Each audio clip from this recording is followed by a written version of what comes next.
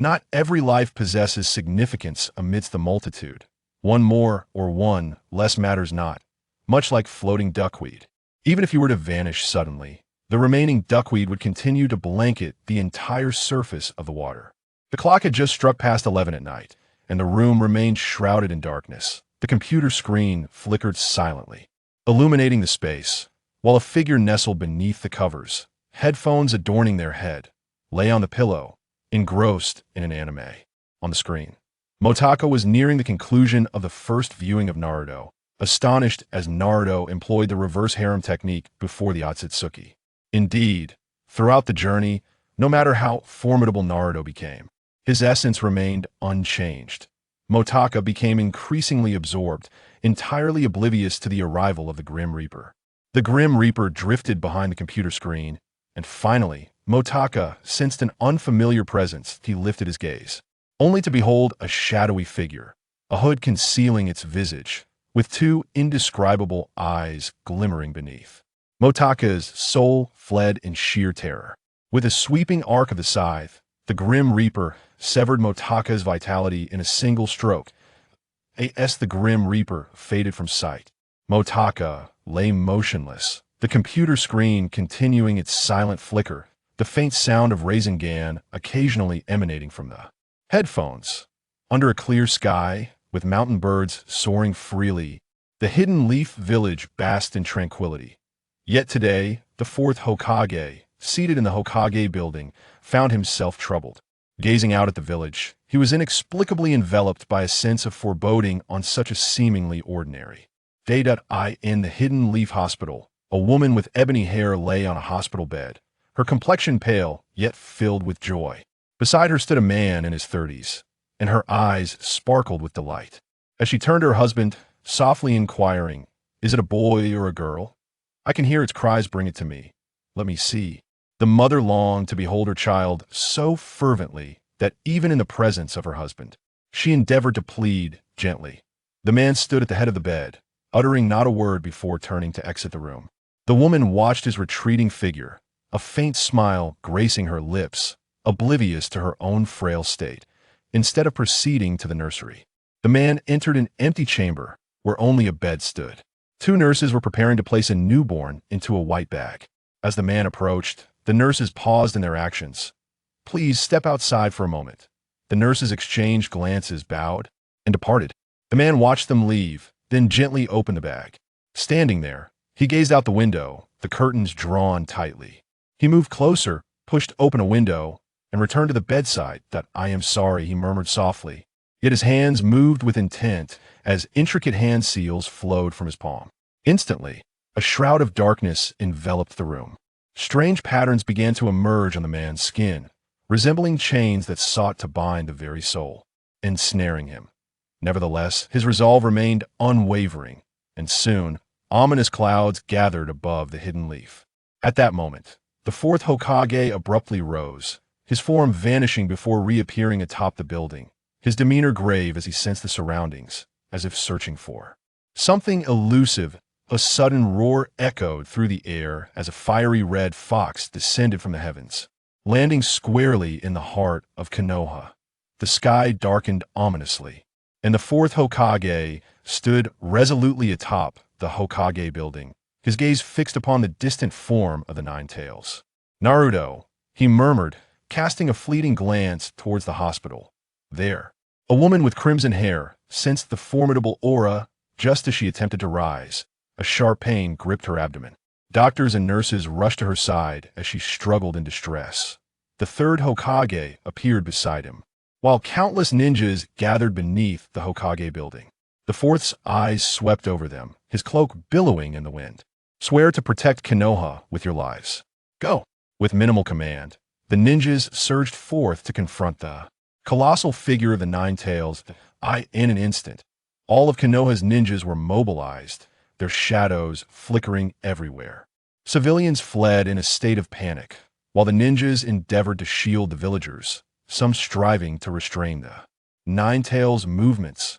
Nearby villagers were swiftly evacuated to safety, while others made their way to designated shelters. The fourth Hokage glanced once more at the hospital, where numerous elite ninjas stood guard, he began to form hand seals. Atop the Hokage building, then bit his thumb, summoning a massive toad, complete with a pipe. The fourth leaped onto the toad's back. Inside the hospital, a man continued to weave his jutsu, casting his gaze out the window, astonished that he remained unable to break free at such a critical moment. Gritting his teeth, he hastened his hand seals. Outside, the casualties among the ninjas began to mount, and a glint of hatred flared in his eyes as a palpable aura of death coalesced before him. "Why have you summoned me?" A faint shadow inquired, and at its appearance, the surrounding deathly aura dissipated. The man knelt, breathless, then rose to behold the lifeless body of the infant on the bed. "I offer my soul in exchange for his." "Very well," the shadow replied, its scythe gliding through the air, and the infant began to stir back to life. "Grant me some time," the man said, a look of relief breaking across his face. He dashed out of the hospital, racing toward the Nine Tails, his strength as an elite ninja surging once more. "8 gates, open," he proclaimed, charging forward with fervor. The fourth stood at a distance, casting a glance at Naruto beside him, whispering, "Reaper, Death Seal." Kushina watched from afar, tears streaming down her face as the shadow of the Shinigami materialized behind the fourth. The specter gasped, "You dare to control me?" Ignoring the shadow, the fourth turned to Naruto, speaking softly, "Thank you, Naruto. I am sorry." A solitary tear trickled down his cheek as he raised his hand, and the Shinigami lifted its scythe in kind. "Wah-wah!" Naruto suddenly wailed, his limbs appearing to swell with newfound strength, and whiskers sprouted upon his face. Simultaneously, a baby's cry resonated from within the hospital. The dark-haired woman cradled her child, drawn by the sound of an even more vibrant cry. From a distance, she caught sight of Naruto. Despite the chaos enveloping Konoha, a warm smile graced her lips. "Madam," a ninja leaped beside her, prompting her to turn. "Why, Lord, we have suffered losses." The woman paused for a moment before gradually kneeling upon the ground. The ninja watched her with concern, but refrained from offering assistance. The third Hokage lifted Naruto in his arms and slowly made his way towards the Hokage building. Do not weep. "Do not weep, my dear," he spoke, his usually authoritative voice imbued with a gentle compassion, revealing his deep sorrow. Kushina struggled to rise, hastily pursuing the third Hokage. The rain poured relentlessly, drowning the sounds of the funeral beneath its persistent patter. Moti opened his eyes to find a dark-haired woman beside him, her gaze vacant. It was Imo Lingyu. A red-haired woman entered the room, looking haggard, her clothing appearing excessively large. "Kushina." Imo Lingyu sat up and hurried over to support her, but Kushina pushed her away, casting a glance at Mota. "What is his name?" "Mota," replied Imo Lingyu. "Mota?" Kushina paused for a moment. "That, Naruto, I implore you." "No." Imo Lingyu shook her head decisively. "I do not have much time left." Kushina raised her eyes to look at her. Imo Lingyu fell silent, turning her gaze toward Mota, who was reaching out and waving.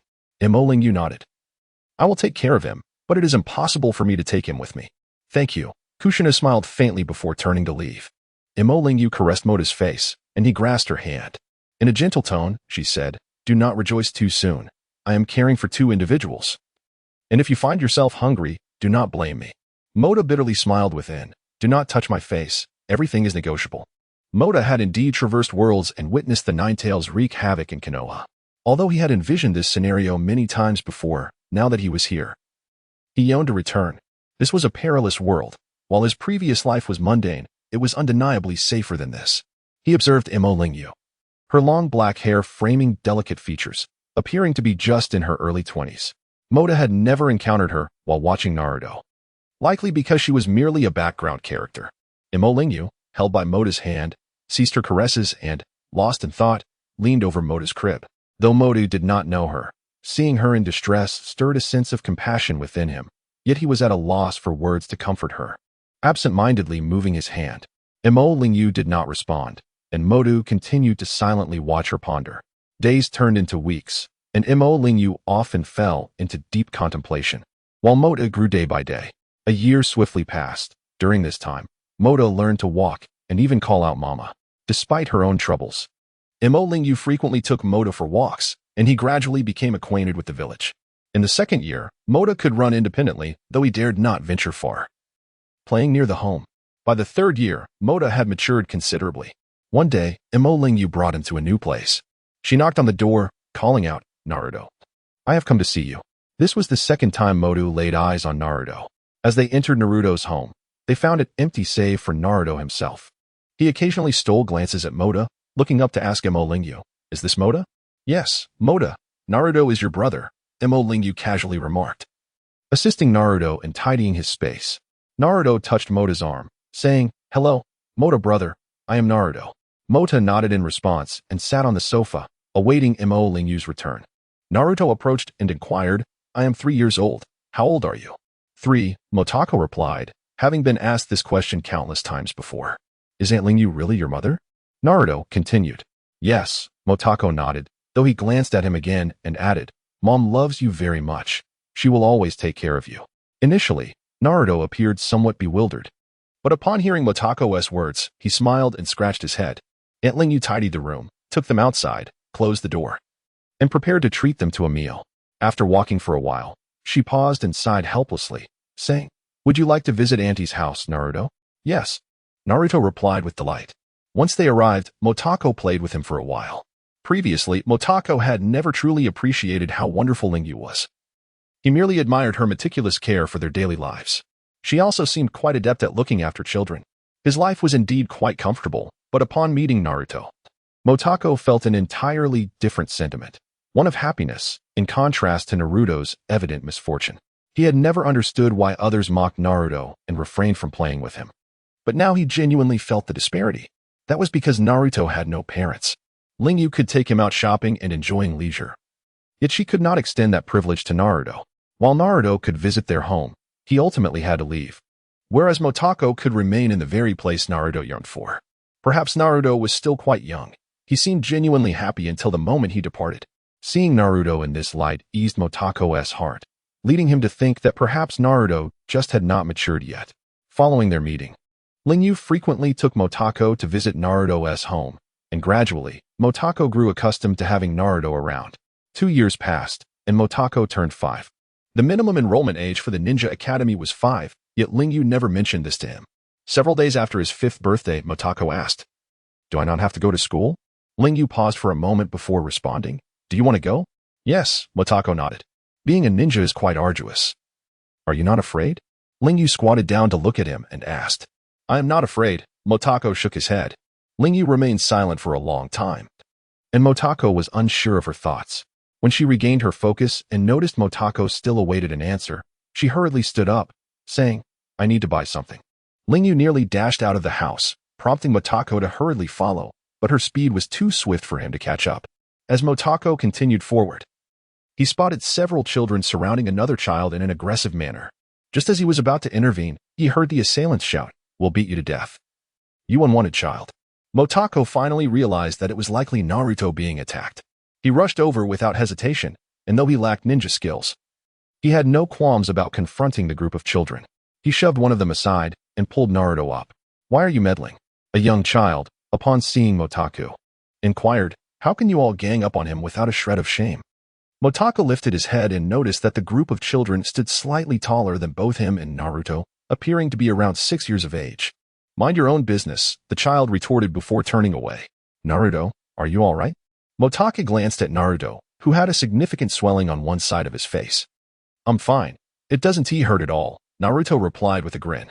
"Motaka, what brings you here? Is your aunt not with you?" "No." Motaka shook his head in response. At that moment, a small girl with wide eyes approached and asked, "Do you need something?"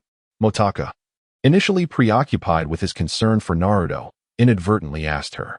However, upon recognizing the girl's features, he was taken aback. It was none other than Hinata. As Motaka beheld Hinata, he was about to engage her in conversation when an individual clad in dojo attire from the Hyuga family approached. Crouching down, the person inquired, "Miss, are you all right?" Just as Hinata intended to respond, the individual noticed Naruto and instantly remarked, "Miss, why are you with him? We must go." Rising to their feet, the person grasped Hinata's hand and began to lead her away. Naruto observed the departing duo and then turned to Motaka, asking, "Motaka, where is Andy?" "I'm looking for her." Mortaka glanced at Naruto's wound and advised, "Go to my house and apply some medicine." "No, I'll head home first." "Please don't tell Andy I was fighting," Naruto replied, and with that, he dashed off. Unable to catch up with Lingyu, Mortaka decided against further searching. He returned home, gathered some ointment for external injuries, and hurried to Naruto's residence. After delivering the medicine, he returned home only to find the door ajar. Entering, he saw Lingyu standing in the room, her head bowed. "I'm back," he announced. What do you need the ointment for? Is Naruto hurt?" Lingyu turned to face him, her eyes slightly red. Mortaka's heart ached at the sight. He gritted his teeth and recounted the events of the afternoon. "Then we shall visit him tonight," Lingyu replied, gazing at Mortaka. He nodded and suggested, "Let us go buy some ingredients and prepare a delicious meal to take to Naruto." "All right," she responded, glancing at Mortaka, as if wanting to say something, but she refrained. That evening, Lingyu brought food along with Mortaka to visit Naruto. His face was still quite swollen, and upon seeing Lingyu, he became flustered. "Naruto," Lingyu said as she set down the food, "come and eat. I specifically bought a variety of dishes today." Naruto paused for a moment, then nodded, "Okay." As he ate, Lingyu stated, "Naruto, even though you do not have parents, your mother entrusted you to me. You mustn't be mischievous, nor should you engage in fights with others." Naruto, lost in thought as he munched on his food, finally asked, "Have you met my mother?" "Yes," Lingyu replied with a nod. "Then have you met my father?" "How are they?" Naruto inquired excitedly. "They are both well and are indeed exceptional ninjas," Lingyu responded, glancing at Mortaka and Naruto. "In the future, both of you must aspire to become formidable ninjas as well." "Yes," Naruto vigorously agreed. Mortaka looked at Lingyu and nodded in affirmation. The following year, Mortaka and Naruto commenced their schooling. During registration, Lingyu accompanied Mortaka, while Naruto was called aside by the third Hokage. With many people present, Mortaka soon found Sasuke and was fortunate enough to meet Itachi. "This must be Mortaka," Itachi remarked as he noticed Mortaka observing him and Sasuke. "Indeed," Lingyu affirmed with a smile. "Mortaka, this is Sasuke and his older brother, Itachi." "Hello," Mortaka greeted, nodding at Sasuke. "Hello," Sasuke replied, his youthful shyness evident as he attempted to appear aloof, only managing to come across as somewhat impolite and awkward. With a smile, the weasel remarked, "Mota's father was indeed a hero of Konoha. Sasuke, you must treat Mota kindly." Sasuke nodded and cast another glance at Mota, surprised to learn that Mota's father was also an exceptional ninja. Mota's father had ultimately unleashed the 8 gates of life, and although he perished, he was forever regarded as a paragon of heroism, naturally drawing considerable attention to Mota. Of course, among the applicants were Sakura, Ino, Shikamaru, Choji, Kiba, Shino, and Hinata, who discreetly gazed at Mota, seemingly recalling him. When Mota's eyes met hers, their gazes locked for a fleeting moment, causing Hinata's cheeks to flush with shyness. In addition to their group, many others came to register. After the enrollment concluded, Lingyu and the other parents departed, while Mota entered the classroom, which housed over 30 individuals. He spotted Naruto seated towards the back. Upon noticing Mota, Naruto immediately rose and called out, "Mota, over here." Mota felt exasperated. He had intended to sit closer to the front, fully aware that taking a back seat was hardly conducive to serious study. However, refusing Naruto would undoubtedly invite ridicule from their classmates, so it seemed he would have to wait for another opportunity to suggest they sit nearer the front. Once seated, whispers began circulating regarding his choice to sit with Naruto. Ignoring their chatter, Mota turned to Naruto and asked, "So, how many people do you know now?"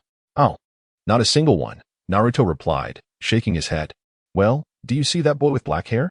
His name is Sasuke. I just met him. And that girl over there, her name is Hinata. She's the one from the last time you fought." Mota pointed out Sasuke and Hinata, confident they wouldn't overhear from their seats at the back. Naruto nodded vigorously in response. As Mota spoke, he noticed the teacher entering the room, prompting him to cease their conversation. Irika walked in, observing the multitude of students, and said, "Hello everyone, I am your teacher, Irika. Let us begin with some self-introductions. Who would like to start?" "I will." Naruto eagerly stood up. "I'll go first. I'm Uzumaki Naruto, and my goal is to become Hokage." "Hokage?" The room erupted in surprise, though most expressions were tinged with disdain. Mota sighed, realizing Naruto was already embracing his role as the protagonist and stealing the spotlight. Noticing the students' dismissive reactions, Irika hesitated to comment on Naruto's aspirations and instead inquired, "So, Naruto, why do you wish to become Hokage? Because only then can I earn everyone's recognition. Also, I promised Aunt Lingyu that I would become an outstanding ninja. But what she doesn't know is that my true aim is to be the greatest ninja of all. Hee, she will surely be astonished when she finds out. Naruto chuckled. Very well. Iruka nodded in acknowledgement. After Naruto sat down, more students introduced themselves, with Iruka repeating their names one by one to aid his memory. Hello everyone. I am Haruno Sakura. Sakura inadvertently found herself seated quite near the front. Hello everyone. I am Uchiha Sasuke. Sasuke occupied a seat in the third row, centrally located in the aisle. I am Hinata Hyuga. Hinata took a seat in the middle of the third row. Yamashiro Ino, Nara Shikamaru, and I am Akimichi Choji. I am Inazuka Kiba, and this is Akamaru. Woof. Yamanaka Shino. When it was Motaku's turn, he stood up and declared, I am Motaku. And I aspire to become an exceptional ninja. Once everyone had introduced themselves, Iruka was uncertain how many names he had remembered. Nonetheless, the roll call concluded. And no one was absent. Mota quickly acclimated to the school life, although the curriculum at the Ninja Academy was entirely different from the knowledge he had previously acquired. Nonetheless, it commenced with fundamental teachings, and by adhering to the teacher's pace, he could swiftly grasp these essential concepts. Regardless, they were merely introductory lessons. As for Naruto, he initially remained quite obedient. After enrollment, on their way home from school, Mota informed Naruto about sitting in the front row. Understanding it was for the sake of diligent study, Naruto did not object. For an entire week, Naruto sat alongside Mota in the front row, attentively listening to the lectures. The school life unfolded in a rather mundane manner, yet Mota found contentment in his routine, passing each day methodically. Sunday arrived swiftly, after Iruka assigned the homework. He declared a day off. Upon returning home, Mota dedicated the evening to mastering the theoretical knowledge he had learned. And the following day, he practiced throwing kunai in the yard. Throwing kunai constituted their first outdoor class, akin to physical education. However, mastering it required considerable practice, which was essential even for prodigies. With Mota now pursuing his own studies, Imo Lingyu found herself with some leisure time and decided to go out shopping. After practicing for 2 hours, Mota felt somewhat fatigued, yet he did not rest immediately, intending to practice for another half hour. The kunai flew from Mota's hand and struck the target. Occasionally, he still missed, but most of the time he hit the mark. After another 10 minutes of practice, Naruto's voice suddenly resonated, followed by his entrance through the door. Naruto? Mota inquired, holding the kunai and looking at him. Let's go out and play, Naruto suggested. Noticing the refreshments Imo Lingyu had prepared for Mota, he approached the table and poured himself a cup. Don't you need to practice throwing kunai? Mota asked, puzzled. As he believed Naruto, despite his poor grades, was secretly putting in effort. Practice throwing kunai? Naruto paused, realization dawning upon him. I completely forgot. We had outdoor class only once since school started, and now that it's a holiday, I've nearly forgotten all about the kunai practice. My mother prepared a target for you as well, Mota remarked, glancing toward the wall where a target identical to his own was placed. He walked over, picked it up, and said, let's go to your house first. I'll help you hang it up. All right, Naruto replied, scratching his head, and reluctantly followed Mota outside. Mota closed the door and walked out with Naruto. Many people on the street recognized Mota, and he greeted them warmly while Naruto trailed behind, awkwardly observing Mota's interactions. They eventually arrived at Naruto's home, where they hung the target in the yard. Naruto looked up at the building and asked, do you want to go inside and play? No, I'll head back for now. You should practice throwing kunai too. Mota shook his head and turned to leave alone. Naruto paused, glancing at the target, then dashed upstairs to retrieve a kunai. After practicing for a while, he grimaced, this is so difficult. He eyed the target, took the kunai, and rushed over, gripping it firmly and thrusting it in with all his strength. All right, I'll take a break for now. Naruto ascended to the upper floor, pushed open the door, and was greeted by an enveloping silence within the room. As he stepped inside, the only sound that accompanied him was the rhythmic beating of his own heart. He lingered for a moment before turning to leave. The door slammed shut with a resounding thud, prompting Naruto to dash out onto the street, meandering aimlessly. Suddenly, a series of rhythmic thuds echoed from a nearby wall. Curious, Naruto lifted his gaze and discovered a vast courtyard. Intrigued, he glanced around, only to find himself alone. By the wall stood a grand tree, which he climbed with determination, using his arms to support himself as he ascended. There he beheld a middle-aged man clad in a white dojo uniform, his eyes at the Byakugan fixated on a diminutive figure clad in a black bodysuit, tirelessly hurling shurikens. The child seemed relentless, sending shurikens flying one after another. Who is that? Naruto pondered, but the middle-aged man suddenly turned his piercing gaze upon him, startling Naruto, who lost his footing and tumbled down from the wall. Exclaiming in surprise, he disregarded the pain in his rear and hurriedly fled towards the street. Upon hearing the commotion, a young girl paused and peered outside. "It's nothing," the man coldly remarked, prompting the girl to resume her practice with the shurikens. It appeared to be Hinata. Indeed, this was her home. Rubbing his sore backside, Naruto furrowed his brow and murmured to himself. Surveying his surroundings, he quietly ventured into a nearby grove. After walking for a while, he glimpsed a faint white wall through the trees. Approaching it, he noticed blue and white markings that seemed familiar. As he neared the wall, silence enveloped him. He circled the wall for some distance before finally catching the faint sounds of two voices. "Brother, that's amazing," one voice exclaimed. It was Sasuke. Naruto stole a glance at the wall, noting its considerable height. He selected a nearby tree and climbed it, catching sight of Sasuke and Itachi standing in the courtyard. Itachi nonchalantly glanced outside, tapping Sasuke's forehead as he said, "Practice on your own. I'm heading back inside." Sasuke nodded in acknowledgement, watching Itachi retreat into the house. With a kunai in hand, he launched it with precision, the weapon striking the target with a dull thud. Naruto, sprawled atop the tree, soon succumbed to sleep. During lunch, Mota spoke up. "Mom, Naruto came by. I've already delivered the target to him." "Good. Don't overexert yourself," Imo Lingyu replied, contemplating. "It seems your father had some scrolls or something. Where could they be?" Mota's expression turned anxious as he regarded Imo Lingyu, hoping she hadn't forgotten such an important item. "They should be in his bag." Imo Lingyu set down her chopsticks and rose to search for the items. With Mota trailing closely behind, his eyes filled with anticipation. "Found it." Imo Lingyu finally emerged with a bag in hand, turning to pass it to Mota. "You must diligently inherit your father's ninjutsu and strive to become an even more formidable ninja than he." Was he that impressive? Mota had never heard Imo Lingyu speak of his father before. "Somewhat," she replied thoughtfully, returning to the dining table to continue her meal. In the afternoon, Motaka practiced with shuriken for several hours, yet the results were rather disappointing, as he made little progress. He persevered until evening, and after dinner, he returned to his room. Sitting at his desk, Motaku opened his father's backpack and unfurled a scroll. "Lingyu is pregnant. I am overjoyed. I have prepared shuriken and kunai, along with chakra extraction techniques, and I can hardly wait to present them to him." As Motaku flipped through the scroll, he paused, puzzled, for the pages ahead were blank. Contemplating for a moment, he took the scroll and approached the door of Imo Lingyu's room, knocking gently. "What is it?" Imo Lingyu inquired as she opened the door. "This appears to be father's notes," Motakus said, extending the scroll towards her. Imo Lingyu hesitated before reaching out to accept it. After a moment's thought, she opened the door wider and invited Motaku inside, saying, "Would you like to read it with me?" With a hint of pleading in her voice, Motaku shook his head, replying, "There is only one passage. The rest is blank." With that, he retreated. Upon examining the contents of the bag once more, he discovered a finely crafted kunai and shuriken, along with a chakra extraction manual and a basic technique for the three bodies. After reviewing these items, Motaka noticed a black scroll nestled within, and he reached out to retrieve it. Imo Lingyu concealed herself within the confines of her room, delicately unfurling the ancient scroll before her.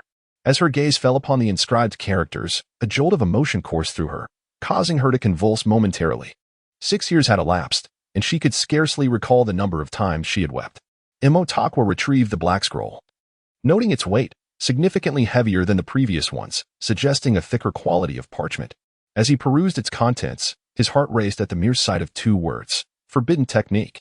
Astonishment mingled with elation surged within him. Without techniques akin to the forbidden arts, his aspirations of becoming a true powerhouse seemed nearly unattainable. Lacking the Sharingan and the chakra of the Nine Tails, he recognized that even in this world, where formidable figures were yet to emerge, those devoid of forbidden techniques would find themselves powerless in the climactic battles ahead. Take Sakura from the Konoha 12, for instance. While the others possessed distinctive family legacies and unique traits, Sakura stood apart as an ordinary ninja. Had she not apprenticed under the 5th Hokage, Tsunade, she would have likely attained no more than the rank of a standard genin. It was conceivable that her name might not even be remembered among the Konoha 12, despite her status as the protagonist. Thus, upon encountering the phrase forbidden technique, Motaku's heartbeat quickened. He gently peeled back the subsequent section of the scroll, observing it for a moment as his expression gradually softened. Rising to his feet, he clutched the scroll momentarily before setting it aside. Unable to resist, he approached the window, standing in contemplation for an extended duration before exhaling slowly. Turning to glance at the black scroll once more, he finally comprehended the purpose of his presence in this world. Yet, he had never anticipated that the truth would unfold in such a manner. The significance of his arrival here was merely to offer solace to the wife of another. In that instant of revelation, confusion enveloped him. If this were indeed the case, did it not render him devoid of any intrinsic value? This world had no need for him. Imo Lingyu sought only her own child. What, then, was his role? It felt profoundly selfish. Even in the wake of losing her child, Imo Lingyu would likely endure only profound sorrow. Perhaps, after the man's death, she would feel unburdened enough to remarry. Would that not yield a more favorable outcome than the present circumstances?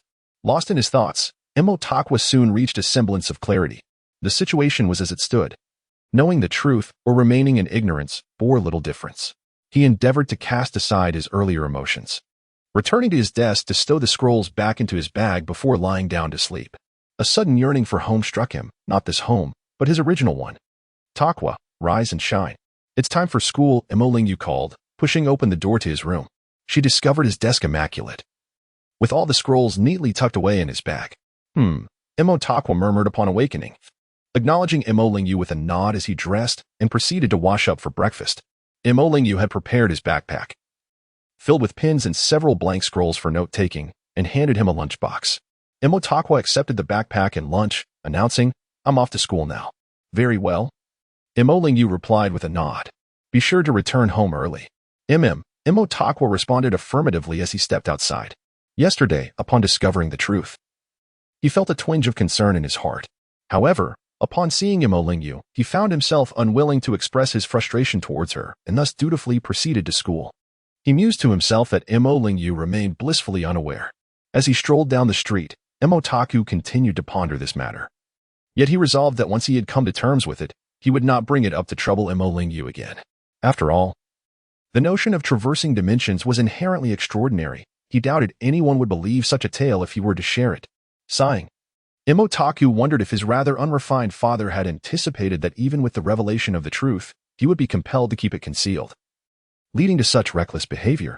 Navigating through his inner turmoil, Motaku arrived at school and chose to let go of his grievances. He entered the classroom and took a seat in the second row, as the third row had already been claimed by Sasuke, Sakura, Ino, Hinata, and others. He retrieved his notes from the previous session. Although he had committed them to memory, he perused them once more to stave off any potential forgetfulness. However, he noticed that Naruto had yet to arrive. An unsettling worry crept over him, prompting him to set down his scroll, only to find that class was commencing. And Irika was still absent. After a few moments of waiting, whispers began to circulate among the students about the absence of their teacher, speculating whether something was amiss. Suddenly, a thought struck Motaku. Could it be that Naruto had already begun to misbehave at the start of the term? Outside the school, Naruto was being escorted down the street by Irika, a frown etched upon his brow. Irika-sensei, he protested, this morning, members of the Hyuga clan confronted me, claiming you secretly climbed over their wall last Sunday. And why did you skip school to frolic around the Hokage statue? Irika reprimanded him as they walked. Oh, it was nothing, Naruto replied, lifting his head for a moment before looking down again. Before long, Irika returned with Naruto, who, upon sitting down, rested his head on the desk and glanced at Motaku. Motaku, could you help me write an apology? I don't know how. Motaku turned to see Naruto's distressed expression. After a brief moment of surprise, he inquired, where have you been? Hee, Naruto grinned. It's nothing. Motaku eyed him skeptically, recognizing the telltale signs of deception. Nevertheless, he handed Naruto a blank scroll and a pen, saying, just write it yourself. A simple apology will suffice. An apology? Naruto mused, chewing on the pen tip. I've got it. With that, he began to scribble furiously, though his handwriting was haphazard.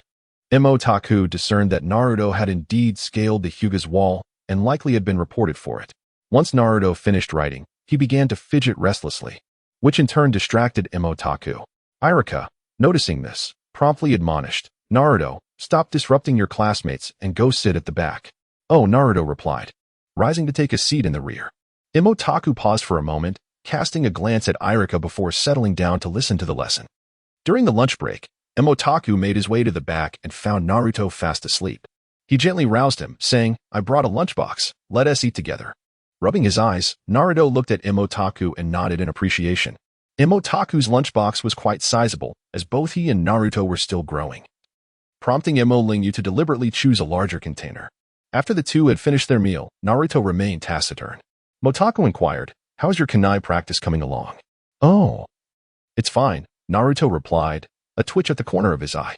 Motaku glanced at Naruto and suddenly felt he might be overstepping his bounds. After all, he was not like Naruto. He understood that Naruto was likely preoccupied with playful pursuits, yearning for the attention of others, which made him somewhat restless. Nevertheless, it was certain that Naruto would become a formidable warrior in due time. Since graduating from the Ninja Academy, Naruto had been consistently advancing on his path of growth. As for Motaku, he could not afford such leisure. He had no privilege to falter. Many individuals are faced with the dual paths of progression and regression. Take Kakashi. For instance, he was hailed as a genius in his youth, yet later fell into decline, remaining at the level of a J-nin. However, it must be noted that Kakashi was indeed a prodigy, having attained J-nin status in his teens. Even in his decline, he possessed the foundation to do so. In contrast, individuals like Motaku, who do not persist in their advancement, risk becoming mere cannon fodder in the future. As for Naruto, he had long been at the tail end of the pack, traversing that path for an extended period. Thus, he had only one direction to pursue: forward. Perhaps this is the reason Naruto continues to progress, for since his graduation, he has been singularly focused on the path of advancement. On that day, Irika shared the method of chakra refinement with the class, though most had already mastered it. The day's lesson swiftly came to an end. Upon returning home, Motaku opened the black scroll once more, which also contained methods for energy refinement, albeit differing from chakra refinement techniques. Chakra is a blend of mental and cellular energy, while the methods inscribed on this black scroll delineate the refinement of mental and cellular energies separately. Additionally, through various transformations, one could also derive chakra for performing jutsu. As time passed, Motaku maintained a seated posture, feeling the cellular energy being refined and coalescing at his navel. Once the cellular energy had been extracted, it was time to refine the mental energy. My soul is that of an adult. The extraction of mental energy should be relatively straightforward, he mused. Following the instructions on the scroll, Motaku began to extract mental energy, which, akin to the cellular energy, was swiftly drawn forth. With both energies acquired, Motaku merged them, resulting in a vibrant blue energy chakra. The scroll also contained records of the 8 gates and several forbidden techniques, yet Motaku was not yet prepared to learn them. He returned the scroll to his bag, retrieved the body technique scroll, and placed the bag back in the cabinet. He tucked the body technique scroll into his backpack and returned to his bed to continue refining chakra. After a night of diligent practice, his chakra had reached a notable quantity, and remarkably, due to the extraction of mental energy, he did not feel fatigued despite the lack of sleep. Rising early, Motaku noticed an improvement in his vision. He could now discern even the most subtle details clearly. He suddenly had a brilliant idea. Closing his eyes to sense the surrounding energy with his mental power. Gradually, he became acutely aware of the slightest rustle of wind and grass nearby. This sensation exhilarated Motaku for quite some time, filling him with anticipation for the day he could effortlessly scale walls and leap across rooftops. Compared to the formidable techniques of fire release and water release, Motaku yearned more for the stylish and convenient ability to traverse walls. At that moment, Lingyu also awoke. Stepping out of her room, she was momentarily taken aback upon seeing Motaku standing at the door. "Why are you up so early?" she inquired, blushing with embarrassment. Motaku turned his head away. "Did you refine your chakra?" Lingyu observed him with a hint of joy in her gaze. "Yes," Motaku nodded in affirmation. "Well, there's no need to be so excited. Hurry and wash up. I'll prepare breakfast." Lingyu glanced at the time. Dawn had just broken. "No, I'm going out for a run," Motaku replied, shaking his head as he dashed outside. Now that he had chakra, he couldn't help but experiment with it, jumping forward and surprisingly leaping a considerable distance. In his astonishment, he almost lost his balance but managed to steady himself. Remembering the running techniques from anime, he glanced around to ensure no one was watching, then placed his hands behind him and took off. He ran all the way to the woods behind the village, weaving through the trees while practicing his jumps. Initially, he struggled to control his strength, but before long, he was darting swiftly among the trees. Gaining such power left Motaku exhilarated. He ran for quite a while before stopping to check the time, realizing it was time for breakfast. He turned back and leapt onto the roof of his house, bounding effortlessly into the courtyard. Wow, this chakra feels amazing. Motaka couldn't help but exclaim. All right, let us eat. Mo Lingyu said, observing him standing in the courtyard, seemingly in disbelief at having mastered chakra. Motaka looked up and smiled broadly. Since arriving in the world of Naruto, Motaka had been quite obedient but not very talkative. Mo Lingyu rarely witnessed his joyful smile. However, seeing him so happy, she shook her head, thinking to herself that he was still just a child, bound to be excited for days after acquiring chakra. After finishing his meal, Motaka slung his bag over his shoulder and grabbed his lunchbox, rushing out the door. Although he longed to leap directly from the roof, he decided to walk instead, laden with his belongings. As he strolled down the street, he noticed a commotion. People seemed to be discussing something animatedly. Not giving it much thought, he approached the crowd. I can't believe Uchiha Itachi has defected. He even killed his own parents. How ruthless. He always seemed so cheerful with Sasuke, who knew he had such a cruel heart. Indeed, it's tragic for such a prominent family to be annihilated overnight, but perhaps they deserved it. With the Uchiha clan gone, Konoha might finally see some peace without that looming threat. Konoha can finally enjoy a period of tranquility. Upon hearing the conversations of those around him, Motaka was momentarily taken aback. He hurried towards the Uchiha clan's direction, but as he approached, he sensed several powerful presences ahead.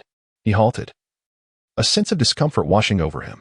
Though he was familiar with these events, he never anticipated that they would elicit such feelings of guilt when they unfolded so close to him. Why did he lack strength? If only he had become stronger sooner. Perhaps such tragedies could have been averted. He completely forgot that he did not belong to this world. All he knew was that he was aware of these events yet failed to prevent them. Casting a glance towards the Uchiha clan, he clenched his fists. For several weeks, Sasuke had been absent from class, leaving Motaku in a state of persistent unease. Nevertheless, during this time, he had mastered the art of navigating the forest and could even balance himself upside down on tree branches. He had also learned the body flicker technique and began training in physical combat. In summary, despite the weight of his somber emotions, he dedicated himself to silent practice. Curiously, it seemed that none of his classmates had heard of the Uchiha clan's massacre, which puzzled Motaku, for the adults were all aware, leaving only the children oblivious. Moreover, Iruka had scarcely attended to Naruto over the past few weeks, as he had become significantly busier, and Naruto had begun to learn the art of skipping class and playing pranks. The dual protagonists, one who had just endured the tragedy of his clan's annihilation, and the other, lonely and straying down a dark path, cast a shadow over the stability of their class. Finally, after a month, Sasuke returned to class, and Iruka resumed his usual routine. On his first day back, when calling the roll, Iruka was furious to find Naruto absent and promptly brought him back, only to find Naruto in his typical carefree demeanor. Such a sight only deepened the contempt in his classmates' gazes, and Sakura was no exception. In less than 2 months since the term began, Naruto had become infamous. Each individual's life is inherently distinct, and their choices vary, resulting in a blend of the mundane and the extraordinary. During Sasuke's absence, Iruka's teaching often faltered, leaving Motaku to focus on his own training. He had made significant strides on the path of a ninja and, armed with the scroll of the body flicker technique and the knowledge gleaned from previous anime, he had much to learn. Motaku discovered that mastering ninjutsu was not as daunting as he had imagined. In fact, it was rather simple. He quickly grasped the body flicker technique and gradually developed the qualifications of a genin. With Sasuke's return, Iruka's teaching returned to normalcy, and school life seemed poised to stabilize. Yet, some among them remained anything but normal. Classmates' disdain for Naruto intensified. He became increasingly inattentive in class, either dozing off or skipping altogether. Conversely, Sasuke had grown quiet upon his return. Previously, he had hurried home immediately after school, but now he left early, head bowed, hands tucked in his pockets, walking silently. Motaku was naturally attentive to the current states of Naruto and Sasuke, for they were the protagonists of this tale. However, he also sensed a growing distance between himself and them, as if they belonged to entirely different worlds. Ah, indeed, amidst Naruto's antics, there exists one individual who harbors no disdain, and that individual is Sasuke. Occasionally, Sasuke observes Naruto being reprimanded by Iruka from the podium, his gaze calm and unperturbed, devoid of any turbulence. At present, Naruto pays little attention to Sasuke, for they are all on equal footing. Prior to the examinations, none are deemed inferior or extraordinary. Motaku has now adeptly harnessed the use of chakra, skillfully leaping and traversing through the woods, no longer plagued by discomfort. He has also mastered the art of standing inverted on trees using chakra, and in a few days, he intends to seek a location to practice walking on water. Additionally, he has effortlessly grasped the technique of the three-body jutsu. Perhaps due to the maturity of his spirit, these simple techniques pose no challenge for him. As for physical techniques, Motakusoul has commenced his training, with Irika imparting some elementary moves. However, these have failed to satisfy Motakusoul's aspirations, as he yearns to delve into more profound physical arts. Despite his inability to discover a means, the Black Scroll contains records of the forbidden techniques within the 8 gates, yet lacks further physical techniques. Thus, he resorts to daily physical exercise to enhance his physique. On this day, Naruto undertook an act that astonished the entire village. Irika's voice echoed like a loudspeaker throughout the village, and Motakus stood atop a rooftop, glancing at the statue behind the Hokage's building, where a few amateurish scribbles had animated the Hokage's likeness somewhat. He shook his head, watching as Naruto fled through the village. Unbeknownst to him, Naruto's chakra had surged significantly, and Motakusoul realized that they had both acquired the chakra refining technique on the same day. Yet now, Naruto's chakra likely surpassed his own by double, a result of Motakusoul's diligent refining and Naruto's habitual truancy. One wonders what Naruto's chakra levels would be if he were to apply himself to refining daily as well. However, possessing chakra alone is of little consequence. Naruto was soon apprehended by Irika, who dragged him back to the classroom, demanding he bring along a bucket and cloth, and then pulled him outside. "Oh my, why must our class be burdened with such a student? It is utterly vexing," Ino lamented, her expression one of dejection. "With this, Irika-sensei cannot teach us properly. I fear we shall all fail to graduate," she continued. "Why does Irika-sensei persist in managing that rascal Naruto? It would be better to disregard him entirely and focus on teaching us," Sakura remarked with a frown. As for Hinata, she remained seated in the classroom, absorbing the conversation around her with a heavy heart, though she refrained from voicing any objections. "Perhaps it is for the best, with Irika-sensei occupied with Naruto. He has less time to attend to us," Shikamaru commented, maintaining his characteristic hairstyle as he spoke to CHG. Indeed, CHG, still a chubby lad, munched on food with bandaged hands. Meanwhile, Shino sat quietly, seemingly unmoved, his eyes solely fixed on Akamaru, who shared a close bond with him. Alone atop the rooftop, Sasuke indulged in his meal, barely casting a glance at the village below. Upon finishing, he did not return to the classroom. Instead, he leapt towards the adjacent training grounds, immersed in practice with his kunai and shadow techniques. Before long, someone rushed into the classroom, exclaiming, "Come quickly, Sasuke looks so cool." Curious, Ino peeked outside and caught a glimpse of Sasuke practicing, her heart fluttering slightly. A group of students dashed out, and Ino exchanged glances with Sakura before they too followed suit, calling out, "Wait for us." However, the girls did not approach the training grounds. Instead, they positioned themselves discreetly outside the classroom to observe Sasuke, who was engrossed in his training and oblivious to their presence. Meanwhile, Naruto was busy scrubbing the Hokage statue, unaware of the commotion in the classroom, as he had yet to meet many people. Mota glanced at Sasuke in the training grounds and then at Naruto by the Hokage building. After a moment's hesitation, he leapt towards Naruto. Upon reaching the statue, he found Irika there as well. When Naruto looked up and recognized Mota, he exclaimed with excitement, "Mota, are you here to help me?" "Well, sort of," Mota replied, unconsciously rubbing his nose. "I came to cheer you on." "Huh? Is that all? I thought you were here to lend a hand," Naruto said, resuming his scrubbing. "Irika-sensei promised that once we're done, we'd go for Ichiraka ramen. Don't just stand there. Help out instead of being a distraction." "How did you get over here?" Irika inquired, sitting atop the statue. "I just came to check on Naruto," Mota explained. Irika paused, contemplating, before suggesting, "Then let us all go for ramen together afterwards." "Wait, has the story already progressed to ramen?" Mota mused, wondering if Irika's wallet could accommodate another guest. By the time they finished cleaning the statue, night had fallen. The three returned to the village, and Naruto tossed the water bucket into the classroom before racing ahead. "Ichiraku ramen, Mota, let us see who gets there first," he called over his shoulder. With that, Naruto dashed off, prompting Mota to hurry after him. As they enjoyed their ramen, Irika remarked, "You two seem to get along very well." "Absolutely. Mota and I are the best of friends," Naruto replied with a grin. "What is the story behind that?" Irika asked, puzzled. "Well, we were both raised by Mota's mother, so we grew up together," Mota explained. "Right, and she makes delicious ramen too," Naruto added, slurping his noodles. "Who makes the best ramen then?" the daughter of the Ichiraka ramen owner inquired. Without a doubt, Ichiraka ramen is the best. I'll have another bowl, Naruto exclaimed, pushing his empty bowl forward. Later that evening, as Naruto and Mota parted ways, Mota said, "See you tomorrow, Naruto." "See you tomorrow," Naruto replied, lingering for a moment to glance at Mota's retreating figure before turning away.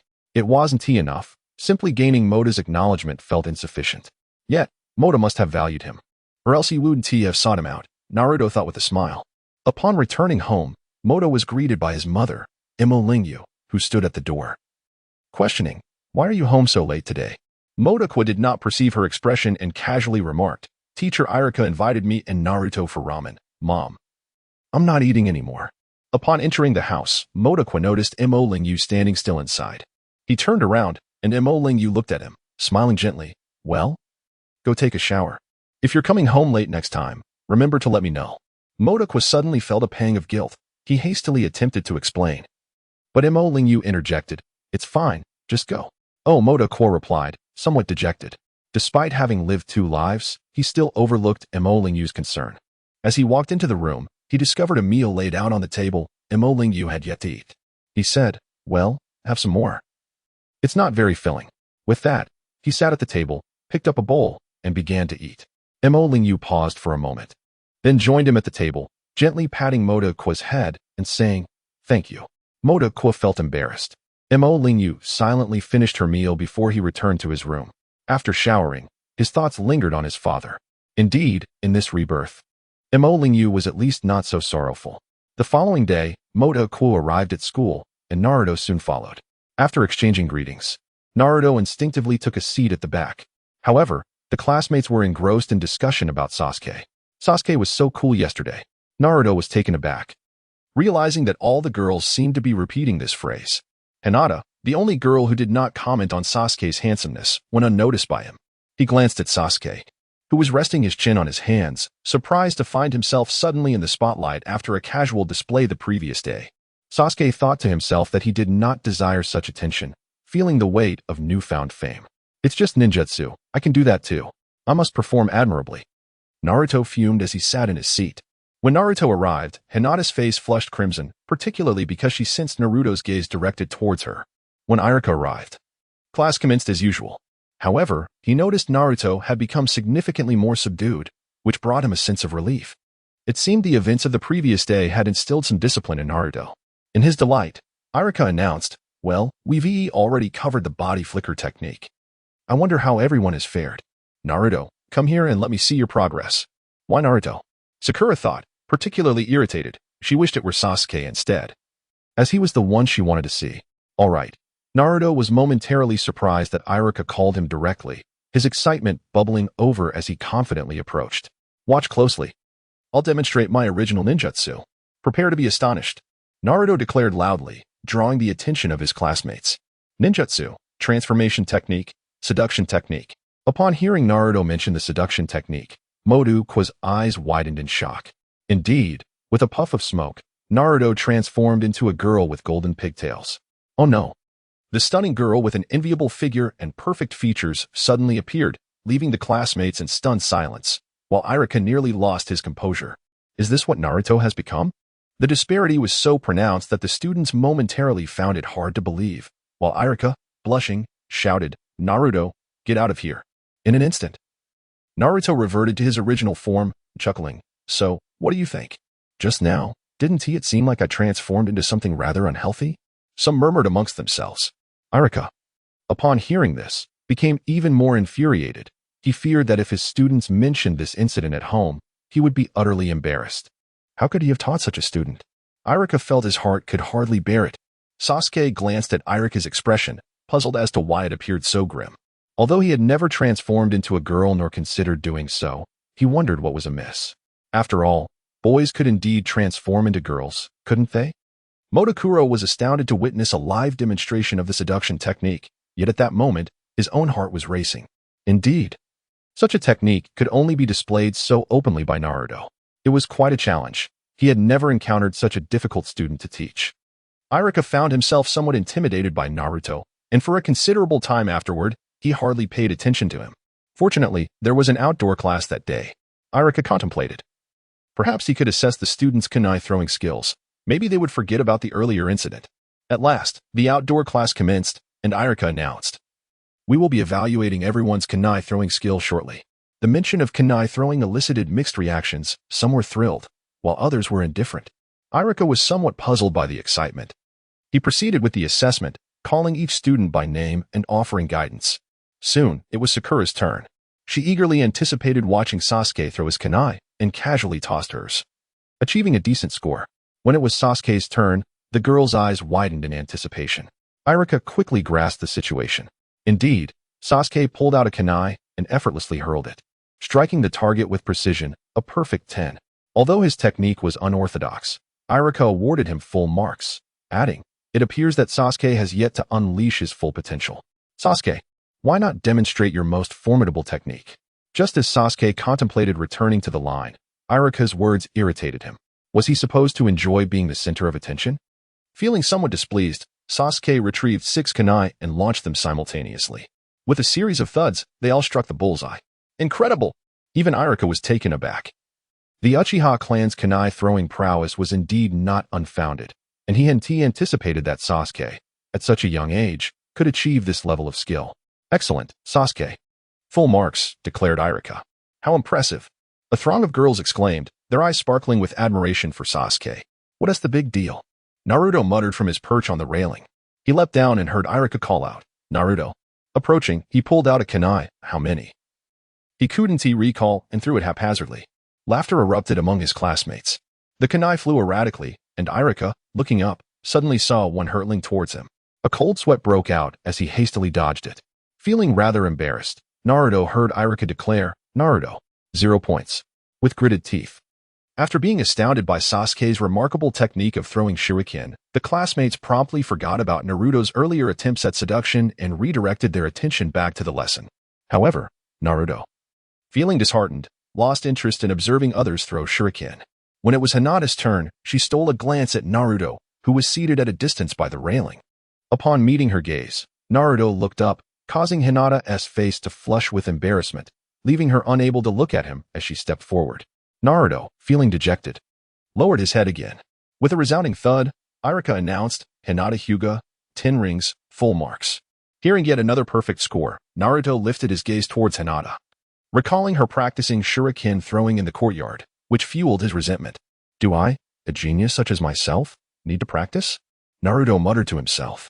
Hinata, feeling the weight of Naruto's stare, blushed deeply, while Motaku shook his head, realizing that despite Naruto's haphazard throwing, Hinata remained unfazed by any embarrassment he might bring upon himself. After some time, Motaku noted that the 12 ninja were indeed exceptionally talented, achieving high scores, with only Shikamaru lagging behind. As Motaku pondered this, Irika called out his name, prompting him to step forward. "Motaku, you must surpass Sasuke. You have been practicing, right?" Upon hearing his name, Naruto was invigorated, leaping down with enthusiasm. Is that really necessary?" Motaku murmured, surprised at Naruto's competitive spirit. "Motaku, did you hear that? You must throw 8 shuriken." "No, 10. Naruto exclaimed. 10? Are you joking?" The classmates erupted in laughter. 10 is absolutely impossible. Does Naruto even have a brain? Sakura chimed in, casting a furtive glance at Sasuke. Motaku fell silent, aware that no matter how many shuriken he threw, it would not alter the opinions of others regarding Naruto. Nonetheless, he felt a twinge of annoyance. With a stern expression, he reached into his bag, causing Irika to momentarily pause and glance at his hands. When Motaku withdrew his hands, Irika was taken aback and quietly remarked, 6 shuriken. Although they share a close bond, surely Motaku isn't trying to show off? What? 6 shuriken as well? 1 6 would be enough to astonish them. How can there be another 6? Are they trying to outshine everyone? Ignoring the murmurs around him, Motaku understood that a ninja could eventually throw thousands of shuriken or kunai in battle, prompting him to practice even more. Sasuke cast a glance at Motaku, his eyes flickering with interest. Motaku did not merely throw haphazardly. He recognized that ninjutsu was not just for training but for combat, necessitating precision, speed, and power. Channeling his spiritual energy, he activated his chakra, and the 6 shuriken vanished in an instant. Bang! The target shattered, sending debris flying. A profound silence enveloped the arena as Naruto snapped back to reality. "Incredible! Motako, full marks. Irika was equally astonished, although he could pierce the target with power himself. Motaku had only been training for 2 months. A true genius. In his class, a prodigy emerged, and not just one. If Sasuke exuded an aura of coolness, then Motako radiated an undeniable strength, leaving his classmates in stunned silence, suddenly acutely aware of the disparity. A genius, Sakura murmured. The realization dawned upon everyone that Motako was, in fact, a greater prodigy than Sasuke. Did you use chakra? Sasuke inquired. Yes, Motako nodded. Why? Sasuke pressed further. Because a kunai without power is of no use. No matter how accurate it is, Motako replied, incredulous that Sasuke did not grasp this principle. Sasuke nodded, acknowledging that he could achieve the same with chakra, though he chose not to. Upon hearing that Motako had utilized chakra, Irika interjected, there is no need for excessive astonishment. Motako's strength derives from his use of chakra. However, we have yet to teach how to project kunai using chakra. As such, kunai possess a degree of lethality. Yet Motako launched 6 kunai simultaneously, proving himself a genius akin to Sasuke. Everyone, do not grow complacent, or the gap between you and them will only widen, he warned. But, sensei, can you shoot through the target without chakra? Shikamaru, who had been pondering, asked. Well, I suppose I could, as I have trained in taijutsu. Irika scratched his head. Wow. Irika-sensei, we want to see. The students exclaimed eagerly. All right then, he replied, retrieving a kunai from his bag and throwing it at another target. With a resounding thud, the target was pierced, not shattered violently but cleanly penetrated. Such formidable piercing power? Motako furrowed his brow. Sasuke, however, remained unfazed, having witnessed Itachi's practice where even wooden posts could be penetrated. In the Hokage building, the third Hokage observed Naruto, Sasuke, and Motako through a crystal ball, cigarette in hand. Naruto, you have a long journey ahead. Yet the tissues strewn across his desk betrayed his voyeuristic tendencies. He had likely been watching Naruto, perhaps even witnessing the development of his seductive technique. Truly, he was unashamedly indulgent. Naruto looked at Motako in awe, wanting to congratulate him on his genius. Yet every imagined scenario in his mind crumbled. No, what good is it merely to watch others grow stronger? I must become stronger too. He clenched his fists. Beside him, Hinata glanced at Naruto with concern. Though she did not fully understand, her care for him was evident. An outdoor lesson had unveiled 2 geniuses and inspired his classmates to strive harder, Irika thought, contemplating whether to conduct more such assessments in the future. However, what mattered more was that the students had seemingly forgotten the seductive technique. Turning back, Irika noticed Naruto still standing there, a look of dissatisfaction on his face. All right, everyone. Practice freely, he announced. He approached Naruto, saying, Naruto, come with me for a moment. Naruto lifted his head, nodding as he followed Irika. Naruto, there are countless geniuses in this world, but without greater effort, even the most gifted cannot achieve remarkable accomplishments, Irika stated. Irika realized that yelling at Naruto was futile and decided to guide him with care. Am I not a genius? Naruto looked up, puzzled. You?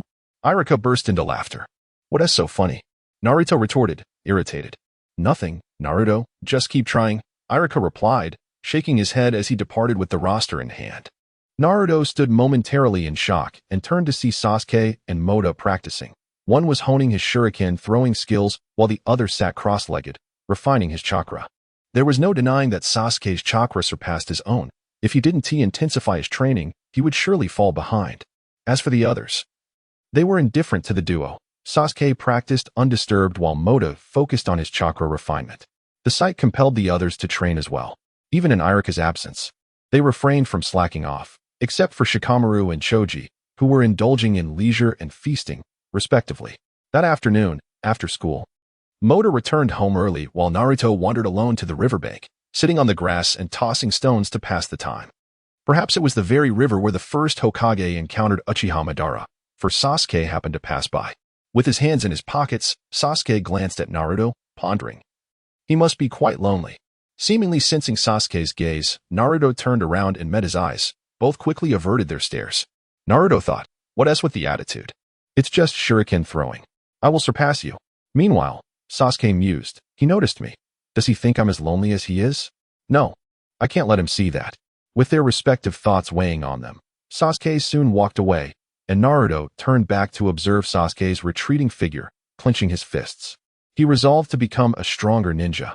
believing that he would eventually find a way to earn everyone's recognition. Having clarified his thoughts, Naruto returned home and stood in the yard, gazing at the target that still bore his shuriken. Since Mota had delivered it, he had practiced only briefly that day. He approached, removed the shuriken, stepped back, and hurled it forcefully. Thud, thud, thud. Throughout that week, he had practiced shuriken throwing daily after school.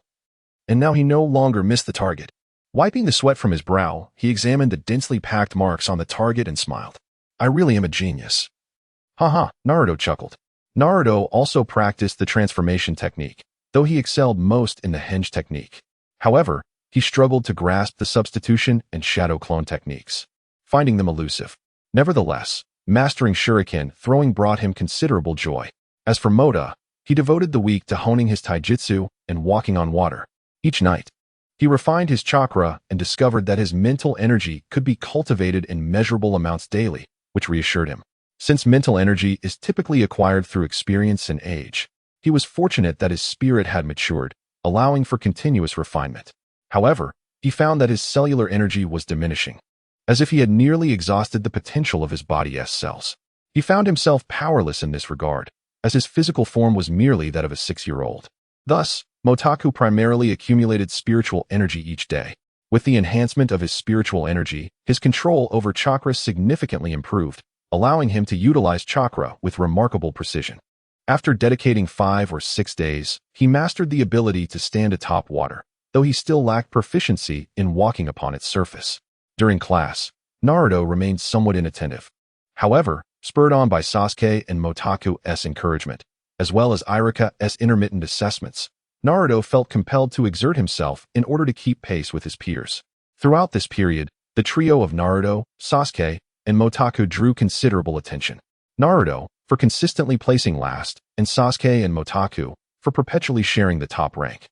Motaku's prowess had ascended to the level of a genin within just a few months.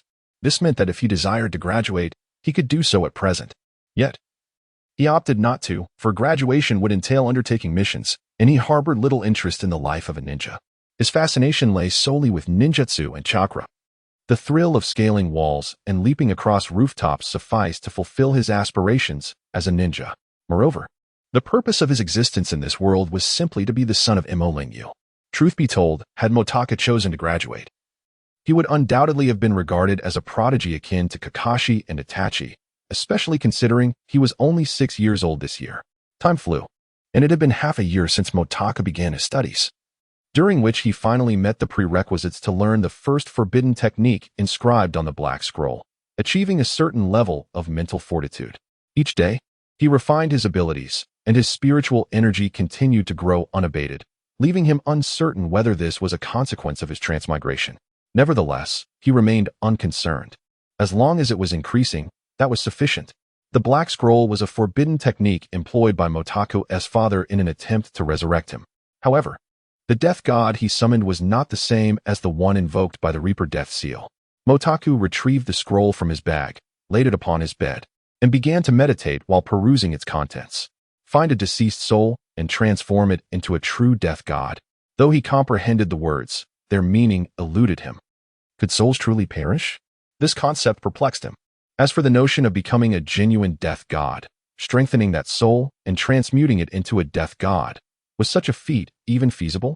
Motaku remained skeptical about the scroll's contents, yet upon reflection, he had no choice but to believe, as he himself had been summoned by his father's forbidden technique. Indeed, souls existed in this world. He resolved to ascertain whether he could truly witness one. Following the methods outlined in the scroll, Motaku channeled his spiritual energy into his eyes and opened them, only to be startled by what lay before him. A soul, identical in appearance to his own, stood there. Motaku shivered. It was his first encounter with a ghost, and one that mirrored his own visage. Momentarily stunned, he recalled and inquired, "Are you Motaku?"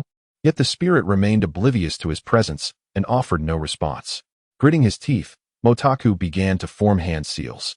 A potent force of death manifested upon the skeletal figure of Mordak as the soul began to tremble. Fortunately, the soul made no attempt to resist, allowing Mortak to draw it into his grasp. After forming several seals, Mortak was drenched in perspiration. It was no surprise that a soul on the brink of death, despite its inherent strength, could not be captured by mere means. Mortak discerned that this was a form of soul-capturing technique, albeit one of limited power, indicating it was not of a high caliber. Unbeknownst to him, the soul utilized in this forbidden technique was not of an elevated nature, rendering advanced capturing methods unnecessary. He observed the blackened soul in his hand, now compressed into a spherical shape. He retrieved a pre-prepared scroll, bit his right thumb to draw blood, and began inscribing symbols upon the parchment. "Open," Mortak uttered in a low voice, and the blood upon the scroll radiated a crimson light. He placed the soul orb atop the scroll, and in an instant, the dark essence vanished. As the red glow faded, the scroll ignited into flames, which Mortak extinguished with his chakra, wiping the sweat from his brow. "Now, the next step is to summon it," Mortak declared, utilizing the bloodstain from his thumb to invoke the summoning technique inscribed on the scroll.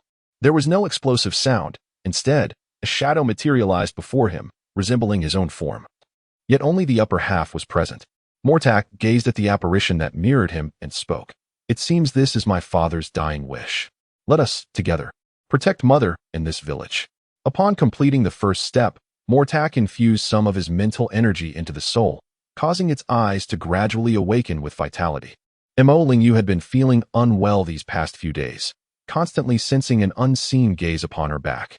However, upon glancing over her shoulder, she found no one there. She was aware of Motaku's academic performance at school, yet she also recognized his diligence.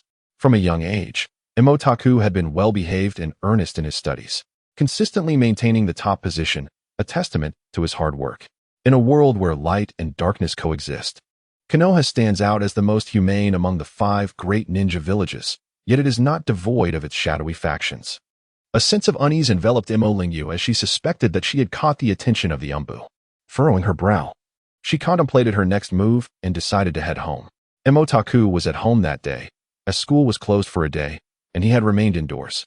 Upon returning home, Mo Lingyu closed the door and spotted Motaku seated under the eaves, refining his chakra. "Taku," she whispered after shutting the door. Motaku opened his eyes, noticing Mo Lingyu lowering her voice, her expression somewhat tense. She approached him, grasped his hand, and led him inside, closing the door behind them, leaving Motaku momentarily bewildered. Turning to him, Mo Lingyu inquired mysteriously, "Tell me, are you being watched by the Umbu?" "The Umbu?" Motaku furrowed his brow, channeling his spiritual energy but sensing no presence of the Umbu. He shook his head. "No, not at all. I've had this feeling that someone is watching me from behind. If the Umbu comes looking for you, remember to refuse them. I must tell you, the Umbu is no trivial matter.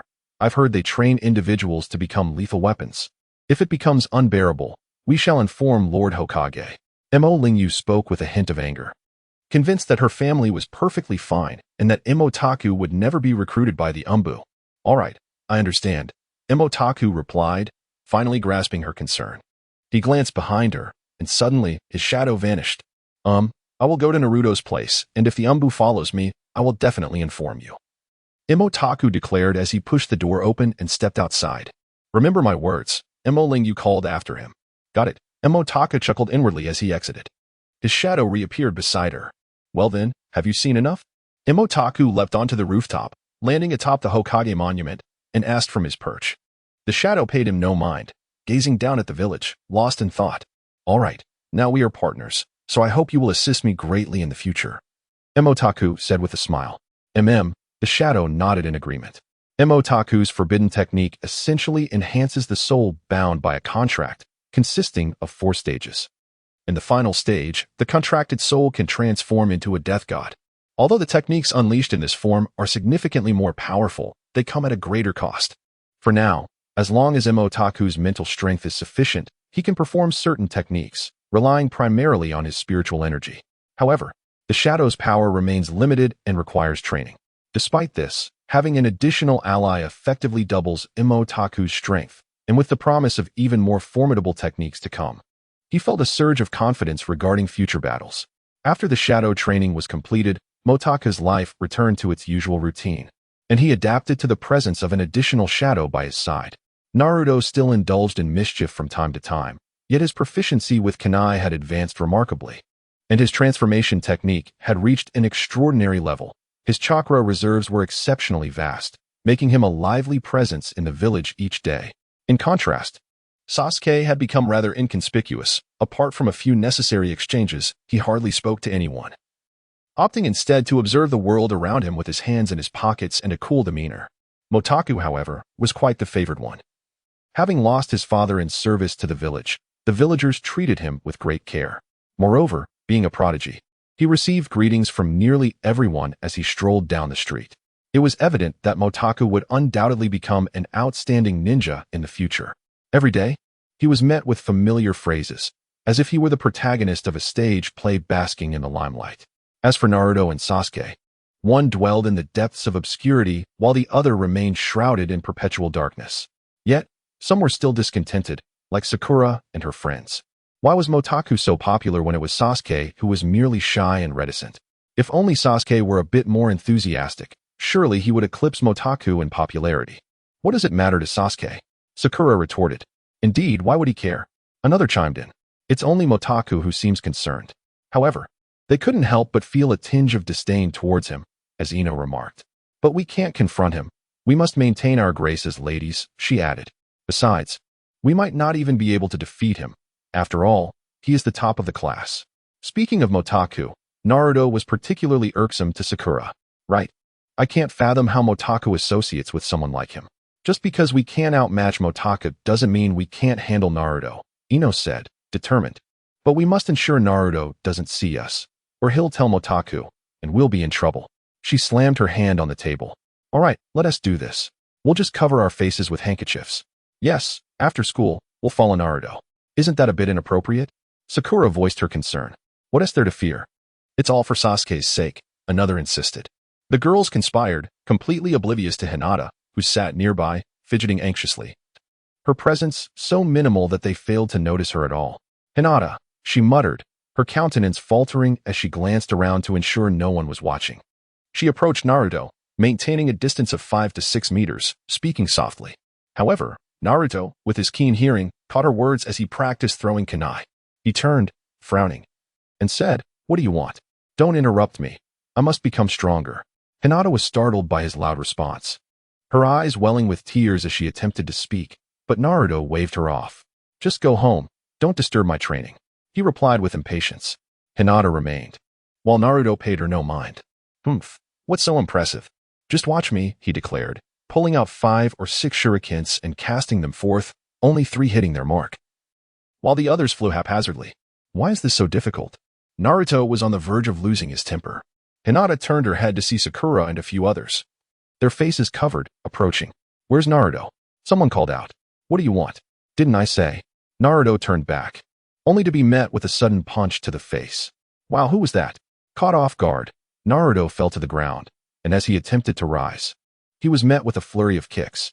Hey, hey, he shouted, but the assailants dispersed after a few blows, leaving him to watch their retreating figures. "Don't let me find out who you are." He glanced at Hinata. "What are you staring at?" Covering his face, Naruto, filled with rage, chased after them. "Don't run." Hinata's face turned pale, her eyes glistening with tears. She watched Naruto vanish and wiped her tears, running toward the village. Mota, just arriving home, turned to see Hinata rushing toward him, her face etched with urgency. Hinata? Mota was taken aback. Why was she here? She was a goddess. But her heart belonged to Naruto, didn't it? Mota had only seen the part with Kaguya and was unaware that Naruto ultimately married Hinata. Once Hinata stopped, she spoke softly. "Naruto was hurt by the girls in our class." "Hurt by the girls in your class?" Mota was stunned. That plot point seemed absent from the story. Yet, seeing Hinata's anxious demeanor, he guessed there were quite a few of them. He nodded. "You should head home. Otherwise, your family will come looking for you." "I'll check on him. It's nothing serious. Naruto has taken his share of beatings before." Mota hinted at the last incident where Naruto defended Hinata, and she blushed at the memory. Mota chuckled, tossing his backpack toward his door before sprinting toward the village. Although Hinata remained somewhat worried, she glanced at the sky and hurried home. Upon reaching the vicinity of the school, Mota indeed found Sakura and Ino standing with a group of girls who had not yet returned home. Counting them, there were a full dozen. Their class comprised over 30, with all the girls except Hinata present. He looked into the distance and spotted Naruto's bright yellow jacket, unmistakably visible as he had already dashed outside the school. Mota leaped down, effectively blocking the girls' path. They paused upon seeing him. "Mota?" Ino exclaimed, surprised. Naruto is in your class. Why did you attack him? Moto inquired. You and Naruto seem quite close, but what does that have to do with us teaching him a lesson? They retorted.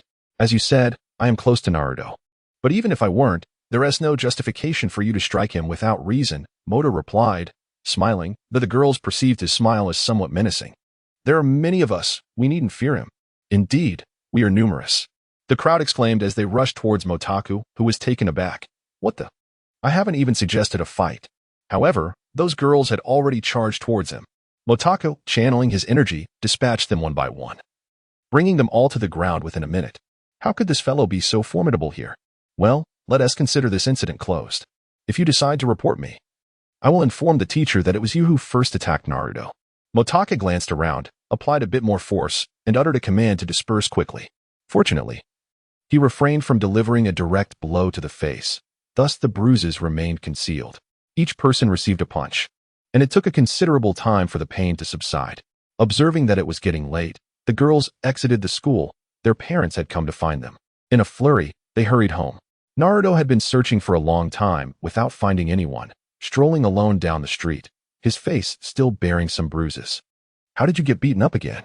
Motaku approached. How would I know? I was minding my own business when suddenly a group of people attacked me. Naruto himself was puzzled by the incident. Well, let us head to my house, Motaku suggested. All right, Naruto replied, lowering his head, aware that he would surely face a scolding from Moriyu, although Motaku would undoubtedly inform her. Upon arriving at Motaku's residence, Naruto caught sight of Moriyu standing at the door with a collection of backpacks, appearing somewhat dazed, as if she were waiting for him. Why are you getting into fights again? I should never have sent you to the ninja school. How will you grow up to be a ninja like this? Moriyu, who had previously shown concern, was instantly incensed upon seeing Naruto's injuries. Just a little incident, Motaku spoke, not anticipating that Naruto would be directly assaulted by Sakura and her friends. What incident? Are you proud that you weren't hurt? Is getting the top score such a remarkable achievement? Can you even win a fight against others? Both of you will stand in the corner as punishment. No one shall eat, Moriyu declared, slamming the door behind her, effectively barring Naruto and Motaku from entry. The sound of the door startled them. Naruto looked at Motaku and asked, what should we do now? I have some pocket money left. How about we go eat at Ichiraku Ramen? Motaku reasoned, unwilling to let Naruto go hungry. All right, Naruto agreed, though he was not particularly cheerful.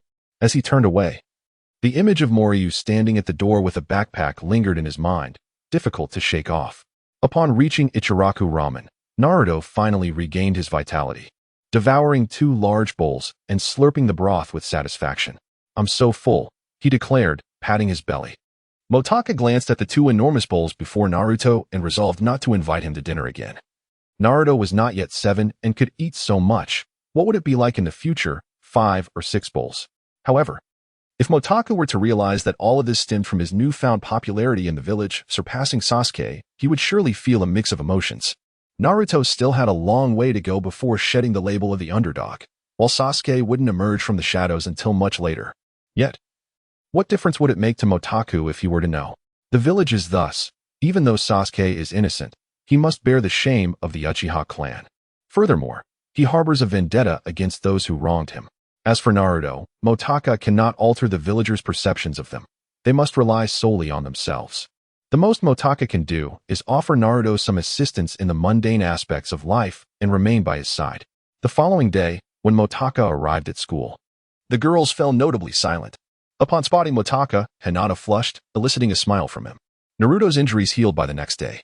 Yet he remained oblivious to the identity of his assailant, a secret Motaku chose not to disclose, revealing it would only deepen Naruto's sorrow, especially since they were classmates. If Naruto developed even a slight psychological scar, it would be a heavy burden. Sasuke enjoyed a rare period of tranquility, initially unaware of the attention he attracted. He soon found it uncomfortable. However, he could not forsake his practice at school. He was determined to improve.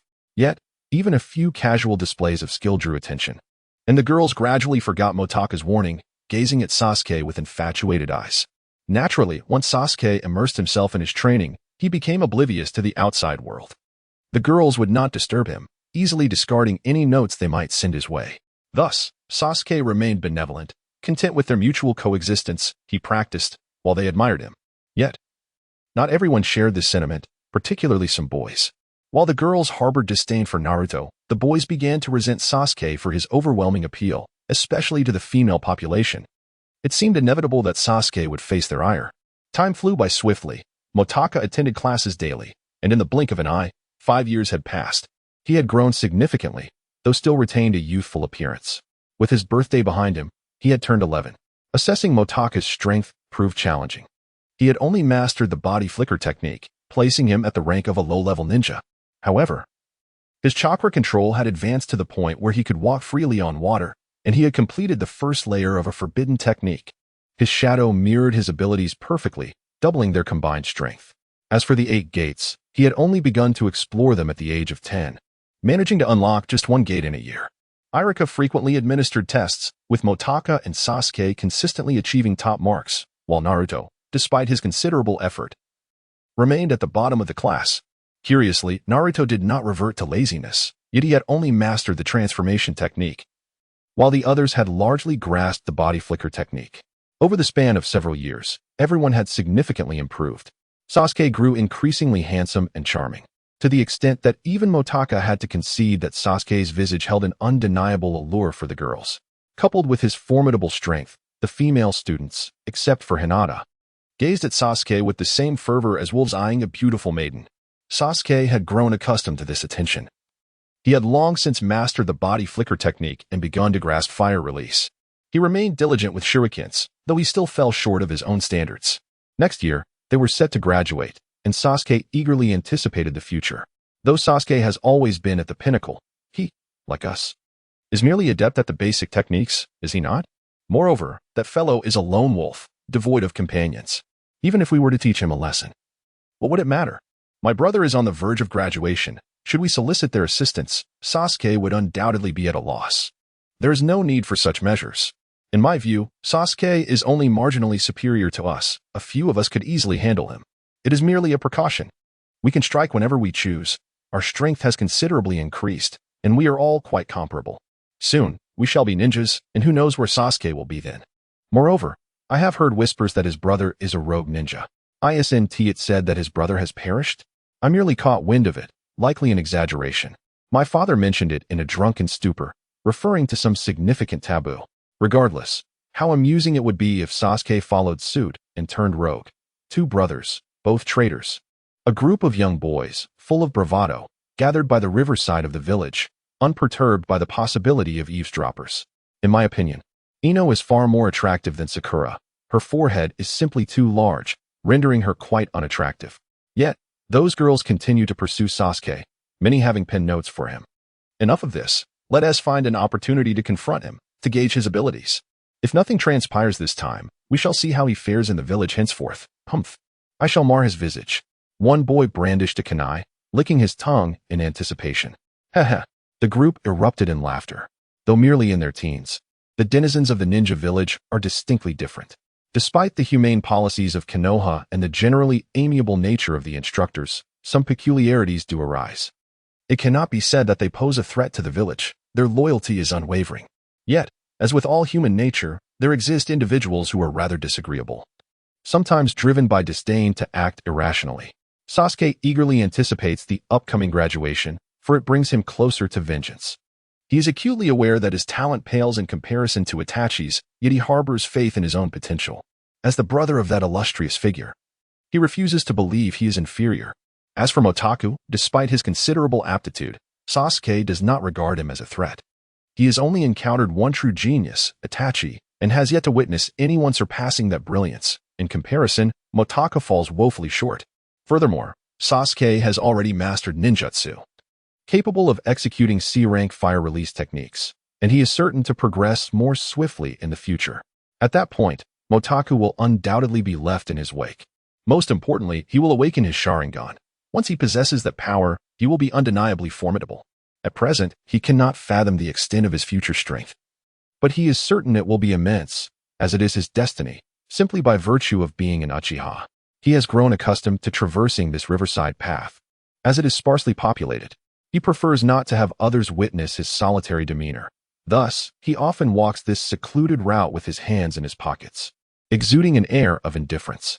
However, today, He noticed an unusual gathering of people seated by the riverbank, but chose to disregard them. As he approached, the group of individuals had already risen and made their way from the riverbank. These individuals had employed transformation techniques, causing Sasuke to furrow his brow, mistakenly believing them to be upperclassmen, and thus he remained stationary. Sasuke, I hear you are quite formidable? The riverside was devoid of passers-by. The afternoon sun had set, casting a dim light that lent a sense of comfort to some.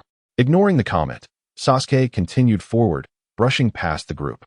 When one of them was lightly touched on the shoulder, he erupted in indignation. You seek death.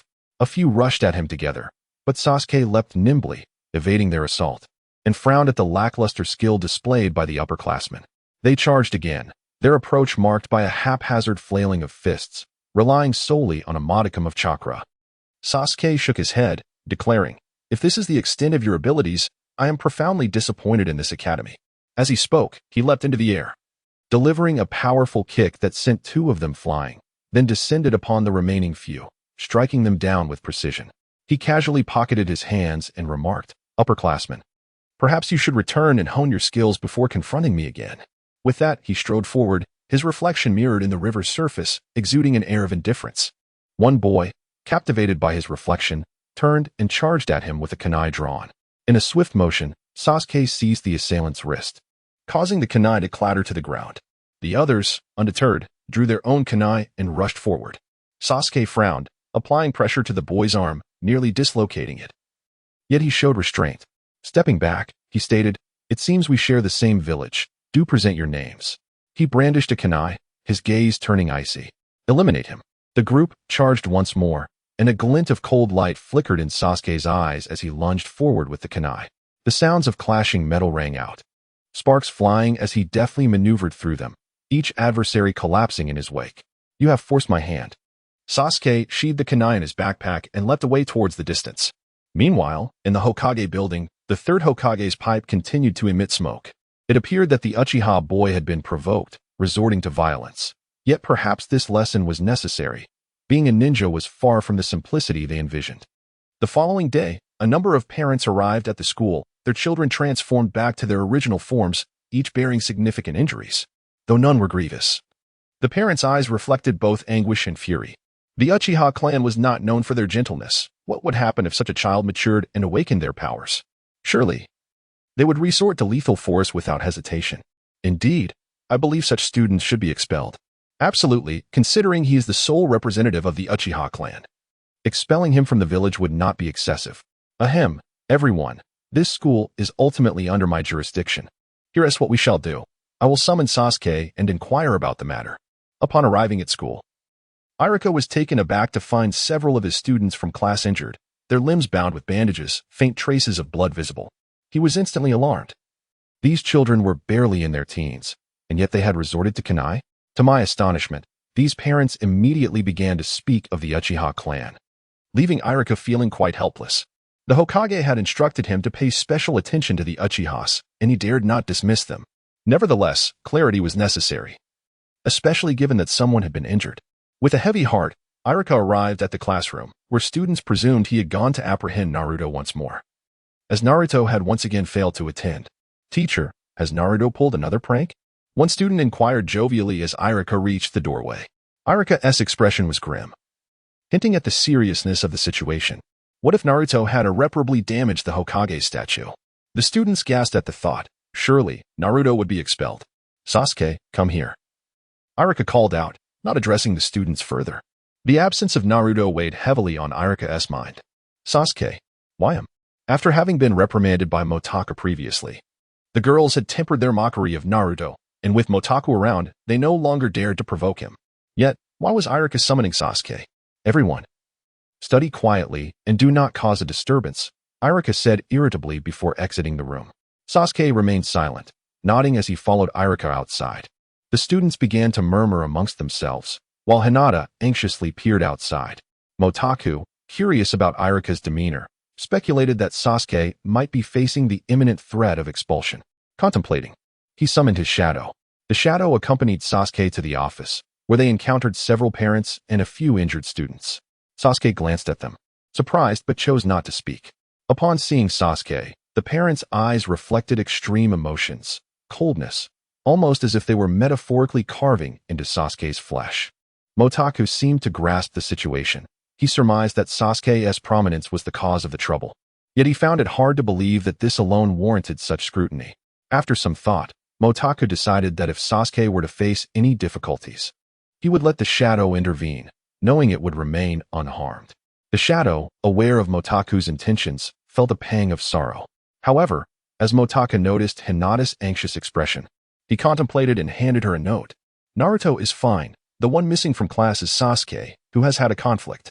Hinata's face flushed with color as Motaku perceived something in her reaction. Yet, upon glancing around the classroom, she confirmed that there were indeed others absent besides Naruto.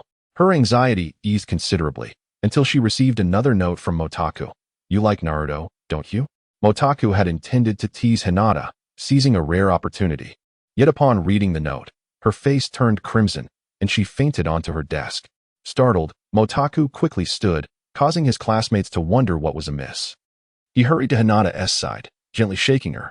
Hinata, are you all right? Let us get her to the infirmary, Ino suggested promptly. Oh. Motaku expressed his gratitude towards Ino, swiftly lifting Hinata onto his back and dashing out of the classroom. He felt an overwhelming urge to weep, for although he was well aware of Hinata's shyness, her sudden fainting was still quite alarming. After escorting Hinata to the infirmary, the doctor, upon seeing her, displayed a look of urgency and hastened to provide aid. Eventually, he emerged, drenched in sweat, startling Motaku. Hinata frequently fainted. Surely, she would be fine. The physician reassured them that the patient was merely agitated and advised against any further excitement. He also expressed gratitude for bringing her in. Relieved, Motaku nodded. Though he couldn't help but wonder about the doctor's perspiration. Could it be that he recognized Hinata as the esteemed heiress of the Hyuga clan and was thus startled? As Motaku pondered this, he noticed Hinata had regained her feet, prompting him to enter the ward. Upon seeing Motaku, Hinata's face flushed crimson once more. Motaku, taken aback by her blush, stood frozen in place. Fortunately, Hinata did not faint again.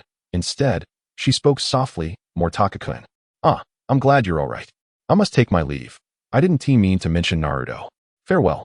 Motaku, feeling anxious, inadvertently mentioned Naruto again and scolded himself for his clumsiness as he hurriedly exited. Exhaling deeply, Motaku surveyed the school. Since he was already out, he might as well seek out Naruto, especially since Sasuke had a shadow following him. Just as he was about to search for Naruto, the latter came rushing towards him, disheveled and exclaiming, I'm late. I really got too carried away yesterday. Upon spotting Motaku, Naruto skidded to a halt, grinning widely. Motaku, you escaped too, didn't you? Iruka-sensei's class is so dull. I figured you would skip, huh? What is up with you?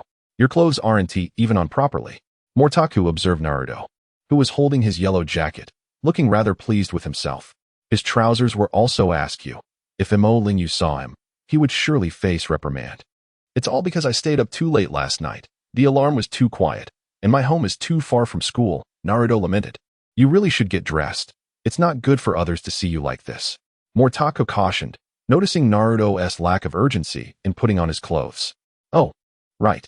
Naruto hurriedly adjusted his trousers, donned the jacket, and ruffled his hair. Having forgotten his eye mask today, Naruto's forehead was visible, giving him a more mature and appealing look. If only he were a bit cleaner and lacked those stubbly whiskers, he might rival Sasuke in handsomeness. Motaku nodded, acknowledging the strong genetic legacy of the fourth Hokage and Kushina. Even with the alterations brought by the Ninetales, Naruto's appearance remained striking. Hey, isn't that Hinata? Is she unwell? Naruto suddenly glanced back. Motaku felt a pang of dread. Indeed, upon seeing Naruto without his eye mask, Hinata's face flushed even more than usual. But thankfully, she did not faint. Motaku sighed in relief, questioning why he had been so tense. Hinata's eyes fell upon Naruto's jacket, which he had failed to zip up, revealing a black shirt underneath, causing her cheeks to redden even further. Hinata mumbled, her gaze lowered, nervously fiddling with her fingers. Although her voice was faint, both Naruto and Motaku could clearly hear her. It was evident that Hinata was indeed unwell, her complexion betraying her distress. Takwa, you must have something exciting planned for skipping class, right? Let's go together. I haven't had the chance to discuss lessons with you. Naruto exclaimed with enthusiasm. Hearing Naruto's intention to skip class, Hinata immediately lifted her head. No, wait. Sasuke seems to be in trouble. Should we sneak a peek? Motaku shook his head. Sasuke is in trouble? Naruto paused momentarily, envisioning Sasuke's subdued demeanor, and couldn't help but burst into laughter. Ahem, I'll go take a look. You stay here. Motaku noticed that there was someone who didn't quite favor Sasuke. However, Naruto was already brimming with eagerness. Hinata, seeing the two of them walk further away, clenched her fists and followed. Where is it? Where is it? Naruto inquired as he walked. Sure, this way. Motaku waved his hand and hid behind the office, gradually moving closer to the window. Spotting the window, Naruto crouched down and peered inside. Motaku turned back and noticed Hinata had followed. He waved his hand, urging her to approach from the side. Hinata blushed, nodded, and crept around to join them. Sasuke, what kind of attitude is this? How can you show such a lack of respect towards adults? Irika's voice boomed. Naruto couldn't contain his laughter, but Motaku hurriedly covered his mouth. Naruto shot a glance at Motaku, signaling him to release his hand, and Motaku reluctantly complied. Are you implying that our son is ganging up to attack you? Nonsense. Why don't you mention that the whole school is waiting to beat you up after class? Our son is well behaved. How could he possibly do such a thing? It's you who lacks upbringing and could do anything. Upon hearing the parents' words, Naruto felt an urge to stand up. But Motaku firmly pressed him down. Don't be hasty. Sasuke wouldn't lie. Let's listen first. Whoever speaks nonsense knows in their heart. And today I will remember your words. Even if I stand alone, just because I bear the Uchiha name, you better hope I forget your face, Sasuke coldly retorted. I'm going back to class. If you try to stop me, then just see. With that, Sasuke strode out, casting a glance at the trio in the corner before heading to the classroom. Irika felt quite awkward. Indeed, upon hearing Uchiha from Sasuke's lips, his heart jolted. The expressions of the parents turned grim as they exchanged glances with Irika. Though they had spoken at length, Irika had not enforced any punishment. It seemed that staying any longer would yield no results. The group of parents took their sons and left, while Motaku, Naruto, and Hinata suddenly stood up at the doorway, startling the departing parents. They were about to reprimand them, but upon recognizing Motaku and Hinata, shot Naruto a fierce glare and departed. What are you three doing here? Naruto, you're late today. Stand in the corner. Motaku, Hinata, you two go back to class. Irika sighed, feeling the weight of his responsibilities. After Sasuke returned, his expression was somewhat sullen, although he feigned indifference. The humiliation of the day would not easily fade from his memory. If he had been more vigilant, he would not have wasted breath on those individuals. The cold demeanor of Uchiha Sasuke only heightened the concerns of the girls, prompting some to approach him and inquire, Sasuke, what has transpired? Irika-sensei appears to be in a rather poor mood. Mind your own business. Sasuke shot them a glance, his crimson Sharingan flickering momentarily, leaving them only with a fleeting impression of something unusual. Naruto, gritting his teeth in silence, found himself perplexed. Typically, he would have been vocal with his bravado, but today seemed different. Naruto, what troubles you? It appears as if you were upset about Sasuke being reprimanded, Motaka asked. Are they bullying Sasuke for being without family? Naruto's eyes narrowed, a foreboding aura lurking within. Motaka instinctively took a step back, his shadow poised for action, but he quickly reined it in. Naruto? Hinata's fear was palpable as she observed his demeanor. Just then, the third Hokage materialized behind Naruto, causing his eyes to revert to blue, though he promptly collapsed to the floor. After a brief interval, Naruto opened his eyes, glancing at Motaka and Hinata, and realized he was lying in a hospital room. What happened? Why did I faint? He exclaimed, rising abruptly. Ah, someone was bullying Sasuke, and you fainted from anger, Motaka sighed, shaking his head. Impossible, Naruto shouted in disbelief. Hinata couldn't help but chuckle softly at the scene. Motaka paused, momentarily taken aback by Hinata's laughter. He recalled how she used to shy away from Naruto, yet now, having spent time with them, she no longer fled in terror. Upon noticing Motaka's gaze, Hinata felt her cheeks flush. Though she was still hesitant to be alone with Naruto, in the presence of the trio, her shyness seemed to dissipate. Since Motaka was quite popular in the village, she naturally felt at ease around him without concern of familiarity. Sasuke. Naruto's thoughts drifted as he processed Motaka's mention of Sasuke. Despite his vocal denial, a flicker of anger sparked within him, compounded by the realization that Sasuke had always been solitary. Bowing his head, he recognized that perhaps he understood loneliness more deeply than Sasuke, but his primary concern remained with him. All right, you're fine now. Let us return to the classroom. If we don't hurry back, Irika-sensei will surely be furious, Motaka urged. Hinata replied, standing by the window with sunlight streaming behind her, captivating Naruto's gaze and leaving him momentarily spellbound. Hinata turned crimson, frozen in place. Hey, are we going or not? Motaka noticed the exchange between Naruto and Hinata, feeling a twinge of something akin to envy, yet recognizing that Naruto was the true focal point here. Let us go. Naruto came to his senses and leaped from the bed, moving toward the door. After a brief moment of shyness, Hinata followed, her steps light and airy. Whether it's Sakura or Hinata, it seems that at this age, romance reigns supreme.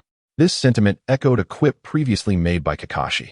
As Motaka walked ahead, a sudden realization struck him.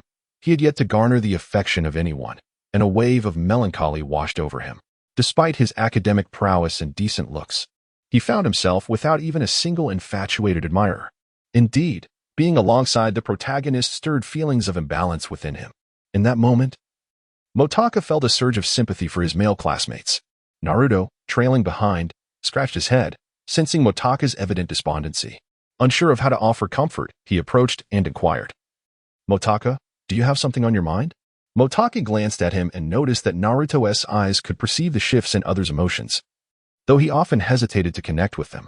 Shaking his head, Motaku pondered aloud. I wonder why so many girls are drawn to Sasuke. What makes him so special? Exactly. What is so great about that guy? Naruto exclaimed loudly. All right, let us hurry back to class. Despite Naruto's insistence, Motaku felt compelled to express, we are different.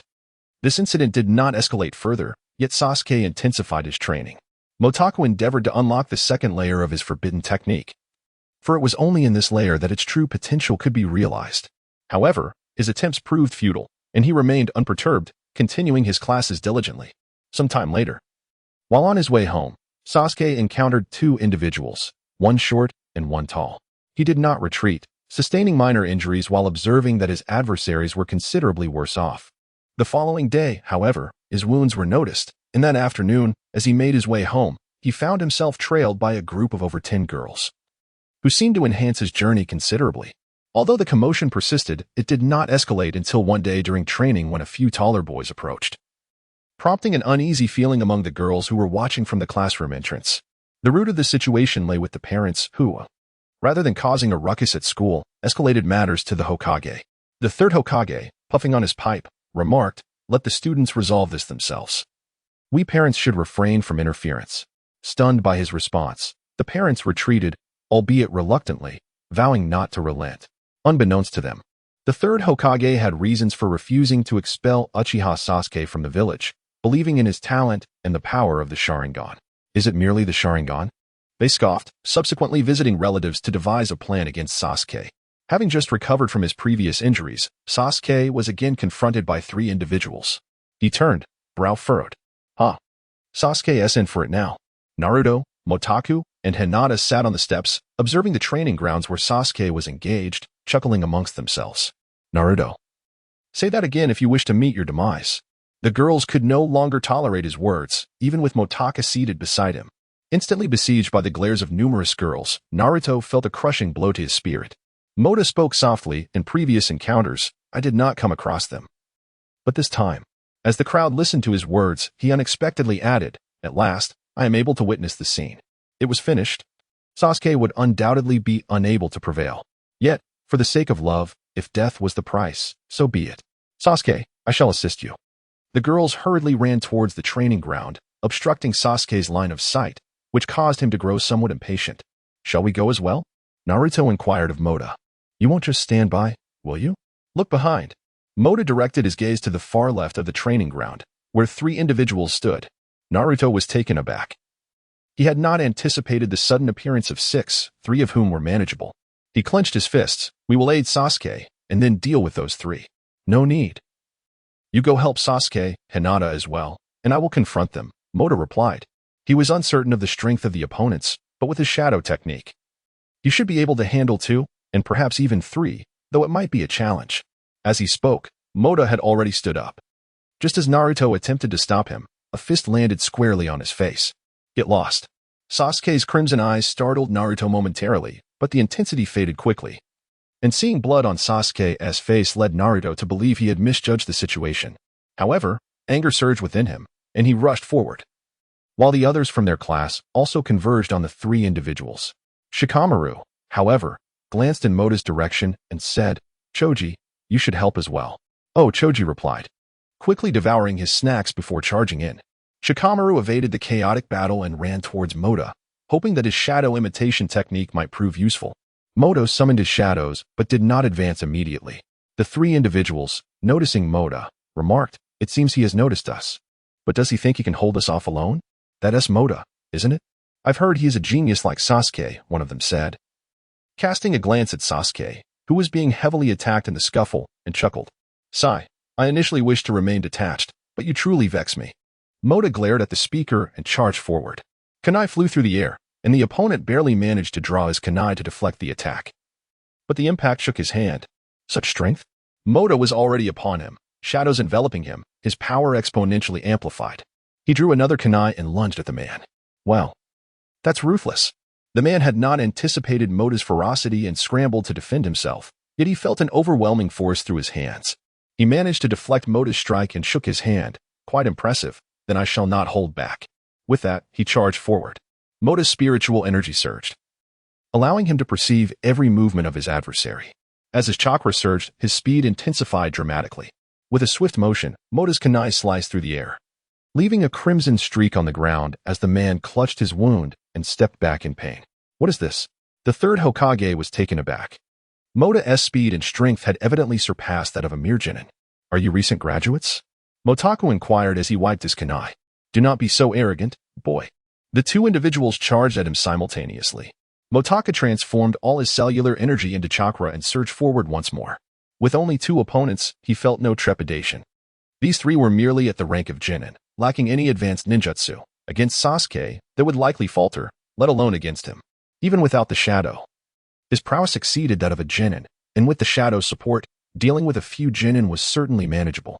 Yet, it was astonishing that he possessed such strength before even graduating, and yet no one was aware of it.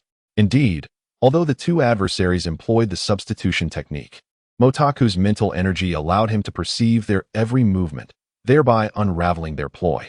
Meanwhile, Shikamaru stood in shock, witnessing the scene where one was injured and the other two were restrained. "Is this truly Motaku?" he pondered. "Shikamaru, why are you standing there? Lend a hand." With their approach thwarted, Motaku refrained from exerting his full strength, instead engaging in a prolonged skirmish. Upon noticing Shikamaru, he called out, "Hey!" Snapping back to reality, Shikamaru performed hand seals, shadow mimic technique. Anticipating his opponent's actions, one of them was unable to evade Shikamaru's technique and was thus immobilized. Motaku's kunai plunged into the man's right arm. He then turned his gaze to the last remaining foe, whose trembling hand clutched a kunai and swiftly knocked him unconscious. Meanwhile, on Sasuke's side, he and Naruto were both bloodied, yet their three adversaries lay defeated. Sasuke had not employed fire techniques, Motaku reflected. Fortunately, the others remained unscathed. Approaching Naruto, Motaku inquired, "Are you all right?" "We're fine. The wounds are minor, though there's a lot of blood," Sasuke replied, gingerly touching his head where it had struck the ground. "But defeating a few genin. Sasuke, I just saved you. Shouldn't you express your gratitude?" Naruto clapped Sasuke on the shoulder and moved away. Sasuke shot a cold glance at Naruto before turning to Motaku. "They were no match for me in a one-on-one, but Motaku, one day, I will challenge you," he declared. Then turned to leave. Naruto, momentarily dazed, recalled that Motaku had taken on three opponents. Turning around, he saw Motaku, bloodied and bearing an unconscious figure in his arms. Staring at Motaku in disbelief, he asked, "Did you defeat them?" "Yes, they underestimated me," Motaku affirmed with a nod. Shikamaru assisted as well. It seemed that the ordeal had finally come to a close, and the third Hokage exhaled in relief, though the smoke from his pipe continued to billow outward. Motaku modestly scratched his head, suddenly noticing the battlefield enveloped in silence. Everyone stood there, gazing at him. He turned to glance at the three figures who had already walked away and couldn't help but remark, "They're merely three genin. Is it really necessary to be this astonished?" "Three genin? Merely?" Naruto exclaimed upon hearing his words, while the others nodded in agreement. "Three genin are indeed quite formidable. Motaku, your prowess must surely surpass that of an ordinary genin," Shikamaru observed, glancing at him. "Well, I suppose so. I've surpassed genin status for a while now. But I wish to graduate alongside everyone," Motaku replied, nodding.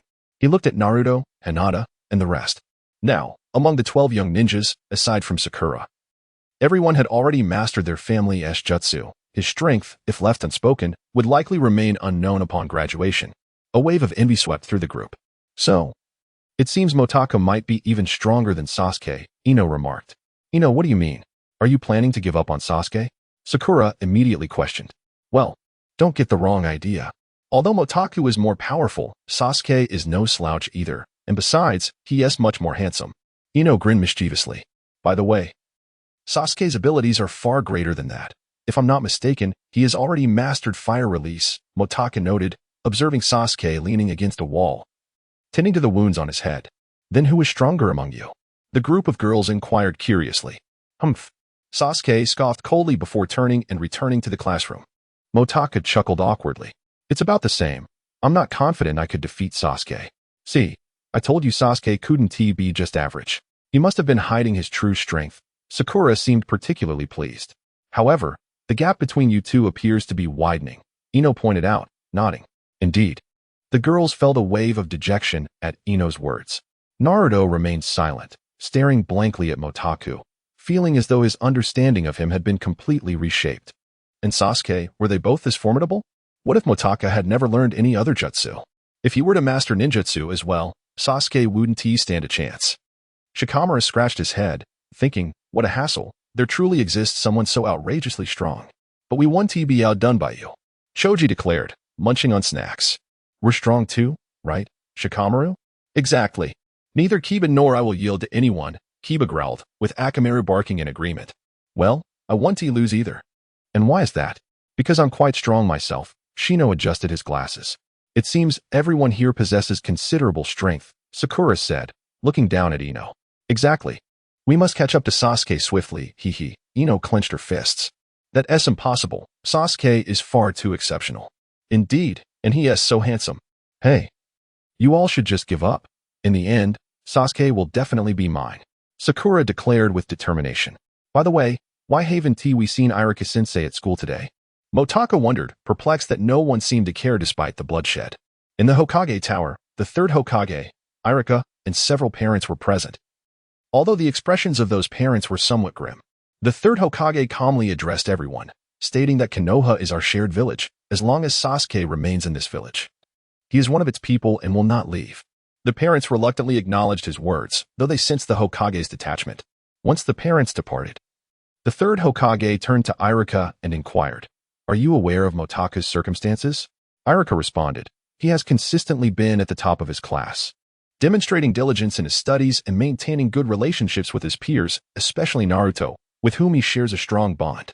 After some contemplation, Iruka realized that Motaka truly had no apparent flaws. The third Hokage handed Iruka a dossier, stating, Here are the details regarding his father. Iruka examined the document, questioning, What is this? The Hokage continued, Indeed, the hospital reported that his son was stillborn. Only a few within the hospital are privy to this information. And I have issued a gag order. You have heard the rumors regarding the contract with death, have you not? Iruka replied, Yes.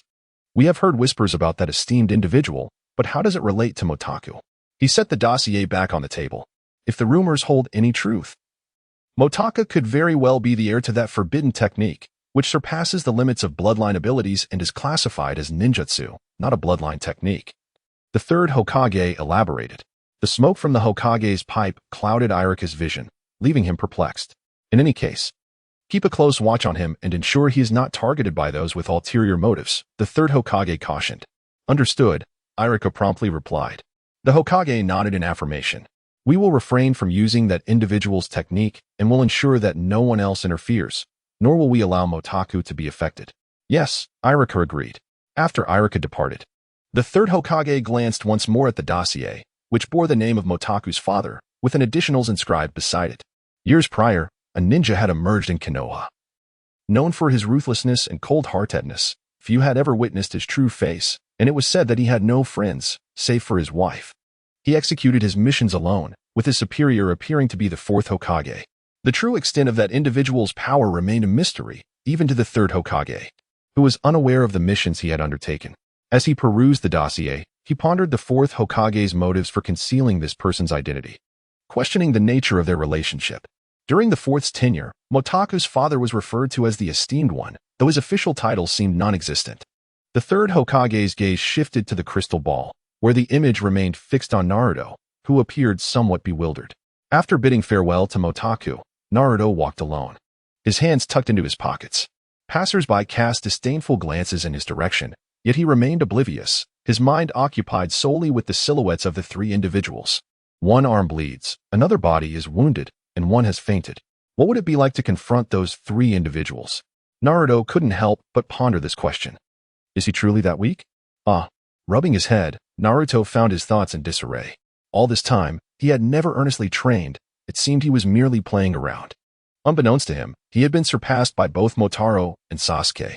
Though reluctant to accept it, he finally recognized the undeniable truth of his own weakness. Motaro could only perform the body replacement technique, yet he couldn't even master that rudimentary skill, let alone more complex jutsu. A sense of panic washed over him. What if he truly was a fool? How could he ever aspire to be an exceptional ninja, let alone become Hokage? It felt insurmountable. Naruto gazed skyward, standing there in contemplation. Bang, bang, bang. Within the walls adorned with blue and white symbols, Sasuke, with a bandage atop his head, hurled kunai at the targets before him. Damn it, damn it. The image of that insufferable Motaro lingered in his mind. How could that guy, with no jutsu to his name, possibly rival a genius like Itachi? Sasuke continued to throw kunai while muttering to himself. 3 genin, strength, speed, agility. How could that be? He released the final kunai, sweat pouring down his body, and felt a sharp pain from the wound on his head, stifling a cry. Sigh. Sasuke lowered his head, allowing the sweat to cascade down. His strength still paled in comparison to those individuals. His speed could keep pace, and he could evade attacks. He recalled his battle with that upperclassman. Yet, with his current ability, he could only contend with one adversary. That guy is stronger than me? Even with fire release, hitting him was not guaranteed. And it would merely deplete his chakra. Why? At the same age, a person devoid of injuries possesses greater talent than I? Damn it. He yanked the bandage from his head in frustration. That guy bore no wounds, and his clothes remained unruffled. Even with Shikamaru's assistance, did he not exert himself at all? Naruto empathized deeply with Sasuke and understood his feelings.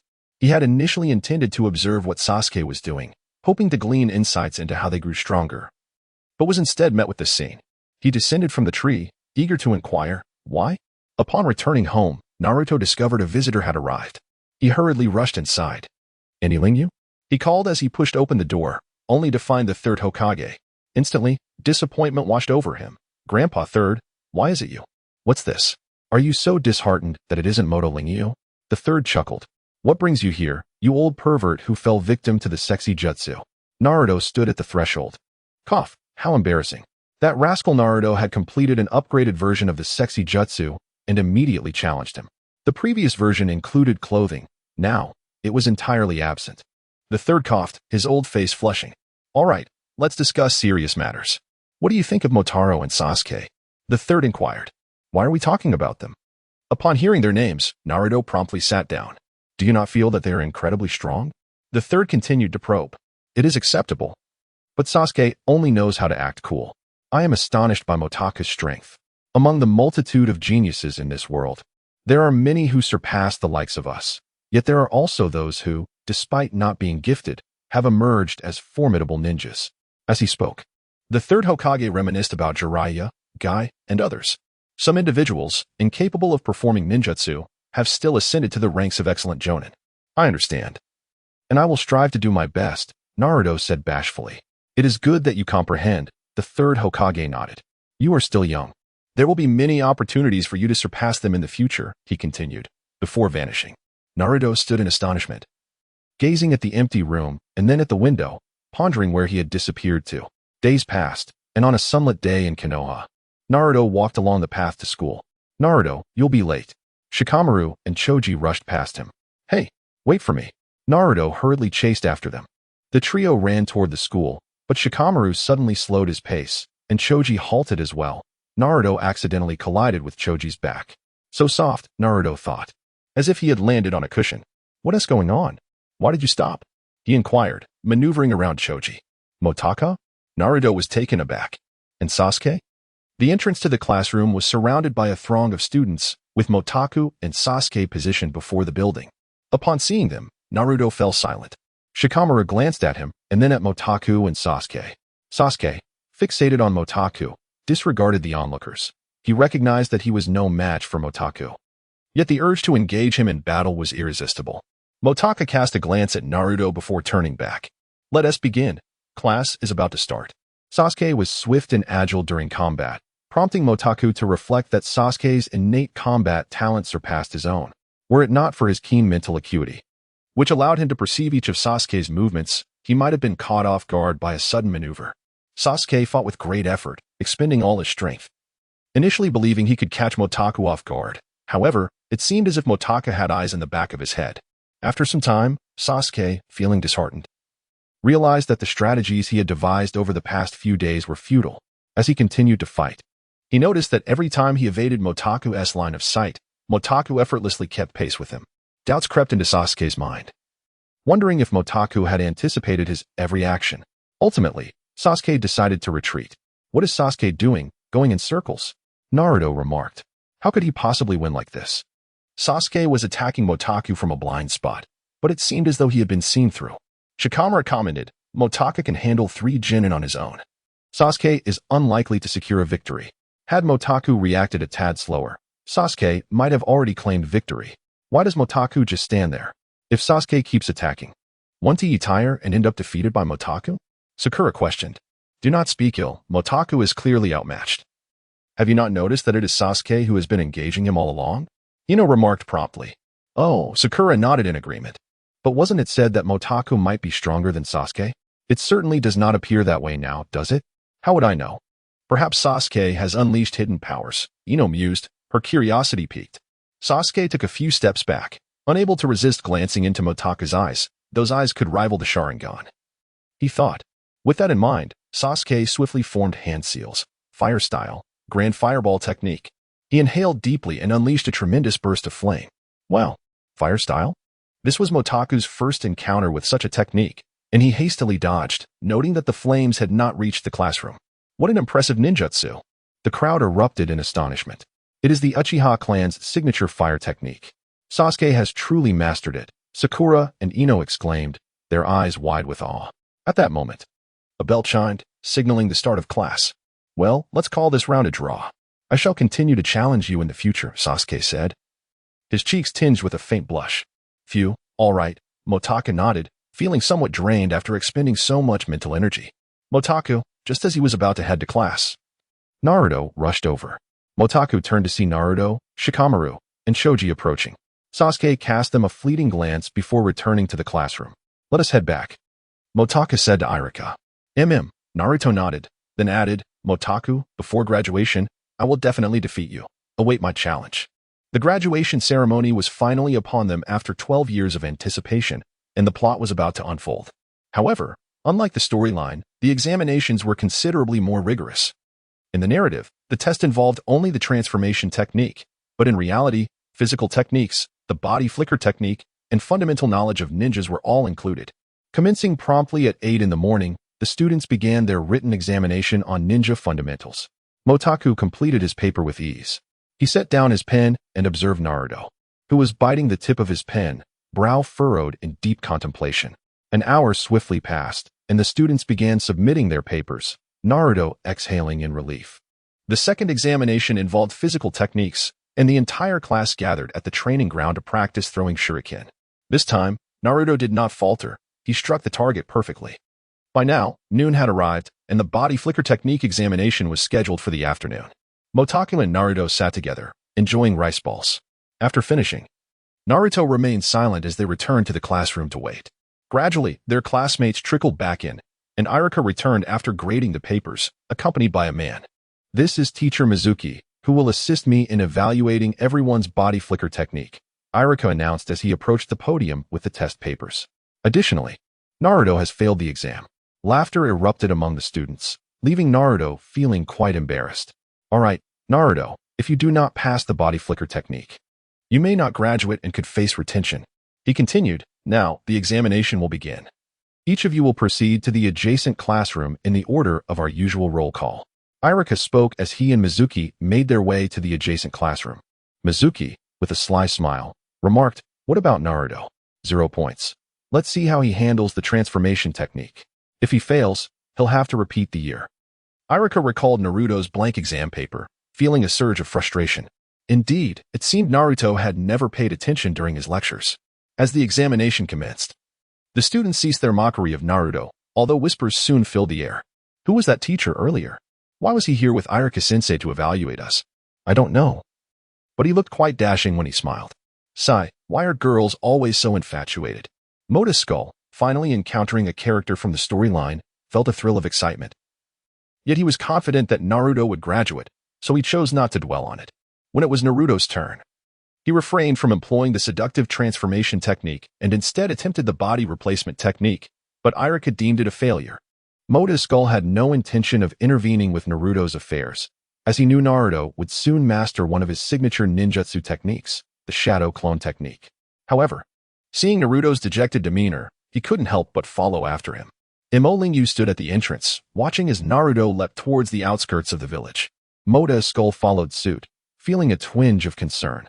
Glancing at the parents celebrating their children's achievements, she turned back, clutching the two ninja tool pouches in her hands. Naruto soon arrived at the riverbank, spotting Sasuke walking alone along the path. Naruto, Motakusoul called, bounding over. Naruto turned around, and Sasuke halted his steps. Motakusoul was at a loss for words. The narrative seemed to dictate that Naruto sat on a swing before Mizuki called him away.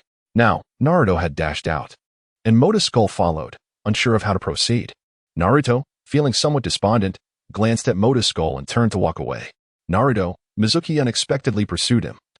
Jumping in front of Naruto, he looked up at Mizuki. Mizuki-sensei? I need to discuss something with you, Naruto, Mizuki said, glancing at Motakusoul and Sasuke before focusing on Naruto. It's about the exam. Huh? Naruto replied, puzzled. Come with me, Mizuki said, leading Naruto away. Motakusoul observed, but did not concern himself with it. He intended to head home when Sasuke spoke up. Motakusoul. Motakusoul turned back. From now on, we will all be ninjas. We may not meet again, so let's settle this today. Sasuke looked at him. I want to know what my current capabilities are. All right. I have nothing else to do anyway, Motakusoul nodded. Sasuke regarded him and drew out a kunai. This time, Sasuke clearly unleashed his full strength, charging at Motakusoul as if he were an adversary. Motakusoul focused intently on his movements, sidestepping to seize his hand while his other hand pressed against Sasuke's back. You've lost. Motakusoul released him. Sasuke's grip on the kunai became somewhat rigid, his hand trembling slightly. Let's go again. Sasuke charged once more. But this time Motakusoul delivered a swift kick, sending him flying. It's futile. My strength has far surpassed that of a genin, Motaku declared. Having mastered chakra control, the 8 inner gates technique, and shadow manipulation, he was certain that Sasuke, without the Sharingan, stood no chance against him. Sasuke slowly rose to his feet, crimson markings swirling into existence within his eyes. What then? Motaku's breath hitched in disbelief. This isn't right. Sasuke only awakened his Sharingan fully when he encountered Haku. Are the Uchiha truly monsters who grow stronger when faced with adversity? Sasuke, too, sensed the shift. His gaze locked onto Motaku, his vision now piercing enough to trace the very flow of chakra within his opponent's body. My eyes have awakened? Sasuke pressed a hand to his face, fingers trembling. Motaku again. I need to adapt to them. Excitement surged through him as he lunged forward, movement sharper, swifter. This time, Motaku barely had time to draw his kunai. Sasuke's speed had increased, his strikes now exploiting every opening, every weakness, as if his crimson eyes laid bare Motaku's flaws with merciless clarity. Your strength may surpass mine, Sasuke taunted, but your combat experience is lacking. Motaku gritted his teeth. Those sparring sessions were part of the academy curriculum. None of his classmates had ever pressured him enough to forge true battle instincts. Sasuke relished this revelation. So even Motaku isn't a complete prodigy, at least my combat talent surpasses his. Left with no choice, Motaku channeled his spiritual energy, sharpening his perception until he could anticipate Sasuke's every move. Gradually, he regained the upper hand. Impossible. What ability is this? Sasuke leapt back, wary as Motaku's dominance reasserted itself. Nothing special. Just an insight-based technique, Motaku deflected. In truth, it was merely the natural acuity granted by refined spiritual energy, but if he had to name it, insight jutsu would suffice. So you have learned ninjutsu? Sasuke nodded, recalling Itachi's words. Motaku's father is formidable. If even Itachi acknowledged his strength, likely surpassing a jonin, Then it made sense Motaku would know advanced techniques. But you awakened the Sharingan. Motaku studied Sasuke's eyes, where twin Tomo now gleamed. The Sharingan. Sasuke touched his face again, awed.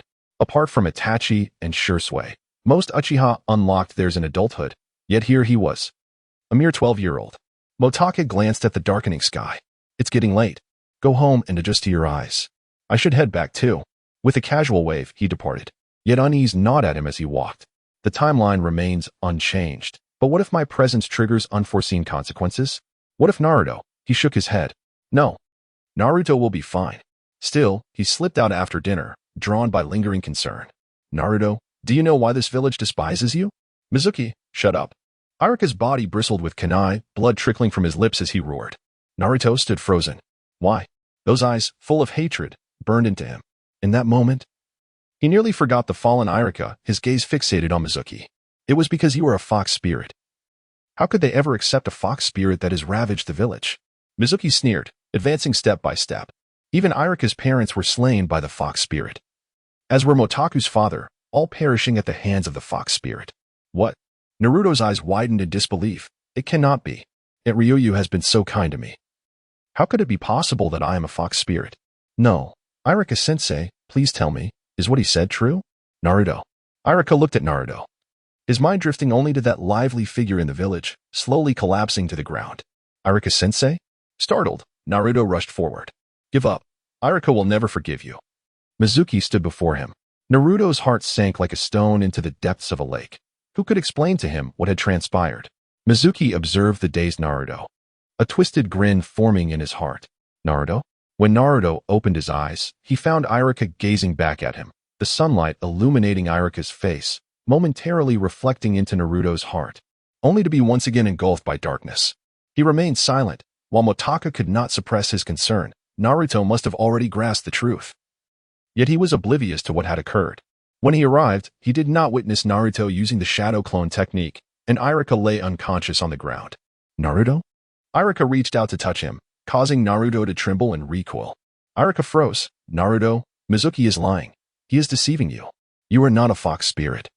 Merely a student, I acknowledge. Naruto listened quietly, his heart weeping, yet he shed no tears. He was at a loss. Everything had vanished, his dreams.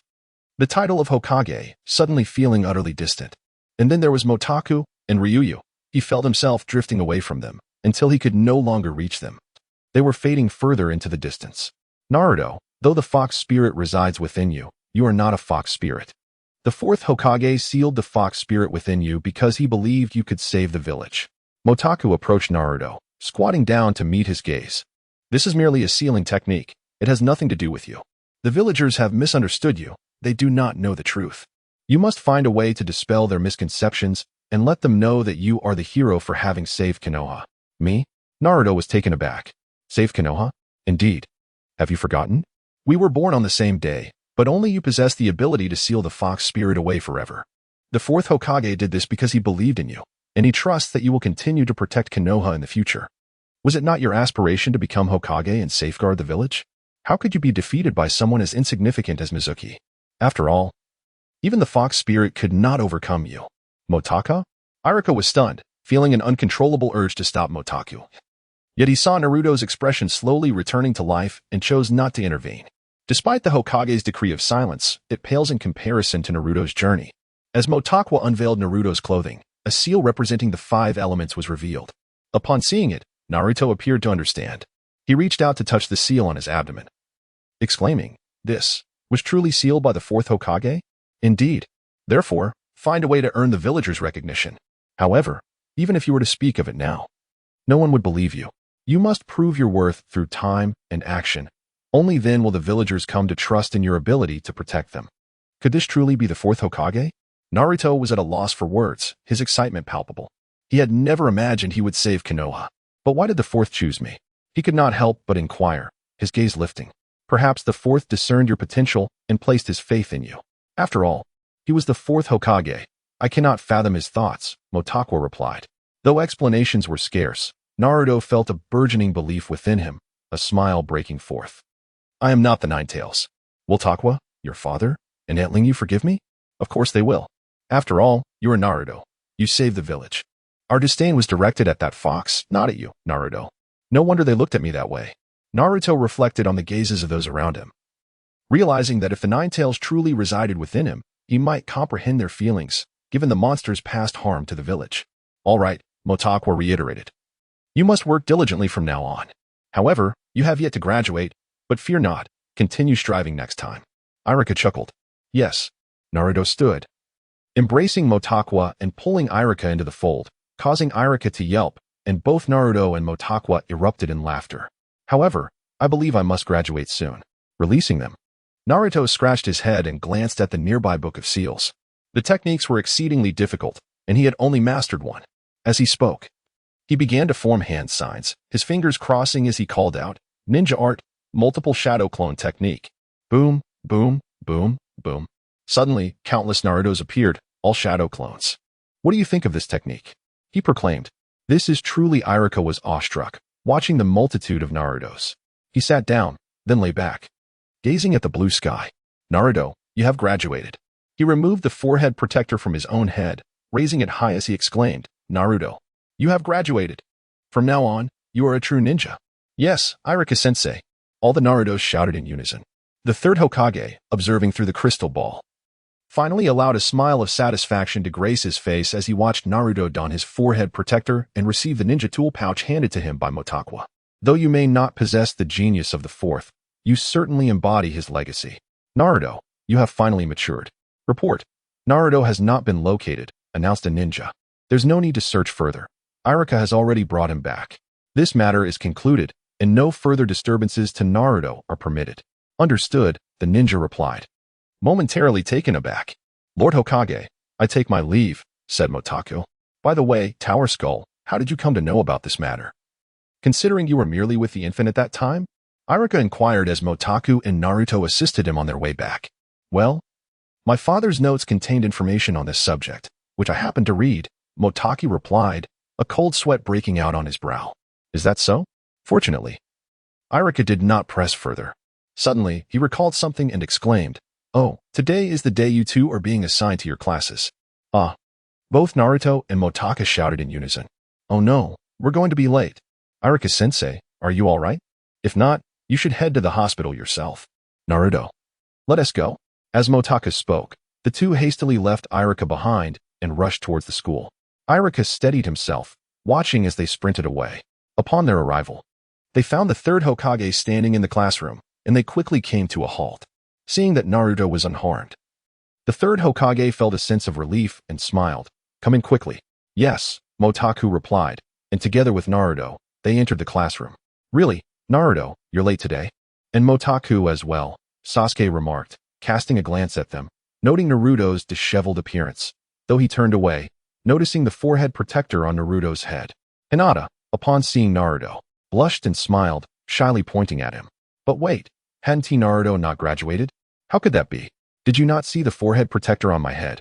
How could I, Naruto Uzumaki, be eliminated here? Upon hearing this, Naruto immediately stood up. The classmates, upon seeing his forehead protector, finally ceased their remarks. All right, the youth indeed possesses vigor. However, Naruto, sit down, the third Hokage instructed. Naruto shot him an indignant glance but complied and took his seat. Today marks your first day as ninjas. In the future, you will be assigned to teams of 3 for missions. Now, I shall announce the roster. Team 7, Uzumaki Naruto, Haruno Sakura, and Sasuke. What? Why am I, such an outstanding student, placed in a team with Sasuke? Well, Naruto, you were the bottom of the class, remember? Team 8, Hyuga Hinata, Inazuka Kiba, and Yamanaka Ino. Team 9, Nara Shikamaru, Akimichi Choji, and Yamanaka Ino. As the third Hokage read the last name, he glanced at Motaku, who returned his gaze. Naruto and the others found it peculiar. Even Sasuke cast a curious look at Motaku, as Motaku's strength had already far surpassed that of a genin. The third Hokage continued, you may take the Chunin exam directly, as there is no one in the class who could be placed on a team with you. Your abilities render low-level missions meaningless.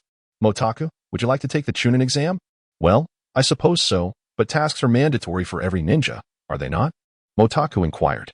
He had no objection to taking the Chunin exam, yet he was somewhat reluctant about undertaking missions, for the purpose of his rebirth was to protect Moriyuki. Indeed. The third Hokage nodded. Very well. Mota nodded, suggesting they first attempt the Chunin exam, leaving the matter of missions for later. The classmates were astonished that Mota could directly participate in the Chunin exam. Naruto refrained from speaking, instead setting a personal goal to catch up with Mota. Sasuke clenched his fist, realizing that Mota's strength had already qualified him for the Chunin exam, while he remained merely a genin. The third Hokage organized the groups, his presence motivated by Mota's unique circumstances. They proceeded directly to the Hokage building, while the others went off to take photos.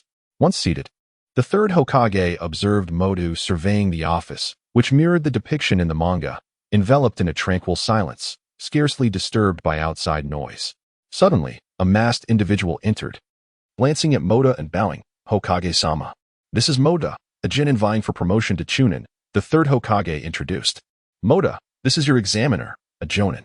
Your task is to unleash your full strength, after which we shall evaluate your capabilities." "Understood," Mota replied, furrowing his brow but not dwelling on it. They arrived at the arena designated for the Chunin exams, where Mota recalled the astonishment he felt when Lee removed his weights from the stone statue. Upon arrival, the third Hokage stood aside, observing. In light of the assessment, Motu opted not to utilize the power of his shadows, instead harnessing his mental energy to comprehensively perceive the surroundings. He swiftly projected a kunai, its speed and force surpassing that of a genin, prompting the jonin to draw his own kunai to block it. Lacking additional ninjutsu, Motu resorted to taijutsu for combat. Empowered by his mental energy, his movements became significantly quicker, allowing him to instinctively sense the jonin's actions. However, the jonin appeared somewhat disheartened, realizing that while Motu's strength exceeded that of a genin, it had yet to reach the level of a chunin. Nevertheless, with the Hokage observing, he refrained from voicing his thoughts. "Mota, unleash your full power. Do not hold back. There are no others present," the third Hokage remarked after watching for a while. "Yes," Mota acknowledged, understanding that he could no longer afford to restrain himself. He retreated slightly, and the jonin did not pursue him, resembling a mere training dummy prepared for the exam. Mota channeled all his cellular energy into chakra, his aura intensifying. A layer of white chakra enveloped his body. "Open the gates, open." It was the 8 gates technique. He could actually perform it? The third Hokage was pleasantly surprised, recognizing that although he had only opened one gate, Mota's strength had reached that of a chunin, considering he had already surpassed the capabilities of a genin. The jonin, now more serious, sensed Mota's ability to read his movements, akin to battling a member of the Uchiha clan. Motaku's figure moved swiftly, and the J-Nin continued to engage him in combat. After a while, the J-Nin still did not ascertain whether Motaku had reached the level of a CH-Nin. It seemed evident that their intentions extended beyond mere assessment. Motaku understood that without unleashing the power of his shadow, the Hokage would not permit his advancement. The shadow augmented. A sense of discontent washed over him. He felt a pang of disappointment. Although he knew he had surpassed Sasuke, the prowess of these individuals still far exceeded his own. In their eyes, he remained merely a weakling. The shadow doubled his strength in an instant, catching the J-Nin off guard, who hurriedly resorted to a substitution technique to extricate himself from the fray. A doubling of strength. The third Hokage's eyes glimmered with surprise. Remarkable. He had not anticipated that someone fresh from graduation could attain such a level, truly a prodigy. The J-Nin was equally astonished. To reach CH-Nin level while mastering the 8 gates was already extraordinary. Yet to experience a further amplification of power was tantamount to possessing the strength of 2 CH-Nin. However, Motaku's sudden surge in strength had taken him by surprise. "Very well, Motaku, you have passed," the J-Nin acknowledged, glancing at the third Hokage, who nodded in affirmation. "Indeed," Motaku replied with a slight nod, offering no further words. The third Hokage waved his hand, signaling for the J-Nin to depart the arena, and then led Motaku back to the Hokage's office. "Motaku, how much do you know about your father's circumstances?" The third Hokage inquired directly. "To be honest, not much. My mother has never mentioned it," Motaku replied, shaking his head. The third Hokage observed him closely, noting that despite Motaku's tender age of 12, he was markedly different from typical youths. His demeanor was persistently subdued, seemingly disinclined to engage in conversation, yet his expression remained unchanged, leaving the third Hokage somewhat perplexed. "Well, I have also recently investigated your father's records, but it appears there is little documentation. All I know is that your father's strength is rated as S, surpassing even that of a J-Nin. It is quite peculiar that there are no records of his missions or any events he was involved in. Perhaps the fourth Hokage concealed this, yet it feels strange nonetheless.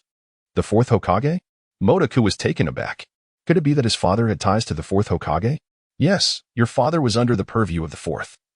And it seems he accepted orders solely from him. When undertaking missions, he apparently never left behind a name.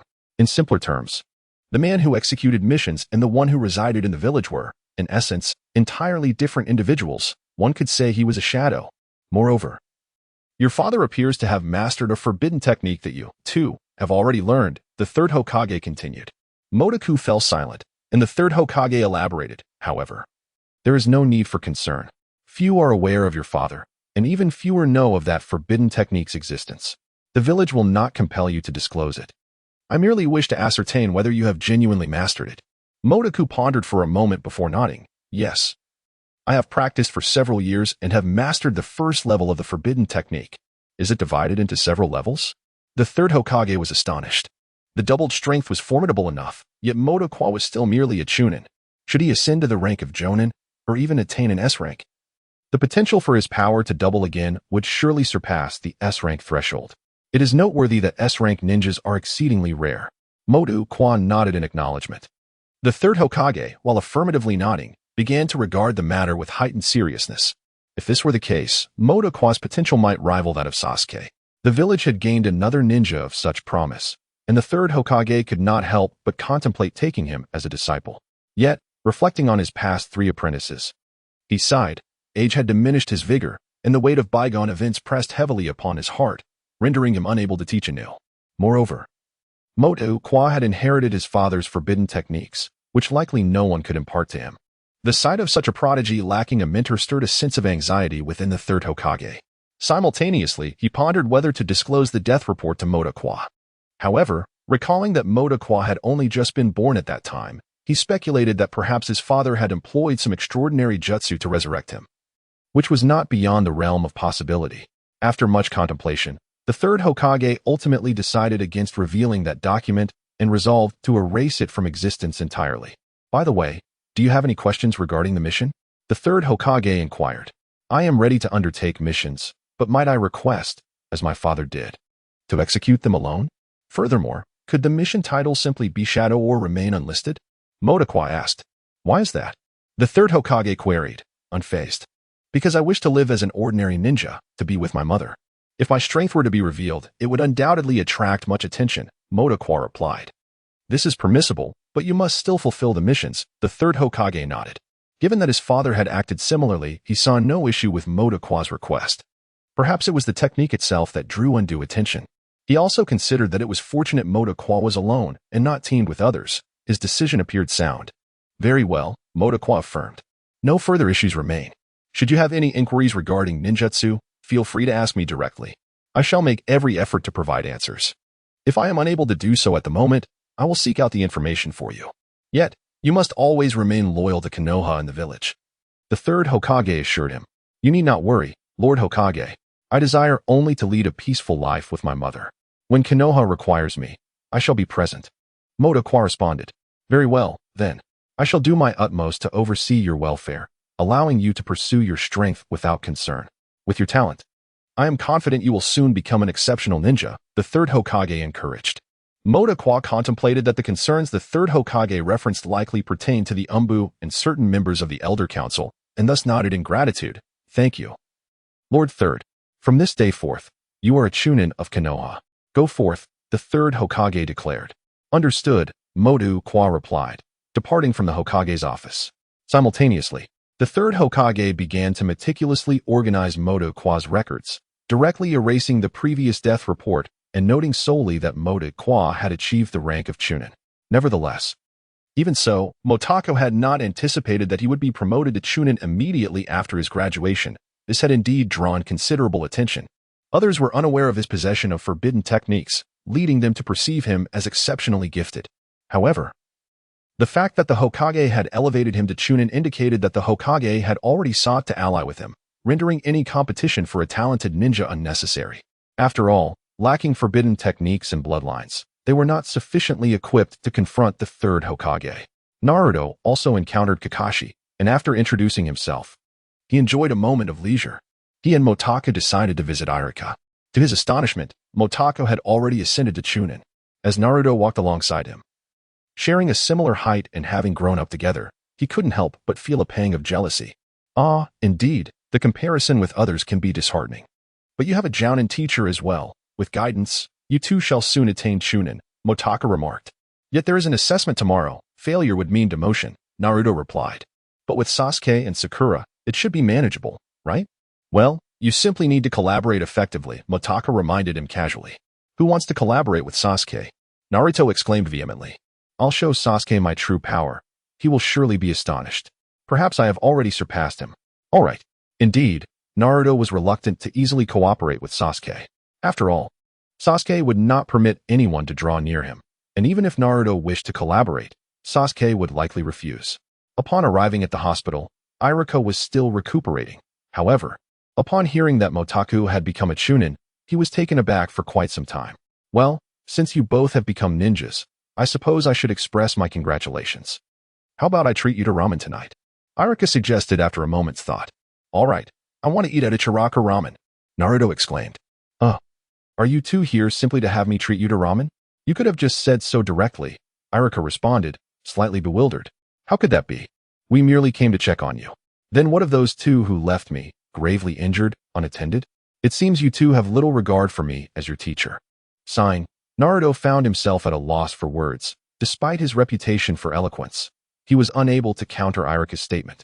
Early in the morning, Motaku stepped out of his home, feeling a long-lost sense of leisure that instilled tranquility within him. In his previous life, he had been an ordinary university student. They say that university can dull a person's will, yet Motaku had little willpower to diminish. His academic performance was unremarkable. Attending classes was merely a habit. But he fared adequately enough to graduate from a conventional university. Post-university life was remarkably relaxed, with minimal classes and exams requiring merely passing grades, allowing him to remain inconspicuous. Occasionally, he would pass the time reading comics, and it took him 2 years to gradually reach the conclusion of Naruto. He had always believed that life was a serene journey. As for the meaning of life, how many can truly comprehend? In a world teeming with countless individuals, not every life possesses inherent significance. He is merely one among the multitude. The sun still shines brightly over the village of Konoha, where he strolls through the streets. Calmly observing the ordinary lives unfolding around him, he is no exception. This new cohort of genin has just graduated. Their youthful figures bustling about the village, some chasing after a plump cat, others weeding, and a few collecting litter by the riverbank. When people spot him, they greet him warmly, occasionally reminding Motaku that he has ascended to the rank of Chunin. Yet, what does being a Chunin truly imply? It merely entails undertaking one mission each month. A stark contrast to the previous daily regimen of study. In his mind, the promotion to Chunin feels akin to entering university. Chunin missions are seldom perilous. With a stroke of luck, one could complete a task within a week, leaving ample time to spend within the village. His placid gaze betrays the forgotten thrill once experienced upon harnessing chakra, and he seldom resorts to its use now. Hey, Motaku, here to check on missions? Today, he had not intended to accept the task, merely to peruse the available options. The ninja addressing him sat at a small table, appearing to be in his late 20s. The room was modest, housing missions for both Genin and Chunin. What sorts of requests has the village received lately? Motaku inquired with a nod. Despite being only 12 years old, his serene demeanor and ever-present smile led others to perceive him as a stoic individual. Treated with a seriousness reserved for adults rather than the light-heartedness often afforded to children, the ninja responsible for organizing missions at the table was amiable, embodying the village's general warmth. Most tasks are suited for Genin, but there are a few for Chunin, mostly C rank. With one B rank that has been available for quite some time, he explained, presenting the mission board to Motaku. Upon inspection, Motaku noted that the C rank tasks had only recently been assigned, including some that involved dealing with bandits. Certainly lethal endeavors he chose not to accept. Another task entailed confronting wandering samurai, which he also declined for the same reason. Thus, he turned his attention to the B rank mission. The details were vague, as the location was a desolate area seldom visited, merely requiring an investigation by someone of Chunin or Jounin caliber. What place is this? He asked, scrutinizing the information. The ninja replied, this task is relatively straightforward, but the distance is considerable, and the area is vast. Are you sure you wish to pursue it? The previous mission seemed to involve killing and lacking experience. I think I will take this one, Motaku affirmed with a nod. Very well. I'll provide you with a map, marking the location. Once your investigation is complete, return promptly, the ninja considered before agreeing. While this task bore little risk, every ninja undertaking a mission must face some degree of peril. Observing Motaku's youth, he pondered the suitability of a lethal task for someone so young and produced a map, encircling the designated area. Although there was no danger, the journey felt somewhat distant, causing a sense of unease. In any case, you should consider it further after accepting the task. There is no need to rush. The ninja then presented the mission assignment, assisting in filling out his name and rank before handing it over. All right, I understand. Thank you, Motaku replied, placing it into the pouch at his waist. After bidding farewell, Motaku made his way home, contemplating how to convey this matter to Morlingyu. It was his first mission, and he was alone. He wondered if Morlingyu would agree. At home, Morlingyu approached him and inquired, Mother, I have accepted a mission and will be heading out tomorrow. Upon hearing this, Morlingyu hurried over. So soon to embark on a mission? Yes, after all, I am now a Nin, he replied. How long will you be gone? Is it far? Morlingyu asked. It's somewhat distant, but I shouldn't encounter any foes. It's merely to investigate the current conditions of that place. I'll return shortly after. It should take about a week. If I can reach there in 3 days, I should be able to complete the investigation in a day, making the week just right. A week, indeed. Morlingyu felt a pang of sorrow, realizing that undertaking a mission meant he would likely not eat well and would be wearing the same dirty clothes for a week. What state would her son return in? Would he appear like a beggar? Moreover, how had Motaku advanced to Nin so quickly without a mentor? He was only 12, still a child, which made her anxious. After a long moment of hesitation, she contemplated the situation, growing increasingly distressed. Well, I have accepted the mission and will set off tomorrow, but truly, there is no need to worry. I will take care of myself, Motaku assured her. Morlingyu examined him closely before finally responding, all right then. I will prepare some food for you. Do you need an extra set of clothes? Will there be a place for you to bathe? She added. You cannot survive on dry rations for several days. Is that really necessary? Motaku questioned. What do you mean unnecessary? You will be gone for a week. It is essential to change clothes. Also, if you pass through a town, you must buy some food and find a place to wash up. Let me get ready. Morlingyu insisted. After pondering for a moment, she took a basket and went out to shop. Fine, I will accompany you, Motaku conceded. As they wandered the streets, Morlingyu eyed various items, each tempting her to purchase. Motaku kept advising and persuading her until, at last, she refrained from buying an excessive amount. However, with the provisions they gathered, he would not go hungry on the journey. Thus, on the following day, Motaku set off on his inaugural mission, burdened with a heavy backpack. The location remained within the Land of Fire, yet it was situated in the northernmost valley, known as the Valley of the Wind's Grave. It was said that due to the topography, the air circulation in that place was poor, rendering the atmosphere akin to smog. Motaku did not take the path through the town. Instead, he walked in a straight line. Initially, he traversed a forest on the outskirts of the village, followed by a stream, and then an expanse of wasteland strewn with rubble. As night fell, he found himself still unable to cross this desolate terrain. Under the quietude of the wilderness, he kindled a fire beside a large stone, retrieved his lunchbox and water from his pack, and began to eat. The night breeze grew gentle, occasionally interrupted by the sound of stones rolling, likely disturbed by small creatures. He sat there, engrossed in his scroll, which contained the second layer of forbidden techniques he had transcribed, yet he had yet to comprehend it and felt no sense of limitation. After a while, he rolled up the scroll and a shadow emerged from his body. Do you know what conditions must be met to reach the second layer? Motaku inquired. The shadow, barely perceptible from the side, responded with a voice similar to Motaku's but imbued with a chilling detachment. Your mental energy is insufficient.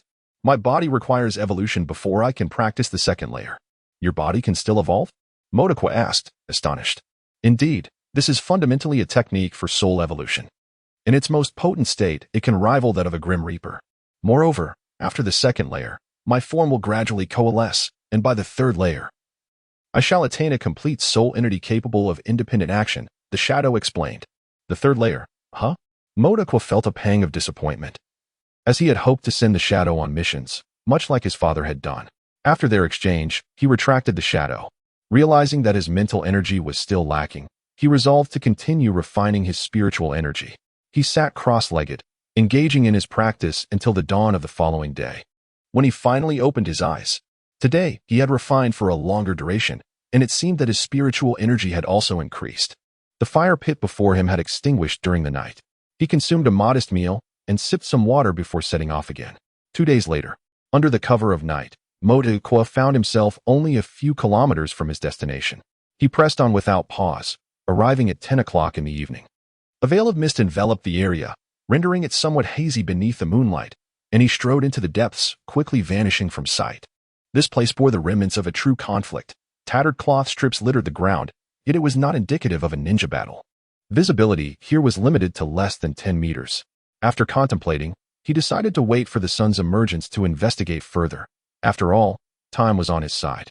Uncertain of what lay ahead, he chose a seemingly suitable spot, ignited another fire, and resumed his spiritual energy refinement. The atmosphere here felt chilling, and before long, he sensed his skin growing cold. The air was almost stagnant, and an eerie silence enveloped the surroundings.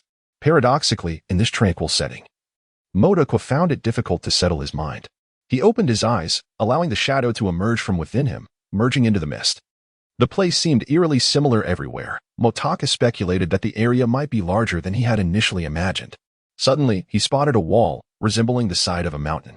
Ascending into the air, he eventually broke through the mist, where the moonlight appeared only as a half-circle. From above, it became apparent that below lay merely a thick layer of fog. Motakusoul rose, extinguished the fire, and leaped towards that direction.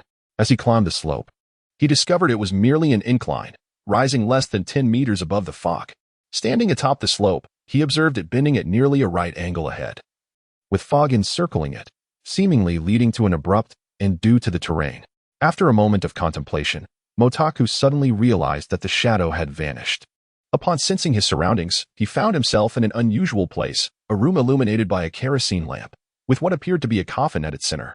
He guided the shadow outside, discovering that this was likely a burial site where soldiers from the battlefield were interred directly on the spot after their demise. Directing the shadow upwards, it indeed burst forth, revealing its ability to penetrate walls and access the slope beneath his feet. However, Motakusoul was puzzled. The bodies had not been removed, but rather a tomb had been constructed in this manner. It appeared spacious enough to accommodate over 1,000 individuals. Pondering this, he again commanded the shadow to dive below. After searching for quite some time, he finally located an entrance. He leaped to the rear of the slope and directed the shadow to trigger a mechanism, unveiling an opening akin to a well. After a brief wait for the air to flow in, he descended into the abyss. The tomb resembled those he had seen on television, albeit with a vast emptiness housing numerous skeletal remains. It appeared that only one individual possessed a coffin. The bones were distributed across 3 distinct areas, a platform made of stone slabs in the center, upon which lay a multitude of bones, leaving Motakusoul with little room to stand, while the sides were merely natural ground where the bones were heaped together. Curiosity mingled with trepidation as he contemplated what other entities might emerge from within. Yet, he was no longer the Motakusoul of old. Possessing the strength of a mid-level ninja and accompanied by the shadow, he felt little fear. If any unforeseen occurrences arose, he could simply retreat. The location was not deep, and he could easily leap to safety. Navigating the stone-paved surface, he carefully circumvented the skeletal remains, advancing step by step. At last, he reached the end and turned back, realizing the distance was not insignificant. Behind him lay a solitary burial chamber. Upon entering, the brightness intensified. Kerosene lamps adorned the walls, and at the center rested a stone coffin measuring over 2 meters in length and approximately 1 meter in width.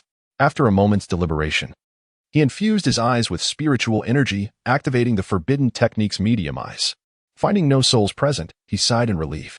Turning around, he noticed a few dim, shadowy figures lingering about, though they were scarce and remained motionless. He could not help but push open the stone coffin, only to find it devoid of treasures, containing instead a set of white bones. However, resting atop the skull was a black stone resembling a ruler. The coffin was not as spacious as it appeared from the outside. The bones fit snugly within, with just a slight gap above the head. Suddenly, the shadow stirred. The ruler lay there, seemingly a seal. What? You mean a soul? Motakusoul was startled, reflecting that the shadow's words likely referred to a soul. With a flash of light in his eyes, he finally beheld the soul. Yet upon his gaze, he wore an expression of peculiar intrigue. Inside the coffin, alongside the bones, lay a soul devoid of clothing, appearing to be that of a young maiden, perhaps 18 or 19. She had her eyes closed, her features exquisite and radiant. With long hair cascading down to her waist, her hands folded over her chest, and her legs together, Motaku cleared his throat and averted his gaze. Though he had seen all that was necessary. You mentioned that ruler is a seal? Why is she sealed? Motaku inquired. Her soul is more intact than mine. She is likely approaching the third tier. I cannot discern it clearly, but that ruler seems to have some effect on souls, the shadow replied. A hint of envy in its tone. The third tier? Motaku was taken aback. Yes, furthermore, we should depart, if she awakens. We may not be able to contend with her, the shadow cautioned Motaku. Just as the shadow intended to leave, the ruler emitted a sudden glow. A force of attraction enveloping it, causing the shadow to freeze momentarily and retreat. Hurry! The shadow exclaimed in panic, prompting Motaku to swiftly pull it back. The ruler flickered again, returning to its black hue. What is happening? Motaku queried. She wants to consume me, the shadow replied, a tremor of fear evident in its voice. Ahem! Motaku glanced at the bones and quickly declared, no offense intended, merely curiosity. I shall take my leave immediately. As Motaku prepared to depart, the shadow shouted anew. She has awakened, flee. Upon turning, Motaku beheld the girl rising slowly, surprisingly possessing legs, unlike the shadow. Without a moment's hesitation, he dashed forward. Not caring how many corpses he kicked aside on the platform, until he reached the well, leaping into the air. Hurry, she is pursuing us. The shadow urged anxiously. I am already running, Motaku replied, rushing back into the mist while simultaneously asking, is she close? I cannot see. Wait. Yes, she is coming. The ruler is glowing, the shadow exclaimed. Motaku glanced back and indeed saw a bright object trailing behind him, rapidly approaching. He flung open the door, enveloping himself in a layer of chakra, maximizing his speed. It's over. Her speed surpasses ours, the shadow lamented. Motaku dared not look back, focused solely on evading the entity behind him. He swiftly burst through the mist, vanishing into the darkness. The specter, having pursued for a moment, realized her lack of clothing, paused bewildered at the mist's edge, and then retreated. After a while, a disheveled woman with long hair emerged. Startling me, she was a spirit of the third tier. The shadow had yet to reveal itself. What should we do now? Does this task count as completed? Asked Motaku. I don't know. In any case, we shouldn't return. The outside is far too perilous. I'm currently in the first tier of soul status, and I wouldn't stand a chance against anything even slightly stronger. You should refrain from accepting any supernatural tasks in the future. If you're unwilling to take a life, I will do it for you, replied the shadow. Very well. It seems we have no other choice, nodded Motaku. However, what state will the soul of the one we kill be in? The first tier doesn't count. There are very few who cultivate their souls. That person we encountered should be a practitioner of soul cultivation. Let us not return to this place again. The shadow said slowly. All right, let us head back directly, Motaku said, glancing at the night sky. It seems we must travel through the night. 2 days later, Motaku finally returned to Konoha, his hair in disarray, looking as if he had just awakened. Upon reaching the entrance of Konoha, the two gatekeepers were taken aback by his appearance and hurried over. Motaku, what happened to you? I encountered a ghost, Motaku replied, his face pale. The two ninjas exchanged glances, momentarily stunned, then asked, what mission did you undertake? It was a reconnaissance mission, Motaku explained. I'm heading home now. I've been running for 2 days. Very well, the ninjas replied, sensing his condition and choosing not to press further. They found it hard to believe he had met a ghost, yet Motaku appeared genuinely frightened, which made them chuckle. Do you think Motaku is afraid of the dark? One of them speculated. I think so. After all, he is still just a child. When Motaku returned home, Imo Lingyu looked at him in astonishment. You returned without completing the mission. Imo Lingyu examined his appearance but chose not to comment further. You should rest, she suggested. Motaku nodded, retiring to his room and falling asleep immediately.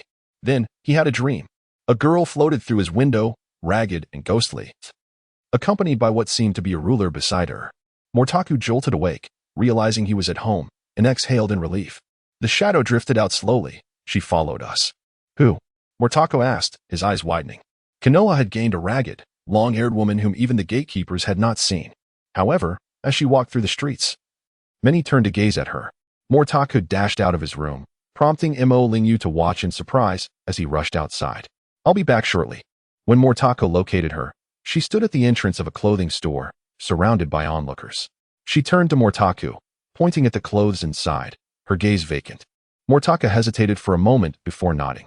She entered the shop, and the owner glanced between Mortaku and the beggar-like woman. Give her a piece of clothing, Mortaku instructed. Oh, certainly. The proprietor of the clothing store spoke as she entered. After selecting a garment, she made no further movement. The dress floated effortlessly to her side and then enveloped her form. The onlookers were momentarily stunned into silence. Ah, that is merely an illusion. There is no need for alarm, explained Motaku. Soon after, exclamations erupted. Wow, what a beautiful girl. Simply exquisite. Motaku turned to glance at her. Her hair remained cascading freely. Her dark eyes devoid of discernible emotion, yet her features were undeniably perfect. Adorned in a kimono, she appeared almost ethereal, reminiscent of a sacred enchantress. She must be a witch, Motaku pondered. However, he questioned her motive for following him. Was her intention truly linked to the shadow? Contemplating further, he noticed the crowd's fixation on the girl, and to alleviate the tension in the street, he repressed his racing heart and pulled her away. The girl's hand felt tangible. Yet upon grasping it, Motaku discovered it was merely a manifestation of concentrated spiritual energy, not yet fully materialized. The pair hurried to Motaku's doorstep, where he inquired, "Pray tell, who are you? I require your assistance in solidifying this energy. In return, I promise to spare your soul." The girl seemed to hesitate, her voice echoing directly in Motaku's mind. Is this truly an exchange, or rather a threat? Motaku mused, nodding in agreement. Very well. But I am far from reaching the 3rd level. Perhaps you should return for now, and once I attain that level, I shall seek you out. I do not wish to return. I have consumed all the souls there, she replied. Surely, you cannot accompany me. Find another place to feed on souls. As long as you do not attract the shadow's attention, everything else can be negotiated. The girl shook her head resolutely. Let us discuss this later. Is this your home? Indeed, Motaku affirmed, but he was soon taken aback as the girl pushed the door open and stepped inside. Mota stepped forward, blocking her path. He gazed up at her. A flicker of trepidation in his heart, yet he could not allow Imo Lingyu to pass. The girl became silent, her gaze fixed upon Mota. And he sensed a chilling indifference emanating from her. At that moment, Imo Lingyu emerged, her eyes widening in surprise at the sight of the girl. However, upon noticing Mota's tense demeanor, she halted in her tracks. Taku, who is this? Imo Lingyu inquired, casting a glance at the girl, her expression devoid of fear. I am uncertain, but she possesses formidable abilities, Mota replied, a hint of urgency in his tone, troubled by Imo Lingyu's hesitation to depart. Formidable? Imo Lingyu echoed, momentarily taken aback, before approaching slowly. She, examine my body, the girl interjected suddenly, causing Imo Lingyu to freeze in place. And no, how would I know? You aren't, Mota stammered, bewildered. How could she have known? Was she not asleep? By the way, you comprehend the spiritual realm, yet are concerned with such trivialities? But he was mistaken. Even as a spiritual entity, she was still a girl. Rather than apologizing, he sought to deflect responsibility. I pursued her here to inquire if I may reside in this place. Reside here? Mota was taken aback. Cough. Imo Lingyu interjected. Please, you both may come inside. Imo Lingyu had initially thought that Mota was being bullied by the girl, but the situation was quite different. After all, Mota was merely 12. Why would a girl engage in conflict with a child? Observing that the girl did not make a move against him, Mota sighed in relief. He truly did not wish to be adversarial with a 3rd-tier spirit. I am Ghost, a burial spirit master from the Temple of Departed Souls. His name is Taku. Correct? I require some time to interact with him, so I kindly ask for your accommodation. Ghost? What a name, Mota mused while standing at the entrance, scrutinizing this so-called burial spirit master. It seemed as though the girl tilted her head, perhaps recalling something. Her previous statement appeared to be a mere habit. Interact for a period? Imo Lingyu nodded, recognizing the girl's extraordinary nature and beauty. She had no objections to the interaction, but Mota was still so young. Would early romantic entanglements corrupt him? Pondering this, she cautioned, that is acceptable, but Taku is still a child. When you are together, please refrain from engaging in any inappropriate actions. Engaging? Mota was momentarily stunned, wondering if Imo Lingyu had misunderstood. Nevertheless, he thought it best to let the misunderstanding persist. The girl, tilting her head in contemplation, remarked, though I do not fully grasp it, I shall take your agreement as given. Rising, she approached Mota. Where is your room? Let me there. Ah, Mota nodded, guiding her along. Mo Lingyu's eyes widened in astonishment. As Mota led the way, he inquired of his shadow. What is a burial spirit master? I am unsure, but your eyes are known as the departed soul, akin to the temple she mentioned. Observe her demeanor closely. The shadow replied, its tone seemingly more at ease. Mota, puzzled, activated the departed soul vision and turned to scrutinize Ghost. Before him, the specter's soul shimmered with an ethereal white light, flickering like a distant star. What is it? The ghost's vacant gaze met his. Nothing, Mornak shook his head. She appeared to be suffering from complete amnesia, yet upon declaring herself a spirit master, a spark of recollection ignited within her. This light must be a unique trait of a spirit master, possessing the potential to inflict devastating harm upon souls, rendering it their nemesis. However, if she were indeed a witch, she might not be malevolent, as the shadow remarked. Indeed, Mornak sighed in relief, if she truly was a witch. His fears of encountering a vengeful spirit were alleviated. The duo entered Mortak's chamber, where the ghost's eyes wandered before she slowly approached his desk, opened a cabinet, and retrieved his bag. You? Mortak inquired, puzzled. Could she have sensed the forbidden technique? Is this your art? Allow me to see, she said. As she revealed the very forbidden technique, flipping through its pages with keen interest, Mortak hesitated but chose not to intervene, having already memorized the technique. After examining it for a while, she set the forbidden technique aside. The Grim Reaper? Will it evolve into one at its final stage? She mused, momentarily lost in thought. What troubles you? Mortak asked. Though the Grim Reaper is formidable, do you realize that it can never escape the realm of the dead? In any place, the Grim Reaper remains a solitary soul, gathering spirits merely as its duty. The ghost turned to him. The role of a Grim Reaper is a pitiable one. Pitiable? Mortak nearly laughed, incredulous that such a powerful being could be deemed unfortunate. You are unaware? The ghost regarded him with surprise. Consider the shadow within you. Once it evolves to the 4th level, it will transform into a true Grim Reaper. Should you continue to nurture it, you will pay a price until your demise, after which it will return to the realm of the dead, bereft of a contract, merely a lost soul, perhaps even at risk of being slain by a true Grim Reaper. The Grim Reaper is devoid of compassion. For it, slaughter is but a form of amusement. Are you certain you wish to evolve it into a Grim Reaper? Mortak stood in stunned silence. Shadow, is what she said true? It should be. Though I'm not entirely certain, the shadow replied, shaking its head. However, your forbidden technique is quite remarkable. As spirit masters, we can at best purify vengeful spirits directly, whereas your technique can influence other vengeful entities at its 2nd level. The 3rd level even unleashes nightmare illusions. Yet the 4th level truly does not necessitate becoming a Grim Reaper, the ghost explained. The laws of life, even if the Grim Reaper can defy them, must be adhered to for correctness. Life and death are merely beginnings and endings. Mortak nodded, contemplating the relevance of this discussion, as his father had already revived him. This is merely a suggestion. The course of action ultimately lies with you. By the way, may I borrow your shadow for a moment? What do you intend to do? Mortak asked, wary. I wish to experiment with your technique, the ghost replied. How shall we proceed? Mortak hesitated, intrigued by the prospect of witnessing the 2nd level of the forbidden technique. Simply release it, the ghost stood up. Motaku contemplated for a moment before releasing his shadow, causing the specter to momentarily pause in astonishment. Initially, I thought I had misperceived, yet how could you both be identical? Well, I must already possess 2 souls, right? Motaku could hardly confess that he was a time traveler. The 4th level of forbidden techniques indeed allows for resurrection. The specter nodded in understanding. She gazed at the shadow, and her eyes suddenly sparkled. Motaku felt as though the shadow had been tugged by some unseen force. Do not exert control.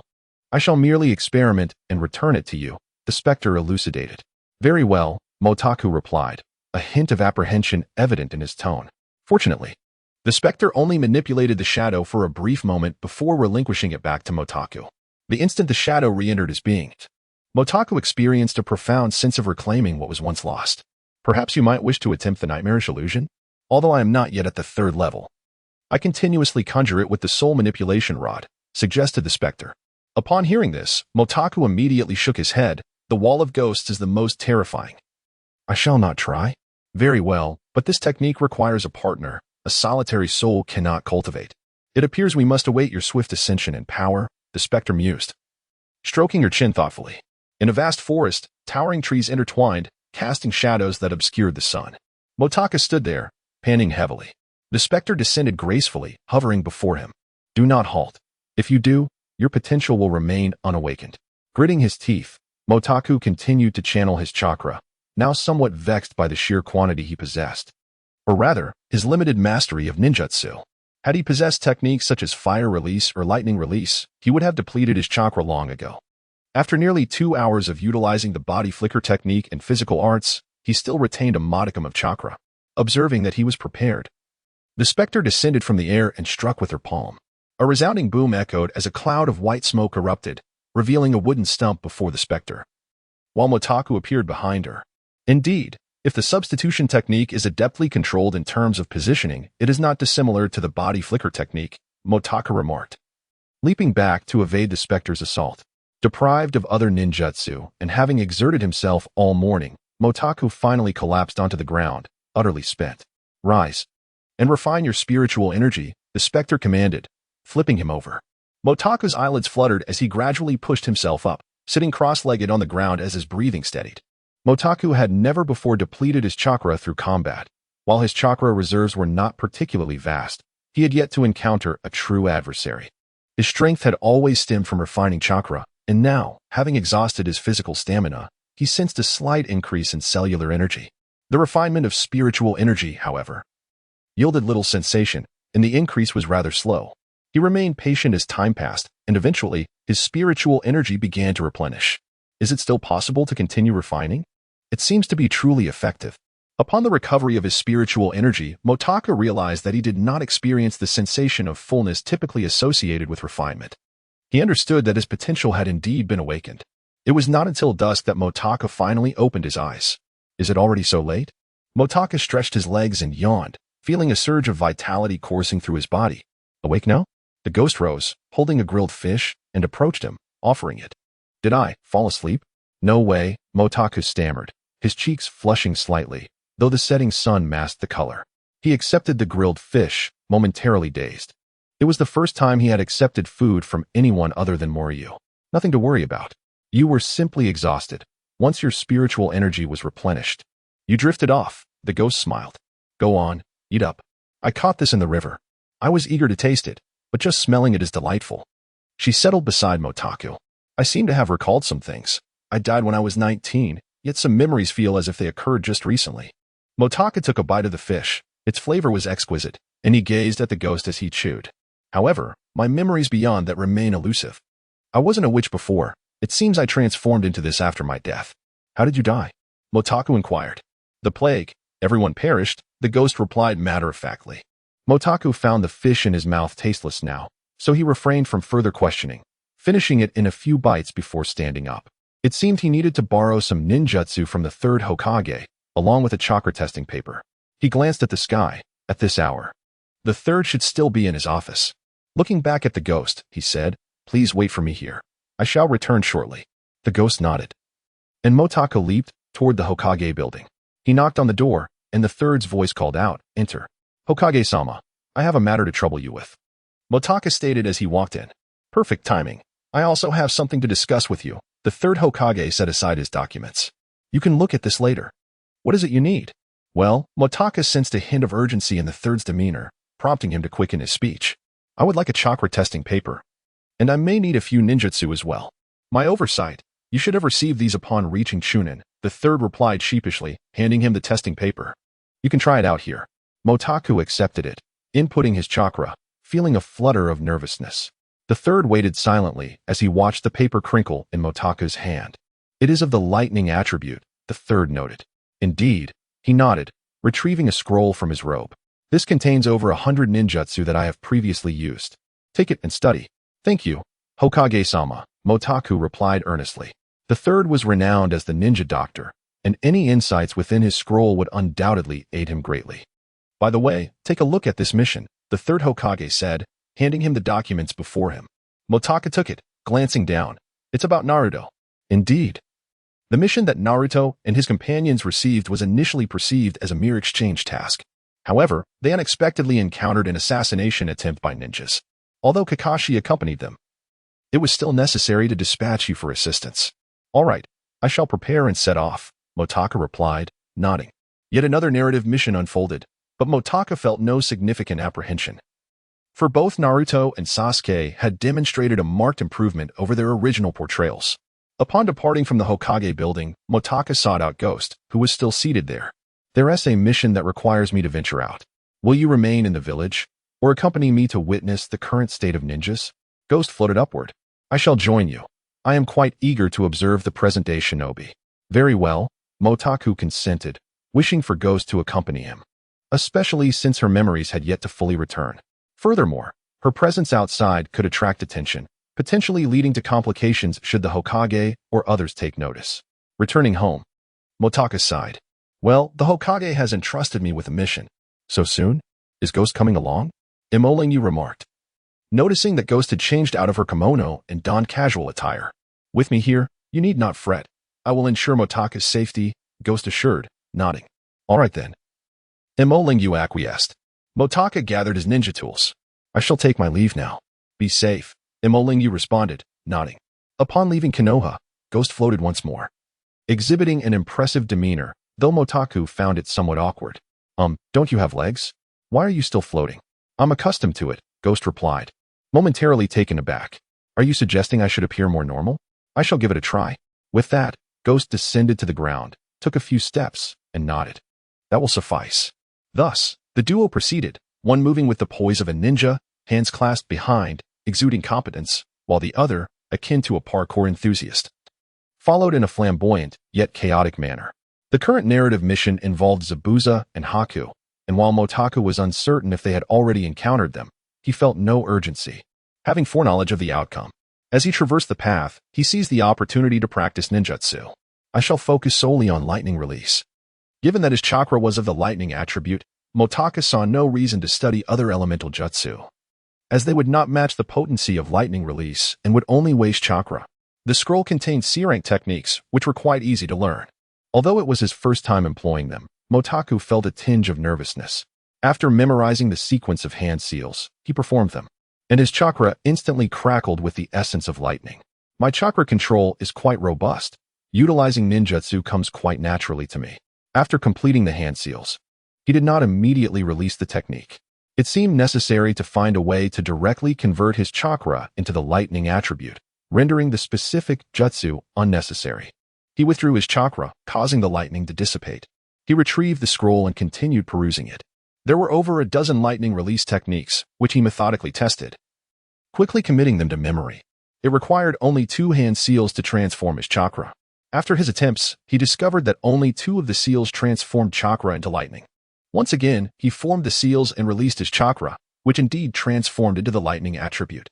He practiced along the way, but his chakra was nearly depleted, as was his mental energy. Was controlling ninjutsu truly so taxing? Reluctantly, he decided to pause. "Let us rest a moment before continuing." The phantom paused. "Surprised? Aren't you supposed to be aiding your friends?" Motaku shook his head. They possessed the capability to complete their tasks independently, given Motaku's current strength. He was comparable to Bai, both being Nin, yet Bai had a bloodline limit, while Motaku wielded forbidden techniques. Hence, Motaku could only match Bai at best, and he certainly could not compete with Zabuza. However, what troubled Motaku most was not his inability to defeat Zabuza, but rather the potential disruption to the storyline. Yet, he had already altered events. As in the anime, Sasuke awakened his eyes only at this moment. Yet now, Sasuke had already awakened. His timeline advanced by several days. The Phantom observed Motaku's apparent lack of concern and nodded. "In that case, continue your practice. I see your chakra and mental energy are depleting rapidly. Persisting in this manner will surely accelerate your growth and strength." Motaku had intended to rest, but upon hearing the Phantom's words, he acquiesced. The 2 seals could be completed almost instantaneously, and the chakra he released was lightning.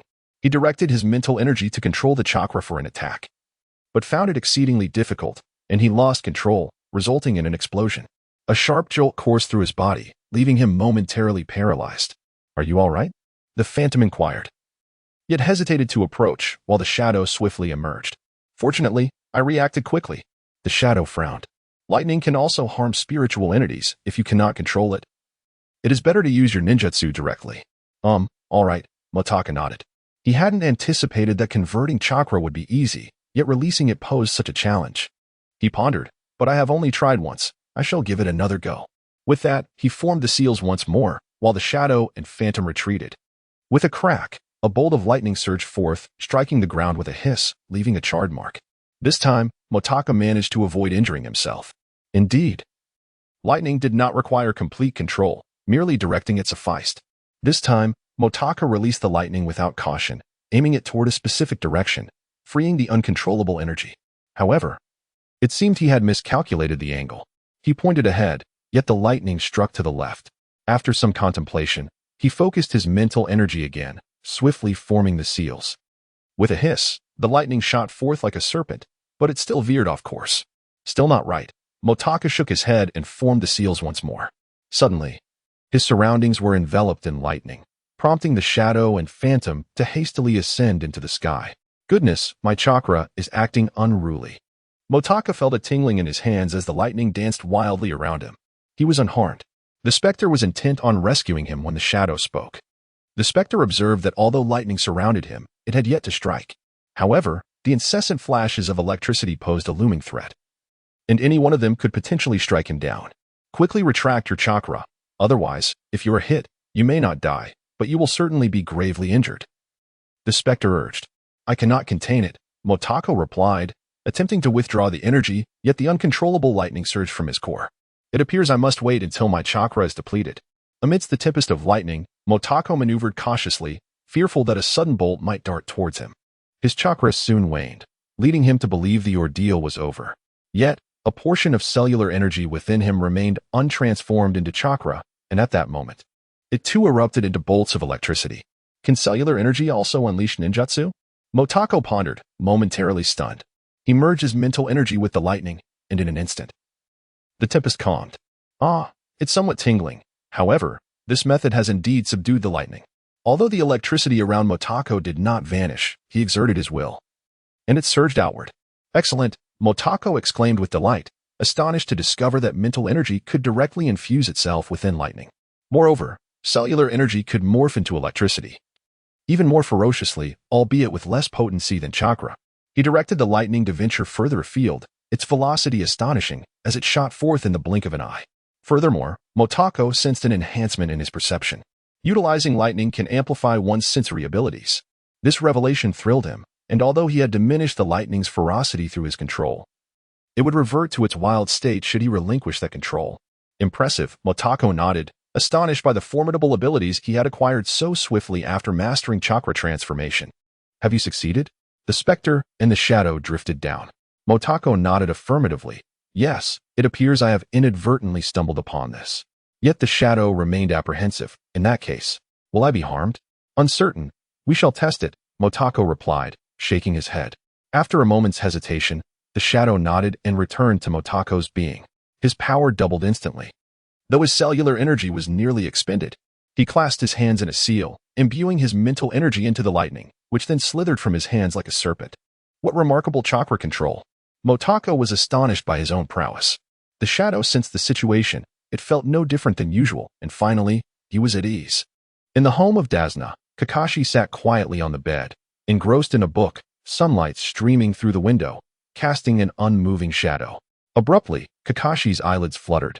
He lowered the book, his vacant gaze drifting towards the window, where a boy of 11 or 12 and a casually dressed woman with long hair approached. Sakura was seated at the door, lost in thought. When she looked up and saw Motako, exclaiming in surprise, "Motako? What brings you here?" The sunlight glinted off Sakura's smooth visage, and she had gradually begun to embody the essence of a lead character, despite still appearing somewhat delicate. Her growth was evident compared to her former self. He cast a glance towards the windowsill and remarked, "Lord Hokage is aware that you encountered a ninja and has dispatched me for support. The mission has proceeded smoothly, I trust?" As Motaka spoke, he noticed Kakashi seemingly appraising the ghost beside him, who shyly retreated and murmured, "That person is formidable." Motaka nodded, and Sakura gazed at the ghost, her striking beauty and aura evoking surprise within her as she inquired, "Who is she?" The ghost glanced at Sakura but chose to remain silent. "Oh, she is a ghost.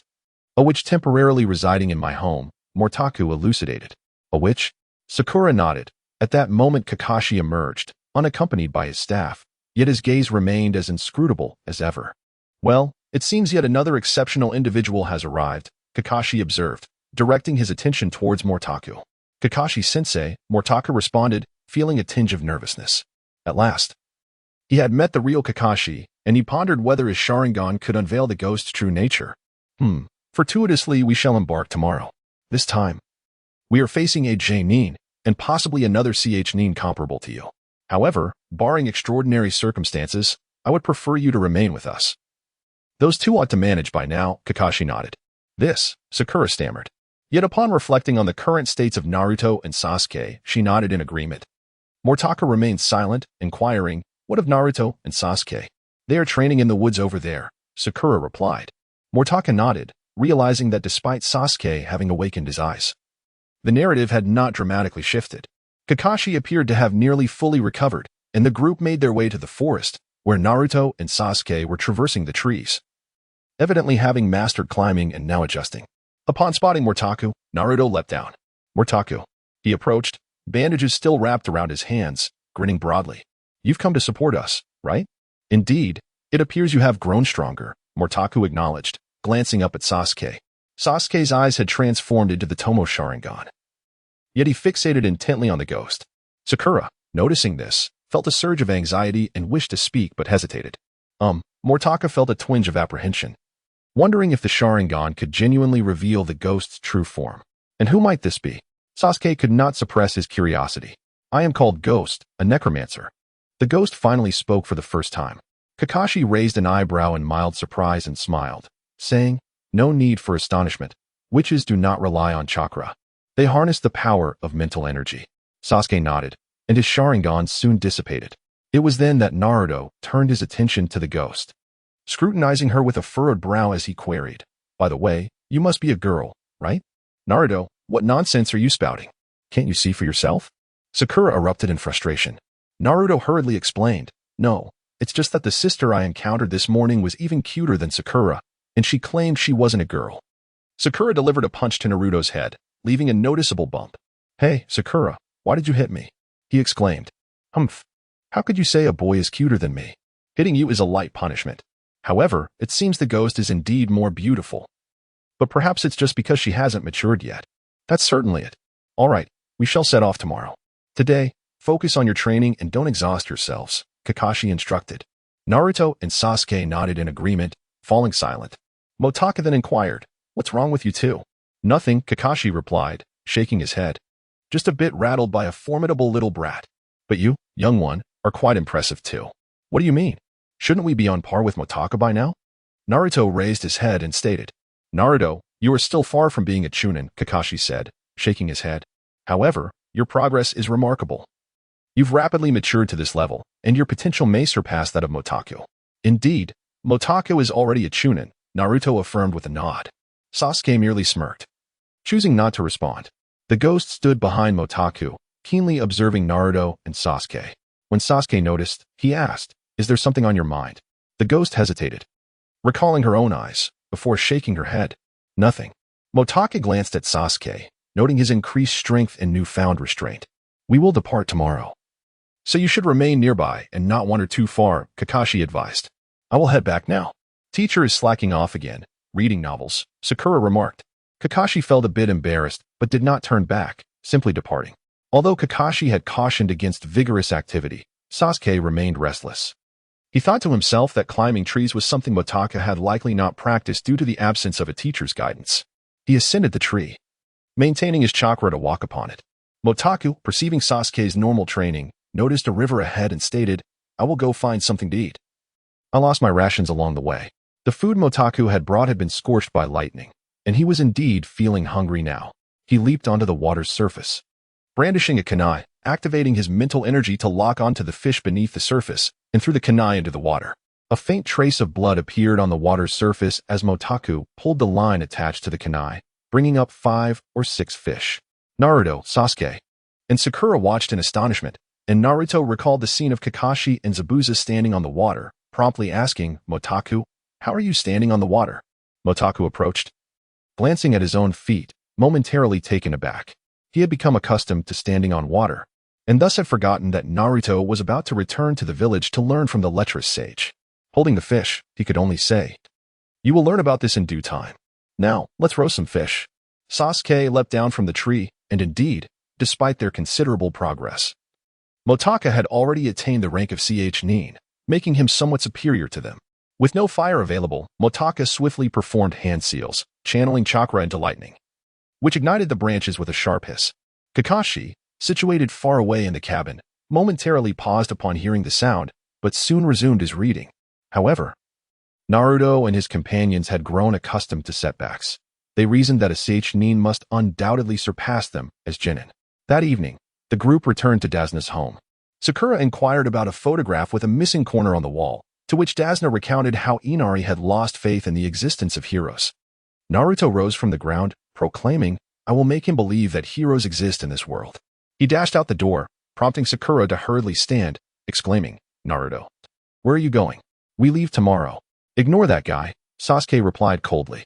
Kakashi and Motaka remained seated, unmoved. Kakashi glanced at the ghostly figure and asked, "Don't you need to eat? Why do you wear a mask while eating?"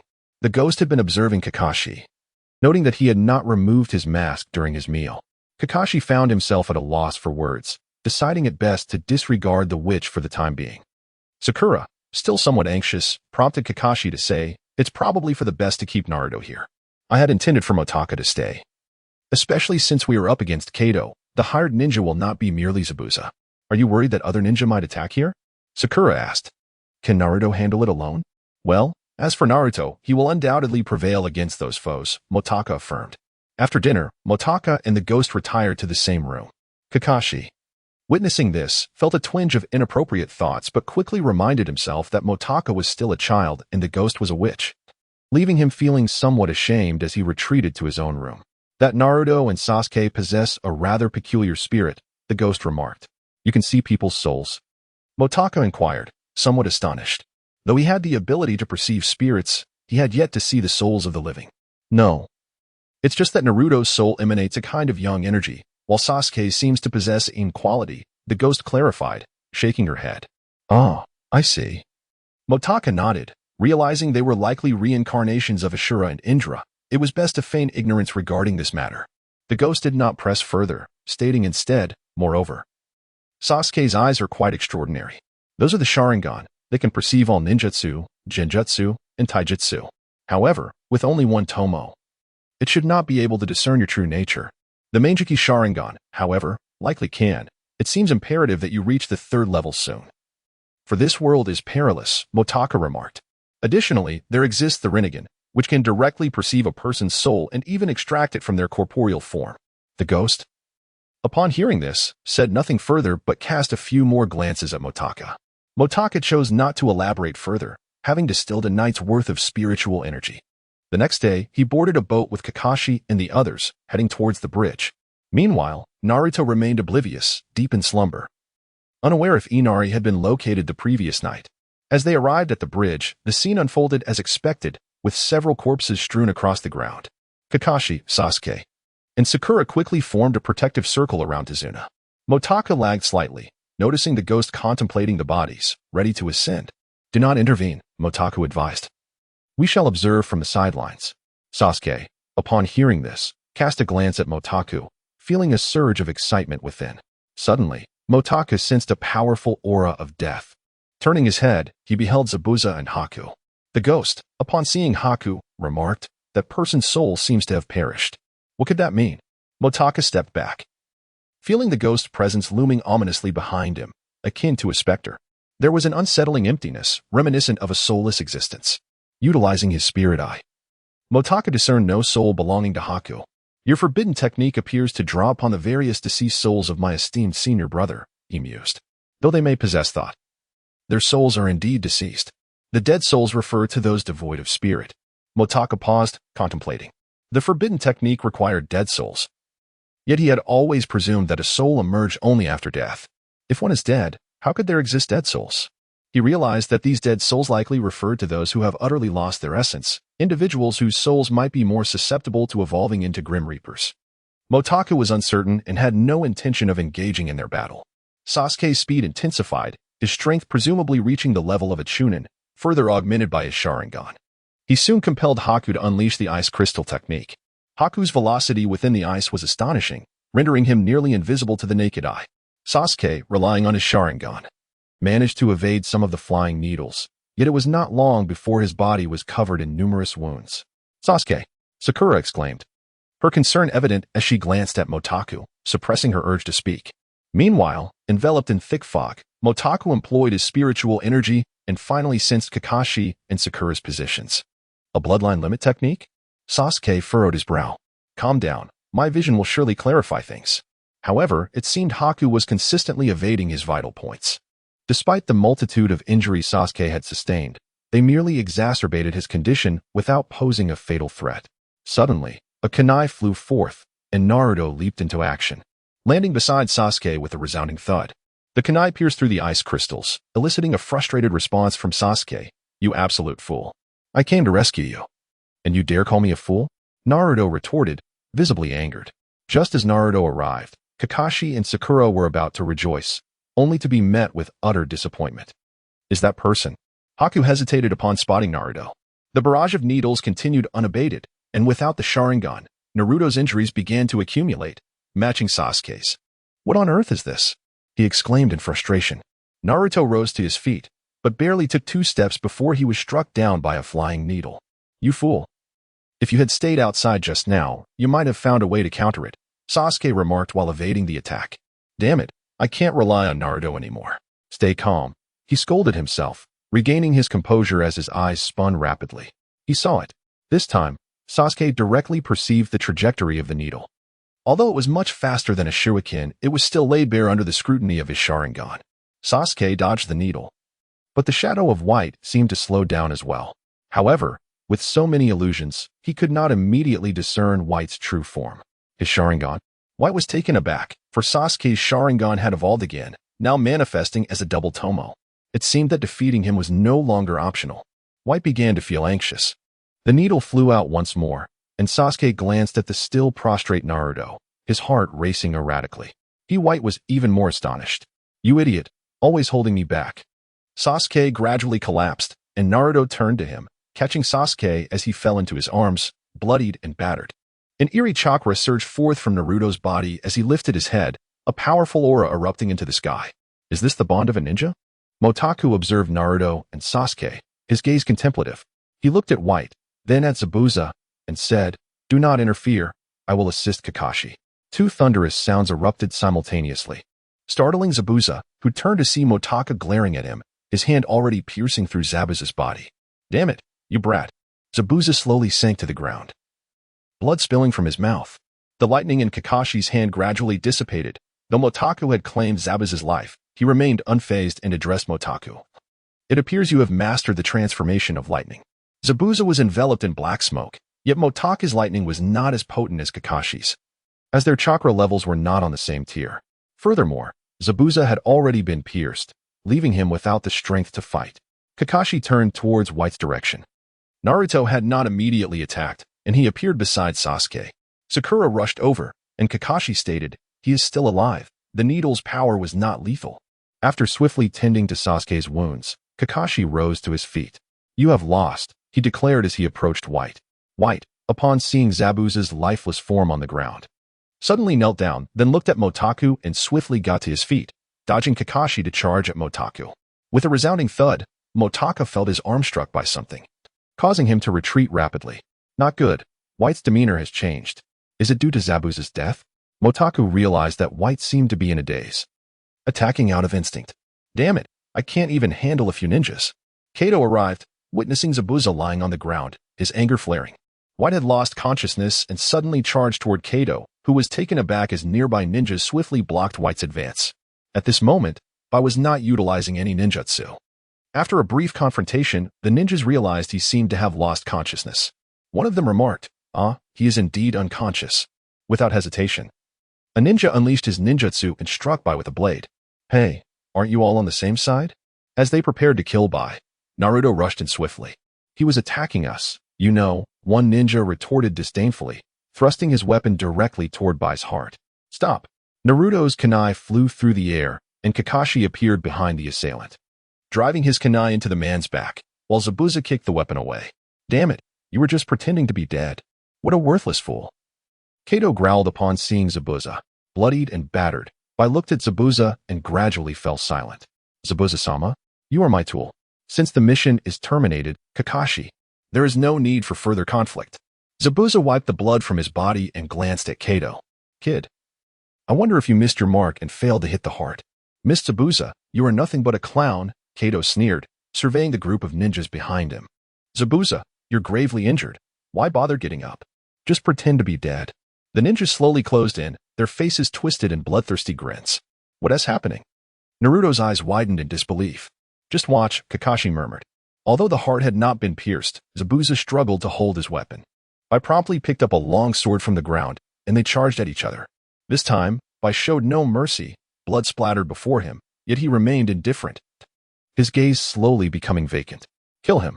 Kato evaded slightly, shouting, Killing is incredibly simple for me. Bai, how does it feel to take a life for the first time? Zabuza turned back, taunting. Bai ignored him, continuing his ruthless assault, disregarding even the swords of others. Bai? Zabuza paused, momentarily taken aback as one individual stabbed him. In an instant, Bai appeared beside him, cleaving the attacker in two. What is wrong with Bai? Motaka frowned. His soul has manifested, Motaka said, activating his spiritual vision. Indeed. He observed a spirit hovering above Bai's body. Such souls, it seemed, were particularly prone to becoming vengeful spirits or malevolent apparitions post-mortem. Especially if they had never taken a life before, the specter remarked. The scene devolved into a massacre as Zabuza and Bai appeared to compete in their lethal prowess, dispatching over 100 individuals in less than 10 minutes. In the end, only Kato remained. Zabuza and Bai charged simultaneously, and with a swift motion, Kato was brutally dismembered. Bai halted abruptly, collapsing to the ground. What happened to him? Naruto was taken aback. Zabuza approached Bai's lifeless body, giving it a kick. Naruto, filled with rage, charged forward. But Kakashi quickly intercepted him. Naruto, remain calm. Calm? Were they not comrades? Comrades? Zabuza chuckled, gazing down at Bai. Bai was merely a useful tool. At last, he has mastered the art of killing. Blood spills from his lips, and ultimately, he meets his own demise. Zabuza slowly collapses, lying beside Haku. Naruto stands frozen in shock. A spirit drifts slowly towards the ghost, who lightly touches it with her fingertip, summoning the soul's measuring tool from her sleeve, gleaming with brilliance. Haku's soul has already departed. His eyes have turned black, visible only to the ghost and Mortar. Mortar is taken aback. He had believed that with Zabuza's death, Haku would survive. He gazes at Haku's spirit, puzzled. Is Sasuke all right?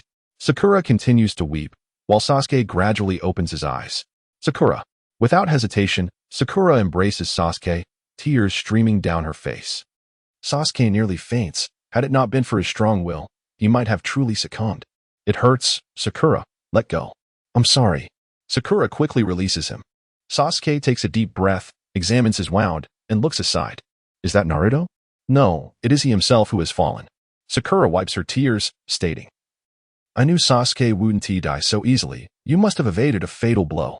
Sasuke, Naruto rushes over. Sasuke slowly stands, signaling that he is alive, and Naruto smiles. Sasuke. As he speaks, Naruto attempts to embrace Sasuke, but Sasuke frowns, get away. Naruto chuckles awkwardly. 2 weeks later, Naruto, Sasuke, Sakura, and Kakashi arrive at the graves of Zabuza and Haku, where the large blade remains embedded in the earth. No wonder it would be taken by someone later. Mortar watches them from a distance, and the ghost glances at him, asking, what's wrong? Mortar ignores her, about to turn away when Naruto suddenly calls out, Mortar. Let us head back to the village. He turns to find Naruto and the others watching him. He smiles and approaches them. So, Sasuke, will you go on a date with me after we return to the village? Sakura inquires. Mortar's heart races. Indeed, Sakura is no ordinary girl. However, without a second thought, Sasuke declines. Sakura, go on a date with me, Naruto also suggests. Yet, Sakura rejects him as well. Oh, Mortar. Let us go back to the village and have ramen together, Naruto exclaims, sporting a sorrowful expression akin to that of a heartbroken lover. Mortar sweats nervously, all right. But you're treating. At a street corner in Konoha, Naruto stands atop a wall, peering down at a calico cat by the side of the wall. Sakura hides around the corner, and Sasuke conceals himself behind a trash bin. The calico cat lounges in the sunlight, lazily squinting its eyes. Its somewhat stout tail swaying side to side as it licks its paw. The calico rises and elegantly strides forward, but just after a couple of steps, a sudden exclamation breaks the calm, meow. The calico suddenly arches its back, legs kicking fiercely, and it darts forward swiftly, leaving Naruto flat on the ground. Hey, that fat cat's reflexes are too quick, right? Naruto moans, scrambling to his feet, gazing at the fidgeting calico in Sakura's arms. Yet, Sakura mercilessly mocks him. It's just that you're too slow. Sasuke approaches with his hands in his pockets, his expression cold. Naruto, has your strength regressed after completing the mission? How is that possible? Naruto suddenly stood up. However, he found it difficult to muster any enthusiasm for such a task. As he looked up at the wall, he inquired, by the way, Takuka, why are you so leisurely? Aren't you supposed to be training? The figures of Motaku and the ghost materialized on the wall. He remained seated while the ghost stood beside him. Sasuke directed his gaze toward him, his expression still cold and unyielding. Motaka chuckled. I have already completed my tasks for this month. I relish a leisurely life. Kakashi appeared beside him, remarking, Naruto, how could you restless souls comprehend the essence of life? Naruto, feeling a twinge of annoyance, thought to himself, I aspire to become Hokage. How could I desire a leisurely existence? Humph. Motaku, if you continue this way, Naruto, and I will soon surpass you. How can you be so complacent? Sasuke seemed visibly displeased. It's not complacency. Motaka merely wishes to understand what it means to be a ninja and the significance of bonds, the ghost interjected, hinting at Motaka's lack of comprehension. Naruto and Sasuke exchanged glances and simultaneously turned their heads away. Sasuke huffed, but said nothing further. Naruto, momentarily taken aback, looked up and asked, Takuka, are you perhaps seeking companions? Why not join us? Although you are slightly stronger than us, I believe Sasuke and I will catch up quickly. And we are not the type of ninjas who would hold you back. What nonsense are you spouting? Motaku is already a nin, while we are still Jinin. Sakura exclaimed. Indeed, that is not feasible, Kakashi concurred, though he regarded Motaku and asked, your talent is exceptional. The third Hokage must have made special arrangements for you, correct? Motaka smiled and nodded, saying, the matter of companions was my own request. I can manage missions on my own. However, there are certain things I cannot learn. He chose not to elaborate further, but understood that witnessing Naruto and Sasuke gradually transform into true ninjas made him realize the considerable distance between himself and the essence of being a ninja. He was not from this world. Although he possessed some knowledge of ninjas, he initially did not grasp what it truly meant to be one. His understanding of ninjas seemed to be flawed from the outset. Naruto, however, was unconcerned and remarked, what does it matter? If this is your own ninja way, then there is no need for you to change it. Sasuke and Sakura paused in surprise. Ninja way?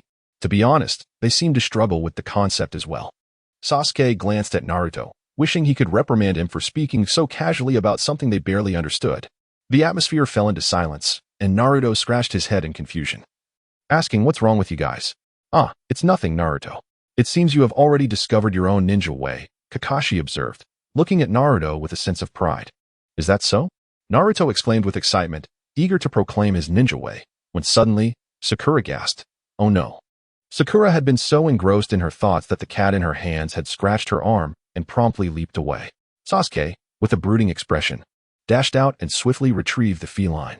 Sakura, are you all right? Naruto inquired, rushing over. Sasuke, returning, glanced at Sakura's injured expression, and his gaze turned even more frigid as he regarded the cat, which seemed to sense an ominous aura and began to struggle violently. I'm fine. It's just a minor scratch, Sakura replied, shaking her head. Well, this hefty cat is quite troublesome, and its owner should really keep a better watch over it, Naruto remarked. What if we were to put it on a leash? Sasuke hesitated, thinking it might be better not to, as cats ought to retain their dignity. Nevertheless, a few minutes later, Naruto had indeed leashed the cat, which began to question its existence. Motakuro and Kakashi observed the trio, unable to suppress their laughter. While Kakashi shivered at the sight, isn't Motakuro around the same age as Naruto and the others? What expression is that? Could it be that this fellow is a genius far surpassing Naruto and Sasuke? He pondered, then waved his hand dismissively. Well, since we've caught it, Naruto, hurry and return it to its owner. Since you all seem so leisurely, I'll provide you with a bit of pressure shortly. Wait, is this a new mission? Naruto exclaimed, his eyes lighting up with excitement. Something like that, Kakashi replied. Sasuke and Sakura looked up at Kakashi, with a hint of anticipation in Sasuke's gaze, while Sakura remained impassive. Motakuro, I may need your cooperation shortly, Kakashi stated. Oh, all right, Motakuro nodded. Upon hearing of the mission, Naruto dashed off with the cat, exclaiming loudly, I'll be right back. He returned after delivering the cat, having not even collected a reward. Kakashi, seeing Naruto's swift return, stood up and said, "Let's go." The group arrived at an empty clearing, and Kakashi turned to Motakuro. "You should have learned the lightning release by now. Let me see just how much stronger you are compared to them." "Wait, isn't this our mission?" Naruto interjected. Sasuke stood quietly to the side, his expression serious. "Lightning release? Has he also learned a new technique?" Sakura, noticing this, urged, "Naruto, be quiet and just watch." With a resigned nod, Naruto agreed, "All right." Although he recognized Motakuro's prowess, he felt Kakashi was even more formidable. Frankly, he did not wish for Motakuro and Kakashi to fight. For Motakuro had expressed his desire merely to be by Molingyu's side.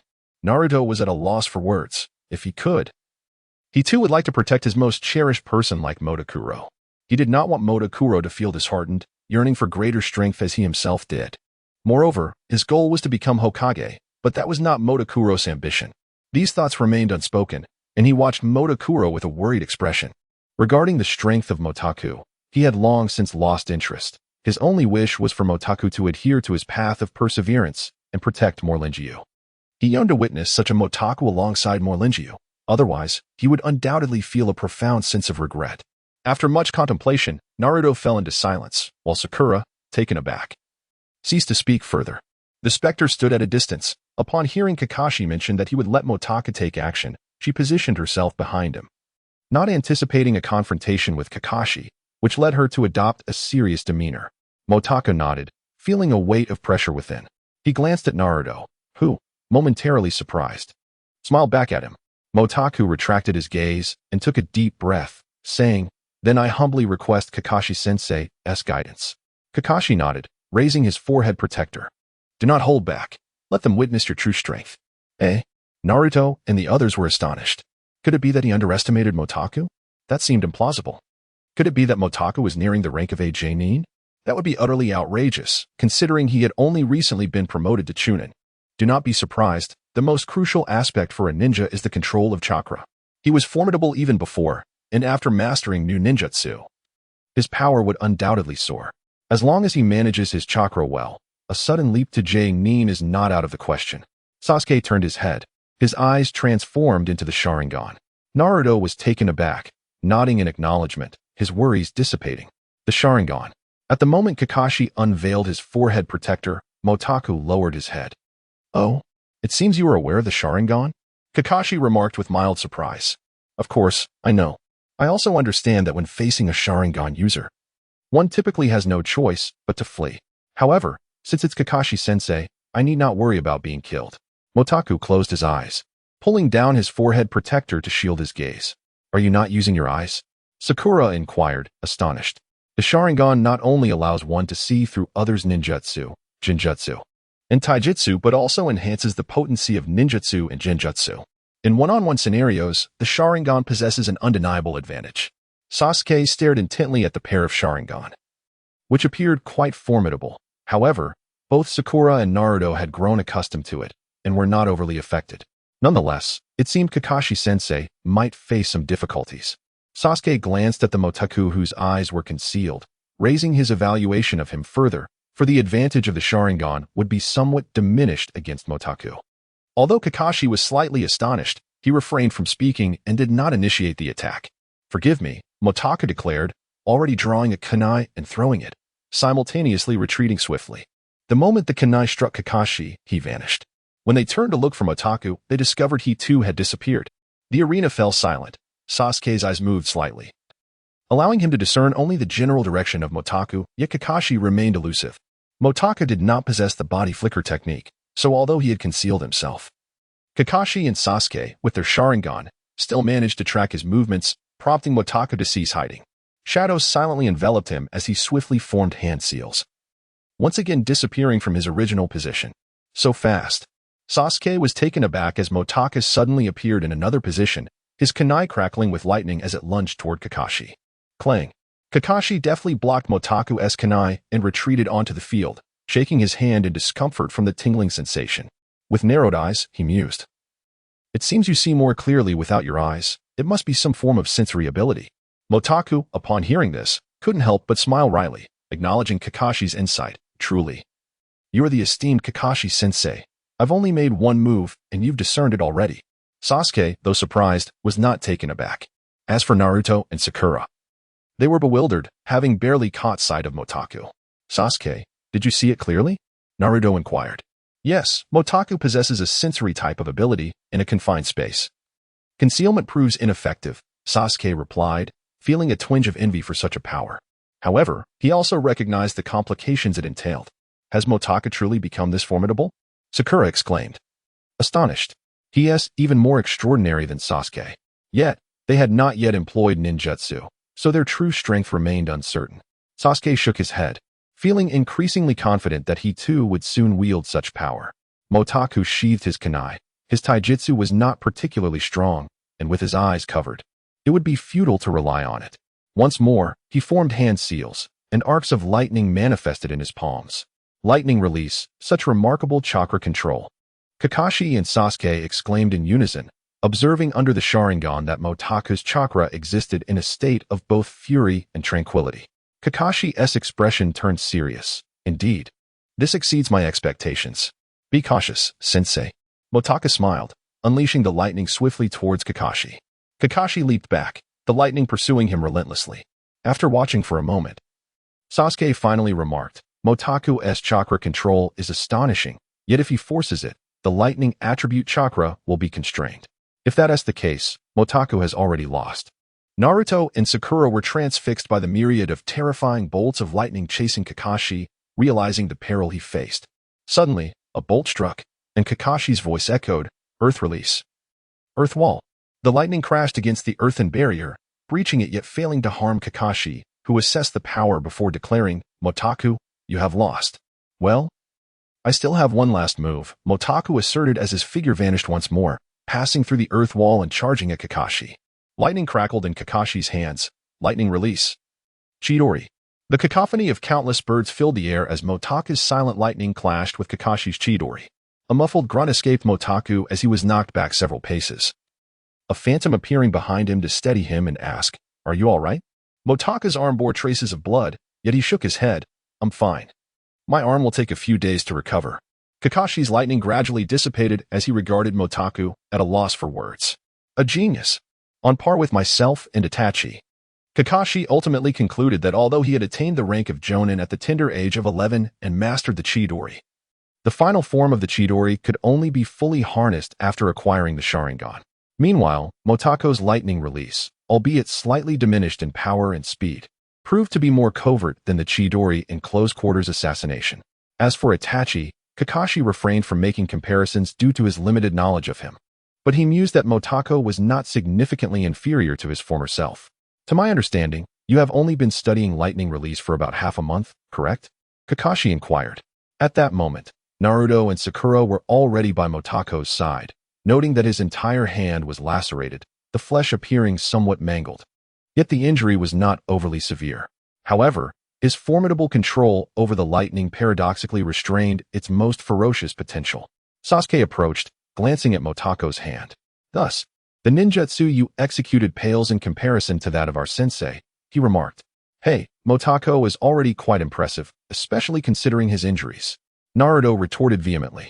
Well, Sasuke's Sharingan momentarily flickered out, leaving him momentarily stunned as he turned to Naruto. What does this injury amount to? It is nowhere near as severe as your self-inflicted wounds. Sasuke, are you looking for a fight with me? Naruto shot back directly. Enough, Naruto, I am fine, Motaku interjected hastily. As Kakashi-sensei and Sasuke mentioned, I have only recently begun my studies in lightning release. I utilized a unique method to manage the raging lightning, but it has consequently diminished its strength. However, I anticipate further enhancement in the future. Indeed, your chakra is still in the growth phase.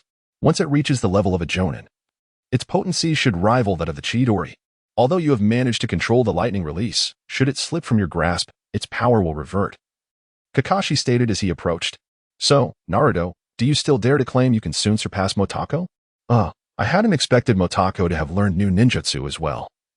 Naruto scratched his head in contemplation. If I am not mistaken, Motaku, your strength has indeed increased, Sasuke noted. It is the 8 gates, Kakashi revealed. At the age of 12, mastering the 8 gates and controlling lightning release has elevated his strength beyond that of a Chunin. Such talent is a rarity, even within Konoha. Alas, it seems I have truly aged. As Kakashi spoke, he adjusted his forehead protector and prepared to depart. All right, consider today a time for freedom. You should take Motako to receive some treatment. You two have just endured a battle. With some time to stabilize, your abilities will further advance. With that, Kakashi left, lowering his forehead protector. Initially, they had expected a mission, yet it merely involved watching them spar. What kind of situation is this? Several of them grumbled as they walked along. At the very least, we have gained insight into the transformation of chakra. Naruto. You wouldn't happen to be unaware of chakra transformation, would you? Sakura inquired. Chakra transformation? What is that? Naruto asked bluntly, plunging the group into silence. Hey, stop teasing me. Naruto exclaimed, feeling embarrassed. The ghostly figure observed him and chuckled quietly. Sasuke coldly remarked, You absolute fool. Moto arrived at the hospital to tend to his wounds. After receiving treatment and having his injuries bandaged, a few individuals exited the facility. The teacher was right. After our encounter in that fierce battle, our strength had become somewhat stagnant. I'm heading back now, Naruto. You mustn't let your guard down either, Sasuke remarked coldly before swiftly leaping into the distance. Sakura gazed at Sasuke's retreating figure, her eyes clouded with concern. I won T lose, Naruto muttered, glancing at Moto. Suddenly, he exclaimed, Taku, why don't you teach me that lightning technique? Once I learn it, I'll definitely be able to defeat that guy Sasuke. Moto shook his head, replying, You don't need to learn new jutsu at this stage. After pondering for a moment, Naruto nodded. All right then. Out of the blue, an object resembling a box appeared in the middle of the road, blending in with the pavement, as if it were an extension of the surface. If one were not a ninja, they might mistake it for a peculiar phenomenon. Naruto cast a glance, feigning ignorance, then abruptly turned back and shouted, Whoever is hiding, come out now. Such a poor disguise. The ground trembled suddenly, and a young boy, around 6 or 7 years old, stood up. As expected of you, brother Naruto. You saw through my disguise technique in an instant. Konohamaru, what are you doing here? Naruto inquired. Moto was taken aback. Could it be that the CH-Nin exams had already commenced? He looked up at the sky, where several hawks soared. He recalled that the CH-Nin exams were supposed to take place more than a month after Naruto and the others returned to the village. Now, it appeared to have been moved up by a few days. Furrowing his brow, he felt a sense of discomfort, although he had never intended to interfere with the storyline. Sasuke and Naruto had still been somewhat affected by his presence. He pondered whether this would alter the future narrative. What's wrong? The ghost suddenly asked. Moto snapped back to reality, realizing that Naruto and the others had vanished. He activated his spiritual energy and leapt forward. The ghost hesitated for a moment before following suit. Kenjiro, you're not planning to use crows, are you? Temari asked, somewhat anxious. After all, this was Konoha, and she preferred not to attract attention. What is the big deal? The genin of Konoha are hardly formidable. Kanjiro scoffed, looking down on Naruto. Are Konoha's ninjas really that weak? Let go of Konohamaru. You scoundrel.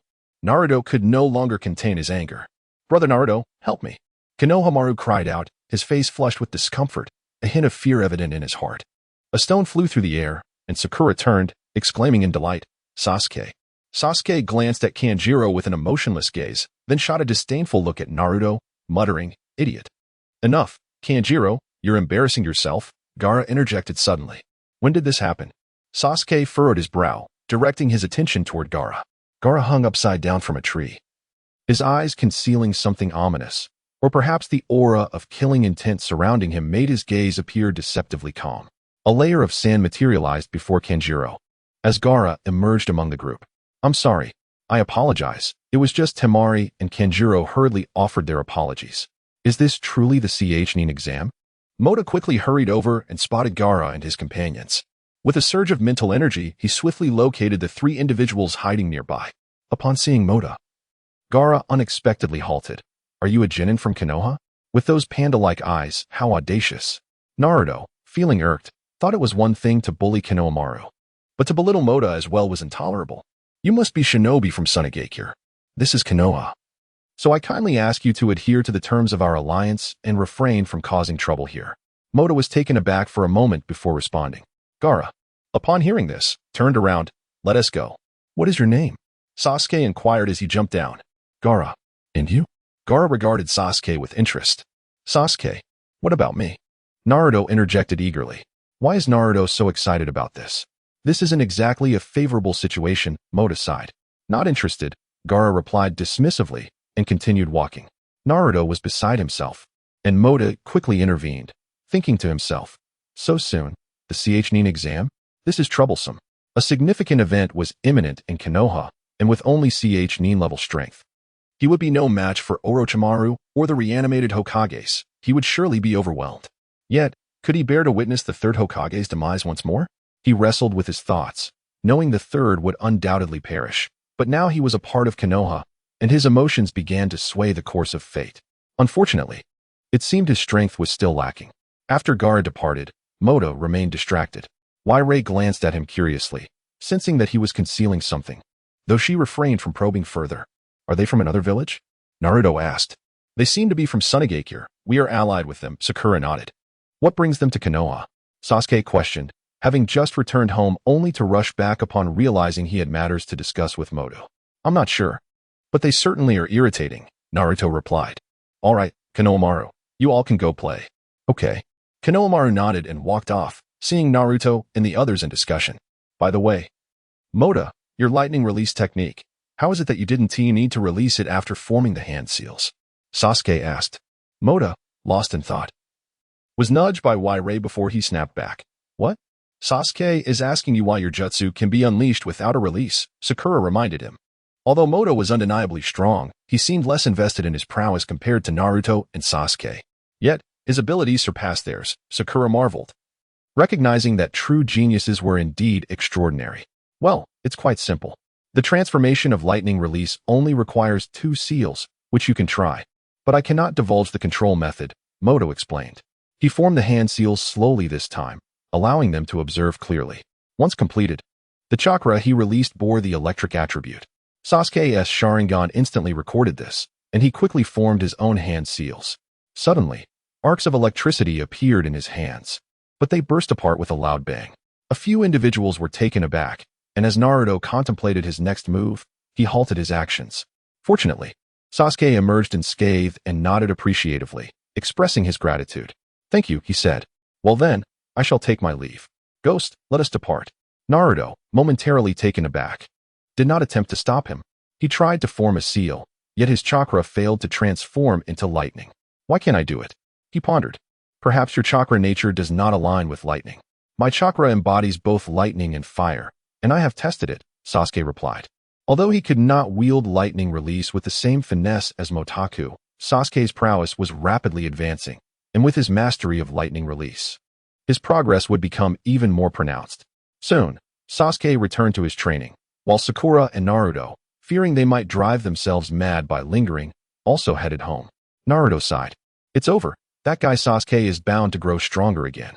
Ghost, is there truly no other way than to relentlessly pressure potential to enhance mental fortitude? Upon returning home, Motaku posed the question directly. No, Ghost shook her head. Your strength already surpasses that of your peers. Why do you still yearn for more? Motaku found himself at a loss for words. Did he genuinely wish to confront Orochimaru? That seemed implausible. Even if he mastered the second tier of forbidden techniques, he might not stand a chance against Orochimaru. Yet, he found it difficult to suppress this desire.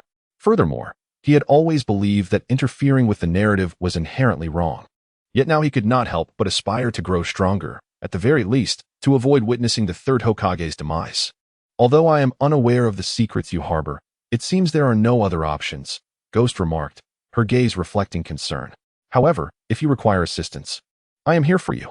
Motaku regarded her, nodding yet feeling a deep sense of struggle. After all, he was up against Orochimaru and 2 Hokages.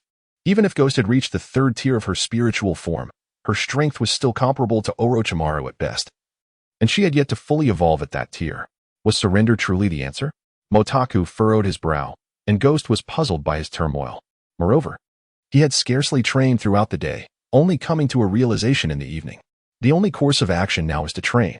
He endeavored to calm his mind and refine his spiritual energy. It turns out it's the Chunin exams. How splendid. There will surely be many formidable opponents, Naruto exclaimed excitedly. Sasuke remained silent, his thoughts consumed by training. He had tried lightning release again yesterday, but to no avail. Nonetheless, through diligent practice, his strength had become more stable. Sakura, feeling a sense of worry, was not in high spirits. her demeanor somewhat despondent.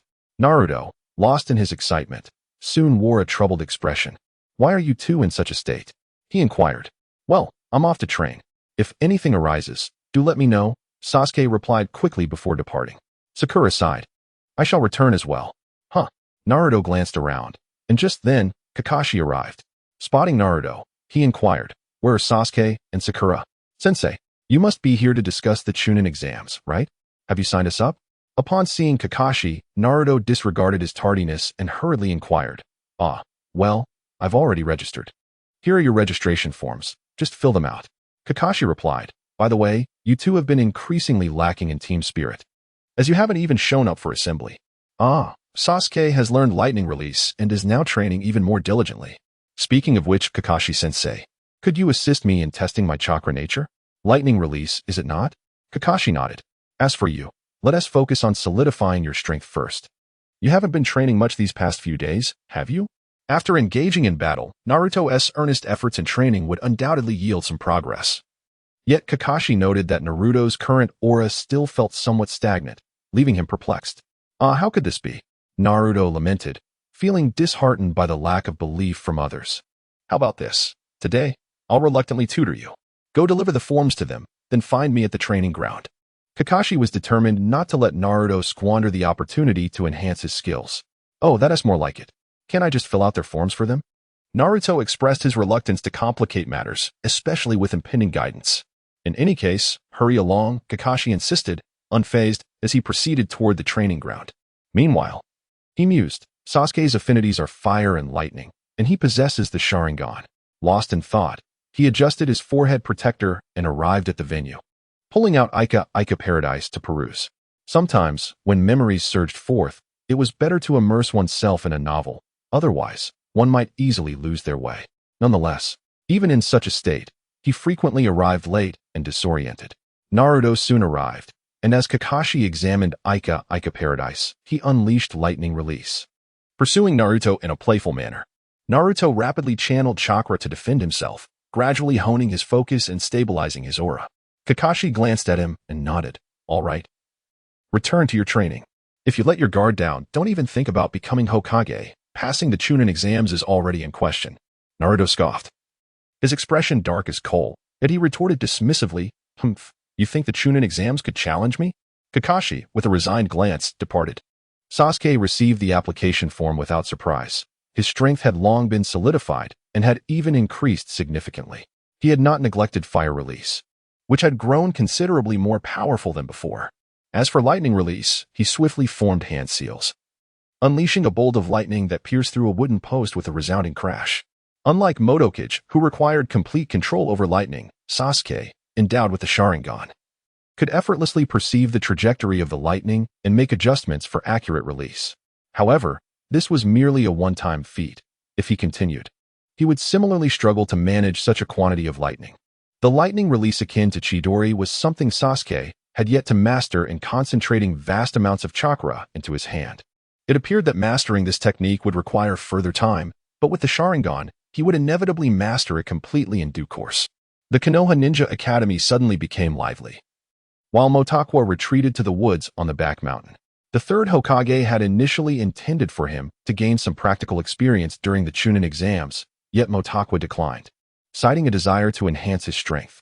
Pleased by this response, the third Hokage granted him a break, recognizing that at just 12 years old, as one of his key prot-gs, some small conveniences would not be withheld even in the absence of formal instruction. Motaku recalled that the survival trial of the Chunin exam spanned a week, but the official competition would be postponed by a month. He surveyed the path ahead, adding weight to his legs and beginning to wrap bandages around his hands. Nearby, Ghost sat atop a tree, her eyes having regained their luster in recent days. Although she harbored some concern for Motaku's inexplicable urgency, she refrained from hindering his training. Nevertheless, Motaku returned home each day appearing somewhat fatigued, which pained Melingio, who lamented that it was too soon for him to be advancing to Chunin. The Chunin exams unfolded much like the original narrative, with appearances from Lee, Tenten, and Niji, and the enigmatic Kabuto, whose presence exuded an air of complexity. These individuals were formidable opponents, and facing so many challengers, Naruto could not help but feel immense pressure. Yet, he resolved that he, Uzumaki Naruto, would never succumb to defeat at their hands. Hey, Naruto. At this moment, Sakura appeared somewhat apprehensive, unable to deliver a punch to send Naruto flying. Idiot. Sasuke shot him a glance. Naruto chuckled. I feel much better inside. A rare smile flickered across Sasuke's face. This is troublesome, thought Shikamaru, suddenly nostalgic for Motaku. If he could switch classes, surely I could be grouped with him instead of being second to last. Ino lacks any real strength. Shikamaru, feeling lethargic, was suddenly jolted by a menacing aura. He quickly regained his composure, only to find Ino glaring at him. Shikamaru hastily attempted to explain but realized Ino was merely casting a sidelong glance before sneaking a look at Sasuke. Thank goodness, Sasuke, you saved my life. He wiped the cold sweat from his brow. The Sound Ninjas decided to take action. Although Kabuto's entrance created a sense of foreboding, they surprisingly struggled against the Sound Ninjas, who were adept at sound-based attacks, making them difficult to defend against. Fortunately, the proctors arrived swiftly, and the first round commenced the written exam. Nani? Naruto exclaimed, suddenly feeling overwhelmed. Motaku contemplated whether to intervene against Orochimaru but ultimately shook his head. While the thought of stopping Orochimaru was commendable, it was utterly unrealistic. After spending so long in Konoha and witnessing the third Hokage's assassination without any response, he felt a pang of guilt. Additionally, there was the matter of Sasuke's defection. Although the original plot culminated in a happy ending, like Naruto, he found it difficult to part with that complicated individual. Sasuke, despite his seemingly cold exterior, occasionally displayed a charming side, which was why Sakura had steadfastly maintained her affection for him. After all, Sasuke was not inherently callous. He merely bore an overwhelming burden. Motaku lacked the authority to influence Sasuke's decisions, yet he could not help but worry. Emotions can be quite peculiar at times. Mota, who had never paid much attention to them, now found himself in a state of indecision. If he could master the second tier of forbidden techniques, perhaps it would provide some assistance. This second tier could manifest shadows into a tangible form, akin to a specter, though not a complete embodiment. It would resemble a normal human to a significant extent.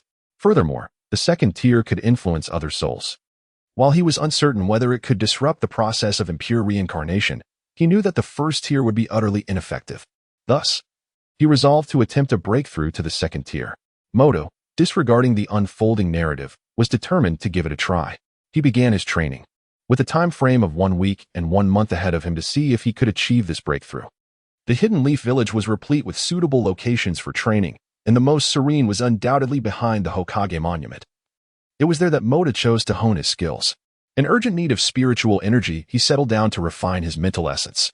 Although he seldom practiced during the day, the spacious surroundings and pleasant scenery allowed him to easily enter a focused state.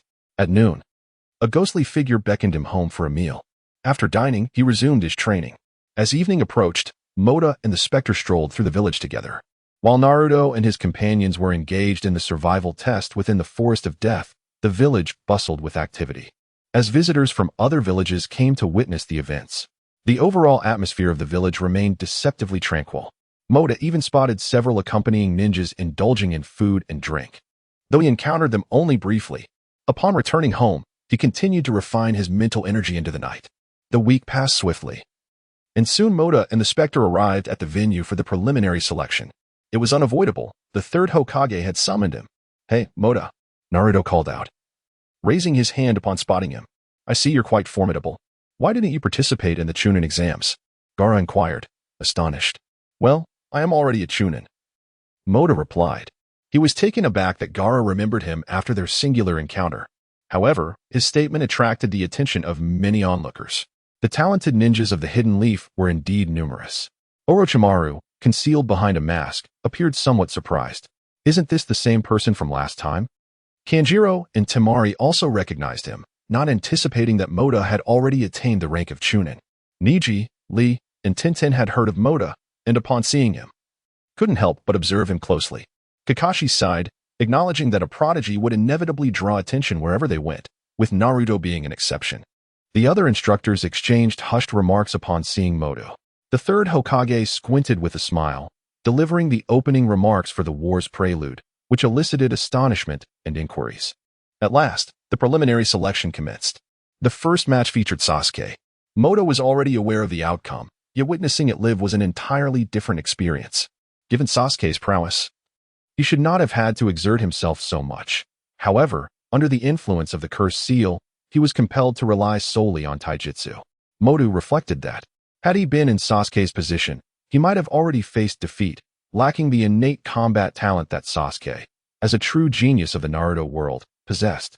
It seemed that something was amiss. The ethereal whispers of a ghost drifted softly, and Motaka nodded imperceptibly, though it was hardly a matter of indifference. Ultimately, Sasuke employed Lee's taijutsu, achieving victory at last, albeit on the brink of exhaustion. As Kakashi escorted Sasuke away, Motaka felt a tightening in his chest. For they would soon encounter Orochimaru, a figure of considerable danger that now made Motaka somewhat paranoid. The competition continued, with the abilities of the young ninjas significantly enhanced. Naruto, facing off against Kiba, found himself outpaced, yet it was precisely in this moment that the aura of the protagonist shone through. Motaka, lacking in sympathy, nearly chuckled. The match between Hinata and Neji was a source of anxiety for Motaka, as it was for the spectators. Naruto opted to support Hinata, declaring a resolute vow to defeat Neji, an audacity that Motaka felt he personally lacked. Meanwhile, Ino's decision to cut her hair was resolute. As the young ninjas increasingly embodied the essence of a true shinobi, Motaka discerned his own divergence. He felt somewhat out of place in the world of Hokage. As the habits of his former life were not easily shed, a reality he could not force himself to alter. With the preliminaries concluded, the formal selection was set for a month later, and only Shikamaru emerged successful. Spoilers? Non-existent. I must defeat that Neji fellow, Kakashi. Teach me this month, Naruto urged. Chasing after Kakashi, while Motaka exchanged a few words with the third Hokage before taking his leave, Motaka's information swiftly reached other villages. Although he had only made a single appearance on the tournament stage, his youth and the exceptional promotion by the Hokage were sufficient to capture their attention. Whether the third Hokage intended this or not, he may have wished to instill some pressure upon Motaka. Sasuke had been afflicted by a cursed seal, the specifics of which remained unclear to Motaka. When the ghost inquired about Sasuke, Motaka found himself at a loss for words. The cursed seal, though merely 2 characters, was crafted by Orochimaru, encompassing complex theories of ninjutsu that Motaka likely could not fathom. Motaka's lack of concern prompted the ghost to refrain from further questioning, likely concluding it was not a significant issue. The perverse sage was probably already within the village, and while Motaka wished to meet him, he and Naruto were soon to embark on training and gathering material. Thus he decided against intruding. Disrupting Naruto's training would incite his wrath, and meddling with the perverse sage could lead to unforeseen consequences. Training continued relentlessly, a ceaseless refinement of spiritual energy, and Motaka finally sensed a glimmer of breakthrough. In truth, the practice of forbidden techniques gradually transformed the caster's soul. Motaka's soul and shadow existed as polar opposites, one yin and the other yang. As Motaka grew stronger, so too did the shadow, augmented with double the strength, alongside the abilities of soul manipulation and the third-tier nightmare illusion. However, the caster's spiritual energy was still required to produce chakra, and it did not manifest directly through the shadow, an oversight that Motaka failed to recognize. Unbeknownst to him, his soul had transcended ordinary limits. He mistakenly believed that the spiritual energy of AJ Nin would similarly evolve. Yet he overlooked the fact that AJ Nin's chakra was finite. Though his physical energy may be limited, his spiritual vigor has gradually surpassed that of a high-ranking ninja. After accounting for the energy expended in chakra creation, a significant amount remains. These reserves will later be employed for the casting of soul manipulation and illusion techniques. Motaka eagerly anticipates the effects these 2 arts may yield. While the first layer of forbidden techniques appears formidable, doubling one's strength. In a world where even shadow-level ninjas can become mere fodder, what can 2 shadow-level ninjas truly accomplish? To break through the shadow level likely does not elevate one to a divine caliber. Hence, he remains keenly interested in the so-called soul manipulation and illusion techniques. As for the final layer of techniques, that can be addressed at a later time, especially since the Spectre has indicated that upon evolving to the 4th layer, shadows will also face restrictions. This shadow, being the original soul, despite lacking consciousness initially, shares a portion of awareness with Motaku post-contract, marking a true resurrection. Therefore, Motaku is somewhat perturbed by the prospect of the shadow being trapped in the realm of death. The final month has quietly reached its conclusion. Behind the Hokage statue, the eerie cries of spirits have emerged, leading others to believe they are witnessing hauntings in broad daylight. Following Mortaka's breakthrough, he finally breathes a sigh of relief. With half a day remaining, he anticipates Naruto's return. Indeed, Naruto is still out and about, accompanied by Jiraiya. Mortaka does not conceal his shadow, after all. The existence of shadow clones is hardly remarkable in this world. Mortaku, you're out shopping with a clone? Naruto inquires. Indeed, Mortaka replies. This must be the infamous perverted sage, one of the legendary 3 ninjas. However, Mortaka's gaze shifts towards Jiraiya, the 4th Hokage and Naruto's mentor. A celebrated figure in his own right. Perverted sage? Jiraiya feels a twinge of embarrassment while Naruto laughs heartily. It seems I am not the only one who thinks so. You little rascal, it appears you know me, Jiraiya responds, displaying his characteristic thick skin, remaining largely unchanged. Lord Jiraiya, may I request your guidance? Mortaka contemplates testing Jiraiya's prowess, akin to his dealings with Orochimaru. Request my guidance? Not a chance, Jiraiya flatly declines, seemingly unimpressed by Mortaku. Mortaka hesitates, contemplating whether to employ a seduction technique. Such an experience might be overwhelming, and the subsequent embarrassment would haunt him. Fortunately, Jiraiya's keen eyes soon spot the specter, and they gleam with mischief. And who might this be? Mortaku can no longer contain himself. Lord Jiraiya, please exercise restraint. She is merely in her teens. Oh, so you know her? Jiraiya retorts. Yes, she is my cousin, Mortaku affirms with a nod. Very well, Jiraiya concedes. Yet, the specter furrows her brow. Why would you seek guidance from such a person? Mortaku appreciates her inquiry. Indeed, let us leave it at that. As the 3 prepare to depart, the shadow remains silent, aware that, like shadow clones, it possesses its own consciousness, yet fears exposure. Jiraiya, however, is reluctant to leave, feeling unfairly portrayed as a lecherous individual. While gathering material is essential, he prides himself on his sage-like image. Isn't it just a matter of offering guidance? The young lad appears slightly stronger than Naruto. However, my guidance is seldom bestowed upon anyone. Jiraiya hastily intervened. Although the ghost was uncertain as to why Motaku sought his mentorship, he seemed formidable and possessed an air of mystery, hence she refrained from interfering in his affairs. Motaku, however, did not truly leave. Indeed, I have recently experienced a breakthrough in strength. Naruto was eager to ascertain the extent of Motaku's abilities. And soon they arrived at a clearing. Despite Jiraiya being a seasoned elder, it did not deter Motaku's interest in him. As one of the legendary 3 ninjas, Jiraiya's reputation in the world of Hokage was illustrious. What left a profound impression on Motaku was Itachi's assessment of him following the Chunin exams. It was only upon witnessing that moment that Motaku fully grasped the formidable nature of Jiraiya. Now, having the opportunity to spar with Jiraiya for the first time filled Motaku with a sense of honor. Jiraiya stood over 6 feet tall, with a mane of wild white hair and a robust physique. Even those who had never engaged him in combat would likely harbor a sense of trepidation. Despite his rugged appearance, Jiraiya possessed a keen ability to secretly investigate the Akatsuki organization and discern its ties to Orochimaru, showcasing his exceptional discretion. Moreover, he had trained the 4th Hokage and Naruto, and was an accomplished novelist, indicating a meticulous mind. Chunin of Konoha, I seek your guidance, Motaku stated as he positioned himself in the clearing. Chunin? Jiraiya remarked, glancing at Naruto before nodding at Motaku. Another prodigy, how intriguing. Although Motaku was of a similar age to Naruto, his strength surpassed Naruto's significantly, prompting Jiraiya to think of several talented youths from Konoha. However, prodigies are often fragile, their fates diverging from the ordinary, leading Jiraiya to pay closer attention to Motaku. Jiraiya's demeanor shifted, his presence subtly intensifying.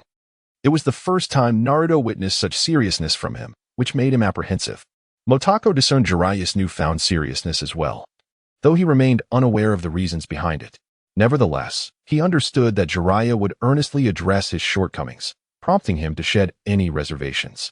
Swiftly, he formed hand seals, channeling his chakra into lightning, and in an instant, he was beside Jiraiya. Only converting his chakra into lightning without a technique? Jiraiya saw through Motaku's maneuver at a glance and leaped backward to evade the electrical assault. The moment the lightning was unleashed, it coursed through Motaku's legs and arms, propelling him forward to Jiraiya's side almost instantaneously. Having just dodged the lightning, Jiraiya remained unfazed upon seeing Motaku. In his eyes, Motaku was still too slow. As Motaku's kunai approached, Jiraiya countered swiftly, seizing his wrist while attempting to grasp Motaku's collar with his other hand. Motako's lack of combat experience stemmed from his infrequent skirmishes. Seeing Jiraiya reach for his collar, he hastily blocked with his other hand. Their hands intertwined, and Motako felt an immense force, a sharp pain radiating through his hand. And then his body felt weightless. Jiraiya forcefully yanked back, sending Motaku flying through the air. In an instant, a shadow appeared beside Motaku, catching him with ease. As Motaku regained his footing, his heart raced. Although Jiraiya's grasp seemed casual, the timing was impeccable, coinciding with the moment Motaku had launched his kunai. Evasion was impossible, leaving him with no choice but to block. Consequently, the overwhelming strength of Jiraiya effortlessly sent him hurtling away. Kid, your battle experience is nearly non-existent. And your instincts are lacking as well, Jiraiya remarked casually. Ugh, what kind of battle experience could a 21st century otaku possess? Motakus silently grumbled, though he felt a twinge of defiance, realizing that he was indeed at a disadvantage against Jiraiya's formidable prowess. However, he simply wished to gauge the gap between their abilities without the need for a decisive victory, which eased his mind considerably. Here I go, Motaku exclaimed as he launched himself forward alongside the shadow. Yet, even with two of them, it proved insufficient. Motaku had not trained in physical techniques for the past month, and his stamina had waned. Faced with Jiraiya, he became riddled with vulnerabilities, repeatedly sent flying while Jiraiya employed merely a couple of moves. The disparity was staggering. How could he ever hope to thwart Orochimaru? After battling for an extended period, fatigue washed over Motaku. This was not a spar, it was an outright one-sided domination. Shadow clone, this feels different, Motaku thought. Jiraiya, however, remained unfazed, and upon noticing Motaku had paused, he smiled and asked, Is that all? I have more tricks up my sleeve. It was too early to concede. Motaku hadn't yet unleashed his forbidden techniques. Suddenly, the shadow vanished, leaving Jiraiya momentarily perplexed. Had he dispelled the clone? In the absence of the shadow, Motaku's power surged dramatically, his strength doubling. He struggled to rein in the overwhelming chakra that surged forth, causing his hair to flutter. Oh, you've grown stronger, Jiraiya noted, now facing a more challenging opponent. The two began to exchange blows with fervor, the clash of kunai and bodies creating a symphony of sound. As the intensity of the battle escalated, Motaku felt increasingly at ease, perceiving Jiraiya's movements with astonishing clarity, far surpassing what mere sight could provide. Yet, Jiraiya had yet to employ any ninjutsu, leaving Motaku astonished. How could someone of his caliber feel so much stronger than Kakashi? Jiraiya-sama, what do you believe is the most important quality for a ninja? In the midst of their combat, the outcome no longer mattered to Motaku. He was merely honing his strength. Though Jiraiya found himself used as a tool, he remained unconcerned. Power, of course, Jiraiya replied without hesitation. Only with great strength can one accomplish more. Oh, that's surprising, Motaku responded. But what if the wielder of such power has ill intentions? Ill intentions? Then they should change their ways. What, do you have psychological issues? Jiraiya quipped casually. Motaku rolled his eyes, realizing that Jiraiya had maintained a carefree demeanor throughout their encounter. However, he did not insist on asking further questions, remaining silent. The doubled strength proved challenging to adapt to, after some time. Motaku felt little progress and instead experienced a rapid decline in stamina. Continuing in this manner would lead to exhaustion, prompting Motaku to cease his efforts. Jiraiya stretched his arms and legs, remarking on how delightful it felt to warm up after such a long time. Motaku nearly coughed up blood. Surely, this was intentional? All right, young one, quite impressive, but there are still issues to address. Maintain your momentum. As for your techniques, I cannot provide guidance, yet your taijutsu leaves much to be desired. And your combat style is lacking. Overall, you may be considered a genius, yet significant flaws remain, Jiraiya stated with gravity. If these flaws cannot be remedied, one could justly label you as worthless. Upon hearing this, Naruto paused, bewildered. What jest is this? Motaku is already formidable, surpassing both me and Sasuke. Indeed, I did not claim he was lacking in prowess, but if you and Sasuke possess such power, I doubt it would come so easily to you, Jiraiya countered, scratching his head, pondering whether his words were too harsh. Exactly, Motaku affirmed. I have scarcely engaged in genuine combat, not even once. Well, that's a positive sign, indicating your growth has been smooth. However, you will encounter challenges in future missions. Do not dwell too much on it, Jiraiya replied with a smile, perceiving this as entirely normal. But, Motaku, did you not mention a breakthrough? Why does it seem that after a month, there has been little progress? Naruto inquired again. Oh, that, My breakthrough pertains not to my inherent strength, but rather to my techniques, Motaku elucidated. What techniques? Jiraiya asked, intrigued. Well, it is of little consequence to share. It is a forbidden technique left by my father. My strength has doubled due to this technique, and I have now progressed to the second tier, allowing me to manipulate souls. However, there are currently no souls to command, so my power remains unenhanced, Motaku explained. Forbidden techniques? Who was your father? Jiraiya questioned, having never heard of such a technique before. Motaku hesitated, realizing that Jiraiya was closely acquainted with the fourth Hokage. Surely he must have some knowledge of his father's existence. My father's codename is Shadow. Motaku quickly responded. Shadow? Jiraiya's expression shifted. Is that the little brat? Little brat? Motaku's lip twitched. Why did everyone refer to him as such? His suspicion was confirmed. Jiraiya indeed knew some details about his father. Oh, right. He has grown up now. Considering his son is of this age. How is he faring now? Jiraiya asked awkwardly, concerned that referring to another's son as a little brat might lead to repercussions. He has passed away. During the Nine-Tails assault on Konoha, Motaku replied. At the mention of the Nine-Tails, Naruto instinctively felt the urge to apologize, but recalled Motaku's assertion that he was not the Nine-Tails, calming himself. He turned to Jiraiya and said, Pervy Sage, if you are aware of matters regarding Motaku's father, please enlighten him. Motaku has never met his father. Is that so? Jiraiya nodded in understanding. He had only heard that the fourth Hokage had perished in that battle, yet he remained unaware of the rumors surrounding Motaku's father. After all, his father was but a shadow concealed in darkness. As for your father, one might describe him as a rather taciturn individual, lacking in personality, disinclined to engage in conversation, and never known to share a jest. However, I can certainly vouch for his prowess. Jiraiya scratched his head, nonetheless. It is quite astonishing that such a formidable individual could fall to the Nine-Tails, haha. Motaku, however, remained silent, and Naruto's gaze toward Jiraiya grew increasingly discontented. Jiraiya hastily clarified, to speak frankly, even the fourth held immense respect for your father's strength. Had both he and the fourth been present in the village, it is unlikely they would have been overwhelmed. Motaku and Naruto exchanged astonished glances. Could it be that he was even more powerful than the fourth? Not exactly, but he certainly possessed an air of enigma. Perhaps it was related to his techniques. Truth be told, even the mention of him could evoke a sense of oppression. His codename is Shadow, and he moves with an eerie silence. At times, one might even feel as though he is a wraith. However, since he has already passed on, I shan't frighten you further, haha. In any case, he was indeed a formidable figure. Given that you have inherited his techniques, strive to master them. If you succeed, becoming Hokage may very well be within your reach. Jiraiya smiled. Naruto, you are my rival now. Make sure to rest well tonight and perform splendidly tomorrow.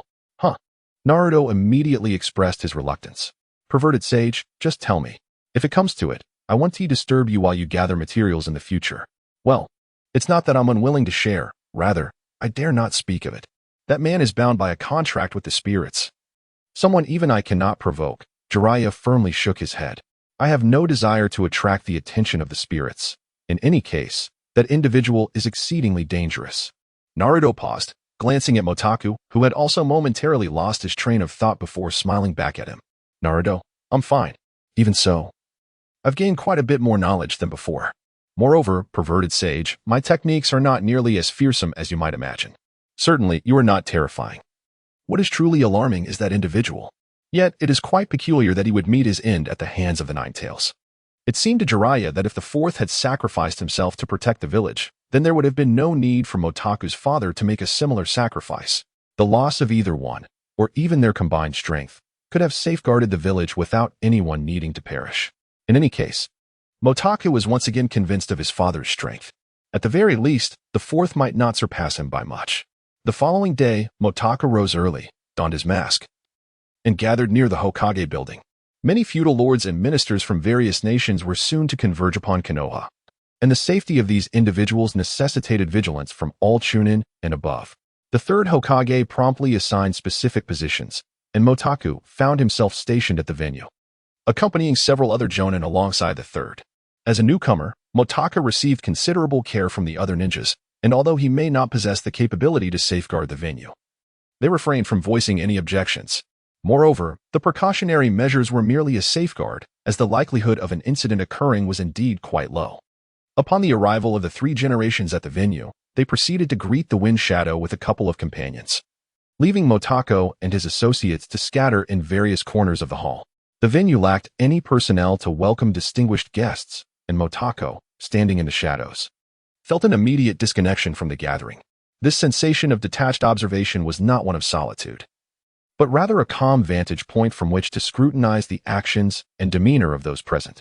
Concealed behind a mask, he remained unrecognized by anyone. Sakura and Ino had arrived early, and only after their entrance did the remaining members of the 12 young ninjas trickle in. As the assembly grew increasingly populated, Motako ceased to concern himself with the identities or statuses of the attendees, focusing solely on their movements and behaviors. When the crowd began to swell, the varied expressions and actions of the individuals became apparent, and many wandered away from their seats, leaving Motako in a state of unease, uncertain of their whereabouts. Lacking the sharp perceptiveness of other ninjas, he opted to utilize his mental energy for a clearer perspective. Soon, he discerned an individual who stood apart from the rest, a man in his 20s, whose somber gaze periodically scanned his surroundings, seemingly engaged in the same observational endeavor. "There is a suspicious person on your side," Motako promptly communicated to the accompanying Jonin. After a brief exchange, the Jonin too sensed the anomaly and subsequently exited with Motako's alert. Moments later, the Jonin returned alone. "Youngster, meddling in affairs not your own can lead to undesirable consequences," a voice suddenly interrupted, causing Motako to turn with a smile that quickly faded. There stood a pale visage, with serpent-like eyes and a gaunt, sharply defined face. "Orochimaru? Oh, you recognize me?" Orochimaru replied, positioning himself beside Motako. "The fellow across from you has grown suspicious." Motako glanced up to find the aforementioned Jonin regarding him with evident concern. However, he chose to disregard the man's gaze, turning his attention back to Orochimaru. Despite his mental alertness, he was astonished to realize that Orochimaru had approached him silently. A further probe revealed that the figure before him was merely a clay clone. Casting his gaze toward the Hokage, he confirmed that the Wind Shadow remained undisturbed. "Child, I am aware that your forbidden techniques are formidable, yet it would be prudent not to entangle yourself in matters beyond your scope. Surely you wish to avoid trouble," Orochimaru cautioned, his smile radiating with an unsettling brightness as he coiled around Motako like a serpent before vanishing into the earth. Simultaneously, Motako found a piece of paper unexpectedly in his hand. He opened the letter and saw Shinigami, male, a ninja from Konoha, who had completed 21 S-rank missions, 6 A-rank missions, and 1 B-rank mission. He was referred to as Lord in Konoha, a shadow of the 4th Hokage, possessing forbidden techniques. It was said that he had made a pact with the deity of death. "I am very intrigued by your father's forbidden techniques, so I had someone keep an eye on him from the very beginning. Unfortunately, he did not engage in a transaction with me. Motako, I hold you in high regard and eagerly anticipate our future dealings, hoping we can become amicable partners," Orochimaru wrote. After reading the letter, Motako transformed his chakra into lightning and incinerated the note. Unbeknownst to him, Naruto's match had reached its halfway point. Suddenly, Motako realized something. The 3rd Hokage was almost certainly doomed. As the competition progressed, Motako had already withdrawn his mental energy. He was no longer focused on the match, which had merely become a measure of time for him. It was not that he was afraid. Rather, he had succumbed to despair. At last, chaos erupted in the arena. However, it lasted but a moment before silence enveloped the venue. Motako removed his mask, revealing another presence before him. The 3rd Hokage had been taken away by Orochimaru, and the Sound Four quickly erected a barrier. Kakashi also took measures, yet none of this concerned Motako any longer. Those who understand the times are the true talents. "So, what do you say? Will you join us and follow Lord Orochimaru?" The newcomer was a boy of 16 or 17, with fair skin and dark gray hair, wielding a scythe-like weapon. "What are you talking about?" Motako replied, momentarily taken aback. "Don't play the fool, kid. Your ability is to control souls, is it not? Lord Orochimaru is quite interested in your powers. If you join us, you will surely gain his favor. And if I refuse?" Motako inquired. "That is fine." The boy licked his lips. "Lord Orochimaru will not make things difficult for you. However, if we engage in battle and you perish, do not blame me." Motako nodded. "It seems you are well aware that you are merely a pawn. Even a pawn can be of use." The boy casually removed his weapon. "But it also depends on whether you possess the capability." Motako fell into silence, struggling to comprehend Orochimaru's logic. He clearly desired Sasuke, yet sent someone to kill him without demanding mercy. Was he not afraid that Sasuke might actually be killed? Furthermore, now that Orochimaru expressed interest in his forbidden techniques, he still sent someone to eliminate him. To be honest, Motako felt uncertain about defeating this individual. I am Shinin, here to witness your forbidden techniques on behalf of Lord Orochimaru. Shinin brandished his weapon and charged forward. Motako swiftly formed hand seals, and a crackle of thunder surrounded him. This was Motako's first experience of the tumult of the ninja world. The individuals sent by Orochimaru resembled those from the original narrative. Yet there were additional foes specifically tasked with confronting Motako. For a long time, Motako had always felt like a mere spectator of the unfolding events, fully aware of what transpired. However, in this moment, that sensation dissipated entirely. He was no longer an observer. Strangely enough, his first thought was of Naruto. He felt immense gratitude that, over the years, he had not severed ties with others, and had even forged friendships with Naruto and his companions.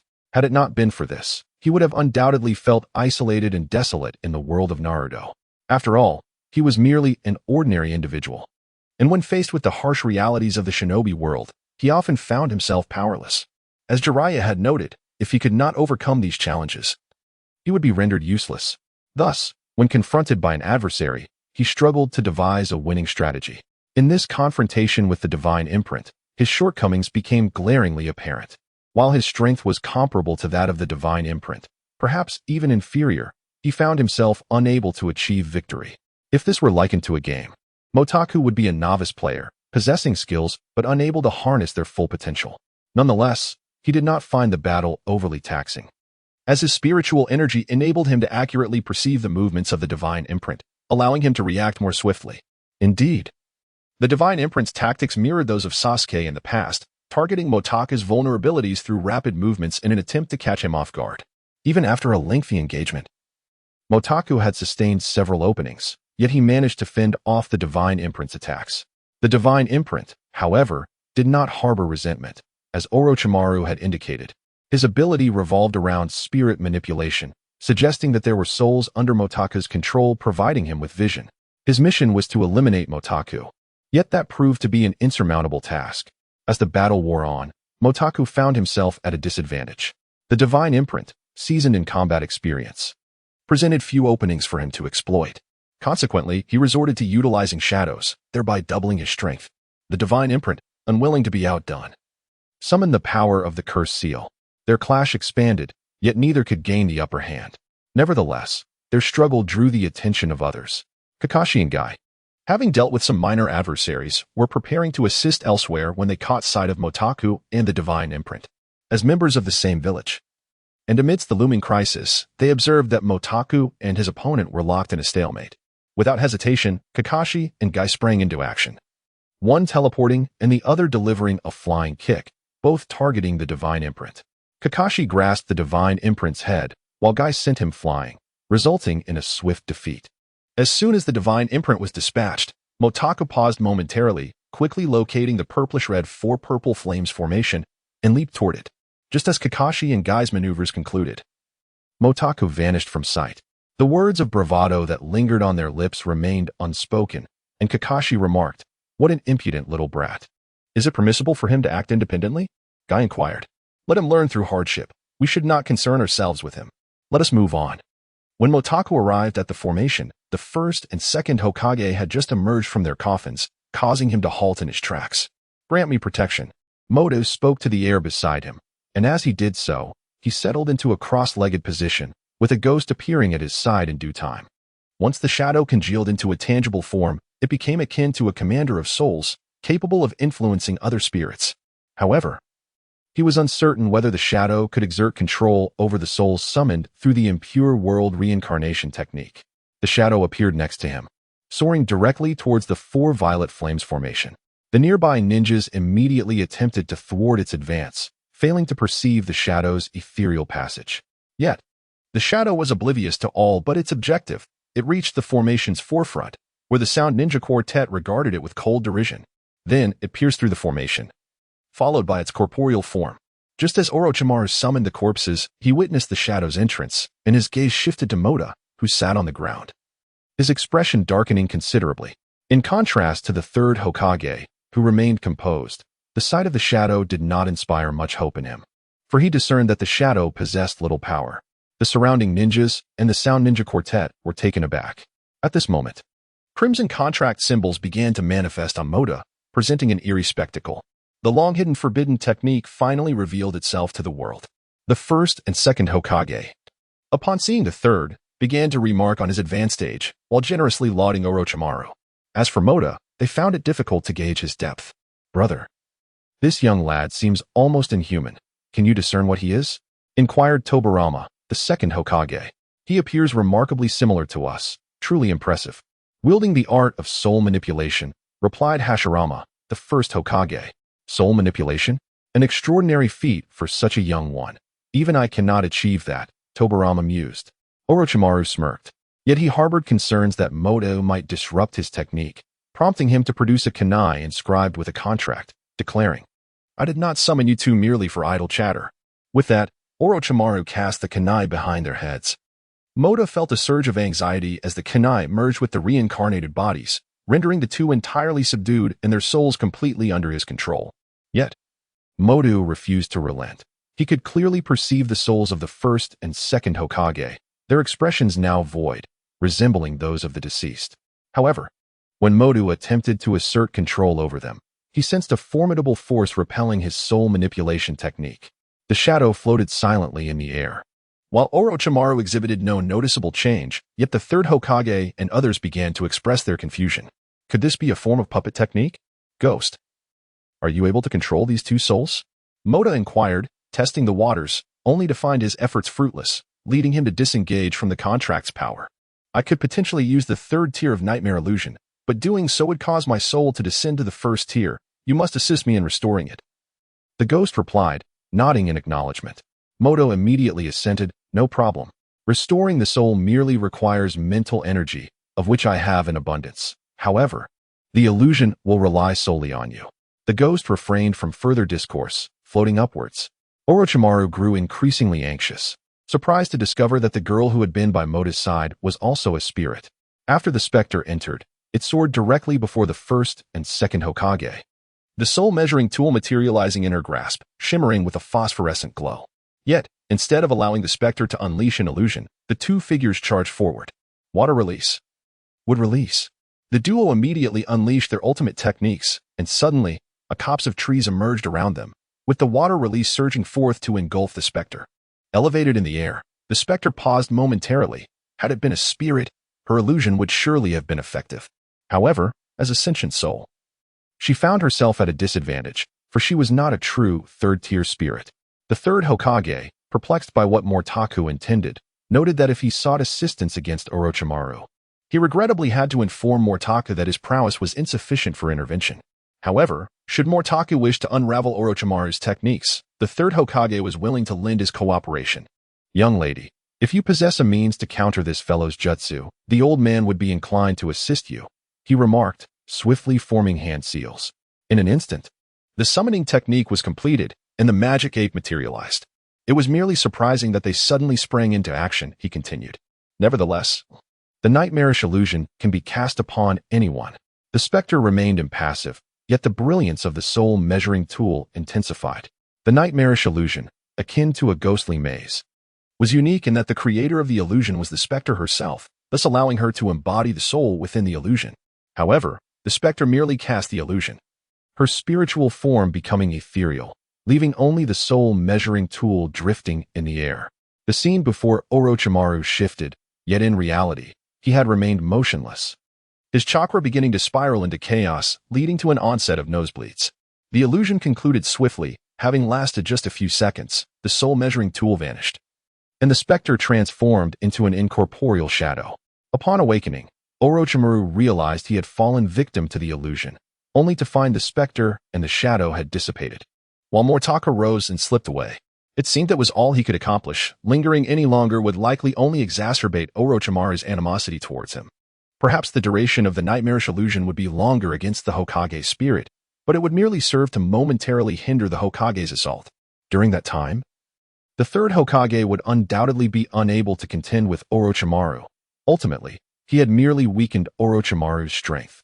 This could be considered a form of assistance to the third Hokage, and he had done his utmost. Motaku departed decisively, leaving Orochimaru seething. The third Hokage, momentarily taken aback, pondered that even if the illusion's duration was brief, having another clone, no matter how feeble, was preferable to having none at all. Orochimaru appeared battered, his face smeared with blood. Yet he had not sustained severe injuries and remained oblivious to how he had been ensnared in the illusion. Nevertheless, it was time to address the pressing matters at hand. Orochimaru turned to the third Hokage. It is truly regrettable. It seems Motaku's utmost efforts amount to little more than this. Are you familiar with him? The third Hokage inquired gravely. That fellow was indeed quite astonishing back then. I can still vividly recall his appearance. However, now that his forbidden techniques have fallen into the hands of a mere child, he no longer exudes the same imposing presence. Orochimaru casually removed his mask, revealing that the blood on his face had mostly vanished, save for a trace at the corner of his eye, and he had adopted a visage that appeared significantly younger. I have long coveted that technique. Upon witnessing Orochimaru's transformation, the third Hokage was taken aback. Orochimaru was a prodigy, yet such talent is often fragile and prone to veering down treacherous paths. A genius, endowed with formidable abilities, may succumb to overconfidence, believing themselves infallible, and thus pursue their desires relentlessly, even at the cost of ethical principles. Nevertheless, despite this, Orochimaru's potential continued to astonish him. This individual possessed the ability to attain immortality, and as his disciple, he wielded power at the level of a Kage. In the future, he might very well become the strongest, posing a grave threat to Konoha. The third Hokage steeled himself. It seemed today he must eliminate Orochimaru. Have you finally decided to get serious? It has been quite some time since I last sparred with you, dear teacher. Allow me, your student, to escort you on your final journey, Orochimaru proclaimed, once again commanding the two previous Hokages to launch an assault against the third. Meanwhile, in a secluded area of the Land of Fire, another village emerged. Appearing to be only half the size of Konoha, devoid of bustling marketplaces, and exuding an air of desolation. In the residential district, an elderly man, aged 70 or 80, stepped out of his home. Leaning on a cane and slightly hunched, he ambled down the street, the rhythmic tapping of his cane accompanying his steps. He approached the tallest structure in the village, a 4-story tower that, although silent, was filled with a palpable flow of air. Looking up, he observed various stone statues adorning the tower's exterior, and at the very top, 9 statues stood prominently, representations of the 9-tailed beasts. The specter had awakened. The old man, propped against his cane, spoke with a raspy voice. Is that so? Bring her back. A voice, that of a middle-aged man in his 30s or 40s, emerged from the shadows. Even if you say so, old man, I am unable to do that. I shall send others in my stead. Where is she now? In Konoha. A person named Motaku awakened her. I understand. A figure descended from the upper floors, clad in a black robe, with black hair and eyes, possessing a physique neither stout nor slender, and exuding a formidable presence. Ah, since the other party can perceive the specter, they must be of our kind, remarked the old man, as he turned to exit. Suddenly, several individuals appeared before the man, kneeling on the ground. Motaku sprinted away for a while, the specter trailing closely behind him, until it abruptly halted. What is it? Motaku inquired with urgency. Help me return to normal. I may need to leave now. And I cannot assist you further, the specter replied, its expression devoid of attachment, as if their encounter had merely been a fleeting companionship.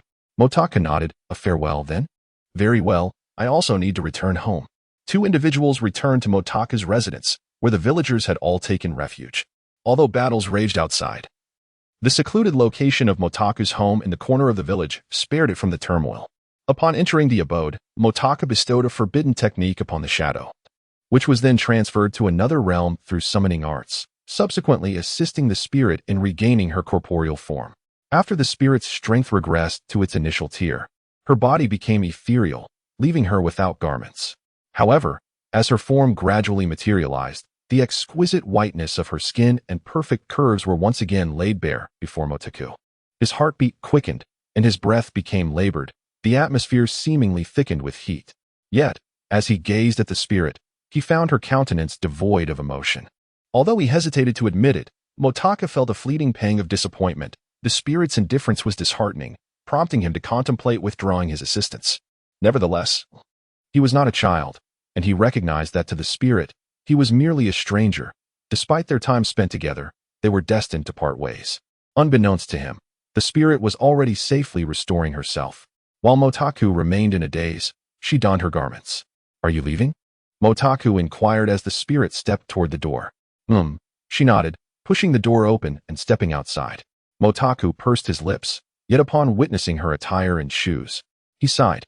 After all, she was but a wandering soul. He then settled into a cross-legged position, commencing the restoration of his spiritual energy. While the Konoha destruction plan had come to an end, as Orochimaru departed, the spirit encountered two individuals outside Konoha who had come in search of her. Her gaze remained vacant, and though her kimono could not conceal her alluring figure, the lifelessness in her eyes dulled her exquisite features. The two men before her were clad in archaic black attire, their tranquil gazes resembling a still pond. Observing her presence near Konoha sparked their curiosity. Yet they refrained from inquiries, stating directly, "Take us to Motaku." The spirit stood motionless, seemingly oblivious to their words, prompting the two to furrow their brows. What is going on? Has she lost her memory again? With no other option, they resolved to exert control over her, intending to restore her memories upon their return. At last, the spirit began to walk toward Konoha, with the two men silently trailing behind. An oppressive atmosphere enveloped Konoha, and as they drew nearer, a palpable energy became increasingly discernible. They entered the village without a sound, finding Konoha appeared to have recently endured a fierce battle, leaving it eerily deserted. The spirit continued forward, and the two men followed her until they finally spotted figures in front of the Hokage building. The third Hokage had indeed fallen, and Jiraiya remained silent, while Motaku stood amidst the crowd, his expression serene. The third had employed the fourth's forbidden technique, the Reaper Death Seal, which had sealed Orochimaru's hands. "If only we could break the four purple flames formation, how infuriating," lamented a Konoha ninja, tears brimming in his eyes. The entire Hidden Leaf village was enveloped in a somber atmosphere, prompting the higher-ups to swiftly address the prevailing situation. Jiraiya declined to stay and assist, choosing instead to walk towards the village alone. Upon witnessing this, Motaka also departed from the crowd. "Kid, have you encountered Orochimaru?" Jiraiya inquired. "Yes. His intention revolves around my forbidden jutsu, but I have already concealed it," Motaka replied with a nod. "Is that so? However, what about you?" "You cannot simply hide as well," Jiraiya remarked, his steps heavy with melancholy, while Motaka trailed behind in silence. The disparity between him and Orochimaru was utterly vast. If Orochimaru truly desired the forbidden jutsu, Motaka would undoubtedly be in peril. "For the time being, stay by my side. Although Orochimaru's arm has been sealed, it is not beyond healing," Jiraiya stated. "Thank you," Motaka replied, lifting his head abruptly, only to find Jiraiya wearing a wry smile. Despite the circumstances, he felt considerably reassured. To be honest, if Jiraiya were to become Hokage, he would undoubtedly support him. Jiraiya nodded. "No need for thanks. After all, there is a young one who will also require my protection, so consider it a twofold purpose." Motaka retorted, his lips curling in discontent. "Speaking of which, who do you think is the best candidate for Hokage after the third?" Jiraiya paused, taken aback. "I did not expect you to possess such foresight." "Indeed. The matter of the fifth Hokage must be resolved promptly, but it certainly will not be me." Motaka again curled his lips, but chose not to voice any further opinions. Nevertheless, Jiraiya discerned the expression on his face and chuckled. Indeed, geniuses can be quite irksome. Unbeknownst to them, they had already reached the woods of the Hidden Leaf, where a river lay ahead. Yet, the cacophony of the village still reached their ears, fading only as they approached the riverbank. "The third's departure must have dealt a significant blow to the village," Motaka remarked, seated on the riverbank and glancing back. The villagers of the Hidden Leaf had likely emerged from their shelters by now. Indeed, the passing of each Hokage is a profound loss for the village, inevitably shattering the spirits of some of the older generation. Thus, the village requires young individuals like you, Jiraiya responded, stepping lightly upon the water's surface, undisturbed by the gentle ripples. "Honestly, if I were stronger or if this incident had occurred later, my forbidden jutsu could have been of use," Motaka admitted, grappling with a sense of guilt.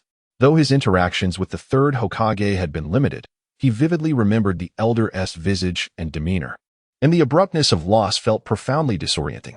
"Is it true that your forbidden jutsu can counter the Edo Tensei?" Jiraiya inquired. "To some extent, yes. My jutsu is soul manipulation, and Edo Tensei also summons the souls of the deceased," Motaka explained, unable to articulate it further, yet confident in the jutsu's efficacy. Then strive diligently and ensure that such tragedies do not recur before your eyes, Jiraiya advised as he stepped away, leaving ripples in his wake. Motaka watched as Jiraiya distanced himself across the water's surface, sensing an air of self-exile about him. Soon, Jiraiya vanished from view, and Motaka remained seated, lost in contemplation. He began to question whether he had truly exerted himself to the fullest. If he had given everything he had, could he have altered the course of events? Time flowed steadily, and Motaku, after a brief moment of contemplation, found himself standing. Just as he was about to turn away, a voice resonated behind him.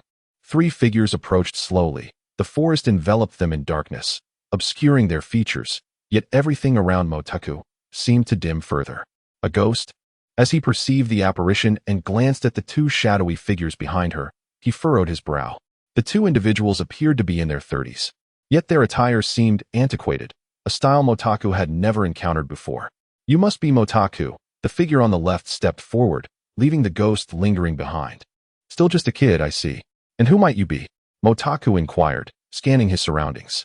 Although he was within the land of the leaves, it seemed improbable that anyone would appear here at this hour. You can see the ghost. We can see you as well.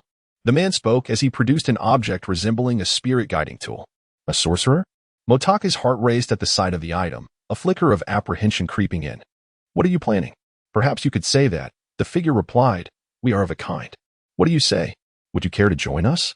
The tool glimmered faintly, and a massive spirit surged forth. Motaku instinctively stepped back, astonished. A spirit beast? There's no need for such astonishment. Spirits that can be manipulated are rare, yet spirit beasts are quite common.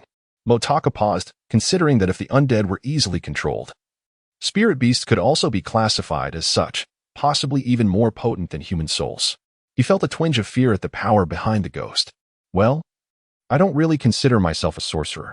I merely possess a bit of soul manipulation ability and happen to see ghosts. Ah, so that is a refusal? The man responded, and the tool glowed once more, with the spirit beast lunging forward. Motaku's mind raced with 1,000 expletives as he turned to flee. Roar! Just as he pivoted, another spirit beast materialized before him, letting out a deafening roar that disoriented him. What on earth is happening? Aren't sorcerers supposed to eradicate malevolent spirits and protect the populace? I am, after all, a decent ninja. Panic surged within Motaku as he summoned his mental energy and leaped aside. However, as he did, an overwhelming force struck him from behind. With a sickening thud, he spat blood and turned to face the spirit beast's gaping maw charging toward him. Just as Motaku was about to be devoured, Shadow and White Spirit suddenly appeared. Shadow landed a punch on the beast's jaw, sending it flying. That was merely the spirit of a common wild beast. They lack consciousness and are thus easily controlled. However, human souls can be endowed with various techniques, making them inherently stronger, Shadow explained. The 2 controllers of the spirit were taken aback by the presence of 2 ethereal beings. Nonetheless, Shadow's words held truth. Their spirit beasts were merely enlarged manifestations of wild beast souls, potentially stronger than ordinary beasts, yet utterly outmatched by Shadow, who possessed the prowess of a chunin. Ghost, your turn. The wizard, who had been standing beside the ghost, spoke up, and the ghost numbly nodded, the soul-controlling ruler in her hand once again radiating light. Can you 2 defeat the ghost? The exhilaration that had filled Motaku upon his recent escape was swiftly extinguished. The shadow hesitated momentarily. It seems we cannot. We have only just reached the 2nd level, while the ghost has already advanced to the 3rd. Her strength must be at the level of a superior ninja. Then what are we waiting for? Let us find a way to escape. Motaka had long lost his desire to fight, yet he gazed at the ghost, yearning to uncover the mystery behind the situation. We will restrain the ghost, and you can attempt to defeat those 2. The shadow, however, had no intention of retreating. Besides, if the ghost is taken by them, you surely would not wish to witness that, would you? Both Motaku and the ghost were momentarily taken aback. But the ghost's expression remained unchanged as she charged directly at the shadow, forcing the shadow and the white spirit to engage in battle. Initially, Motaku was merely intimidated by the colossal form of the spirit beast, and the 2 individuals before him appeared both mysterious and formidable. He had assumed they were shadow-level beings, only to discover they were not even mid-level ninjas. When the ghost first suggested leaving, he did not impede her, believing her destination was merely the soul-slaying temple she had mentioned. However, the 2 individuals that had now appeared did not seem benevolent in the slightest. With hands swiftly forming seals, lightning suddenly crackled in his palms as Motakus surged toward the individual in front of him, delivering a forceful strike. Yet, just as he was about to extinguish the life of this person, the ghost quickly intervened, compelling Motaku to withdraw. "We must leave." Despite being injured by Motaku's strike, the individual surprisingly sustained only minor wounds, and the two hastily departed, the ghost closely trailing behind them. Motaku stood dumbfounded but did not pursue. The shadow silently approached his side. The ghost chose to leave because she anticipated their arrival. She did not wish to implicate you. Moreover, had these two not sought you out, you might still be oblivious to the fact that the ghost has fallen into the hands of such individuals. After forming a contract with the Demon Sword sect, the souls of the Shadow and Motaku were, to some extent, intertwined, yet their emotions and memories remained distinct. Upon reaching the second level, the Shadow had become more refined than before. Motaku, however, did not respond, prompting the Shadow to continue. "If you are merely concerned about the ghost's apparent ruthlessness in departing, I cannot offer much solace. However, if her plight truly troubles you, you should endeavor to rescue her, despite the fact that she is merely a lost soul." Motaku scoffed. "When did I ever claim she was merely a lost soul?" "Ahem.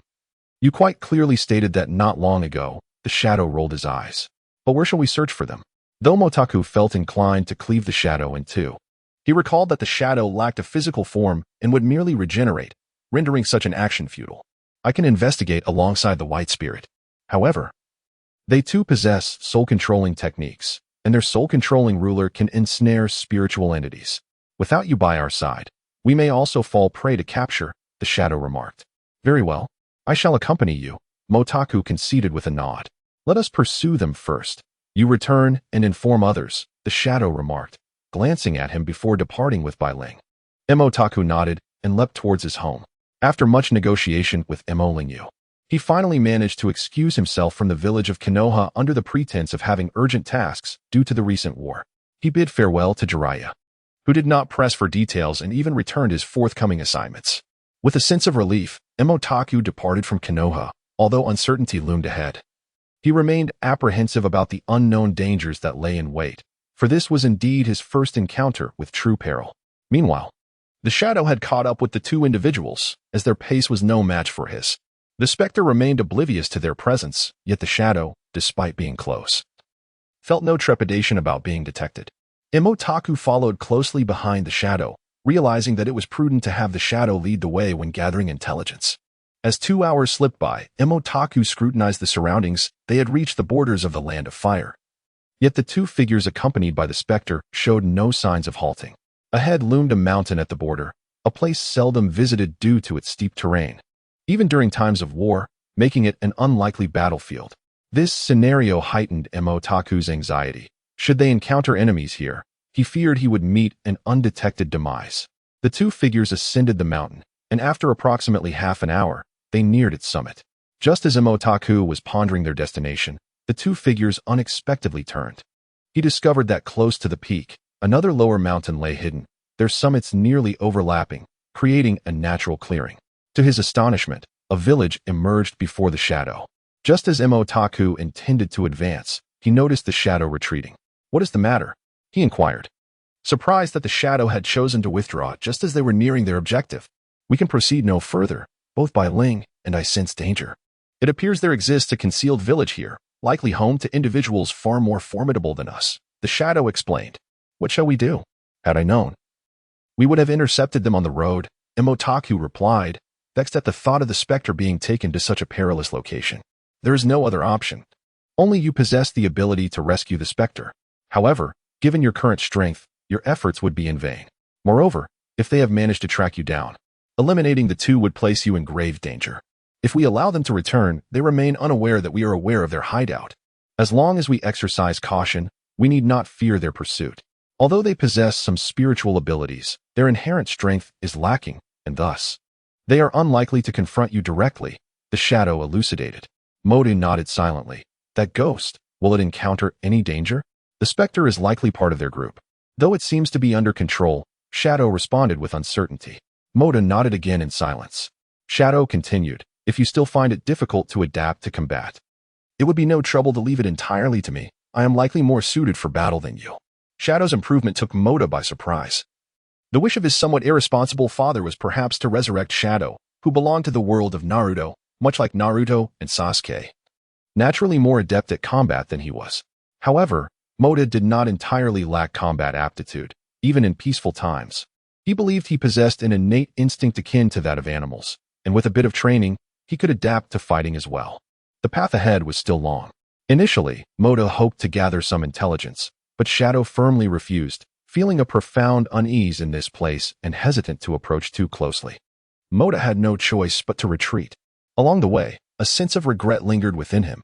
Those individuals were not particularly strong. Yet he had not exerted himself to rescue the ghost, but instead had used her to locate their village. Still, he understood that if he had indeed saved the ghost, his life thereafter would be fraught with complications, potentially endangering Imolingu as well. Regardless of the outcome, Mota wished to avoid such scenarios. Thus, he resolved to uncover the intentions of those individuals and rescue the ghost as soon as possible. "I wish to attempt a contract with you," Shadow suddenly stated. Mota asked in confusion. "What do you mean?" "Just like the ghost, who can evolve her soul without a contract. I want to see if I can still practice that technique after dissolving the contract." Shadow hesitated before elaborating. Mota pondered, realizing Shadow had a point. Moreover, the contract would ultimately evolve Shadow into the Grim Reaper, which somewhat contradicted the principle of resurrecting him. As a traveler from another world, he might one day return upon reaching the 4th level of forbidden techniques. He no longer felt attached to this world, although he once adored the Naruto series. It was not his original realm. His true admiration lay in the powerful and fascinating abilities of ninjas.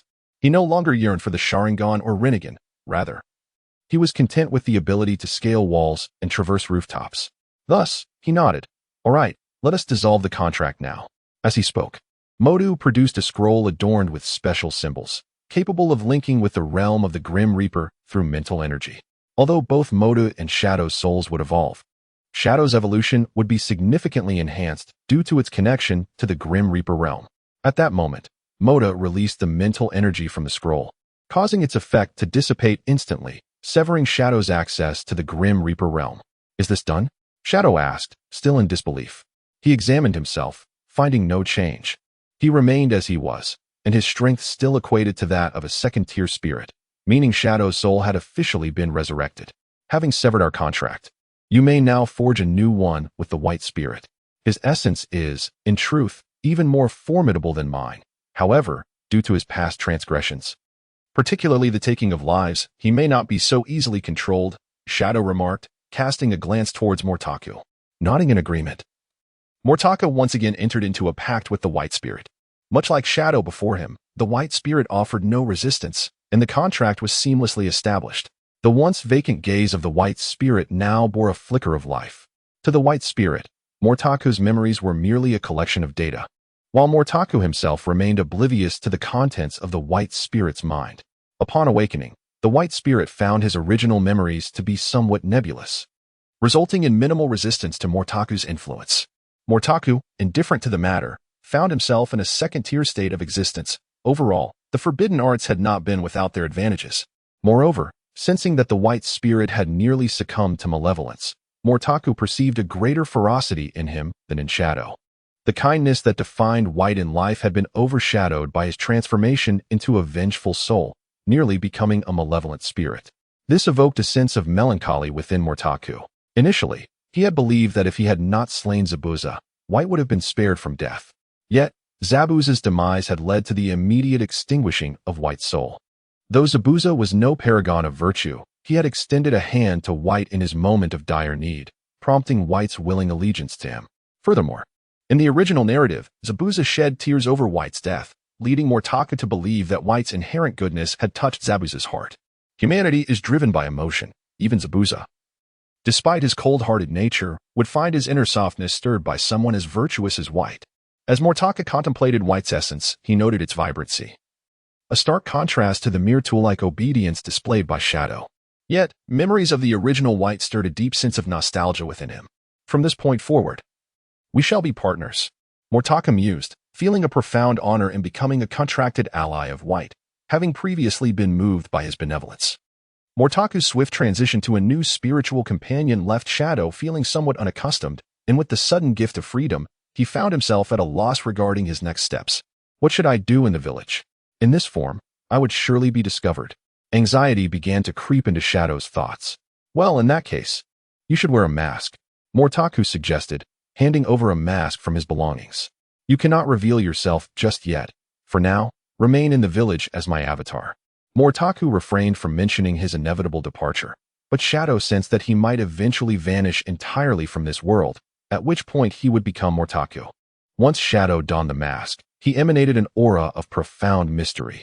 As a spirit, the concealment of his visage instinctively distanced him from his surroundings, amplifying his innate cold demeanor, far surpassing the feigned coolness of Sasuke. Although the specter was taken away, the two individuals suffered consequences. It remains uncertain whether they will seek revenge. Their intentions in approaching you are somewhat ambiguous. For the time being, I shall remain in your vicinity, choosing to stay concealed. With the arrival of Konoha imminent, the Shadow removed its mask and transformed into a spirit, vanishing into thin air. Motaku, feeling the discomfort of becoming a mere specter, said nothing. He stowed the mask in his bag and secured his garments within a scroll before returning alone to Konoha. At that moment, Konoha was shrouded in gloom. The streets were nearly deserted at night, with most shops shuttered. Upon arriving home, Motaku learned from Imo Lingyu that the third Hokage's funeral would take place the following day, to which he nodded in acknowledgement. The third Hokage had ultimately passed away, and Motaku wondered if he would be able to perceive his spirit. With Tsunade assuming the role of Hokage, more narratives were destined to unfold. Soon enough, he would be reunited with Itachi, he thought. Back in his room, Motaku did not retire for the night. Instead, he stared at the ceiling, lost in contemplation. As dawn broke, a quiet rain began to fall. Motaku, along with Naruto and the others, donned black attire as they stood on the platform of the Hokage building. The portrait of the third Hokage evoked a wave of nostalgia among many. Konohamaru wept softly, and Iruka found himself reminiscing about the past. Naruto, though on the verge of tears, remained steadfast, believing that the third Hokage's life-risking battle stemmed from the bonds he shared with the village. He refrained from crying, yearning instead to hear Iruka's reflections. Iruka spoke naturally, his voice resonating with all present, stirring emotions within each heart. He articulated myriad sentiments, perfectly encapsulating Naruto's innermost feelings. Yet, true to his nature, Naruto, even when sacrificing himself for others, maintained his boisterous demeanor. Sometimes, a person's role, when sustained for too long, becomes difficult to relinquish. Moreover, Naruto had endured countless trials, and his current disposition was a product of that arduous journey. Though he appeared carefree and somewhat oblivious, it was merely a facade. Naruto might struggle to vividly express his emotions, yet his experiences far surpassed those of the average person. Through his trials, he gained understanding. Through understanding, he shattered barriers. And through breaking free, he illuminated the darkness. It was only after breaking the chains of confinement that Naruto emitted his most radiant light. His most formidable ability lay in his relentless capacity to dismantle the darkness that obscured his path. Whether through verbal jests or relentless training, all his endeavors aimed to dispel the shadows before him. Thus, when Naruto departed with a smile, Motaku too felt the brilliance of Naruto's aura. Even if he surpassed Naruto in strength, he could never embody Naruto's essence. After Naruto's departure, Motaku pretended to leave, eliciting disdain from Sasuke.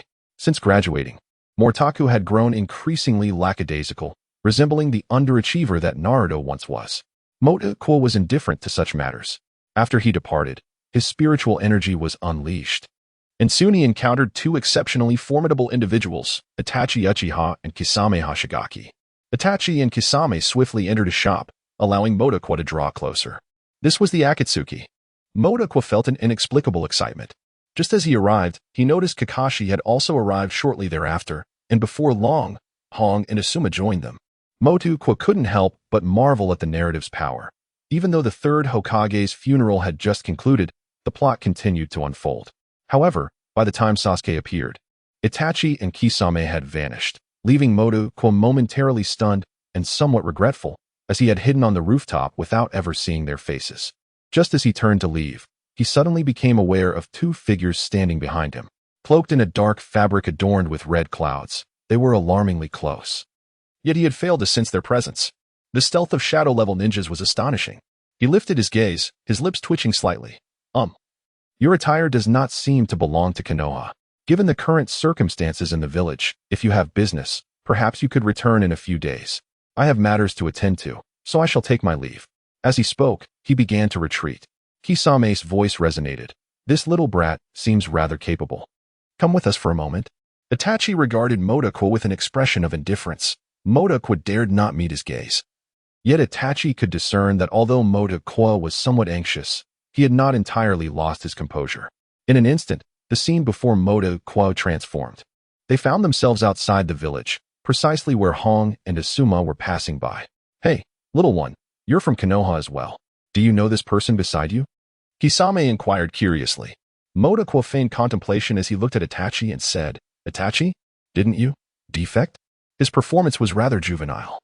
And both Kisame and Itachi recognized it, yet they refrained from commenting, perhaps attributing the boy's presence to an accidental glimpse of Itachi. However, Kisame remarked, "Mr. Itachi was indeed well known in the village. His father was a hero of Konoha. If not treated well, it would cause quite a stir. I had some acquaintance with him." Itachi cast a cold glance at Motaku. To Itachi, he must still appear as just a child, Motaku mused. Nevertheless, after being underestimated, he felt a strange sense of fearlessness. After all, at times, being belittled can ignite a person's desire to fight even more than direct danger. Is that so? Truly worthy of Mr. Itachi. The descendant of Konoha's hero, will you not eliminate him? Kisame pressed further. There is no need to provoke trouble. Let us not forget the purpose of our visit. The two conversed as Hong and Asuma spotted the three of them. Isn't that Motaku? Who are the two with you? Hong inquired, glancing at Itachi and Kisame with confusion. Do you not recognize me? Hong, Asuma. Itachi raised his head to look at them. His Sharingan calm yet oppressive. Itachi. Hong and Asuma exclaimed in astonishment, quickly adding, Motaku, step back. That person is a rogue ninja. He could be dangerous. However, is it not the case that rogue ninjas should be apprehended or eliminated? As I am a ninja of Konoha, is it not my duty to pursue these traitors? Motaku lowered his head.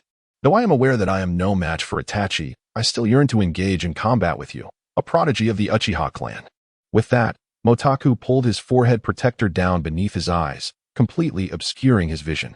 He summoned his mental energy and swiftly formed hand seals.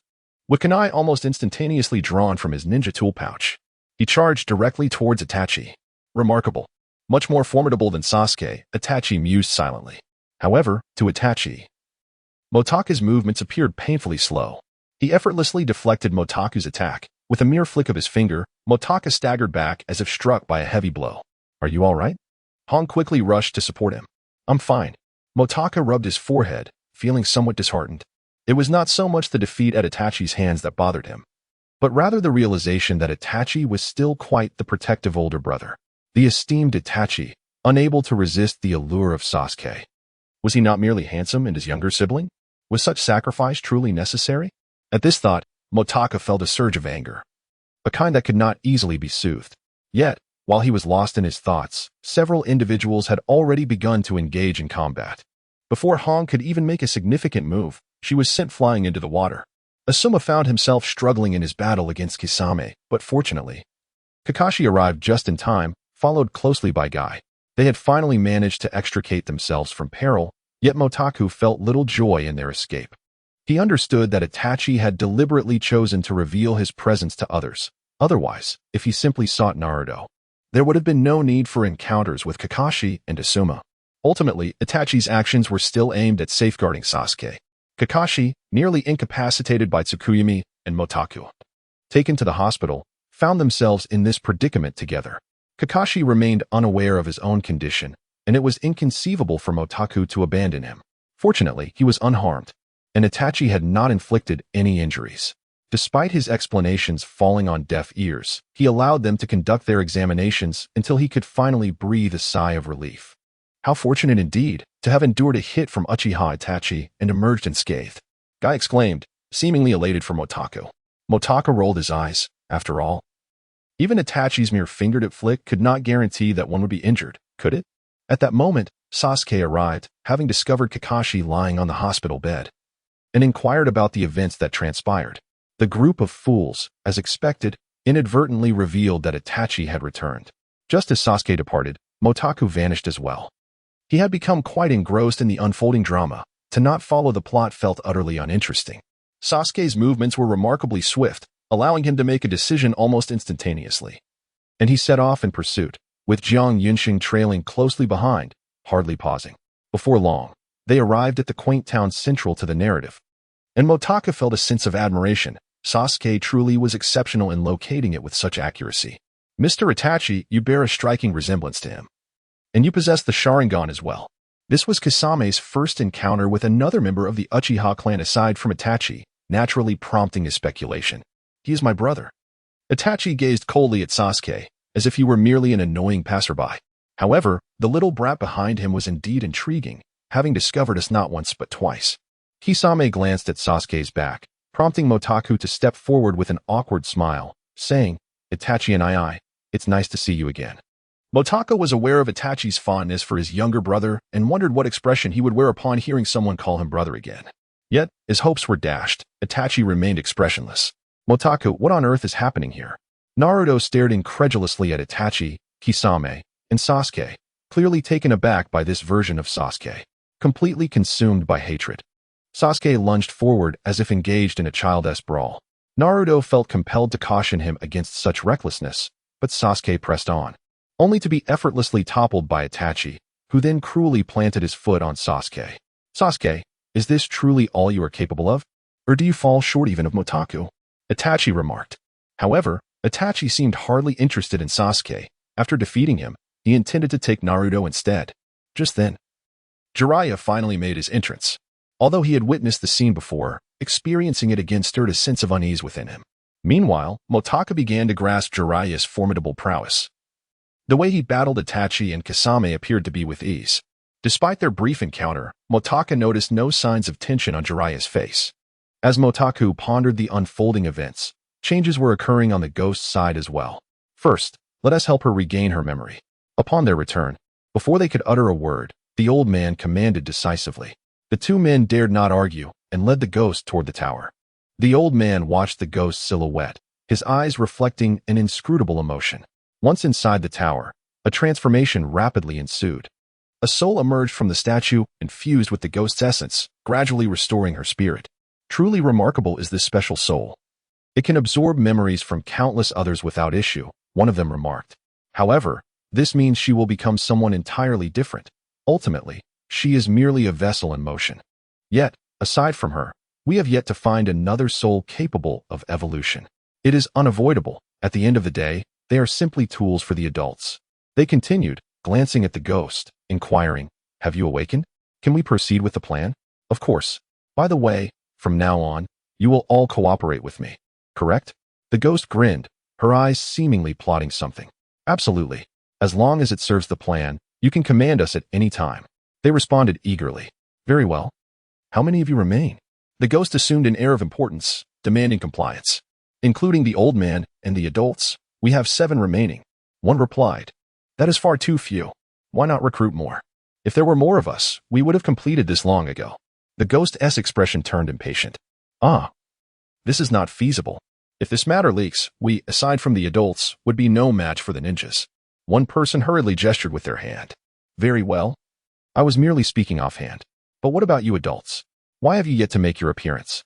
The specter surveyed the surroundings and inquired. To this, the two shook their heads. TCH, thinking they can leave everything to me is utterly preposterous. I'll venture out to familiarize myself with the environment and return later. With that, the specter vanished instantly. The two were taken aback, not expecting the newly infused personality to be such an impetuous one. What are we to do? TCH. Thinking that this lady would undertake your tasks, you were sorely mistaken. Having just regained life, I intend to relish it first. The specter declared, leaping towards a nearby town. Hey, don't miss out. Top quality jade here. On the street, a middle-aged man was hawking a piece of jade. The specter glanced over, wrinkled her nose in disdain. What a spendthrift, selling such jade. Hey, are you buying or not? It's not expensive, and this jade is genuinely exceptional. The man queried her. Huh? He heard me speak. The specter was taken aback. However, upon looking at the jade in his hand, she found it difficult to deny her desire for it, yet she lacked the funds. No money, she exclaimed, preparing to walk away. To her surprise, the man intercepted her. What is there to fear about not having money? Just place a bet and you'll have it. Thus, the specter accompanied the man to a casino, feeling somewhat dazed, unsure where to direct her gaze. Yet, The man seemed to understand her predicament, guiding her as he explained the surroundings, eventually leading them to a high-low bidding table. This is the simplest game. Here, I'll lend you some money. You can repay me when you win. Sound good? Certainly. The Spectre nodded, taking the money and betting it all on low. To her astonishment, the result was indeed low, causing the man to break out in a cold sweat, though he said nothing. The Spectre continued playing in this manner, and soon her winnings had multiplied exponentially, accumulating into a small mountain. The man was left speechless, unsure of how to respond. How dull, this is far too easy. The Spectre pushed her winnings forward once more, murmuring, easy. The man was taken aback, thinking to himself that this individual seemed to have become addicted. Yet, when the gambling round concluded and the Spectre won again, the man's spirit was utterly crushed. Subsequently, he guided the Spectre through the entire casino, and the two completely forgot about their initial intent to purchase jade. After Sasuke fell unconscious, he was returned to Konoha. Naruto and Jiraiya sought out Tsunade. While on the way, they also casually discussed the transformation of chakra. Morta, with nothing to do, shamelessly followed behind. Taka, it seems you've changed a lot since graduation, and that Spectre doesn't seem to be from the village, does she? The three walked along, with Naruto speaking up. Well, since I'm no longer in school, I might as well relax a bit. Besides, I'm already a nin, so there is no need to adhere to the old ways. Indeed, Naruto nodded, harboring no jealousy. Subsequently, he pestered Jiraiya to teach him ninjutsu, master pervert. It's high time you taught me some more formidable techniques. Isn't it? Well, there is a ninjutsu I wish to impart to you, so pay close attention. Jiraiya swiftly demonstrated the Rasengan, Naruto's signature technique, and at last, it was revealed. Once the Rasengan was formed, Jiraiya struck a tree, sending wood chips flying and creating a spherical hole. Naruto's eyes lit up with excitement. And then Jiraiya began to explain the origins and principles of the Rasengan.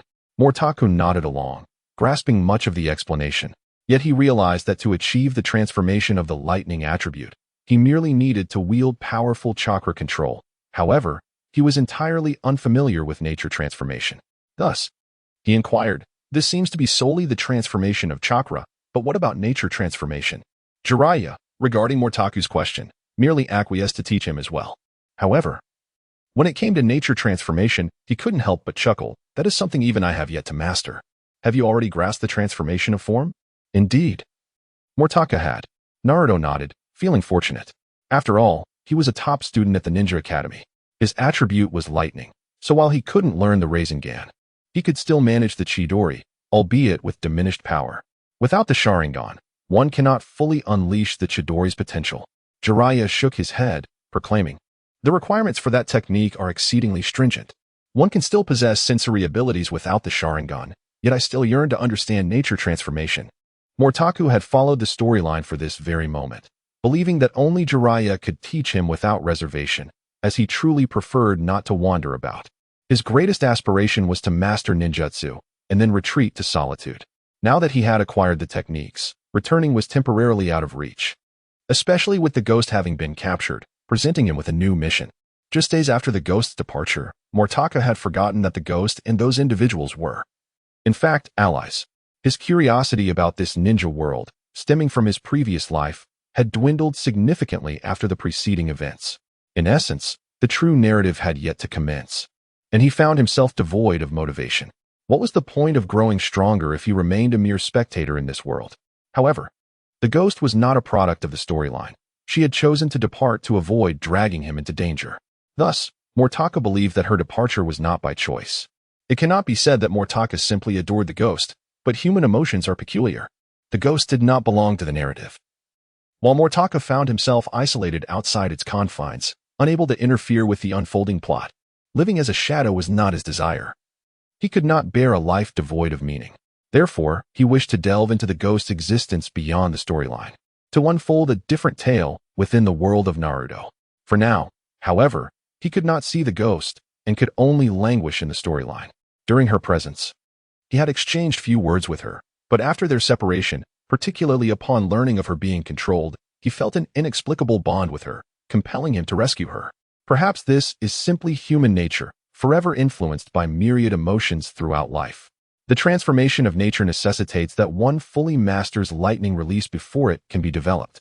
Merely grasping lightning cutter falls woefully short. Jiraiya's words resonated as Motaku nodded in acknowledgement. Thus, it implies that mastery of each technique is essential to ascend to a higher realm, correct? Aha. You seem to possess an abundance of knowledge. Yet you hardly seem inclined to seek my guidance. I truly wonder what you are doing accompanying us. Even in leisure, such time wasting is unprecedented. Jiraiya perceived Motaku's intent. He was simply bored and had chosen to join them. Well, traveling with Lord Jiraiya, one is bound to learn a great deal. Speaking of which, I harbor a keen interest in writing novels and would love to seek your counsel. Ah, that? Perhaps when you grow older. Haha. Jiraiya burst into laughter, clearly jesting. Writing, after all, should stem from one's own understanding and intrigue, such as maintaining a daily journal. Disregard my inquiry. It's merely a fleeting curiosity, Motaku stated candidly. I still believe that mastering lightning release is sufficient. They meandered through the town, and soon enough, Jiraiya spotted a ghostly figure accompanied by a man. Oh, I wondered why there was such a stunning beauty. Turns out, she is your cousin. By the way, your brother-in-law is quite handsome too. It seems I have no chance. Motaku glanced over and indeed observed the ghost and a man walking in tandem, the ghost sauntering casually while the man trailed beside her, enveloped in an oppressive atmosphere, akin to bearing a dark cloud. Ghost, Motaku called out urgently. The ghost and the man turned to see Motaku, Jiraiya, and Naruto, all momentarily taken aback. Jiraiya mused. What brings this fellow here, accompanied by these two youngsters? It appears he has an affinity for children. The man muttered under his breath. The ghost scrutinized Motaku, then regarded Jiraiya and Naruto, inquiring, is there something you need? Ah, nothing at all. Motaku shook his head. Oh. The ghost nodded and resumed her stroll. Aren't you going to approach them? The man pondered, perplexed, questioning why they wouldn't greet acquaintances. Why should we? The ghost replied, bewildered. The man was momentarily speechless. He realized that the ghost was indeed a peculiar individual, sometimes appearing quite foolish, yet consistently victorious in gambling. Nonetheless, avoiding Jiraiya was wise. After all, Tsunade would likely not locate him anytime soon. The new generation of gambling deities, Miss Ghost, has indeed arrived. Remarkably, her assistant is here too. By the way, Miss Ghost is truly a breathtaking beauty. Cease your fanciful thoughts. To become a gambling deity, those two are no ordinary individuals. This was one of the larger casinos in town. Previously, the ghost had been lethargically wagering on games, and as time passed, the pile of cash before her steadily increased. In this world, the affluent are plentiful. Over the past few days, she and her companion had amassed tens of thousands, or even hundreds of thousands, daily. By now, their total funds had surpassed 2 million. Although not abundant, relying solely on Dubois, with almost no capital of her own. She managed to achieve consistent victories and quickly rose to prominence. As the ghost invariably triumphed in gambling, she earned the title of the Goddess of Gambling. Miss Ghost has become a household name in the casino over these past few days. Jiraiya entered a hotel, and despite it being daytime, the ambience was somewhat dim. A few patrons were inside, indulging in drinks.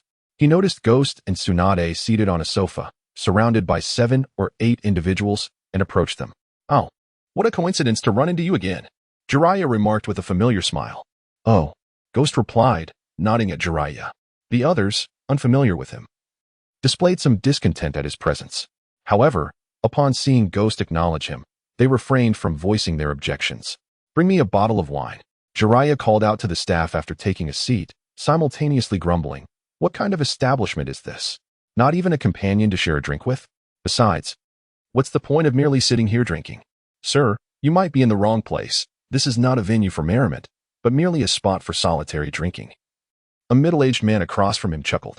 Ah, I see. A leisurely place, Jiraiya remarked as he continued to gaze at Ghost. The staff soon delivered the wine, and he poured a glass for Ghost before filling his own, raising his glass and declaring, drinking together is far more enjoyable. Ghost pouted, I don't drink. What nonsense. You're not a child. Why speak such things? Jiraiya, disbelieving, thought it was customary for adults to partake in alcohol. Yet, Ghost persisted in her refusal. Who are you? Why do you keep bothering me? Her words created an awkward silence. As the man sitting to Ghost's left nearly burst into laughter, but then contemplated delivering a punch to Jiraiya.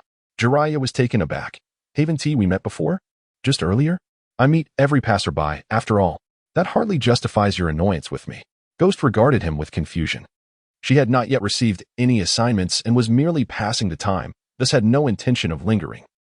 Did you have a quarrel with Motaku? Jiraiya inquired. Utterly bewildered, Motaku?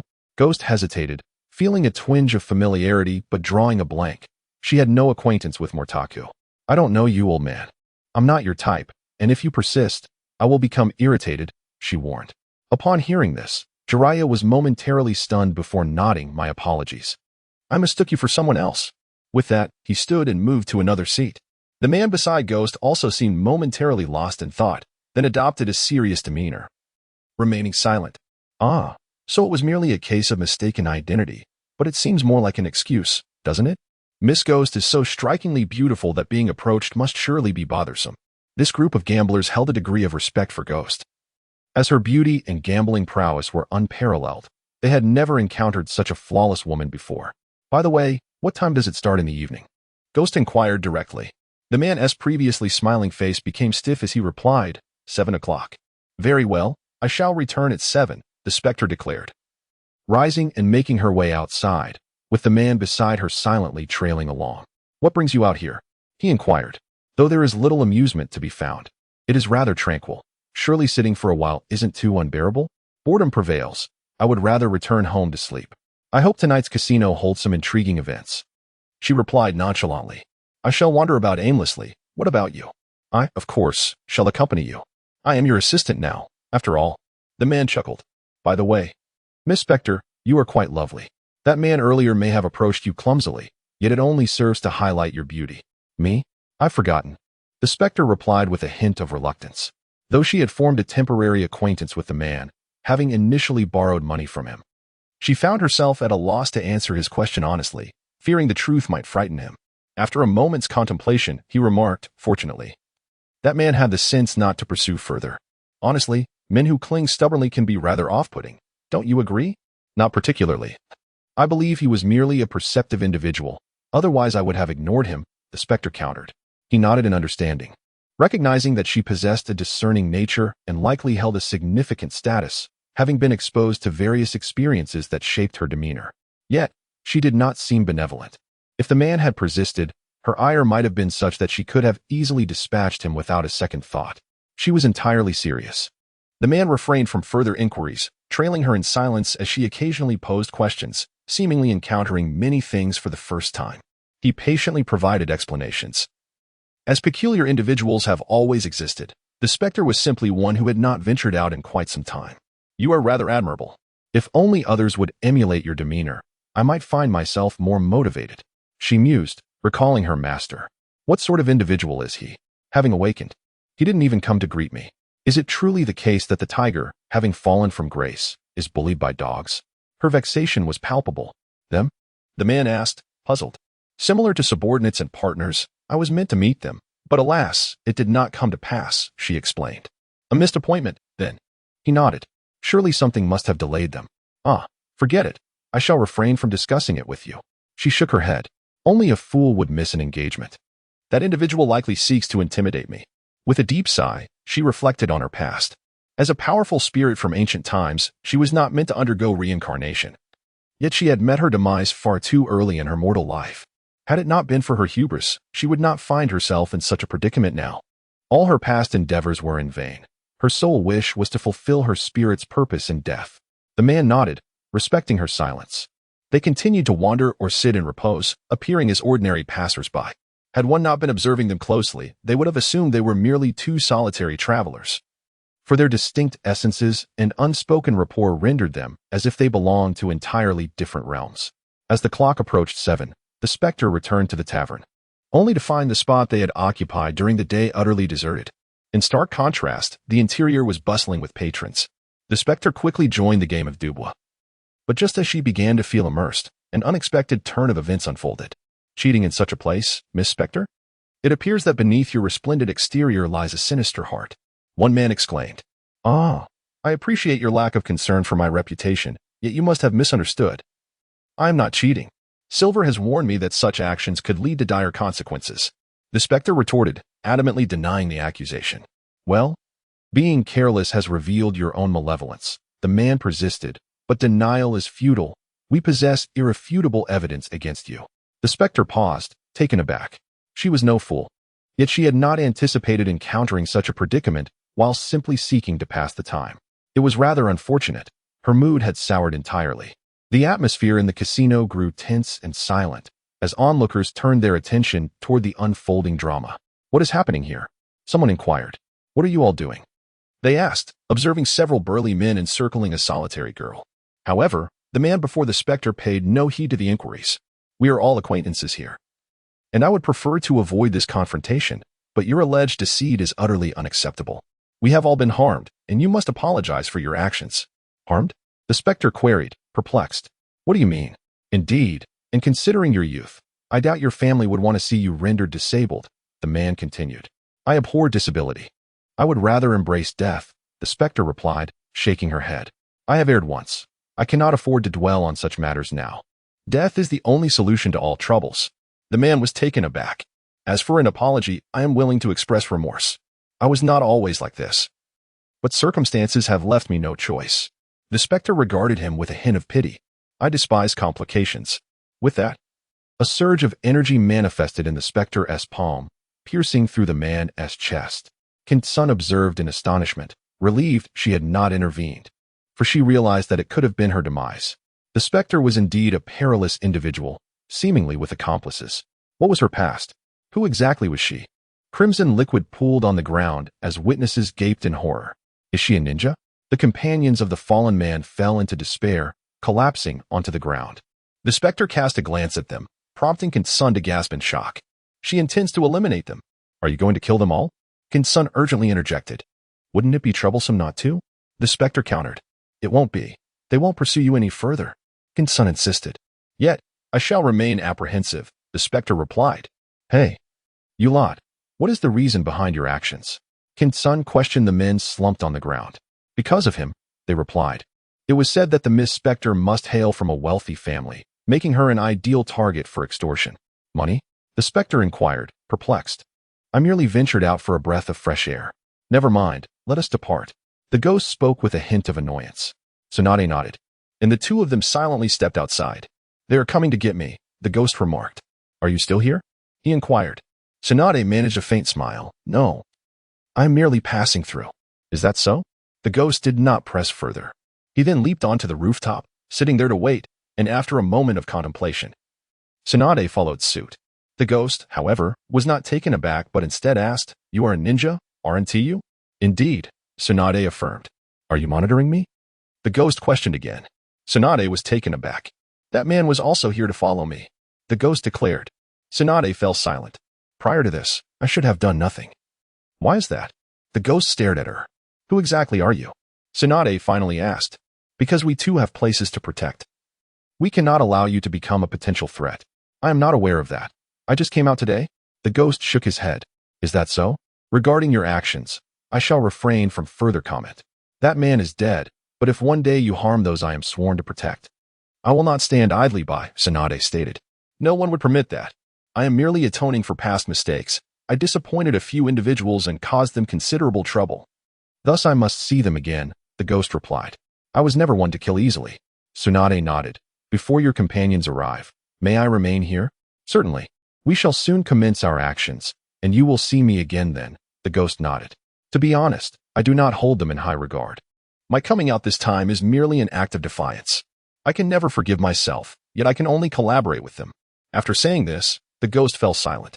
At length, after approximately half an hour, a tall figure draped in a black cloak, exuding an air of mystery, appeared before the ghost. "So you finally deign to show yourself." The ghost rose to his feet. "Let me make this clear. I am not your subordinate, and even if I were, I would heed only your commands. That is for the best." The man nodded. "When the old man seeks to influence you, remember to refuse." While the man's gaze was calm, his speech belied a youthful spirit.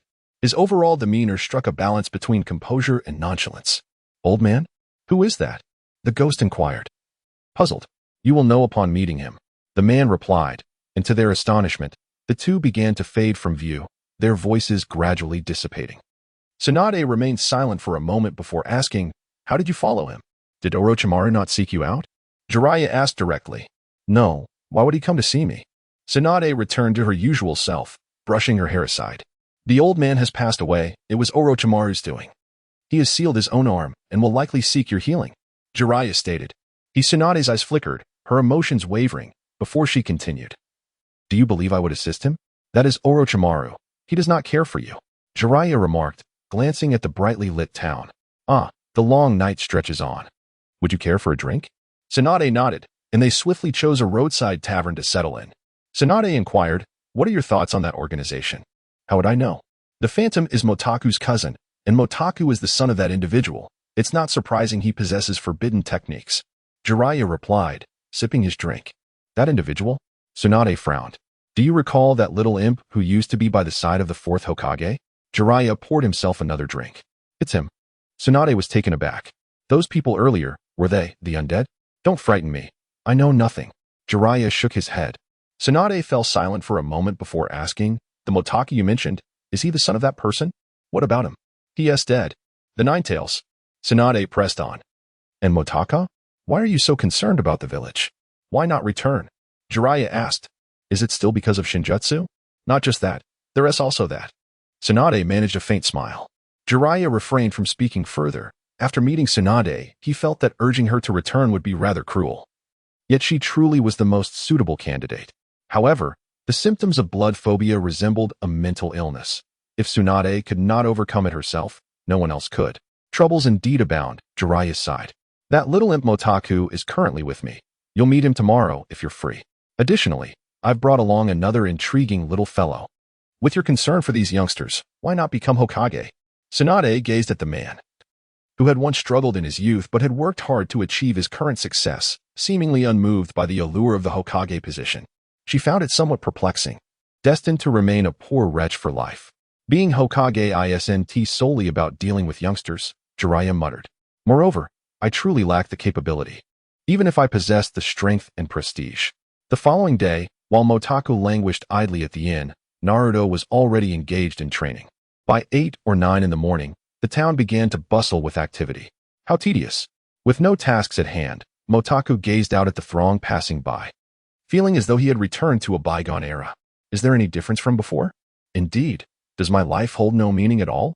He stared out at the sunlight, yet his heart felt drenched in rain. Now, the shadow could detach from him. Had the purpose of his arrival in the Hokage world dwindled to merely awaiting the final departure? He was uncertain whether he could still intervene in Phantom's affairs. The Shadow's willingness to assist him stemmed solely from its own reluctance to part with Phantom, yet now Phantom seemed to be gradually returning to her original world, rendering them strangers once more. His fondness for Phantom thus came to an end. Care and concern were inherently reciprocal. Phantom cared for him, and he would reciprocate that concern. But now that Phantom was indifferent towards him, what reason did he have to wish for her return? Besides investigating Phantom, he found himself devoid of purpose. However, he had resolved not to involve himself in her matters any longer. His actions of the past few days were merely impulsive. He glanced behind him, where there was only a bed and a table. Lying back on the bed, he mused, if only I had a mobile phone, I could play some games. He had scarcely watched any anime.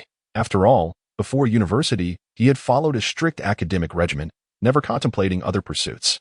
Upon entering university, time seemed to slow. Yet he found himself adrift, resorting to anime for entertainment. His father, however, summoned him to save him from this aimlessness. Initially, he felt elated, believing that becoming a ninja would be an extraordinary achievement, but he soon realized that reality was far from his expectations. The essence of life was not merely about possessing things or achieving status. Without ambition, existence becomes monotonous. Yet, he was at a loss as to what he should pursue, feeling devoid of aspirations. Surprisingly, even in the world of Naruto, he found himself unable to uncover the meaning of life. Hey, are you still asleep? Jiraiya's voice suddenly echoed, startling Motaku into an upright position as he beheld Jiraiya and Tsunade. How did you two appear so suddenly? You nearly frightened me to death. What are you talking about? I've been calling you for ages. I thought you were asleep. But look at you, fully dressed yet lying in bed. Such a state of despair. Young man, you should seek out some joy to avoid regrets in life. Jiraiya remarked with a suggestive grin, while Tsunade shot him a piercing glare. You've corrupted Naruto in him. Naruto is quite the prodigy on his own. Jiraiya countered, the sexy jutsu was not something I taught him. I am Tsunade, though I've heard you are quite talented. The path of genius is fraught with challenges. Do you find life dull? Do you think you surpass Naruto? Tsunade scoffed, her gaze fixed upon him. Such talents as yours, while rare, are not non-existent. Take Kakashi, for instance. He was already a genin at your age. And Itachi as well. Can you guarantee that by your 20s, you'll reach their level? Why do you start lecturing me right away? Motaka grumbled, having anticipated inquiries about the ghost.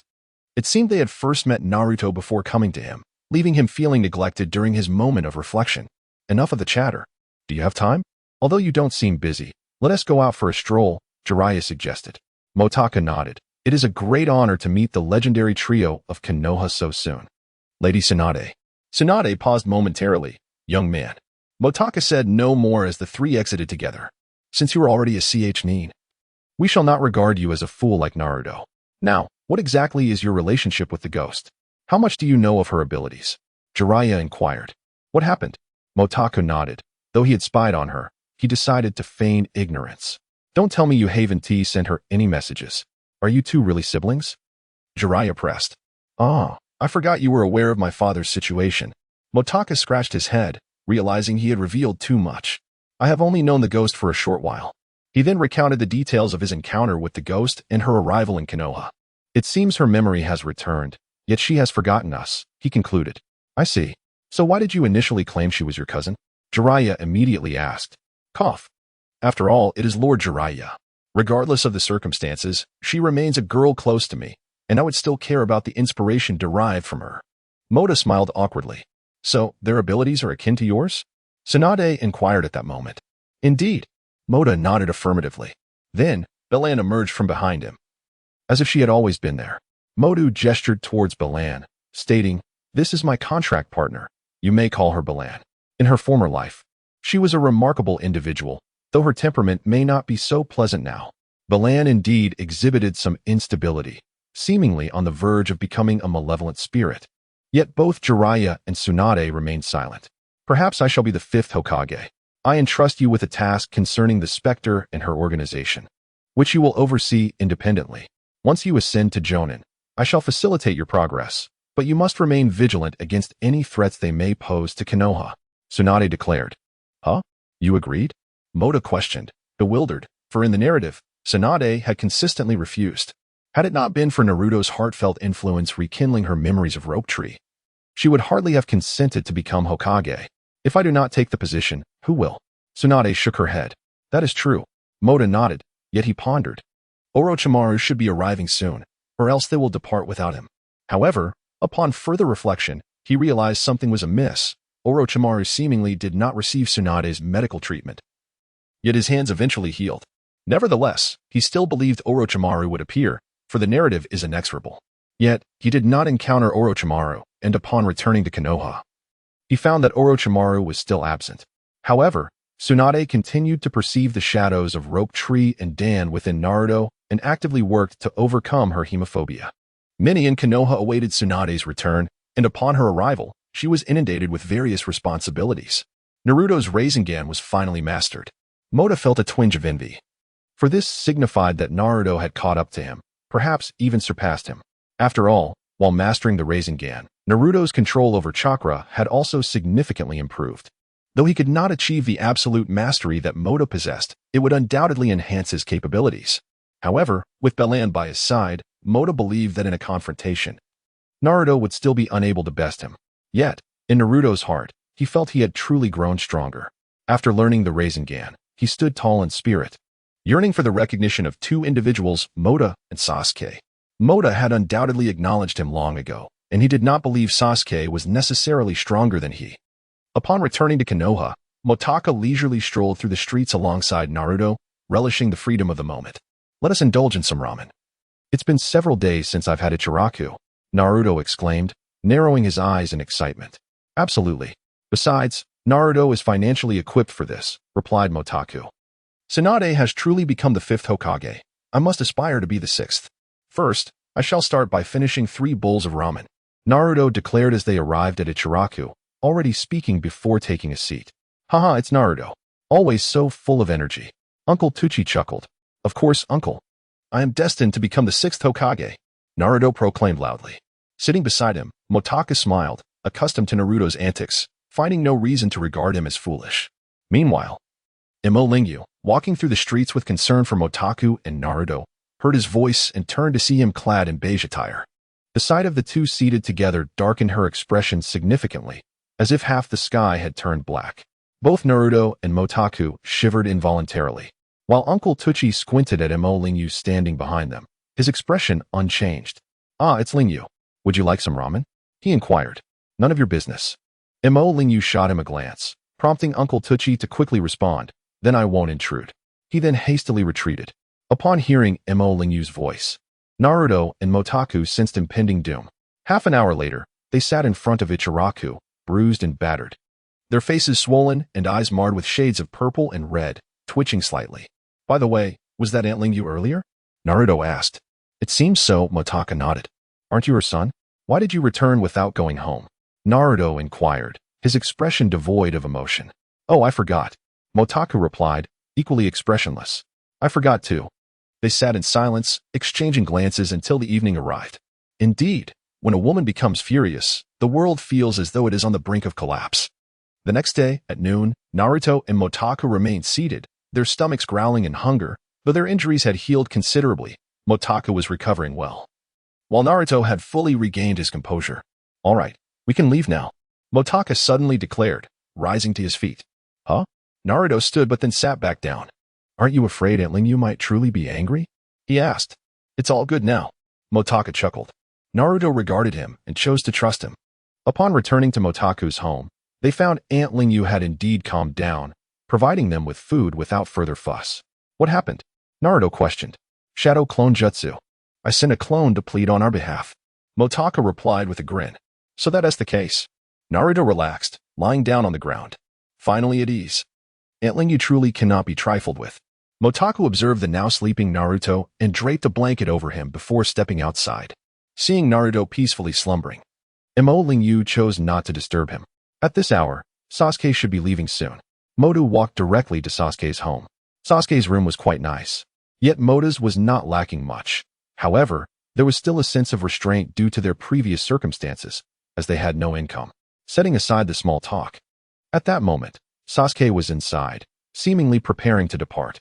Mota entered boldly and positioned himself near the door, though not entirely obstructing it, and inquired, "Sasuke, there is something I wish to discuss with you."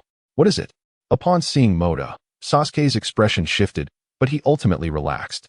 Motu continued, "I wish to give you my forbidden technique. What do you think?" "What did you say?" Sasuke's eyes widened in disbelief. "Do you not desire to grow stronger? I am willing to share my forbidden technique with you." Although I did not witness the third's demise firsthand, I attempted to thwart Orochimaru's actions, but to no avail. I do not wish for such a tragedy to recur, regardless of who it may be, whether you or Naruto. As long as it serves to protect Konoha, I am indifferent.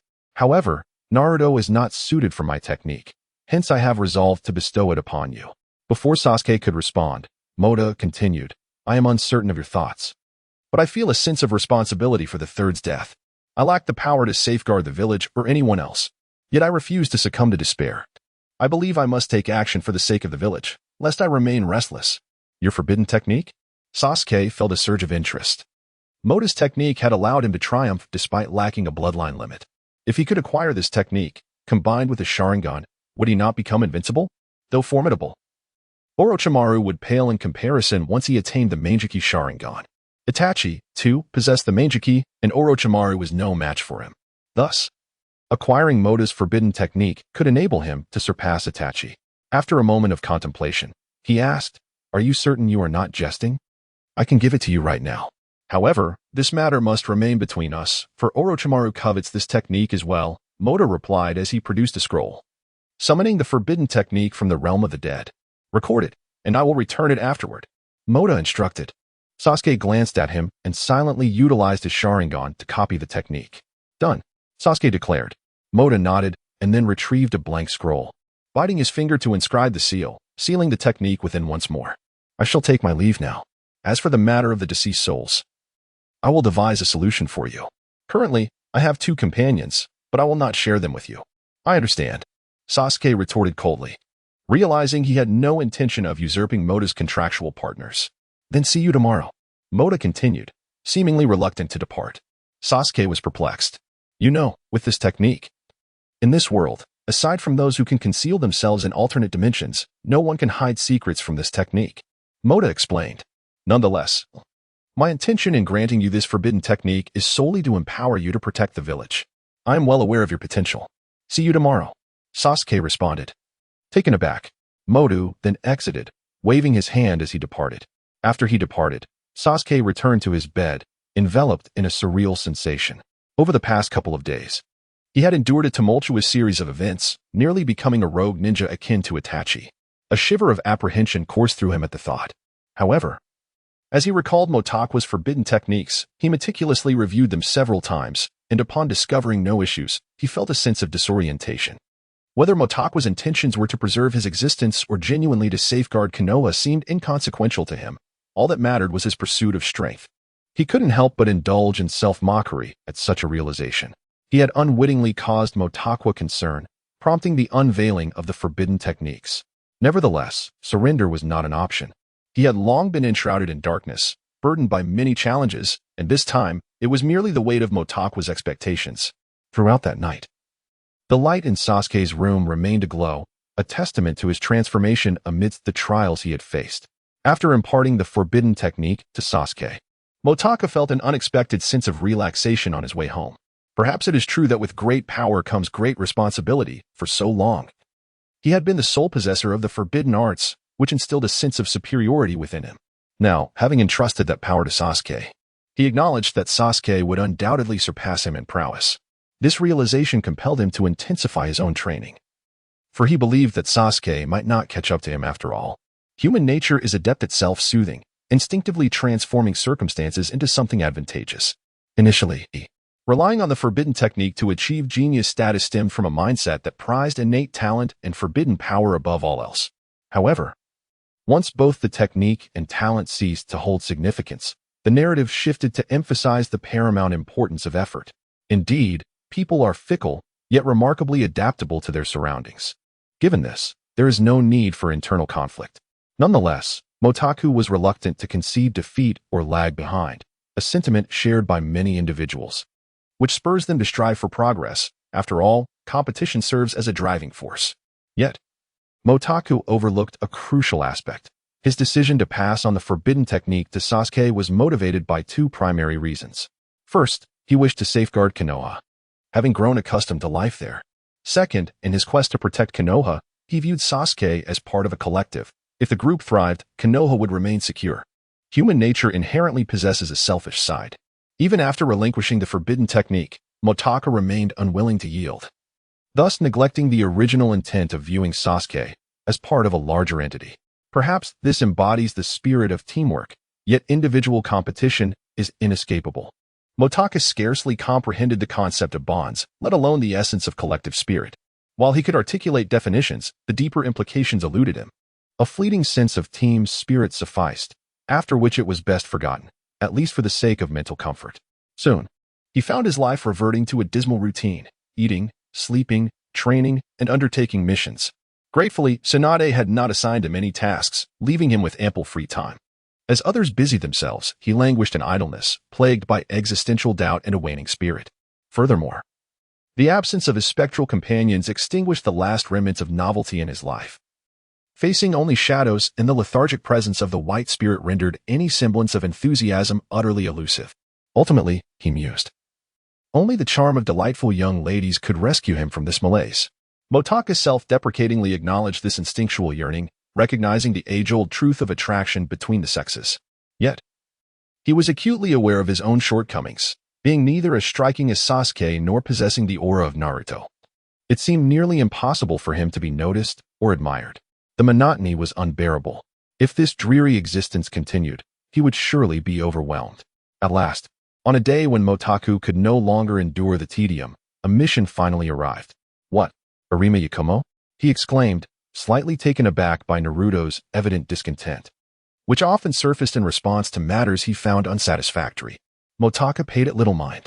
Well then, let us proceed together, Naruto stated resolutely. Sure.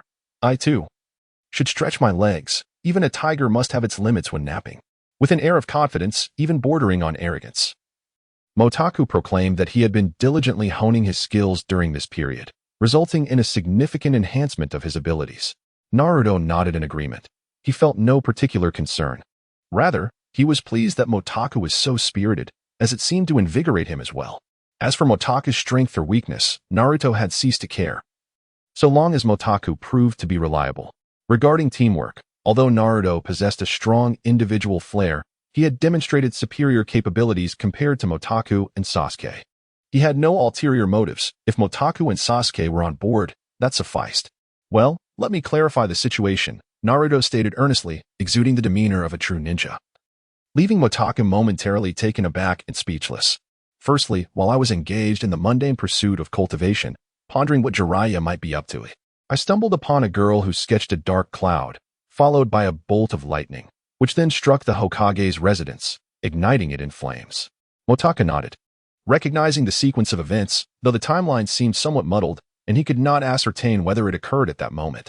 Thus, to ensure that Teacher Hong can continue instructing teammate, we must devise a plan, Naruto concluded. Motaku shrugged, confident that even without a plan, Naruto would manage.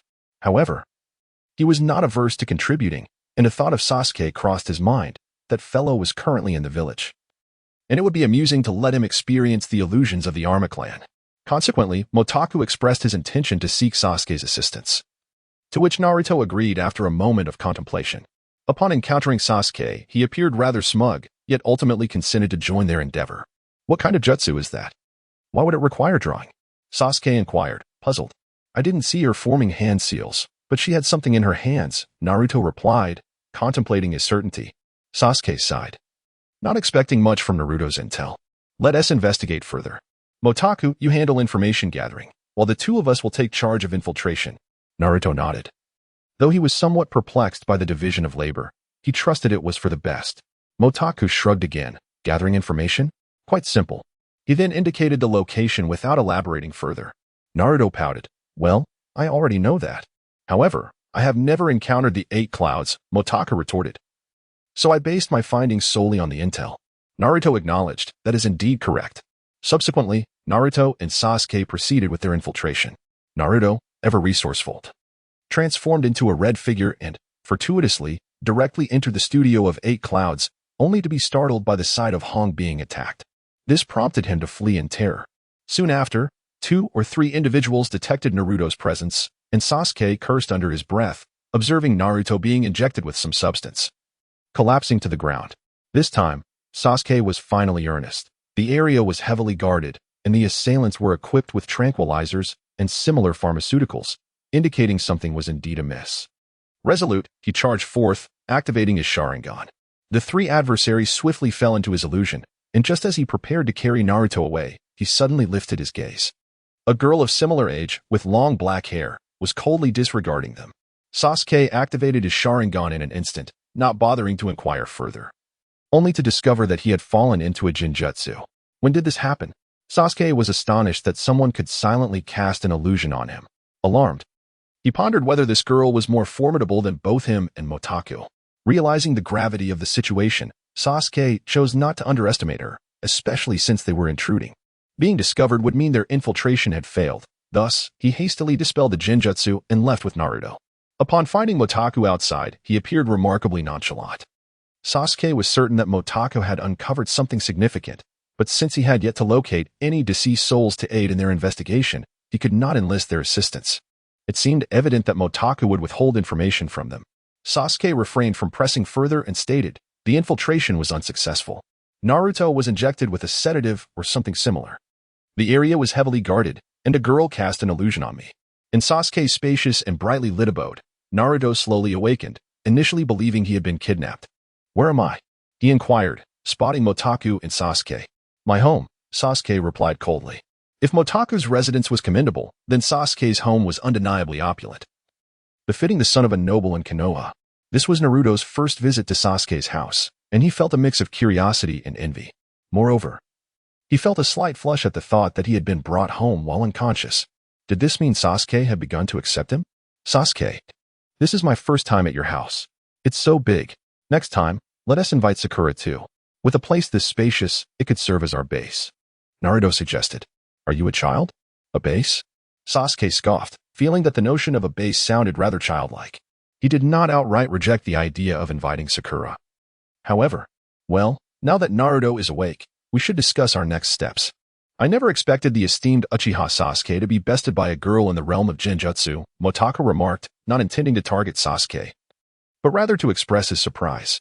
Naruto, who had previously been close with Motaku and had even harbored disdain for Sasuke, seemed to have grown closer to Sasuke after becoming friends. Is being in the same team truly remarkable? They grew up together, after all. Why does it feel as if they are competing for Naruto's affection? Yet Naruto's charm technique was indeed impressive. It was no wonder so many skilled individuals fell victim to it. Sasuke was defeated? By Ayakumo? Naruto exclaimed, incredulous. Sasuke merely scoffed, his gaze icy. I did not lose to her. Although she cast her genjutsu on me without a sound, I believe only I among the three of us could dispel it, correct? Sasuke glanced at Motaku, who smiled awkwardly. Well, I wouldn't fall for such a genjutsu, haha.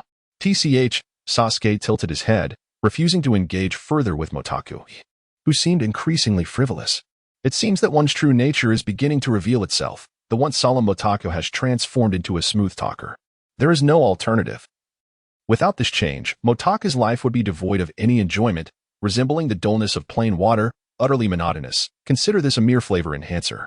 Naruto is perplexed by the subtle rivalry between the two. Nonetheless, Motaku asserts that he will not be defeated. And Naruto chooses to believe that Motaku possesses a slight edge over Sasuke. Although Sasuke has grown considerably strong, Motaku has consistently outperformed them. And even if he hasn't exerted much effort recently, it is unlikely that they have caught up to him. However, it is evident that there exists some connection between Teacher Hong and Yakumo. Naruto stated, I transformed into Teacher Hong's likeness and dashed into a room, only to find a painting depicting Teacher Hong being stabbed in the heart. I was momentarily convinced, and thus, I exposed myself. That was an illusion. It seems the so-called Yakumo is exceptionally skilled in genjutsu, Sasuke remarked.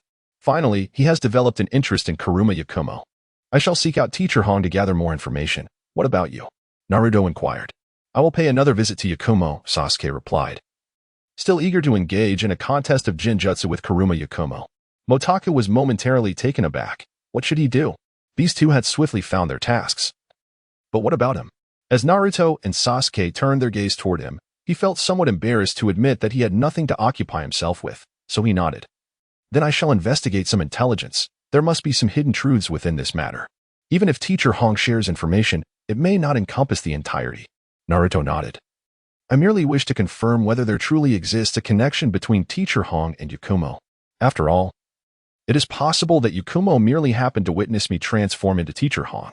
Motaku nodded, internally criticizing Naruto, who, despite appearing foolish on the surface, displays extraordinary capabilities at critical moments. Whether in intelligence or emotional acumen, vitality or output, he can surpass all limits, truly befitting a protagonist, someone not to be trifled with. Once confirmed, we shall rendezvous at Yakumo's location, Sasuke declared, eager to set off.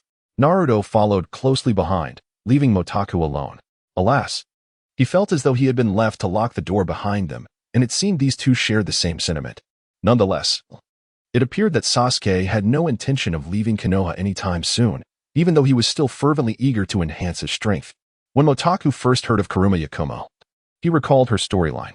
The Kuruma clan is remarkably powerful, possessing profound mastery in genjutsu, capable of manipulating one's senses to execute illusions, with the inflicted damage being painfully real. It remains a mystery why she has not made an appearance since. After freeing herself from her inner demons with the assistance of Hong and Naruto, Kuruma Yakumo has seemingly vanished, perhaps leading a normal life due to health concerns. Nevertheless, it is regrettable. Her exceptional talent would have greatly benefited Konoha had she continued her path as a ninja. Even with her frail health, there should be no issues with Tsunade's assistance. Motaku considers investigating the state of Kuruma Yakumo's health and inquiring with Tsunade for potential solutions. As for Naruto and Sasuke, there is no need for him to intervene. After all, those two are the protagonists and are unlikely to come to harm. This is also the first time Motaku has employed forbidden techniques to extract information from Konoha.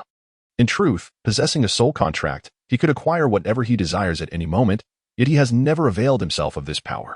Recently, he has ceased to control the shadow, so he allows White Spirit to proceed.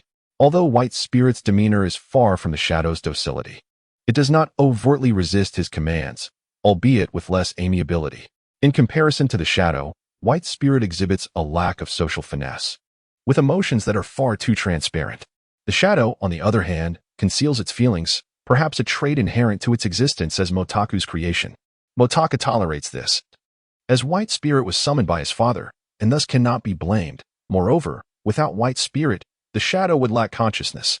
While controlling White Spirit, Motaku can distinctly sense its agitation. Yet, he feels a greater sense of security in its presence, for White Spirit's emotions are openly displayed rather than concealed, which merely requires a bit more effort to navigate. It is akin to Orochimaru's myriad snakes, albeit in a far more manageable manner. White Spirit's emotional volatility merely hints at a propensity for violence. Having infiltrated the Sakami Hill Manor, Motaka concealed himself in a discreet location nearby, sitting cross-legged to commence his intelligence gathering. Through White Spirit's perspective, he can even pinpoint Sasuke's whereabouts, though he cannot greet him. Conversely, Sasuke, with his spiritual eye, has noticed White Spirit. White Spirit retains its white appearance. Although its aura has shifted, its form remains unchanged. Sasuke pauses, taken aback, seemingly surprised that White's soul perished alongside him. Once, had White not shown mercy, neither he nor Naruto would have survived to this day. The fate of such a kind soul evokes a profound sentiment within him. However, White Spirit pays him no heed, and Sasuke merely glances before seeking out Yakumo. The Sakami Hill Manor, though tranquil, exudes an oppressive atmosphere, unmistakably indicating it is no sanctuary. Sasuke crouches motionless behind a thicket, yet his mind is awash with thoughts. The sight of White Spirit stirs memories of the past, yet his primary concern lies with the identity of Motaku's original shadow and how he acquired such a deathly spirit. Motaku's forbidden technique demands stringent prerequisites, requiring the souls of the deceased. Since souls are indifferent to the concept of life and death, he finds himself perplexed. However, upon encountering White Spirit, a new notion takes root in his mind. White lived solely for others, and his inherent kindness likely led to the demise of his soul. Having witnessed the death of Zabuza firsthand, White is unique. Thus far, he has encountered only one individual who meets the criteria, yet Motaku has seen two. Evidently, there must be additional secrets that Motaku conceals. Sasuke is resolute in his disbelief that Motaku could fortuitously encounter two spirits without cause, even if luck were on his side. The odds are exceedingly slim. His deduction is astute, yet tragically, he becomes distracted while executing his mission. Before Sasuke stood a house, where Yakumo resided. Suddenly, the scene before him transformed dramatically, and he realized with alarm that he had fallen victim to an illusion due to his momentary carelessness. The most despairing aspect was that he found himself unable to utilize ninjutsu. What kind of illusion was this? Sasuke felt astonished within, and in urgency, his Sharingan silently activated, striving to penetrate the essence of this illusion. With his inability to perform ninjutsu, uncertainty clouded his mind, yet the scene shifted again. The house morphed into a forest, which began to stir with life. Although he recognized it as an illusion, he instinctively dodged the attacking branches. Under the gaze of his Sharingan, chakra became vividly discernible. Yet the flaws within the illusion proved elusive to him at that moment. Belan arrived at a place resembling a clinic, specifically established for Kuruma Yakumo, where calming agents were also prepared. The Kiryu Hill Manor had been deserted, resulting in a lack of stringent defenses. Belan toiled within for an extended period before successfully gathering the necessary data regarding Kuruma Yakumo, which Jiang Yunxing had requested Belan to copy. With the task accomplished, Motaka instructed Belan to seek out Sasuke, keen to ascertain whether Sasuke's Sharingan could unveil Yakumo's illusion. However, upon arrival, Belan discovered Kuruma Yakumo seated on the ground, while Sasuke stood proudly nearby. Belan?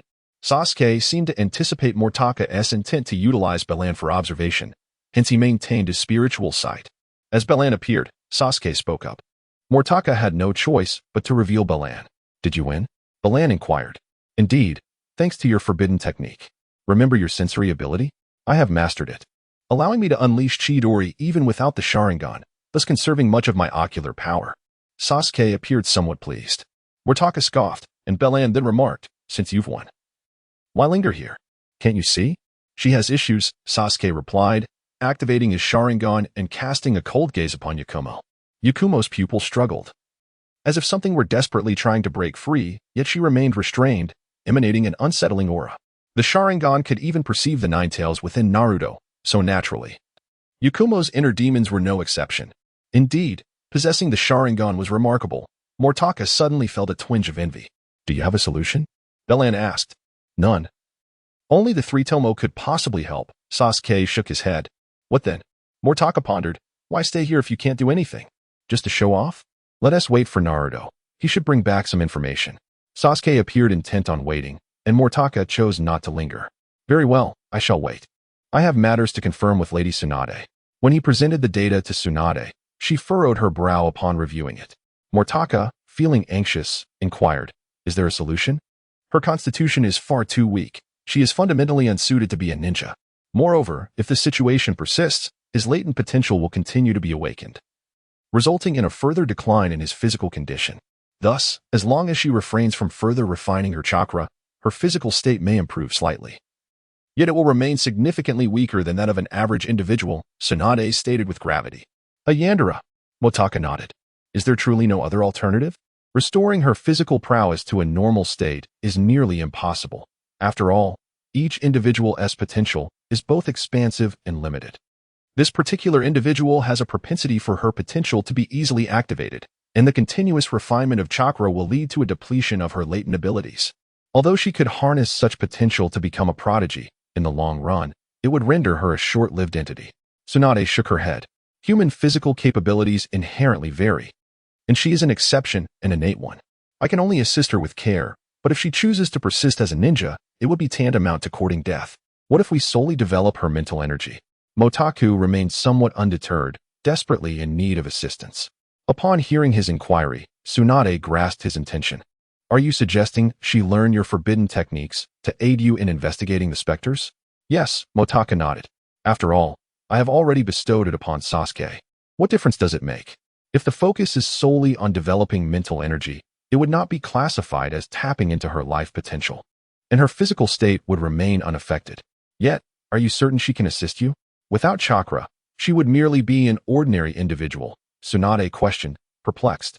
Once, I too was merely an ordinary person, Motaka mused, tilting his head at a 45-degree angle, his gaze becoming distant and hesitant.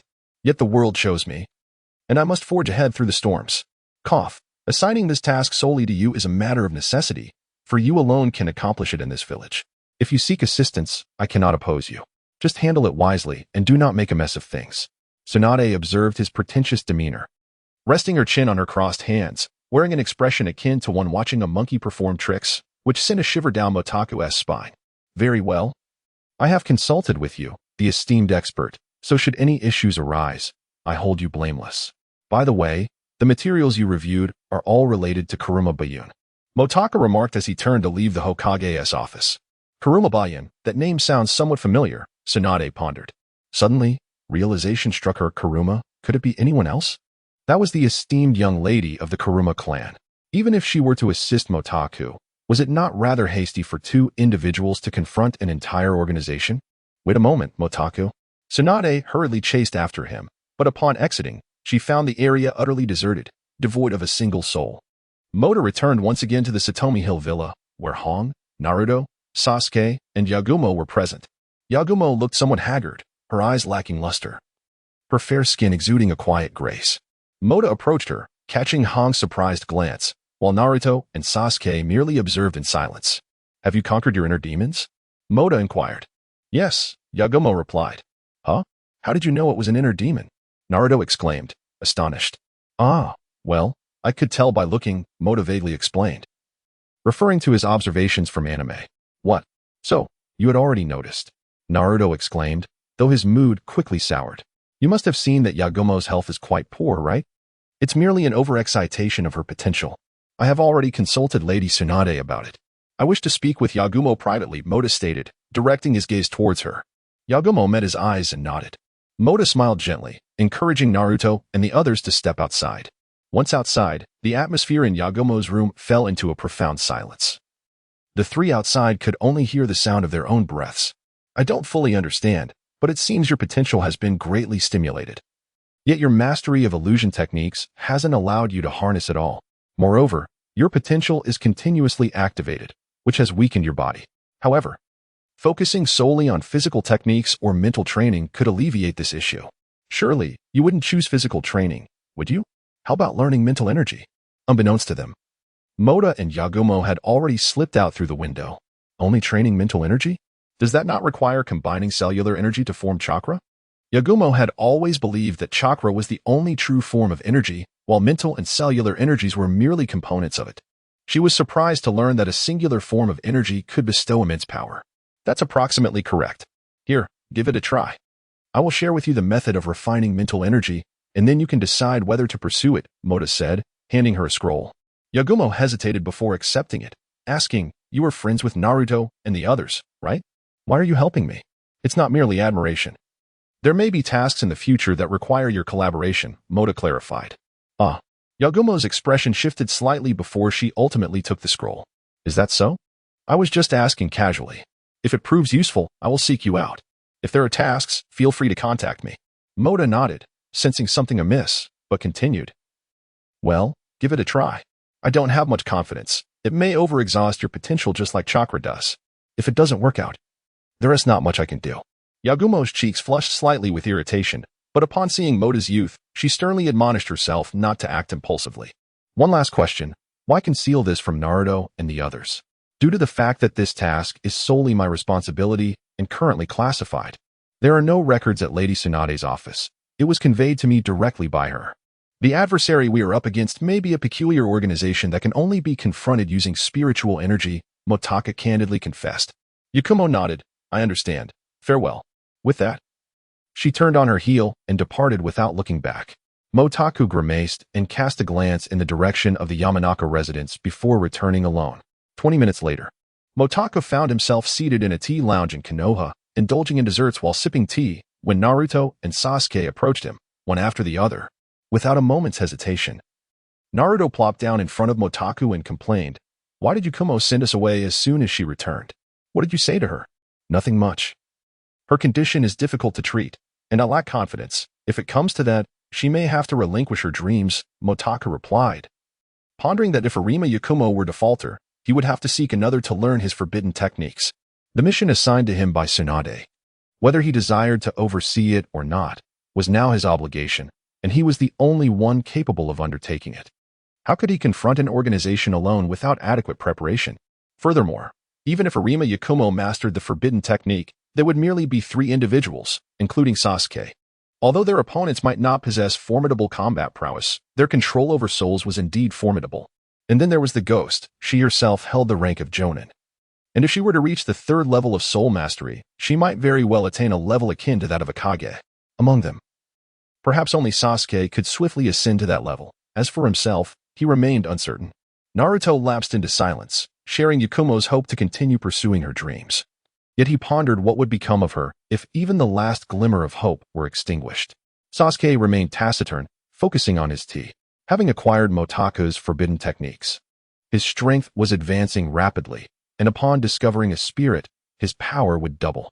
He had also learned to sense energies, which left him with a delightful thrill, rendering all worries trivial. After Naruto and Sasuke finished their meal, they rose and patted their backsides before departing. Motaka settled the bill, his wallet significantly lighter. His expression darkened. Did Naruto and Sasuke not eat? They had ordered enough for 2 additional servings. Furthermore, he had not undertaken a mission in some time, which meant no income. This was not sustainable. It appeared he needed to devise a plan to secure some work. Glancing at his wallet, Motaku muttered to himself. He then decided against returning home and instead sought out Sasuke. Sasuke, having received his forbidden techniques, shared a sort of secret bond with Motaku, allowing him to enter without hesitation. Upon seeing Motaku, Sasuke inquired, "Is there something you need? You haven't found a spirit yet, have you? Let me tell you. Without a spirit, you cannot cultivate the forbidden technique. The first level of the technique doubles your strength, an entire doubling without much effort," Motaku asserted. Sasuke nodded, a thought striking him. "Are you offering to help me search for a spirit?" He himself was troubled by this matter, but Motaku, possessing greater experience, would surely be able to locate the undead, wouldn't he? Moreover, the prospect of enhancing his strength twofold was undeniably enticing. "I suppose," he mused, "should there be a mission, do not hesitate to call upon me. I shall assist you in your search along the way. However, I do have other tasks at hand, so I cannot engage in this endeavor without compensation. A share of the reward is required," Motaka stated. Sasuke and Naruto had numerous missions, and Motaku was well acquainted with some of the storylines. To accompany them would bolster his own experience. As for the undead, encountering them was merely a matter of chance. He had no clear idea of where to seek them out. Essentially, it would be a matter of aimless wandering. Sasuke furrowed his brow, somewhat uncertain of Motaku's intentions. Nevertheless, the thought of the four of them undertaking a mission together was appealing. After contemplating, he concluded that with a formidable ally like Motaku, their task would likely proceed more smoothly. He nodded in agreement. Motaku smiled. Very well. I shall assist you in your quest for the undead. Do remember to summon me when a mission arises. Mota sat on the sofa in Sasuke's home, feeling a sense of agitation. Although it was summer, the house remained cool. Yet it could not alleviate the turmoil within him. Has it truly been a week? What is Akira Kurama up to? Why can't he just say if he is capable or not? Sasuke, feeling helpless, never anticipated that he would once again entrust Akira with forbidden techniques. What on earth is he planning? Even more lamentable was the fact that, having given away the forbidden techniques, Akira had seemingly forgotten him entirely. The forbidden techniques were given to her voluntarily. Once she possesses them, she is under no obligation to assist you, Sasuke remarked coldly. I am well aware of that. Yet it is so infuriating, Mota sighed in frustration on the sofa. Perhaps we should seek her out and inquire. She might be entangled in some trouble, Sasuke suggested. Noticing Mota's inability to calm down. But I do not even know where the Kurama clan is. Mota could not restrain himself from standing up. And what if we arrive and cannot find her? We will figure that out when we get there. As for the location of the Kurama clan, a simple inquiry should suffice. You are merely reluctant to have Akira go back on your agreement, are you not? Sasuke continued to speak in a frosty tone. Mota fell silent, and Sasuke surmised that there was a pact between him and Akira, yet he could not divulge it to Sasuke. Sasuke's ambition lay in seeking vengeance against Itachi. Were he to learn of an organization concerning spirit manipulation, he would undoubtedly reject it outright, potentially straining their relationship. Sasuke, having betrayed Konoha, had no fear of turning against Mota, yet he still required him as a potential ally. Very well. Mota took a moment to regain his composure. If all else failed, he would have to seek assistance elsewhere. However, if no one came to his aid, he would find himself in an awkward predicament. The mission relied solely on him, and he was uncertain of his ability to fulfill it. The two stepped outside, where the sun blazed with heat, but as ninjas, they could easily disregard such temperatures. I suppose we must consult Lady Tsunade, or perhaps Lady Kurenai would suffice, Sasuke remarked as they exited. Yes. Let us seek out Lady Kurenai, Mota nodded, affirming their direction. Why? If it concerns official matters, it would be better to approach Lady Tsunade, wouldn't it? Sasuke questioned, aware that Mota was concealing something from him. However, he chose not to pry further. Yet, witnessing Mota's earnestness in his endeavors shifted Sasuke's perception of him. Perhaps he was indeed engaged in something of great importance.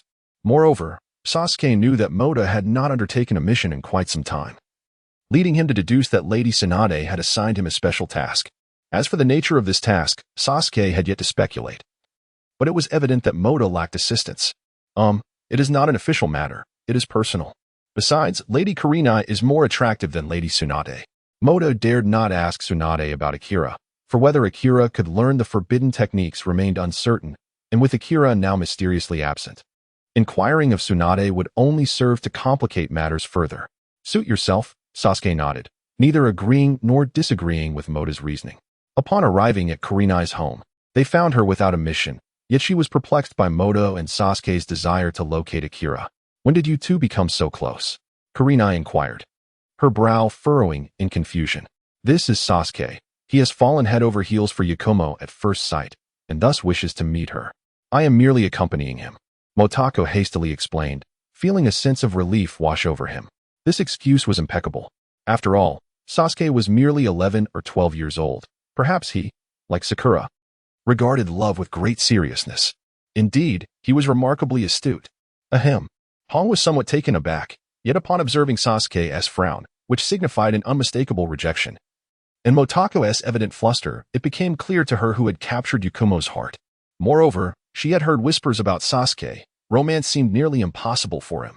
Nevertheless, Sasuke remained silent, leaving Hong astonished at the trust that this scion of the Uchiha clan placed in him. Motaku appeared to be no ordinary individual either. Hong refrained from exposing the truth and nodded. Very well. However, do bear in mind that Yakumo is a few years your senior. She is not easily persuaded like a child. With that, Hong provided Motaku with the address of the Arma clan and shared the means to locate Yakumo, cautioning them. Yakumo was once my student, and I hope you two do not cause her any trouble. Understood. Thank you. Teacher Hong. Motaka responded, transforming into a model of obedience upon receiving the address. He and Sasuke swiftly departed from Hong's residence, heading directly to the Arma clan's abode. The Arma clan, once a prestigious family in Konoha, had now fallen into decline. Motaku introduced himself as Yakumo's classmate, allowing them to gain entry without difficulty. While the Arma residence was not as grand as the Uchiha estate, it was comparable to the Hyuga household. In comparison, the Uchiha home epitomized luxury. The Hyuga residence exuded a strict family ethos, whereas the Arma estate, adorned with a variety of flowers and plants, conveyed an air of tranquility, though it lacked depth. After all, the Arma clan was no longer what it once was. They had retreated into the shadows, and their lives appeared serene. Though the truth of their circumstances remained a mystery known only to them. Under the guidance of the steward, they soon arrived at Yakumo's residence.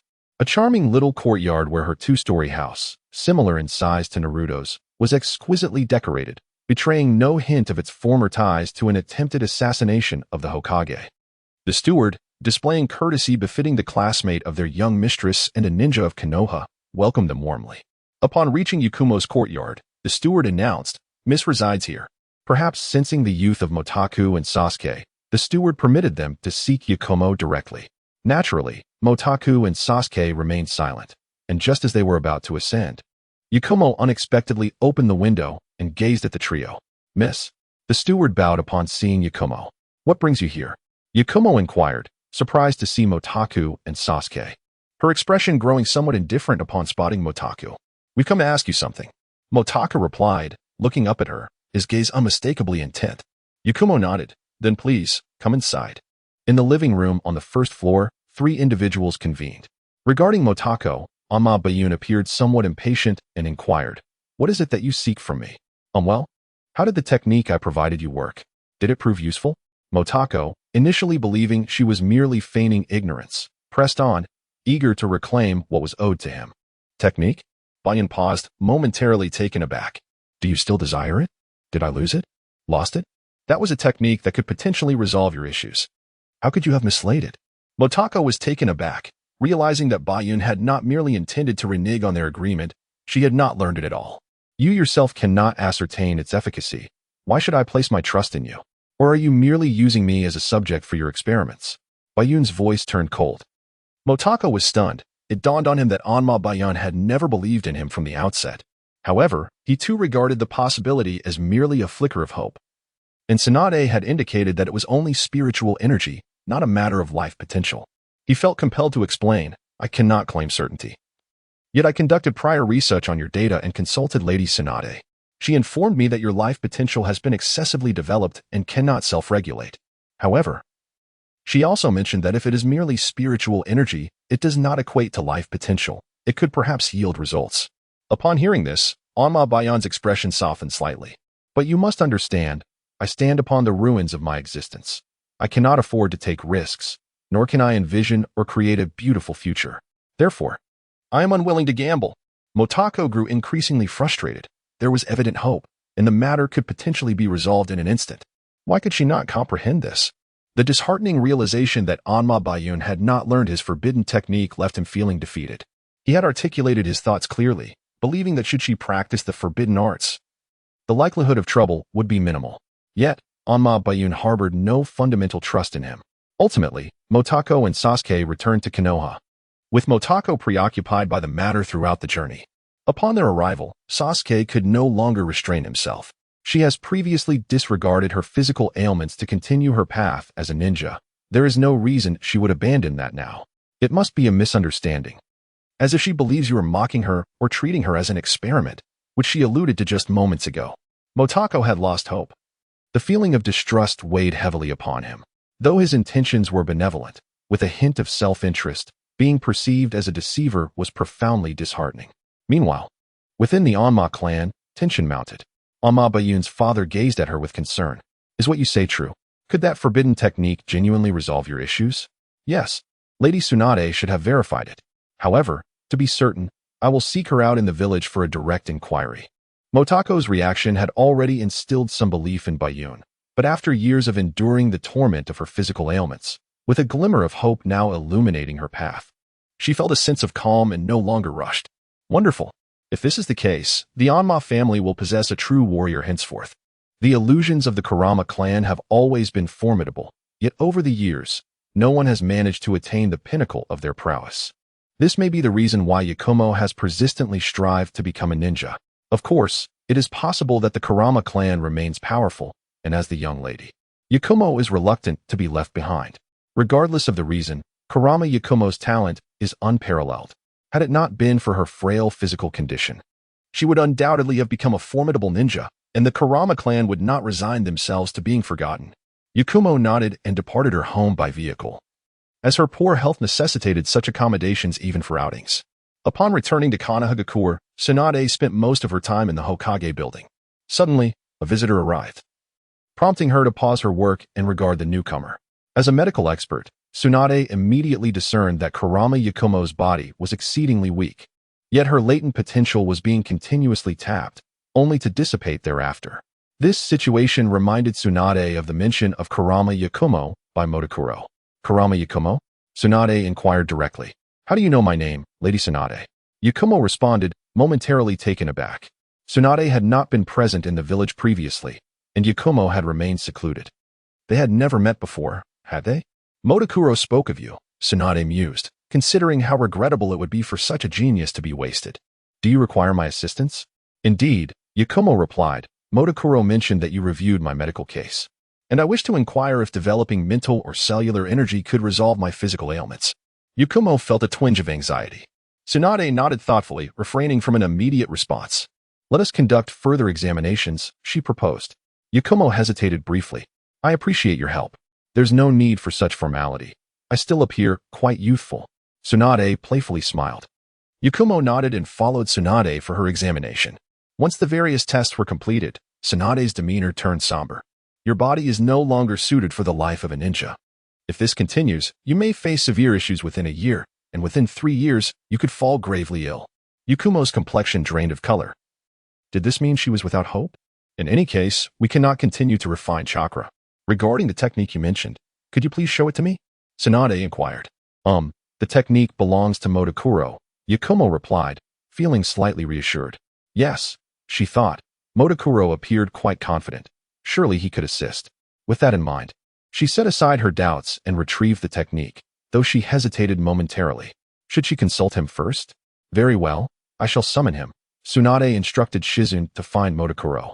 And within a minute, he appeared before Tsunade. Upon seeing Tsunade and Kurama Yakumo together, Motakuro paused, surprised to find Yakumo there.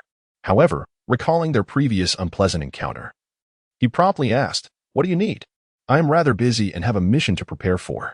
What mission? Did I not cancel all your assignments? Tsunade queried, perplexed.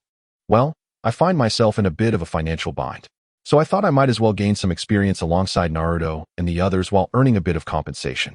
Motakusoul expressed a hint of embarrassment, lamenting that without money, one is rendered powerless. Tsunade found this rather amusing but nodded in agreement, saying, in that case, you can join that team to undertake missions whenever you wish. After all, your strength is the most formidable among this year's newcomers, so there's no need to worry about being a burden. Won't I just exhaust myself? He complained, as he was only taking on missions due to his financial struggles. However, perhaps this way, I can avoid those tedious moments. Plus, I could mingle with the girls from various teams without needing to do too much work. This is quite a benefit, he mused, nodding in acceptance.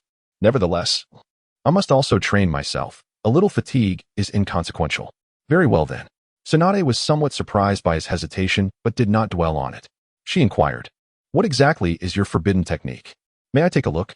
She was somewhat familiar with Motakusoul's forbidden techniques, as she recalled the prodigy during the 4th Hokage's era, who was exceptionally adept at soul manipulation. Furthermore, forbidden techniques are not bloodline limits. Anyone can learn them. If Motakusoul's forbidden technique is indeed remarkable, it could significantly benefit Konoha. That is permissible, but only you may witness it. Motakusoul replied with a nod, then added, Jiraiya can as well. I reckon you are curious too, right? As for others, it's unnecessary. Although this technique can greatly enhance one's power in its early stages, relying on it too heavily later on can lead to numerous issues, potentially costing one's life. In truth, the latter part was merely an excuse. Motakusoul understood that even within Konoha, various disputes exist, and numerous clans abound. He had not seen any clan willingly share their techniques with Konoha. Such knowledge is a matter of survival. If one day too many individuals mastered his technique, he might lose his value and face being discarded. Darkness exists in this world, and sometimes one need not even lift a finger to eliminate another. Thus, for his own safety and that of Mo Lingyu, he must exercise caution. However, he felt no such concern regarding Tsunade and Jiraiya. In fact, he harbored the intent of teaching Jiraiya his forbidden technique, as it might prevent unnecessary deaths and future encounters with pain. Mota's spirit once again entrusted the forbidden techniques to Yakumo, who smiled and said, "I will go take a look." Yakumo nodded in appreciation. "Thank you, Lady Tsunade." With a slight smile, Tsunade took the scroll and proceeded to the dark chamber. Upon opening the forbidden techniques, Tsunade was astounded. She discerned that this technique encompassed both the refinement of spiritual energy and a pact with the Grim Reaper. The so-called 4 layers of forbidden techniques corresponded to 4 tiers of necromantic contracts. Upon comparison, she realized that the little specter who had once been beside the 4th Hokage had seemingly mastered the 3rd layer of forbidden techniques during that time. Furthermore, it appeared that Mota had already attained the 2nd layer. Did this not imply that this technique could swiftly elevate an individual to the rank of Jonin? She could not help but marvel. If such a technique were to be disseminated, it would undoubtedly spawn a multitude of Jonin. However, this was clearly unfeasible, as merely this one technique could incite a bloody storm within the shinobi world. She would never engage in such actions, although Yakumo was qualified to cultivate this technique. The refinement of cellular energy was evidently beyond her reach, meaning she could only practice half of it. It remained uncertain whether she could unleash the full potential of the forbidden techniques. After her examination, she exited the dark chamber. Yakumo appeared somewhat anxious as Tsunade nodded. "You may cultivate it, but during this period, you must reside in the village, and it would be best to maintain a low profile. Let me think. Perhaps you could stay at Mota's house. Mo Lingyu will take care of you." Tsunade glanced at Mota, realizing she could not find a more suitable place. Sending someone to protect Yakumo in secret would certainly attract unwanted attention. Thus, Mota's home was the ideal location. Even if someone were to observe, they would not pay it particular heed. She assumed Yakumo would decline, yet Yakumo nodded in agreement. "All right." Mota hesitated momentarily before conceding. "Fine, we do have a spare room." Tsunade smiled, aware that the ghost had also once resided in Mota's home. The moment Yakumo obtained the forbidden techniques, her heart brimmed with immense joy. After years of hardship, she had finally reached the end of her struggles, and before her lay a glimmer of light and hope. Thus, Yakumo continued to reside in Mota's household. Time slipped by unnoticed, and 2 years passed. 2 years later, in the same place as before, Tsunade, Yakumo, and Mota gathered once more. "How is it?" Mota inquired nervously. Now 14 years of age, having experienced a sudden growth spurt, and looking notably more handsome, though still a bit short of matching Sasuke's appeal. Tsunade nodded. "No issues. She has gradually returned to a normal state." Yakumo's complexion had improved significantly, and she had matured considerably, her bond with Mota flourishing naturally. Suddenly, a hawk descended before Tsunade, momentarily startling the three. Mota approached and retrieved a note from the hawk's talon. Just as he was about to open it, Tsunade cleared her throat. Mota immediately smiled nervously. "Lady Tsunade, please take a look." Tsunade nodded, accepting the note. Upon opening it, her expression shifted dramatically. Mota was still astonished by the swift arrival of the mission. He had never anticipated it would come so quickly, and he wondered how Sakura and Naruto had matured so much without his notice. He recalled that the storyline had not progressed at such a pace. Everything in between was altered by him. Sasuke did not defect. Naruto continued his training under Jiraiya, while Tsunade recognized Sakura's talents and took her on as a disciple. However, he remained at home, occasionally investigating information about the Phantom. Yet, the Phantom's organization was elusive and adept at manipulating souls, leaving him uncertain about their activities during this time. After the mission assignments, Kakashi's team and Guy's team prepared the necessary supplies. Mortaka and Tsunade were in the Hokage building, both enveloped in silence. Sasuke entered, inquiring, "What are you up to?" And Tsunade, "Should Mortaka undertake this mission?" "Yes, please ensure that we retrieve the Kazekage." Tsunade nodded, recognizing the gravity of the Akatsuki situation, unsure if Mortaka should be involved. The Kazekage, Gaara. Mortaka was taken aback upon hearing the name. Tsunade then summoned Naruto's and Guy's teams, as Mortaka had assumed it was merely a routine combined mission. "Are they ready?" Mortaka felt somewhat bewildered. Well, Kakashi-sensei and Guy-sensei are already waiting for us. We must depart immediately. Do you have any other matters to attend to? Sasuke asked. None. Let us proceed, Mortaka affirmed, ready to embark at any moment. Then we shall depart, Sasuke said to Tsunade before swiftly leaving with her. Tsunade exchanged a glance with Ayakaze, who remained silent, unaware of the Akatsuki's circumstances. However, the fact that the Kazekage had been captured indicated that the situation was far from ordinary. Tsunade gazed out the window, sensing an impending storm. Meanwhile, the Phantom organization was also making moves. Scorpion and Deidara had just left Sunagakure when the Phantom and a man in a black cloak followed closely behind. This organization seemed to be gathering tailed beasts. Our interest in them stems from the immense power of their souls. Their ultimate goal appears to be acquiring the very essence of the tailed beasts, and it seems their ambitions are far from simple. As they intend to collect all of them, let us follow them for now, the man suggested. Wuzong, do not be so aloof, speculate on their intentions. Or else our mission will be dreadfully dull. You forbid me from taking action, otherwise, I would have captured that Kazekage already. It seems they have indeed made the first move, the Phantom continued, circling around him. Wuzong glanced at her, responding, haven't you already deduced it? Their desire is simply for the power of the tailed beasts. Very well, but why do they seek this power? Surely there is a monumental secret behind it. The Phantom, in Wuzong's presence, seemed to revert to her true nature, leaving one to wonder if the two were acquainted or had an amicable relationship. Yet, Wuzong's demeanor remained unperturbed, even somewhat struggling to manage the Phantom's enthusiasm. Wuzong, after we collect all the tailed beasts, will we truly be able to reopen the gateway to that realm? After a moment of silence, the Phantom inquired anxiously. If such power is insufficient, then there is nothing more we can do, Wuzong explained. Indeed, however, extracting the soul of the tailed beast would result in its demise, as well as that of the Jinchuriki. In the past, we were not like this. In our attempts to rectify our mistakes, we often felt trapped in a cycle of error. The ghost spoke with a hint of melancholy. Yet, do we not find ourselves with no other path forward? Must we not persevere? We must enter that realm, mustn't we? She looked toward Wuzong with a plea in her eyes. Wuzong nodded, stating, only in this manner can we ensure our continued existence. The ghost acquiesced with a nod. But why do you choose to collaborate with that old man? He appears to possess no remarkable abilities and constantly dictates to you. Why do you assist him? You are meddling too much, Wuzong replied coldly. Focus on the task at hand. The ghost felt a twinge of dejection and retorted. I understand, but it is still your fault. Otherwise, we would not find ourselves in such a predicament. Motakuro followed Kakashi and Guy's groups, traveling in silence. Faced with so many serious expressions, he felt a twinge of anxiety. He was about to confront a genuinely harsh task, and it was impossible not to feel nervous. However, Naruto and Sasuke had already acclimated to such situations, leaving him, the top of his class, far behind in this regard. In terms of psychological resilience, Motakuro could not possibly compare to them. How far is it to Sunagakure? Kakashi inquired. The group moved like hunters through the jungle. Their motions fluid and unwavering as they leaped forward with agility. Niji, in mid-jump, formed hand seals and exclaimed, Byakugan. The scenery sped past him. And soon he spotted a vast desert. We're getting close, Niji replied. This mission was exceedingly urgent, and Kakashi was eager to reach their destination. For now, they could only press on. Sunagakure was situated in a desert, showcasing its own unique style, including puppetry and wind techniques. The village was protected by two massive rock formations. Yet it lay in disarray as Kakashi and the team swiftly passed through. With the Kazekage absent from the village, the most influential figures were the siblings Chiyo and her brother.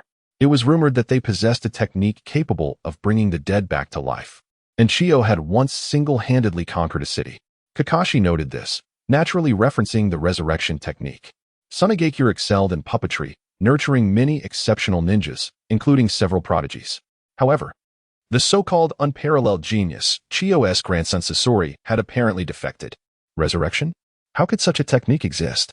The group gasped in astonishment. This notion significantly elevated the image of Chiyo and her brother, as such a technique seemed utterly implausible within the realm of common knowledge. As for puppetry, we witnessed it during the Chunin exam, didn't we? Sasuke spoke up. And how could one person possibly conquer a city? That seems impossible, Sakura added, perplexed. Of course, it was done with puppets. It's said that top-tier puppeteers can control hundreds of puppets at once, making it feasible to take a city. What I'm saying is entirely factual, Kakashi asserted. However, the realization that such a village could be invaded and the Kazekage abducted by two individuals suggested that their strength was likely that of S-rank rogue ninjas. S-rank, on par with that guy Itachi? Sasuke murmured. Additionally, I must inform you about the Akatsuki organization. The specific intelligence was gathered by Lord Jiraiya. Currently, we know that this organization consists of roughly 10 members, all possessing power at the level of a Kage.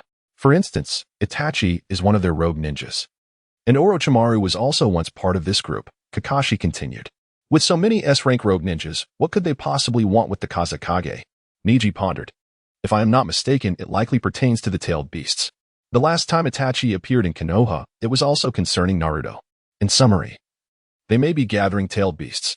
Kakashi's eyes momentarily reflected a flicker of fear. Such an organization is excessively arrogant and overwhelmingly powerful, regardless of who the enemy may be. Even if they're an S-rank rogue ninja, we must rescue Gaara, Naruto declared resolutely. Indeed, Sakura nodded, feeling reassured by Naruto's unwavering determination. However, she couldn't help but think that Sasuke looked exceptionally handsome, even in his serious demeanor. But, we still know nothing about the enemy's capabilities, right? Moreover, given their strength, encountering them unexpectedly could be quite disadvantageous, Motaku remarked. Thus, we must devise a reliable strategy beforehand. Until we comprehend their abilities, it would be prudent to avoid direct confrontation. Especially you, Naruto. You should have grown significantly stronger over the past 2 years, but the opponents are of the Kage level, so do not act recklessly. Although reminding him might be futile, it seems necessary to ease one's own anxious heart, for being paired with Naruto could lead to constant trepidation. What? Even Motaku is saying that. Naruto felt a twinge of dissatisfaction, yet the approving gazes of the others compelled him to relent. I will be cautious. As they conversed, Chiyo finally made her appearance. She appeared much like an ordinary person, yet exuded an unmistakable aura. Perhaps due to the capture of the Kazekage or the necessity to maintain a formidable presence in front of Konoha. Kakashi Hitaki? Chiyo began. Thank you for your assistance. I will elaborate on the situation during our journey. Let us depart now. Kakashi did not oppose. After all, they were merely aiding Tsunagekyu's operations. Although the majority of combat strength lay with them, it was akin to an assignment that they must fulfill once accepted. How was the Kazekage captured? And what are the enemy's abilities?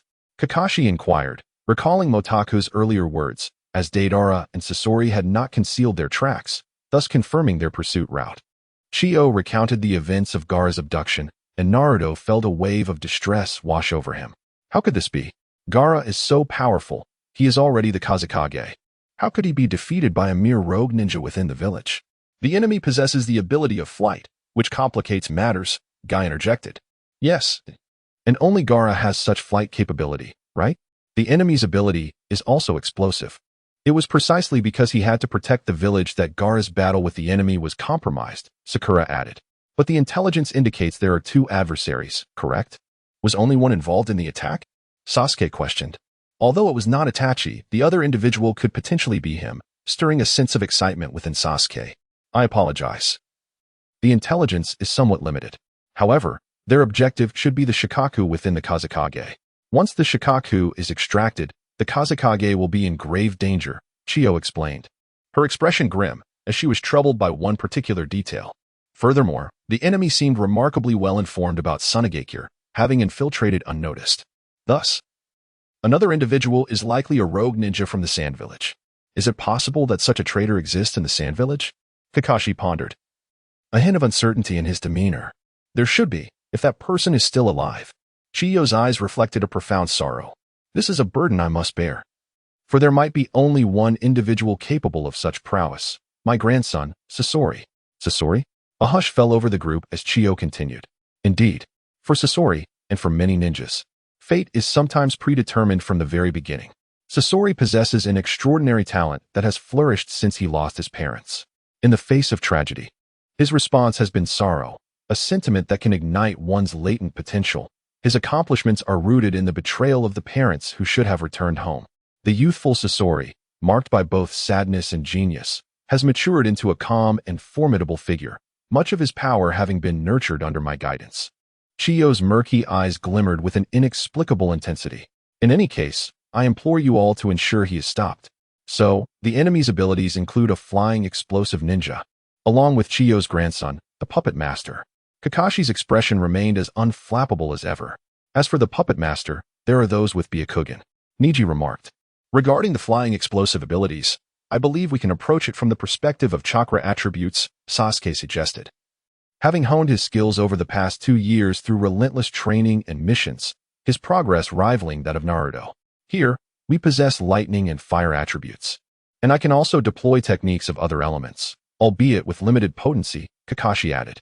Furthermore, if their objective is to extract Shikaku, we may encounter additional adversaries. As detaching a tailed beast is no simple task, Motaku observed with a calm demeanor. Indeed, there is a possibility of unknown foes. Everyone, please remain vigilant. Initially, they thought that by understanding the enemy's abilities, they could devise a counter-strategy, but Motaku's reminder made it clear that the enemy's target is the tailed beast, not them. They are merely an inconvenience in the process of extraction, ensuring that the enemy would dispatch others to thwart their efforts. Well analyzed, Motaku. I thought you were merely here to assist us. Guy exclaimed, baring his teeth in a grin. Motaku smiled modestly, well aware of the unfolding narrative which set him apart. However, Motaku has displayed little enthusiasm during our missions together. Could it be that the nature of the adversary has stirred a newfound intensity within him? Sakura chuckled. Speaking of which, you all seem rather relaxed. Niji remarked. The opponent is an S-rank rogue ninja. Rest assured, Naruto will never give up. Will he? Motakus stated confidently. Of course, Naruto shouted emphatically. However, we may need to split into 2 teams. Kakashi interjected at that moment. One team will confront those who seek to impede us, while the other must prevent them from extracting the tailed beast. Otherwise, Gaara might. Kakashi's words trailed off, but the others grasped the implication. Their objective is to ensure the safety of Gaara. Everything must be predicated on this. Let us allocate our roles in advance to avoid wasting time later, Motaku suggested. However, if we assign roles now, we are unaware of who the opponent will send to obstruct us, Sakura inquired. Yet, assigning roles at that moment may incite controversy, particularly since the Akatsuki has Itachi, Sasuke's brother. If it were anyone else, it would not matter, but if it is indeed him, it would pose significant complications. Motaku remarked while glancing at Sasuke. Sasuke, if it is Itachi, we must ensure Team Guy is involved. Sasuke clenched his teeth, asserting, there is no need. I can defeat him myself. That is not an option, it is an order. If it is truly Itachi, Sasuke, neither of us stands a chance against him. We should let Guy's team handle it. They merely need to impede him. Kakashi interjected urgently. His Sharingan is currently beyond our capacity to contend with, but can Team Guy truly defeat him? He is not merely adept in Jinjutsu, Sasuke retorted, recalling the danger Itachi posed, believing it was a matter he must handle alone. Not due to strength, but because it was his personal affair. Furthermore, my Sharingan, while not a Mangeki, might still be a match for him. Regardless, that is settled. This is not solely your burden. We are on a mission, and anyone could encounter him. Moreover, Guy has considerable experience against Sharingan. He is far more formidable than you realize, Kakashi asserted resolutely. Sasuke gritted his teeth, yet found himself at a loss for words. I told you. If it is indeed Itachi, Sasuke, Motaku began, only to be abruptly interrupted. If it is Itachi, what will Sasuke do? Kisame, hefting his sword, curiously inquired. Kisame, Itachi. Kakashi continued without pause. Scatter. Sasuke. Noticing Sasuke's hesitation, Sakura and Motaku called out simultaneously. Sasuke struggled briefly but swiftly followed. Itachi cast a glance in his direction before refocusing on the individuals before him. 2 years have passed, and Itachi has become even more mature, Motaku remarked with a smile. Sasuke remained silent, yet he was no longer dismissive of Motaku and Sakura's words. However, upon seeing Itachi, he felt a profound unease. He did not believe Team Guy could defeat Itachi. He was not one to be easily vanquished.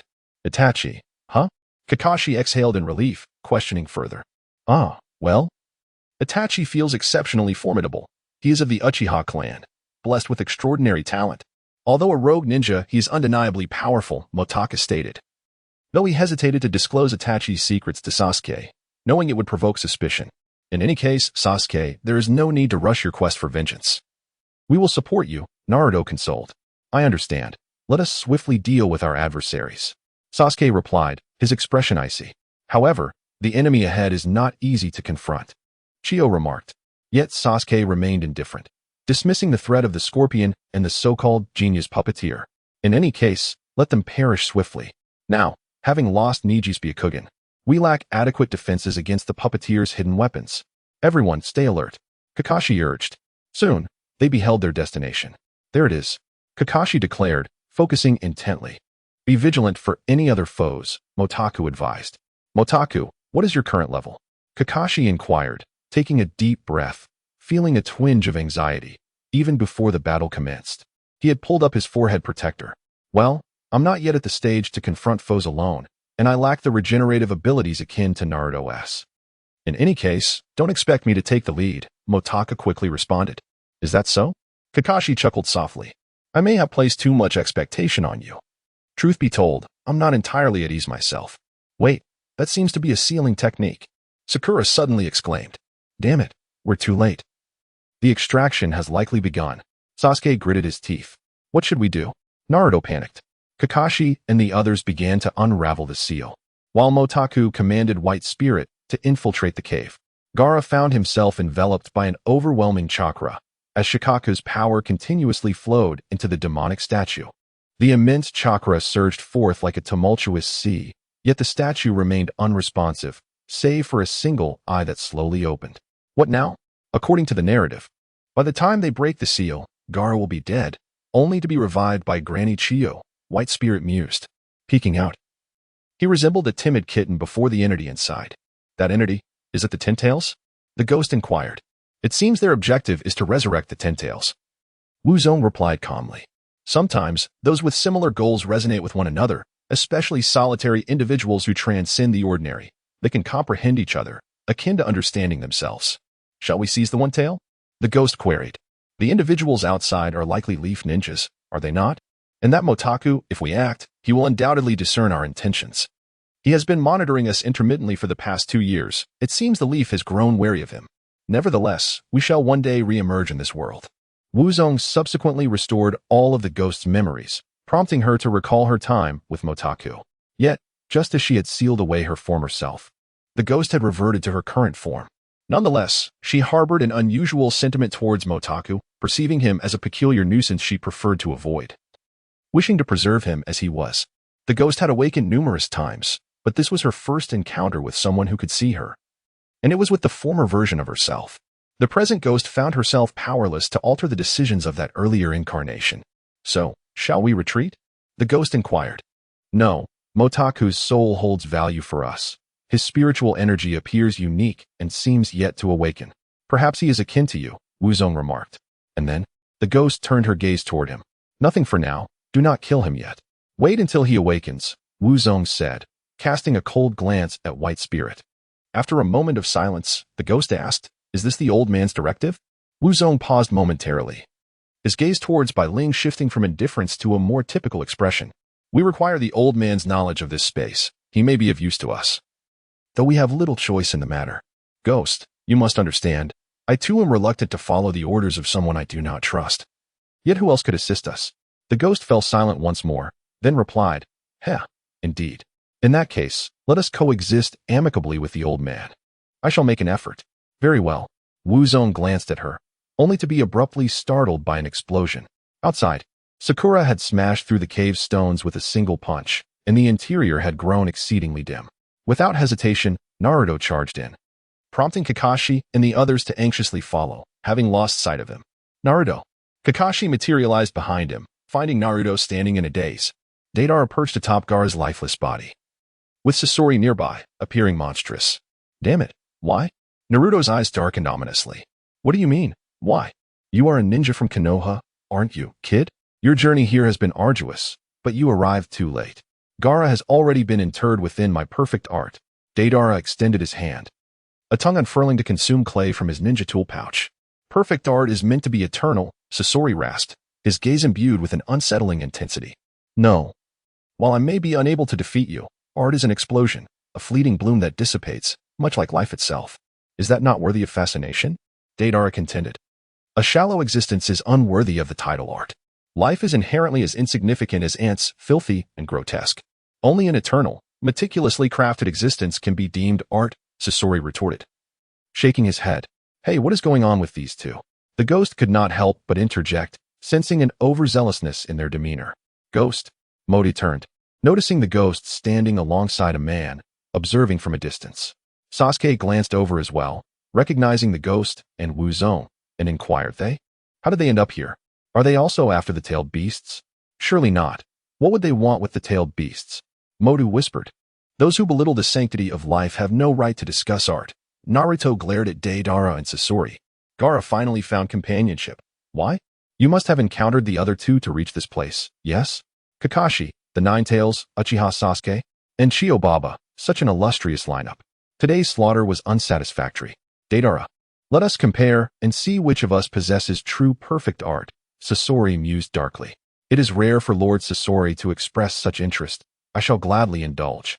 However, art is an explosion, and that will never change.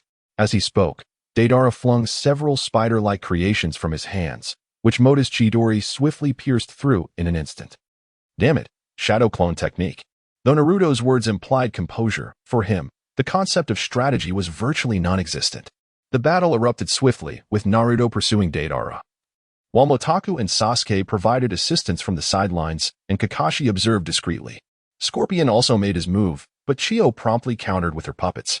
The two engaged in a fierce contest. Unable to intervene in Naruto's skirmish, Sakura opted to assist Chio instead. Deidara soon soared out of the cave, followed closely by Naruto, Motaku, and Sasuke. Curse be it, two forms of lightning release appeared. Motaku and Sasuke's lightning techniques effectively countered Deidara's explosive clay. Nevertheless, Deidara remained unfazed, dismissing them as mere children. He perched atop his flying bird, intermittently dropping clay spiders, most of which were traps. However, Motaku and Sasuke maintained their heightened sensory awareness, rendering the traps ineffective. In contrast, Naruto's condition was precarious. The Ninetales within him threatened to erupt at any moment. Reluctantly, Kakashi decided to join Naruto. Motaku, why don't you converse with the specter? I can handle things here, Sasuke suggested. Motaku nodded in agreement. Then I leave it to you. Bai Ling did not depart and remained in confrontation with the specter. Motaku swiftly returned. The specter and Wu Zongja revealed themselves. The specter? Sakura was momentarily taken aback. Sakura, assist Chio in dealing with Scorpion. I can manage these two, Motaku instructed. Moreover, while this person bears an uncanny resemblance to the specter, they are not the same. We have no intention of engaging in combat. Motaku approached the specter and Wu Zongja, feeling uncertain about his ability to contend with them alone, yet he was left with no choice. It seemed that Wu Zong and the specter were not inclined to attack either. What, then, is your purpose for being here? Surely you're not merely passing through? Motaku inquired, hoping they were just coincidentally nearby, which would be a fortunate circumstance. Feel free to speculate, Wu Zong replied coolly, offering no further explanation. Motaku hesitated. If that is the case, I shall take my leave to assist. Wait, Wu Zong interjected. Motaku, you've encountered the specter before, you awakened her. How do you perceive her abilities? Her capability to evolve souls? Although Motaku was uncertain of Wu Zong's true intent, he responded, it's formidable. The souls of ordinary individuals tend not to endure. Indeed, the specter's soul is unique, yet hers is not the only exceptional one. We suspect your soul possesses similar evolutionary capabilities. Therefore, should you be interested, you are welcome to visit our village, where we can assist you in attaining an awakened soul. Wu Zong proposed. No, I possess my own techniques. Motaku firmly rejected. Yet your technique appears to only lead to the realm of the dead, and you can only traverse it by relying on other souls. Our abilities, however, can guide you to another world, Wu Zong continued. Another world? Motaku expressed astonishment. Precisely. A world that stands in stark contrast to the realm of the dead, yet it is not paradise. One might simply refer to it as a spirit realm. The visage of the witch seemed to be enticing him, yet Motaku felt a stir of emotions. He was not originally from this world. He yearned to return to his former existence, to indulge in anime, to immerse himself in video games, to savor even the simplest pleasure of instant noodles. However, he hesitated to place his trust in the witch, leaving him momentarily at a loss for words. Moreover, he had intended to investigate this organization, and now presented an opportunity. He pondered, wishing that Tsunade were by his side, yet he realized he must make his own decision. Why do you wish to assist me? Motaku inquired. It is of no particular consequence. We are also in search of souls possessing diverse abilities. The specter is a prime example. She can effortlessly seal and store memories. And it is precisely for this reason that her soul has been able to evolve continuously, the witch elucidated. Upon her demise, her soul remained preserved in the form of a spirit. As a witch, the soul must remain uninfluenced by external factors. However, at present, she can only enhance her strength by sealing memories and reverting to her original state. Consequently, to rectify my past errors, my spirit has eternally remained in this state. This implies that the specter's soul can be sealed, thereby forming another distinct soul. In essence, she has the option to adopt that memory as her own. Could it be that my soul possesses unique abilities as well? Motaku pondered, intrigued. Indeed, the witch affirmed with a nod. Thus, we are eager to discern what your abilities may be. Should you be interested, do not hesitate to seek us out. I understand. Now, Spectre, do you still remember me? Motaku turned to the Spectre with a question. I do. Presently, I retain the memories from before I became a spirit, as well as those following the shattering of my form. The Spectre replied, her gaze reflecting a burgeoning trust. She had not anticipated that someone in this world would recognize her and offer her refuge. The Spectre, who had interacted with Motaku, was the essence of her being postmortem.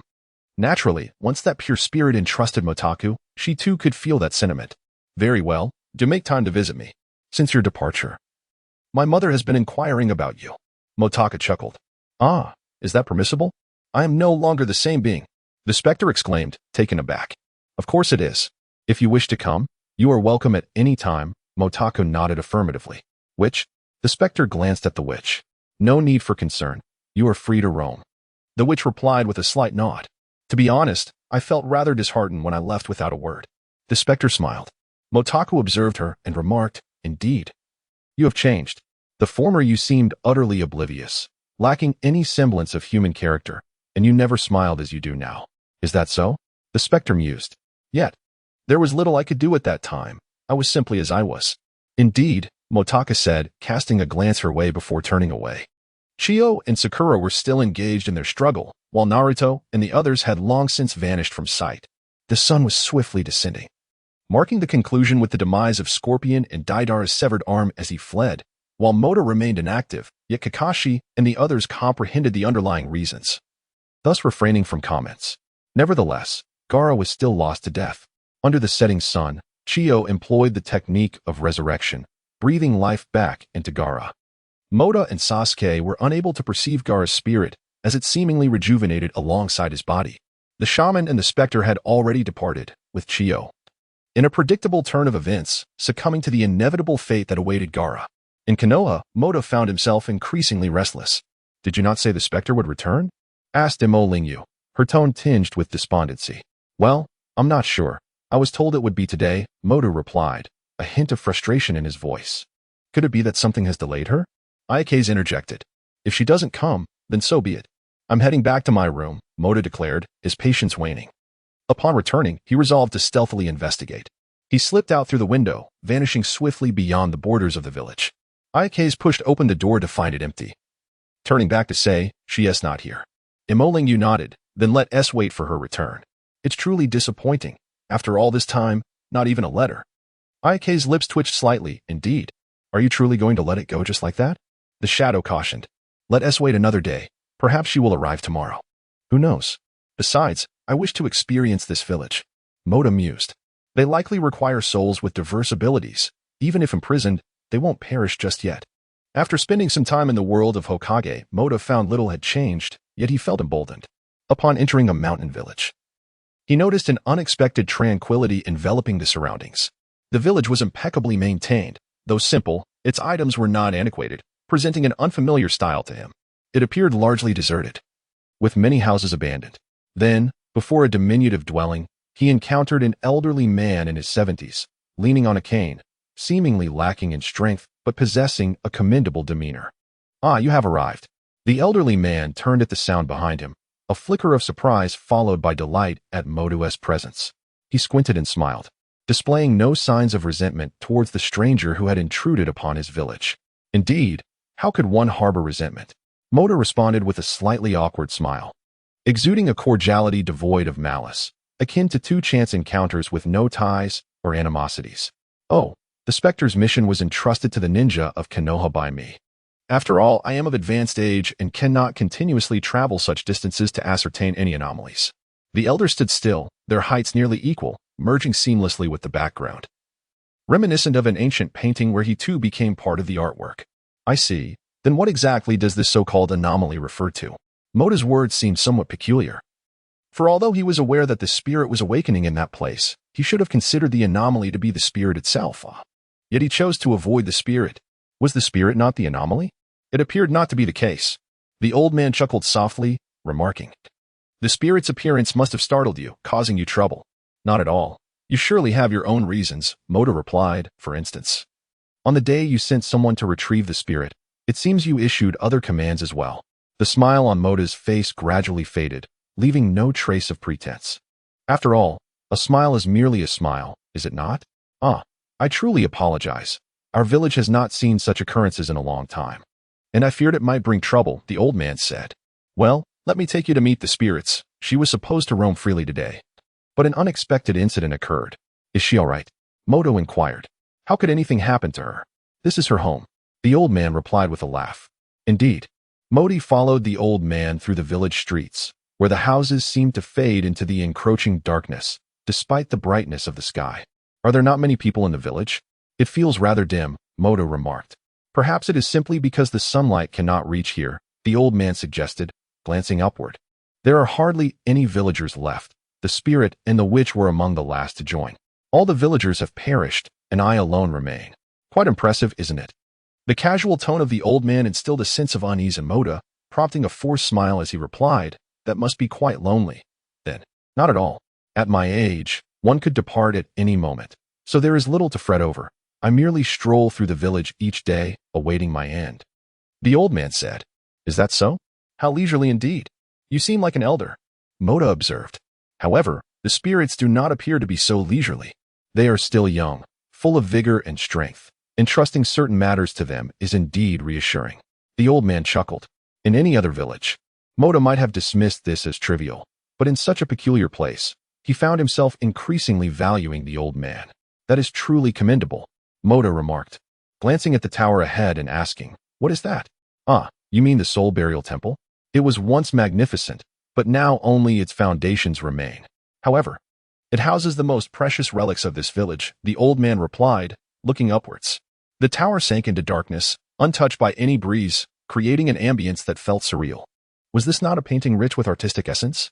By the way, your relationship with the spirit seems rather amicable. She trusts you greatly."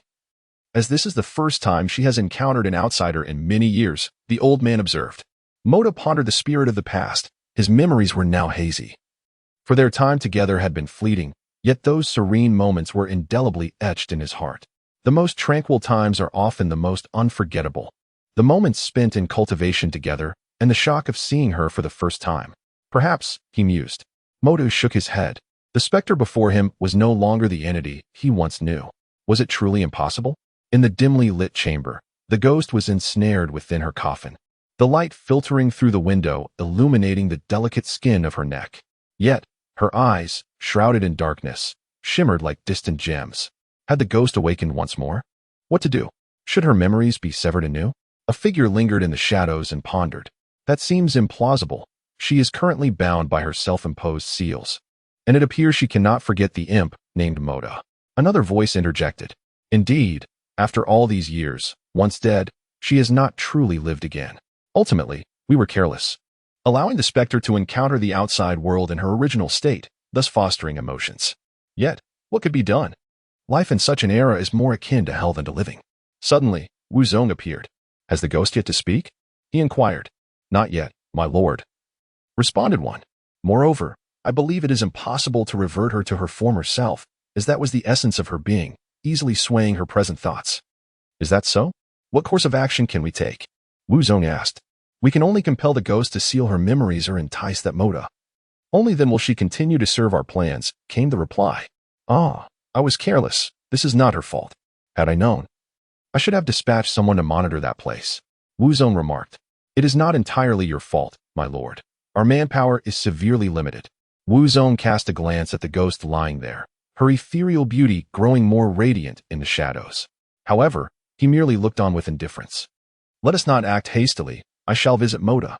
"Understood." The two spoke after Wu Zong departed. If Mota's powers awaken, the ghost will become redundant, won't she? "Indeed. Is this the Tomb Soul Temple?" Mota entered the tower, astonished to discover numerous stone statues within. Though the figure at the top was indistinct, it felt oddly familiar. Indeed. The Tomb Soul Temple was once far grander. Now, only these relics remain. Yet, time spares nothing. All things succumb to its passage. The elder appeared unexpectedly cheerful. Wu Zong, you have arrived. Mota was about to respond when the elder interjected, and Wu Zong emerged from the shadows. As their gazes locked, Mota noted that Wu Zong, like Sasuke, possessed black eyes and hair. He too shared this trait, and a peculiar fondness welled within him for such individuals. Yet, should he sense danger, fear would swiftly follow. After all, the most terrifying person may indeed be oneself. Superficially, Wu Zong bore a striking resemblance to him, and he too could endure the monotony of daily life, adhering to a routine that promised to surpass all through sheer talent and unwavering diligence. Moreover, in terms of origins, Motaku is not a denizen of the shinobi world. His resolve had waned during his university years due to a life of comfort. It was precisely this comfort that stifled any potential change, leading him to relinquish his efforts and retreat into the realm of otaku culture, idly consuming anime. He experienced a profound sense of confusion. In contrast, Wu Zong's determination has always been unwavering. Thus, Motaku instinctively felt a sense of familiarity with Wu Zong's demeanor, yet he found himself unable to reclaim his former self. You have arrived, Wu Zong stated, his expression remaining unchanged. Having encountered Motaku before, there was no need for pleasantries. Motaku nodded with a smile. Ah, I entrust you with the matter of awakening my soul. Although he wore a smile, a twinge of reluctance lingered within him. He truly did not wish to draw close to such a person. Wu Zong was self-absorbed, focused solely on his own growth, reminiscent of Motaku's pre-university mindset, which fixated solely on solving problems more efficiently and swiftly. However, Wu Zong was not the simplistic figure Motaku envisioned. He was a man of few words, as if all his thoughts were non-existent. Yet, from his cold demeanor, it was clear he was not a fool and capable of holding anything within. In short, he was a person of a distinctly higher caliber than Motaku. The awakening of your soul is not particularly troublesome. Follow me. Wu Zong led the way, with Motaku trailing behind. The elderly man who followed observed them with a gentle smile, akin to a kindly elder watching over beloved kin. Motaku arrived at a place resembling an altar, circular, with windows in the walls but no doors, featuring a spiral staircase that led them to the top. For stone pillars stood at the edges of the circular platform, their obsidian forms reminiscent of ancient scepters. Wu Zong began to chant an incantation, and soon the sky darkened. The pillars ignited with ethereal blue flames, plunging Motaku into darkness, where the ambient sounds and even the gentle breeze vanished. Wu Zong's previous position was now deserted, and before him was only a circular platform surrounded by flickering blue flames. Suddenly, his soul quivered, as if grasped by an unseen force. Is it dark? The spirit slowly opened her eyes, glancing down to discover she lay within a coffin. Above her was a scene reminiscent of the night sky. Yet within that celestial expanse floated a silhouette, a youth of perhaps a dozen years, poised to undergo the so-called awakening ceremony. How dark and frightening. I wonder who it is? A new companion? The spirit pondered softly as she reclined. Ah, you are awake. How do you feel? Is that memory still troubling you? A voice inquired. It's fine now. What is that? The spirit asked, gazing at the figure above her. A colossal soul manifested around her. It was this entity that had constrained her movements. Oh. That is, the voice began to explain when suddenly the elder's voice interrupted. It is Motaku. The sound of footsteps approached, echoing in rhythmic taps. The spirit felt a sharp pain in her head, causing her to stagger back a couple of steps. You? The spirit curled up, her head throbbing as if it might split apart. Fear not, it no longer concerns you. The voice of the elder echoed, causing the specter to suddenly scream. Motaku hovered midair, and even with his eyes closed, he could perceive the ethereal blue flames, beneath which a world slowly materialized. It was a realm gradually illuminated from darkness. And then, Motaku seemed to behold a city, aglow with lights. Suddenly, a colossal tree descended from the heavens, landing in the heart of the city, adorned with white corpses. The tree radiated a pristine glow under the moonlight. Motaku jolted awake, and the first sight that greeted him was the furrowed brow of Bai Ling. He slowly sat up, his eyes heavy, lying on the platform as the sky darkened, revealing a breathtaking starry expanse, reminiscent of a fairy tale world. Indeed, he was now in such a realm. He rose to his feet, and Bai Ling spoke. We must leave this place at once. Motaku glanced around, the village was devoid of any lights, leaving behind only the quiet breath of the air. Where's the shadow? He furrowed his brow, realizing it was absent. Bai Ling's expression was not favorable. In any case, let us depart. This place is deserted. What transpired? The shadow was supposed to investigate. Bai Ling had never shown such concern before. He was always impatient and restless. The shadow has joined the ghostly organization, Bai Ling declared. Nanny? A chill enveloped Motaku.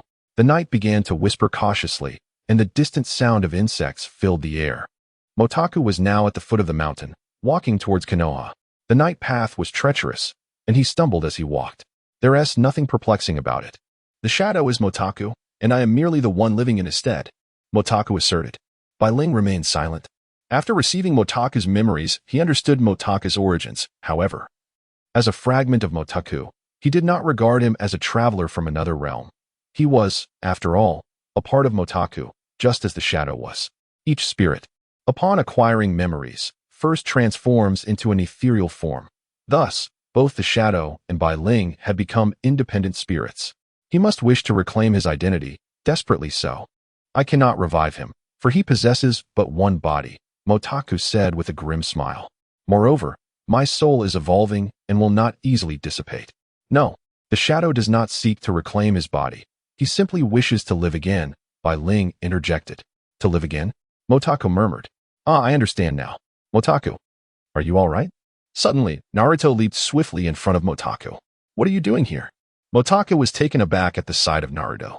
Well, Lady Tsunade grew concerned and sent us to assist you. Naruto smiled. Honestly, even if you can see the spirits alone, you shouldn't undertake a mission by yourself. You know, huh? Motaku chuckled. Indeed, Aunt Lingyu and Yukumo are quite concerned about you. Yukumo has also undertaken this mission. In this village, we have only encountered one cloaked figure and an elderly man, yet they managed to escape. Where did you emerge from? We searched everywhere and could not find you.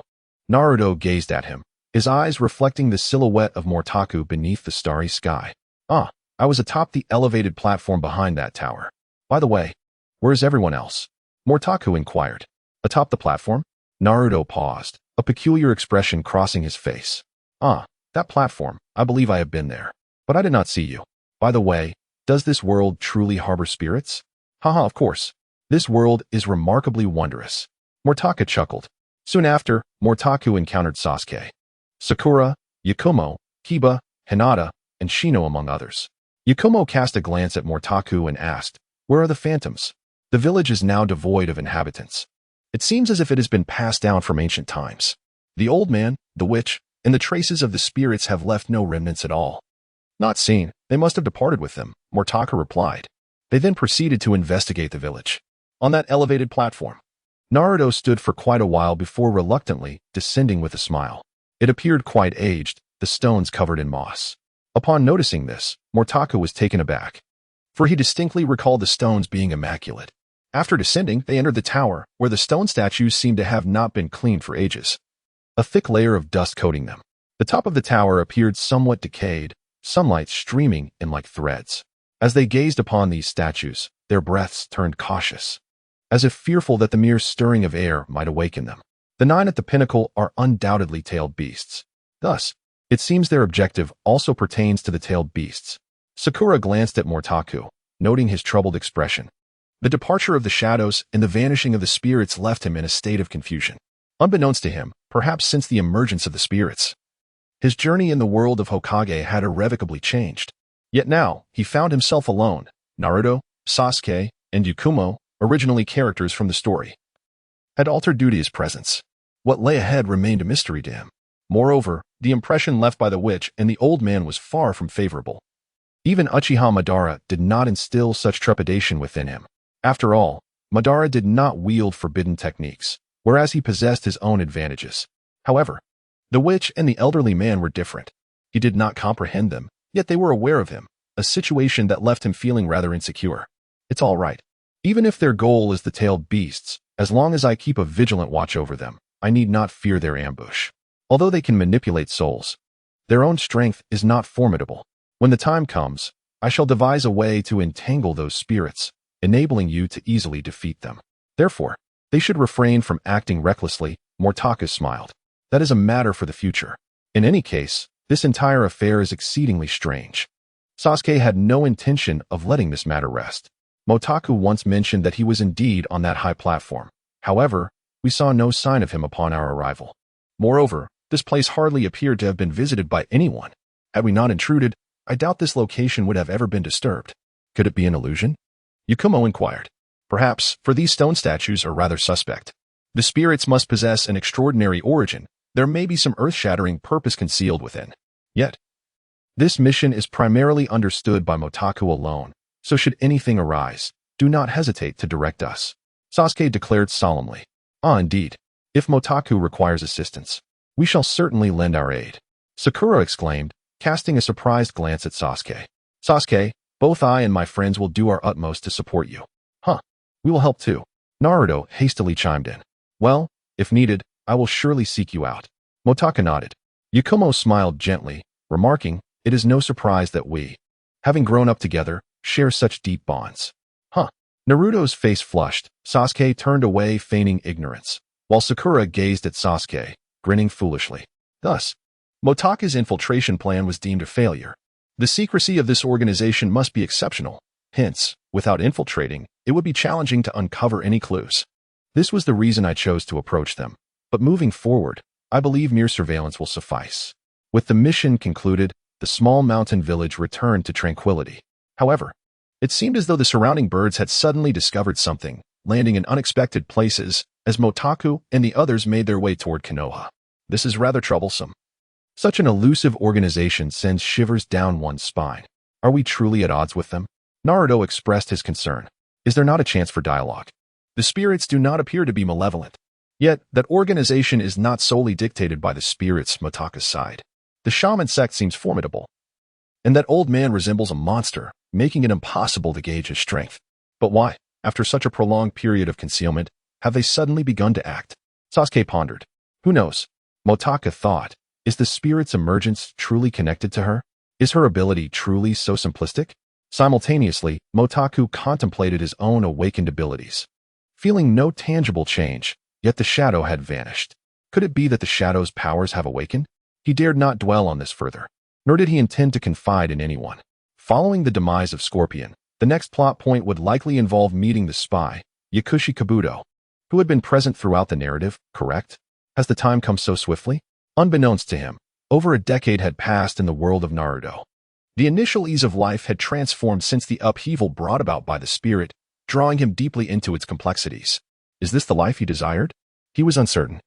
In the past, he had idly passed time, occasionally reflecting on the futility of life, yet now destiny had thrust him into turbulent seas. Even if he wished to remain still, the winds and waves would inevitably sway him. Furthermore, remaining motionless in the ocean makes survival impossible. Motaku, do you need something? If not, another mission will soon arise. Shall we go together? Naruto inquired with a smile. Sure. Motaku replied casually. However, just a second later, he was taken aback. What mission? Did I just agree to something? Can I retract that? That's splendid. I knew you were still quite diligent, after all. Executing tasks alone can be rather tedious, and it is only natural for you to feel unmotivated, Naruto remarked. Moreover, you are not permitted to withdraw until I surpass you. You are not allowed to slack off. A shadow darkened Naruto's expression, causing Motakusoul to shiver involuntarily. Ever since the mission with Yakumo, they had begun to undertake tasks together, yet Naruto's gap in ability always seemed insurmountable. 2 years had passed, and Naruto had made significant progress. How could he allow Motakusoul to escape his grasp? He had vowed for over a decade to surpass Motakusoul, and the fact that he had yet to achieve this was undoubtedly a source of deep-seated frustration for him. Naruto, you've made remarkable progress over the past 2 years. How about a little competition? Sasuke proposed, gazing at Naruto. Having grown up in Konoha and constantly warmed by Sakura's presence, Sasuke was no longer as aloof. Though his cool demeanor remained unchanged, perhaps a testament to the difficulty of altering one's inherent nature. Nonetheless, Sasuke's transformation was distinctly evident. As for Sakura, she would typically vehemently oppose any form of duel. Yet seeing Sasuke and Naruto's demeanor resembled more of a friendly spar, she merely pouted without voicing any objections. Naruto smiled brightly. Of course, I am quite looking forward to it. Due to Kakashi's limited mobility, this time, they could only temporarily assign a jonin to accompany them. In the Hokage's office, Naruto, Sakura, Sasuke, and Motakusoul stood resolutely before Tsunade. This was an A-rank mission, potentially escalating to S-rank if they encountered Orochimaru. Yet Tsunade naturally allocated this task to them. Over the past 2 years, they had all undergone tremendous transformations. After becoming Tsunade's apprentice, Sakura, relying solely on her immense strength, had rendered Motakusoul and the others hesitant to confront her directly. Meanwhile, Sasuke had awakened the third tomo of his Sharingan, making his individual prowess likely the highest in one-on-one confrontations. Naruto had also begun to harness the power of the Nine Tails, coupled with his vast chakra reserves and Rasengan, rendering him a formidable combatant, rivaling Motakusoul. Conversely, Motakusoul's skills had stagnated over the past 2 years, primarily due to his time spent with the Phantom Group, resulting in minimal enhancement aside from his lightning release and forbidden techniques. Is Kakashi really that formidable? Naruto inquired. Well, you'll find out for yourself once you meet him. Tsunade replied with a resigned glance. This fellow was indeed quite blunt. No worries, for this mission, we merely need to acquire intelligence on Orochimaru. Should unforeseen circumstances arise, such as a spy's betrayal, all we need to do is find a way to extricate ourselves. Sakura chimed in cheerfully. A spy, you say? Naruto pondered with a furrowed brow. The Akatsuki could actually infiltrate Orochimaru's ranks? Spies are not inherently loyal. Often, they are merely subjected to mind-controlling techniques. However, such techniques are not without countermeasures. Once detected, they can be dispelled. Given Orochimaru's cautious nature, the likelihood of his discovering such infiltration is quite high. In any case, we must prepare for the worst, Motakusoul concluded. He distinctly remembered that Naruto was about to transform into his tailed beast form to confront Orochimaru. However, Sasuke did not betray them, so Naruto was unlikely to lose control, right? The meeting was scheduled for 2 days later, so let us first meet with that Jonin, Sasuke suggested.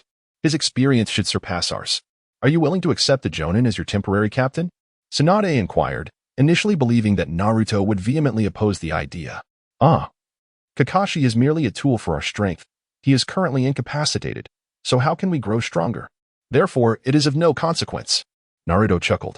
Well, is that so? Tsunade replied with an awkward smile. 10 minutes later, at the Hokage building in Konoha, Yamato finally made his appearance. Captain Yamato? He was somewhat younger than Kakashi. Though his eyes lacked vitality, not as severely as Kakashi's, yet they seemed peculiar. Naruto found it disconcerting. After all, he had grown accustomed to Kakashi's lifeless gaze. And suddenly encountering a pair of distinctly different eyes made him miss Kakashi. Greetings, I am Yamato. He introduced himself with a smile. I am a subordinate of Kakashi-senpai. Naruto, Sasuke, Sakura, and Mota, it is a pleasure to meet you. Yamato was quite polite, but both Naruto and Sasuke barely acknowledged him. Sakura smiled and responded, Hello, Captain Yamato. Ah, Sakura, is it? Nice to meet you. Yamato maintained his smile, while Sasuke and Naruto exchanged glances, unimpressed by Yamato's apparent lack of prowess compared to Kakashi. Do not underestimate him. He is quite formidable. Motu whispered. Is he as capable as Kakashi? Sasuke asked coldly. It seems not. Mota shook his head. Well then, let us discuss the mission. Sasuke showed little interest in getting to know Yamato, but he was discreetly gathering information about him, such as his habits and so forth. Mota's impression of Yamato was also unremarkable, as both Sasuke and Kakashi had left Team 7, and he found it difficult to accept the newly formed team. However, he gradually became accustomed to Yamato and Sai. Yet, it was undeniable that Kakashi and Sasuke were the true members of Team 7. They then engaged in discussions about espionage. And indeed, Yamato possessed more experience than they did, explaining several types of spies encountered in real combat. In summary, this mission was an intelligence operation, so it was imperative to avoid any unforeseen incidents. Of course, to foster camaraderie, they shared a dinner together. Yamato could be quite amusing at times, and Mota recognized that he meant no harm. Consequently, Naruto quickly accepted him, while Sasuke remained indifferent to everyone, and Yamato did not press the matter. Upon returning home, Mota discovered that Yakumo and Moryu had not gone to bed after their meal. As he entered the house, he sensed an unusual atmosphere. Were you waiting for me? Mota asked. Did you see a ghost? Moryu inquired. No. Mota shook his head. His feelings towards the Phantom had dulled. Regardless, the task had been assigned to him. And whether he wished to engage or not, it was his obligation to fulfill it. Yet, the Phantom was no longer the same being he once knew. A truth he had come to recognize with clarity. What a pity. I initially thought you shared a close bond, sighed Emolingu. for reasons unknown. Mota found her demeanor somewhat affected, as if she were feigning her current state. Nevertheless, he held no suspicion towards her, merely experiencing a fleeting moment of doubt without genuine mistrust. It was merely a chance encounter. She happened to arrive in Konoha, and when she leaves, she leaves. Initially, I believed she had been controlled, Mota explained. However, upon meeting her again, I realized she merely returned to her former life, for that was truly her world. We were never meant to intersect. Mota endeavored to articulate his relationship with the Phantom while Mo Lingyu and Yukumo listened in silence. So, you have severed ties? Mo Lingyu inquired. There was never a significant connection. At most, her power was overwhelming at the time. Otherwise, I would never have allowed her to reside in our home. You cannot imagine. When I first encountered her, I thought she might kill me. Mota recounted.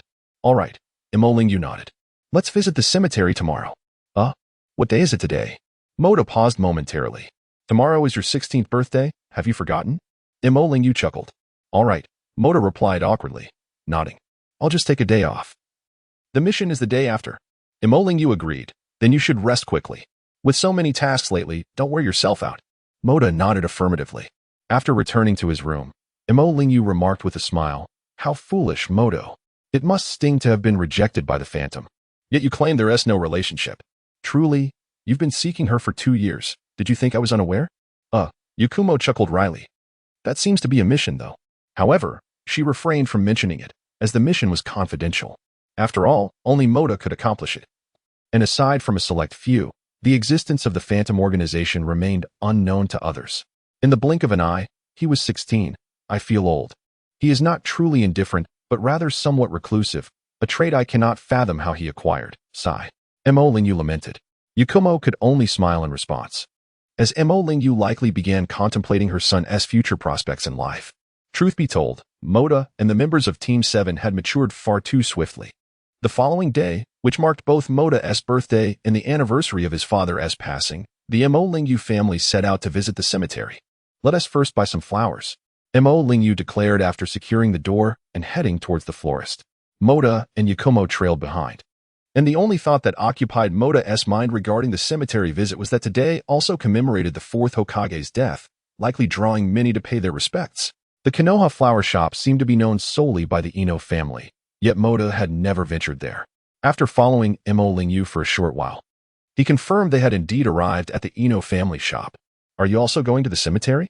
Ino inquired with a smile. Yes, Mota nodded. However, why does Yukumo insist on accompanying us? Is there something more between you two? Ino gazed at him and Yukumo with a mischievous grin. Yukumo remained expressionless. While Motaku sighed in resignation, can your mind not be so lewd? Motaku, if you have no desire to join us, you might as well return home. Mo Lingyu shot him a glance, prompting Motaku to fall silent. Returning home at this moment would surely spell disaster for him. Mo Lingyu purchased flowers and bid farewell to Ino, who smiled and waved in response. Though Motaku was of the same rank as them, he had consistently been the most formidable among their cohort. Even Sasuke often felt somewhat inferior in comparison. Motaku was not inherently bad. He simply didn't relish trouble like Naruto, nor did he exude the aloofness of Sasuke. He was rather unremarkable, lacking any distinctive traits. Yet beneath his gentle exterior lay a power that surpassed all of theirs, leaving an ethereal impression. Moreover, Motaku increasingly resembled anything but a ninja, rather. He seemed to drift aimlessly through life since graduating. Motaku himself harbored no objections to this characterization, but who could fathom his true sentiments? Those molded by the rigid education system often find themselves devoid of skills beyond academics, and once the pursuit of knowledge ceases, it feels as though they have lost everything, rendering life a blank slate. Ino, unable to articulate her thoughts on Motaku's predicament, perhaps due to her closer ties with Naruto, Sakura, and Sasuke, did not perceive any flaw in his situation. Yet, she found herself easily irritated by Shikamaru's laziness, while Motaku's detachment went unnoticed, assumed to be innocuous. Nevertheless, she envied the bond between Motaku and Mo Lingyu. With no father present, Mo Lingyu had single-handedly raised him, fostering a close relationship. Though Motaku often vexed Mo Lingyu post-graduation, it served as a testament to her deep care for him. He occasionally accompanied her on outings, making them one of the few pairs who ventured out for simple errands together. There was an undeniable aura about Motaku, distinct from everyone else. In essence, Ino had never observed in others. While ninjas are renowned for their strength, their emotional resilience often masks a neglect of familial connections, as few consider accompanying their mothers on outings. Thus, Ino genuinely regarded Motaku as a commendable and trustworthy individual for his ability to do so.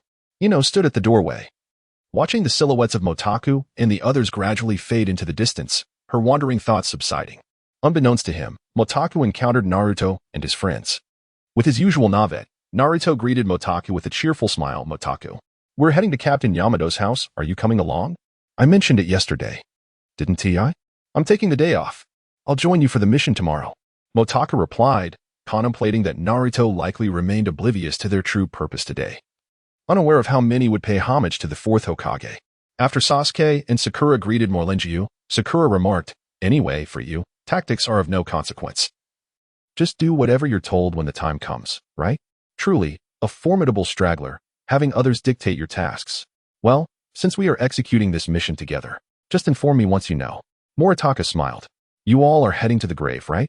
Naruto, Sakura, let us depart. We shouldn't delay their tribute, Sasuke stated, observing the flowers in Morlingyu and Yakin's hands. Yes, we'll take our leave first, Moritaka replied. Naruto and Sakura were momentarily taken aback and inquired, what tribute? You are unaware? Today marks the anniversary of Moritaka's father's passing, Sasuke explained.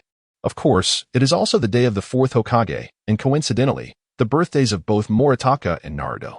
Ah, Sakura exclaimed in surprise. Naruto scratched his head. In that case, I forgot. Can't Lingyu 1T hold it against me? Will she? Who knows? Sasuke shook his head. Then Naruto recalled that Morlingyu had not spoken a word to him earlier. He had been preoccupied with Moritaka and hadn't paid attention. Now, reflecting on it, his expression darkened. Oh no, Aunt Lingyu must despise me. Regardless, let us move forward. Since it's your birthday, there may be a celebration tonight. No. Let us not worry about that for now. Sakura glanced back at Moritaka and the others, feeling a sense of unease. Logically, Morlingyu would not ignore Naruto. Yet she had completely disregarded him moments ago, failing to even acknowledge his presence. Moreover, the coincidence of this date felt too uncanny. Both Naruto and Moritaka's birthdays coinciding with the memorial of Moritaka's father and the fourth Hokage created an unsettling feeling. It was impossible that Naruto had no parents. They too must have passed away, yet he had never been aware of such a significant day, evoking a sense of pity for him. In their childhood, they did not comprehend. It seemed to them that Naruto merely lacked parental figures. However, now they realized that Naruto's parents might have sacrificed themselves for the village. Akin to Moritaka's father, it was precisely this circumstance that made Naruto more endearing. Naruto, if it's your birthday, we shall celebrate it together, Sakura proposed. Since we have a mission tomorrow, if you inform your family, you can return home a bit later. Huh? Naruto paused. Throughout his life, he had always celebrated his birthday at Moritaka's house, but after starting school, particularly when his grades faltered, he had ceased to visit. During that period, no one acknowledged him, except for Moritaka and Morlingyu. Yet even their kindness could not save him from profound loneliness. Now, reflecting on it, he felt a pang of guilt towards Morlingyu, as if he had failed to appreciate her concern. After 2 years of training, upon his return, he had no time to visit Moritaka's home. Nevertheless, it had remained in his heart. However, the weight of past debts made him hesitant. Perhaps the only person Naruto was so conscious of was Morlingyu. With a sigh, Naruto expressed his feelings. Some assert that time has the power to smooth the creases of memory, yet this is far from the truth. Those who cannot forget will inevitably reminisce, regardless of the years that pass. Moritaka does not claim to have a fondness for phantoms, yet after her departure, he frequently finds himself reflecting upon her presence. Over the past 2 years, Motaku has wandered the earthly realm like a judge from the inferno, seeking the specter of his designated target. However, he never contemplated the notion of binding her with chains. Such is the nature of fate. It orchestrated the encounter between Motaku and the ghost, allowing them to forge an acquaintance, yet it withheld the promise of their enduring companionship. Motaku yearns to forget her, but this task rests solely upon his shoulders. He can only silently observe her, his inner musings having long since faded into the background. In his eyes, the ghost embodies the essence of a noble sorceress. She is beautiful, amnesiac, powerful, and pure, qualities that lead Motaku to believe she is a soul misplaced in time. A solitary spirit, she traverses the world alone, devoid of companions, kin, or love. During their time together, He always assumed the ghost would never depart, lacking companions. She would remain by his side. He believed that because she could perceive him, she would regard him as special and choose to remain with him. Yet, subsequent events left Motaku with an overwhelming sense of loss. When the ghost departed, he felt a pang of panic. She was ensnared, and those who held her appeared formidable. Could he rescue her?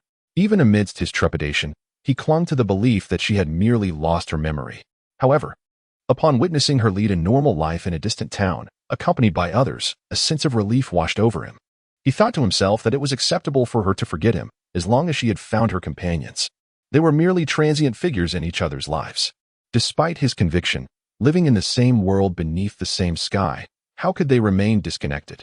Since Tsunade entrusted him with the ghost's mission, he has consistently reminded himself that this is merely a task. The ghost often finds herself in solitude, occasionally venturing out with the villagers. Whenever she is alone, Mortaka senses that she is not of the present. Her thoughts must linger in some bygone era. Whether standing in the wind, seated beneath a tree, or gazing at the clouds above, nostalgia envelopes her. It seems that everything in the present is not what she desires. What has she lost?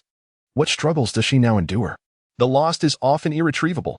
Yet, it is precisely this that renders the flow of time disconnected from her existence. He feels a dissonance with the passage of time, yet he cannot offer her solace, for they are but strangers. Nevertheless, he grows increasingly familiar with her, observing every nuance of her being and often sinking into contemplative reverie alongside her. 2 years have elapsed, during which he has reminisced without anguish. However, since the shadow's departure, he feels he can no longer behold the ghost, at least not in the same quiet manner as he did for the past 2 years. Is this the essence of a ninja's mission? He often questions himself. He cannot fathom how another might fare in his position. But to monitor the ghost is undeniably a formidable task. He wonders if he can truly be considered a ninja at all. At the very least, a ninja would not behave like him, resembling a voyeur. Even now, having lost her, his mind still conjured her image. Motaku trailed behind Maringiu and Ayun, his thoughts having long since wandered. Ayun and Maringiu walked ahead with great caution, ever attentive to Motaku's demeanor.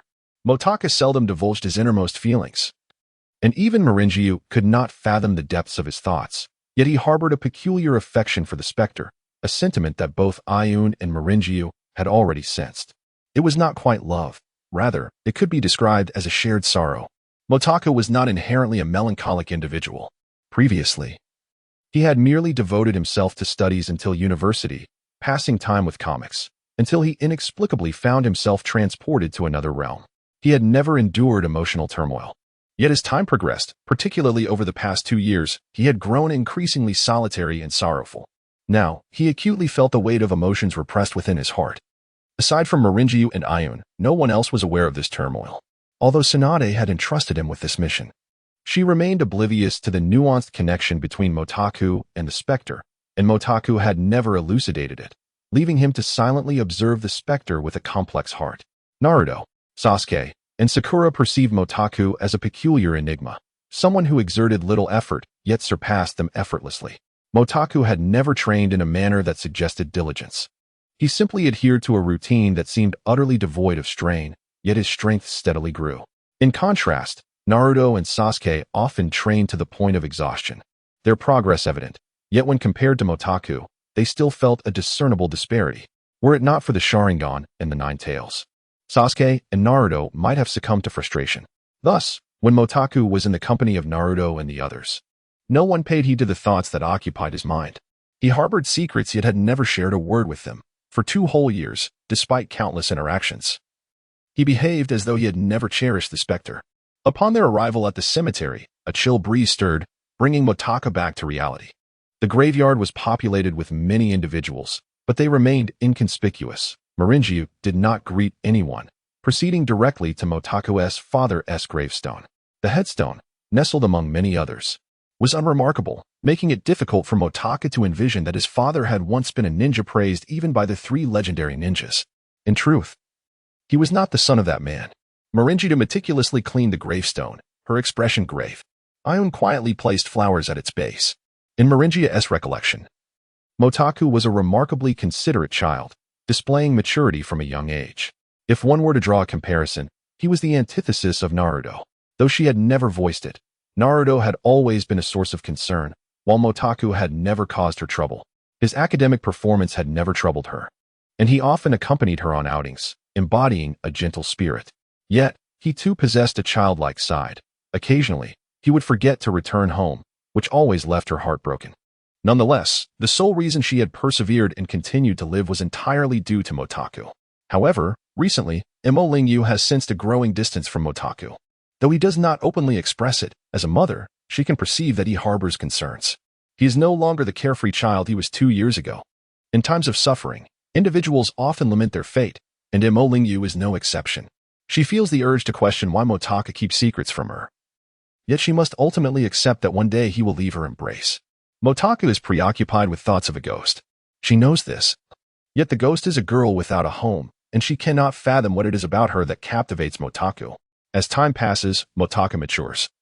Though he remains ensnared in the belief that his troubles are unrelated to Mo Lingyu, Naruto, or Sasuke, in his mind, he is the loneliest of souls. After visiting the gravesite, Mo Lingyu's mood lightens slightly. She glances at Motaku and says, "You have a mission, don't you? Go find Naruto and invite him over for dinner afterward." Motaku nods in agreement. All right.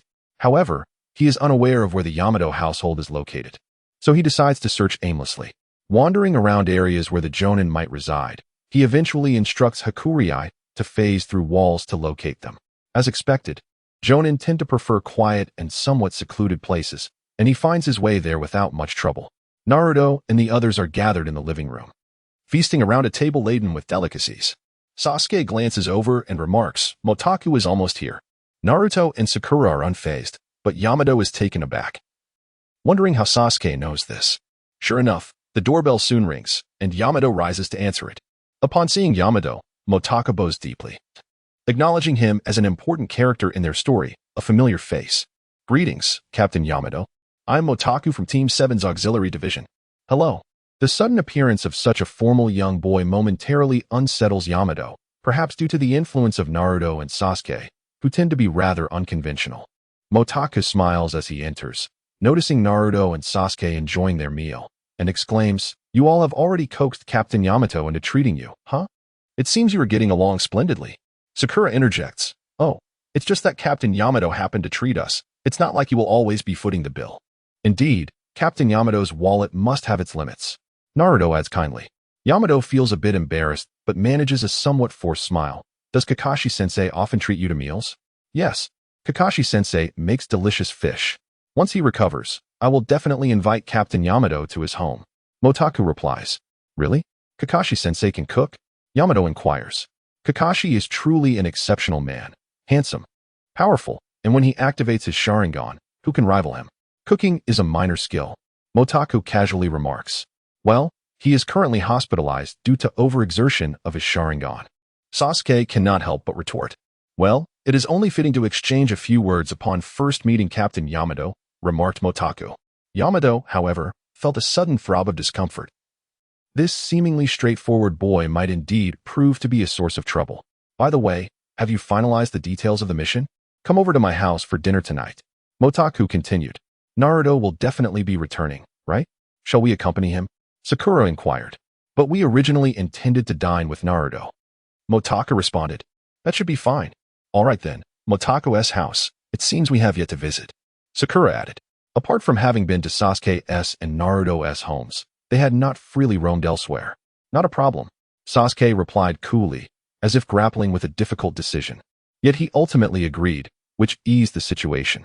As for Yamato, he chuckled. "Well, I have other matters to attend to this evening, so I shall refrain from joining you." "What a pity. Aunt Lingu's cooking is truly delightful," Naruto exclaimed. "There is no choice. We have a mission to execute tomorrow," Yamato stated. At this moment, Motaku pondered that the timeline of the mission seemed utterly chaotic, leaving him uncertain about when events might transpire. Yet, this very uncertainty allowed him to gradually immerse himself in the current narrative. Moreover, as of now, no significant issues had arisen due to the time disruptions, thus alleviating his concerns. After reaching a consensus, they bid farewell to Yamato and departed. "Naruto, why not spend the night at our house? You still have some belongings to collect. Let us return and fetch them," Motaku suggested. "Oh, all right." Naruto nodded in agreement. The four then made their way to Naruto's home, a first for both Sasuke and Sakura, who observed their surroundings with curiosity while Sasuke merely cast a few glances. Naruto's abode was quite modest, so simple it raised doubts about its adequacy for daily living. Nonetheless, Naruto paid it no mind, and after checking his belongings, they noted it was already past 3 in the afternoon. With the evening still some time away, they decided to find a place to sit. I know a great spot. Upon Naruto's proclamation, Motaku immediately realized he was referring to the Hokage statue. Sure enough, Naruto proudly declared, "Look, this place overlooks all of Konoha. Just as the Hokages of every generation watch over the village." Sakura remarked softly, "One day, I too shall have my statue carved here." Upon arriving at this location, Naruto instantly voiced his aspirations. Yet, as Motaku contemplated, he wondered what his own dreams were. In the end, he concluded that his dreams had already been realized. He aspired to be an exceptional ninja, and now he was quite satisfied with his abilities, especially since he could stand toe-to-toe with Sasuke, which was sufficient proof of his worth. However, this conclusion left him with an unamused smile. Time passed in a tranquil manner. Sometimes one yearns to engage in something uniquely meaningful at a certain moment. Yet Motaku's experiences taught him that life often unfolds in a mundane manner. That evening, Motaku's home was unusually lively, and Naruto behaved exceptionally well, demonstrating his growth. However, what weighed more heavily on his mind was the concern that Imo Lingyu would blame him. Yet, since it was his birthday and also the day of the 4th memorial, Imo Lingyu conversed with him in a gentle manner, and Naruto responded in kind, his words soft and delicate. Such a demeanor from Naruto was indeed a rarity. The one who remained most reserved was, of course, Sasuke, whose awkward nature had not changed. Upon seeing Yakumo, Sakura was reminded of the ghost. Nevertheless, she greeted Yakumo with a smile, which was reciprocated. Nowadays, Sakura had grown increasingly beautiful, embodying the essence of a leading lady. In summary, time had transformed many aspects of their lives. By the way, I recall there was a lovely girl in your family named Ghost. Has she departed? After Imo Lingyu ceased her conversation with Naruto, he suddenly inquired. At this, the expressions on Imo Lingyu and Yakumo's faces shifted, while Motaku was momentarily taken aback. You still remember her? She left long ago. She was merely staying temporarily. Indeed, it is rare to encounter such a delightful girl. Naruto chuckled. Motaku nodded. Moreover, she was no ordinary person, was she? Although one could not sense her chakra, her strength was undoubtedly on par with Kakashi's. In the past, it was difficult to compare her with Sasuke, but now he could definitively discern that the ghost's prowess surpassed that of a jonin and was indeed formidable. She was a witch, Motaku replied. A witch? No wonder she was so beautiful and exuded an air of elegance. This time, it was Sakura who was astonished. How did you come across her? It was quite a simple encounter, akin to a serendipitous accident. Yet, in retrospect, it carries a sense of destiny, Motaku stated. Isn't that so? After all, many events that followed stemmed from that meeting. However, this was Motaku's first discourse regarding the ghost, and despite his calm tone, it left Imo Lingyu feeling somewhat uneasy. Motaku believed that as long as matters of the heart remained unspoken, they would pose no issue. He perceived his encounter with the ghost as a twist of fate, albeit one that was destined to render them strangers. He did not consider himself to be pining for the ghost. Had it not been for the task at hand, he was certain he could have forgotten her entirely. He possessed a steadfast confidence in this aspect of his character. However, fate, as is often the case, proved to be unjust. Was he truly destined to wait until the task concluded to erase her from his memory? Although executing the ghost's mission felt like torment, none could fathom the turmoil within him. As a ninja, he was compelled to fulfill his duty. To withdraw midway would indeed seem peculiar. He felt as if he had become a paradoxical blend of solitude and companionship. Despite being surrounded by Naruto and their companions, he found himself ensnared in loneliness. In short, he was engulfed in confusion. At times, he yearned to lose himself beneath the vast expanse of the sky, merely gazing into the infinite distance, unsure of his destination. How he wished for someone to rescue him, a thought that occasionally crossed his mind. Motaku?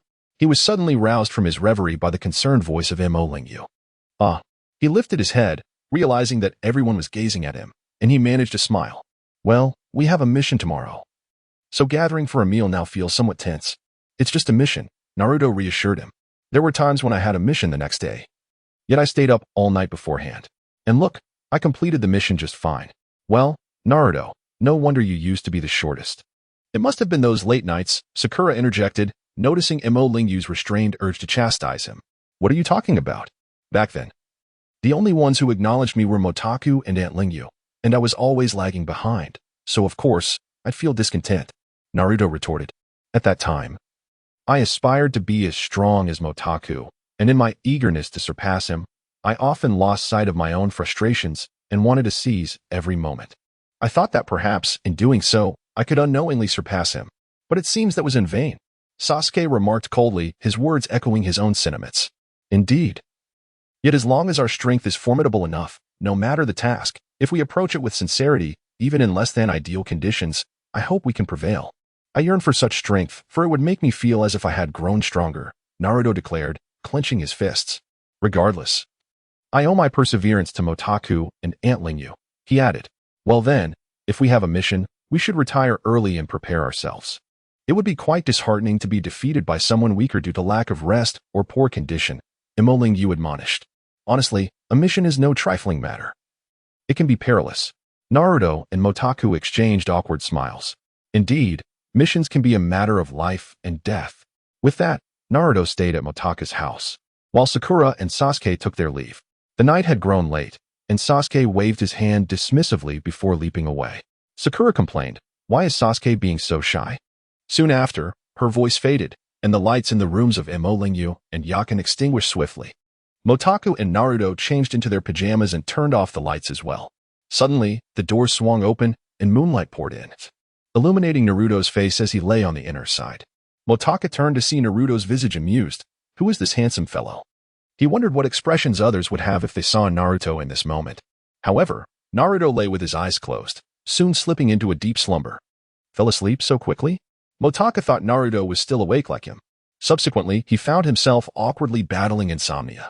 Yet, as Naruto had said, even a sleepless night wouldn't hinder his energy the next morning, and he could adjust his vitality at will, thus feeling no pressure whatsoever. When Motaku and Naruto stepped outside, Captain Yamato was already waiting for them. They expressed heartfelt gratitude, having been defeated by Kakashi's habitual tardiness. Sasuke and Sakura arrived shortly thereafter, both in good spirits, and the group soon departed from Konoha. Is it all right for Captain Yamato to go alone? Naruto inquired with concern. With too many people, we risk alerting the enemy. Besides, you'll be in the shadows. Should any unexpected situations arise, you'll be able to respond effectively, Yamato replied with a smile. I trust Kakashi-sensei's subordinates, and as a Jonin, I won't be eliminated during such a mission. While Naruto and the others engaged in fervent discussion, Motaku suddenly recalled that Sasuke had not actually defected, which meant Naruto had no reason to confront Orochimaru. Thus, the transformation into the tailed beast form might not hold. As the instigator, Motaku could only express his regrets. However, could they truly contend with Orochimaru at this moment? It seemed they would have to wait and see. Motaku dared not speculate on what might transpire next. The plot had already unraveled completely, leaving him feeling desolate. The group soon arrived at the mission site. A bridge of sorts. Yamato disguised himself as Scorpion and approached alone. Naruto and Sakura paired up to stealthily position themselves at the bridge's entrance, while Motaku and Sasuke concealed themselves on one side. They would pass the time motionless until noon. As time crept forward, a tense yet uneventful moment culminated in a critical instant when a figure slowly approached from the opposite end, the light reflecting off his glasses visible from afar. At that moment, Kabuto bore a blank expression, his eyes devoid of focus, appearing entirely non-threatening. Yamato moved closer, and the two soon made contact. Then, in an instant, several individuals leapt towards Yamato. A sudden explosion erupted on the bridge, enveloping the area in smoke. Motaku and Sasuke had already leapt across, but as they moved, the two figures on the bridge noticed them, exchanged faint smiles, and rushed towards them. Naruto and Sakura dashed across the bridge, dispersing the smoke that enveloped them. Before them stood Yakushi Kabuto, wearing a cryptic smile, accompanied by two peculiar figures. Kabuto cast a glance at the shattered shell of Yamato, his chakra gradually dissipating, and remarked, Yamato? An Umbu Jonin, the heir of wood release. Yamato's wooden armor vanished, revealing his true form as he replied, Kabuto? Just how many identities do you possess as a spy? As a prominent spy in the world of ninjas, Kabuto chuckled, I am loyal solely to Lord Orochimaru. Is that so? Does that imply we shall receive no intelligence from you? Although aware of the imminent encounter with Orochimaru, Motaku found himself in a state of bemusement. Even if the narrative had shifted, must so many appear at once? Moreover, the individuals approaching him and Sasuke seemed to be none other than Orochimaru and Kimimaro. Sasuke, exercise caution. These two may not be targeting you but me. Motaka lamented, realizing he now had to be wary of Orochimaru, feeling as though he had ingested something foul. Sasuke glanced at the situation on the bridge, noting that Captain Yamato was unharmed, and that the so-called spy was indeed Kabuto. Sharingan and forbidden techniques? Aware of the inherent dangers, yet still unscathed, Sasuke remarked with a hint of arrogance. However, he was not entirely incorrect. Sharingan and forbidden techniques were not easily acquired, especially since they were no longer the individuals they had been 2 years prior. Upon hearing Sasuke's words, Orochimaru's expression darkened, while Sasuke's talent allowed for a bit of arrogance. To flaunt it before Orochimaru was akin to belittling him for not belonging to the Uchiha clan. He too was a genius, a shadow-level ninja. And to be looked down upon merely for lacking Sharingan was intolerable. Orochimaru's anger flared. Sharingan is what I desire, as is the forbidden technique. However, these two are not the pinnacle, they hold value only because I wish for them. He quickly dismissed further pleasantries, instructing Kimimaro, deal with Sasuke, Motaka is mine. Kimimaro is still alive? Has the bloodline illness been cured? Motaka chuckled.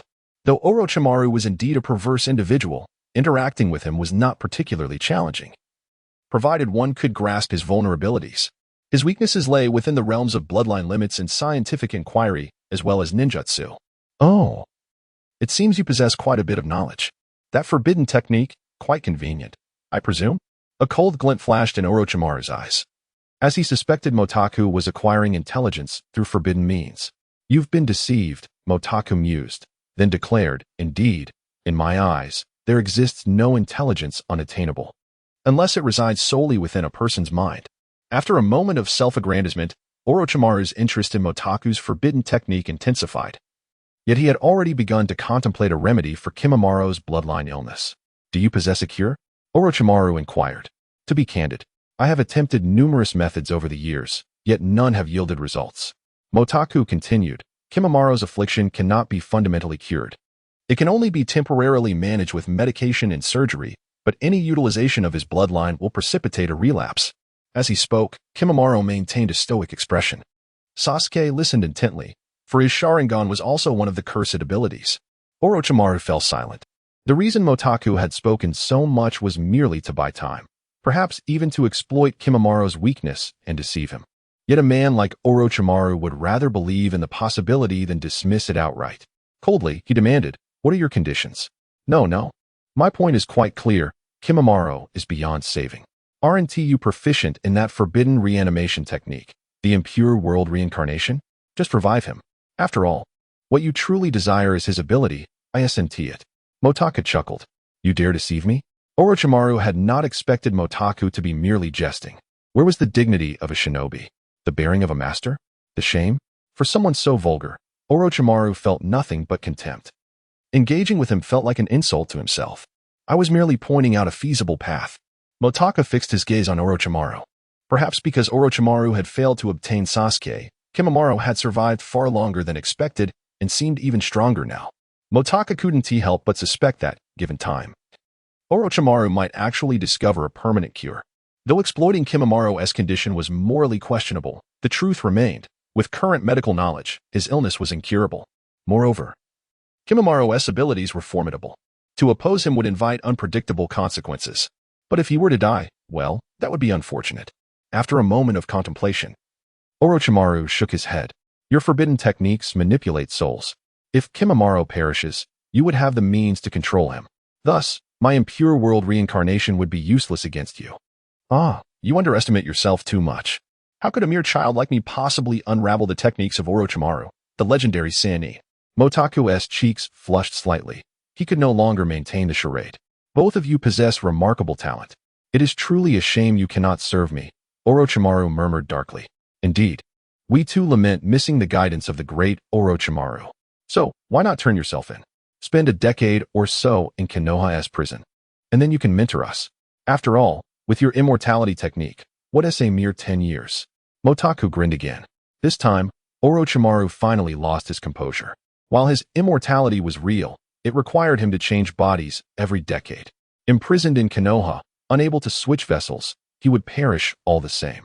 Thus, Orochimaru's path to eternal life lay in establishing his own village, a domain where he was the law. Orochimaru had always lived for himself, and he possessed the power to do so. Even alone, he had built a vast underground network, nurtured exceptional shinobi, and developed countless forbidden techniques. In short, Orochimaru was a formidable figure, a man akin to a god. Had it not been for the Uchiha brothers, Itachi and Sasuke, his fate might not have been marred by tragedy. Meanwhile, on the bridge, the battle between Yamato and Kabuto had reached a fever pitch. Though Kabuto was formidable, Yamato's release granted him a significant advantage, making it difficult for Kabuto to mount effective attacks. In contrast, Yamato's relentless assaults proved exceedingly troublesome. However, the pharmacist Do is not an ordinary individual. Thus Yamato cannot easily subdue him. On the other hand, Naruto faces a mere child as his adversary.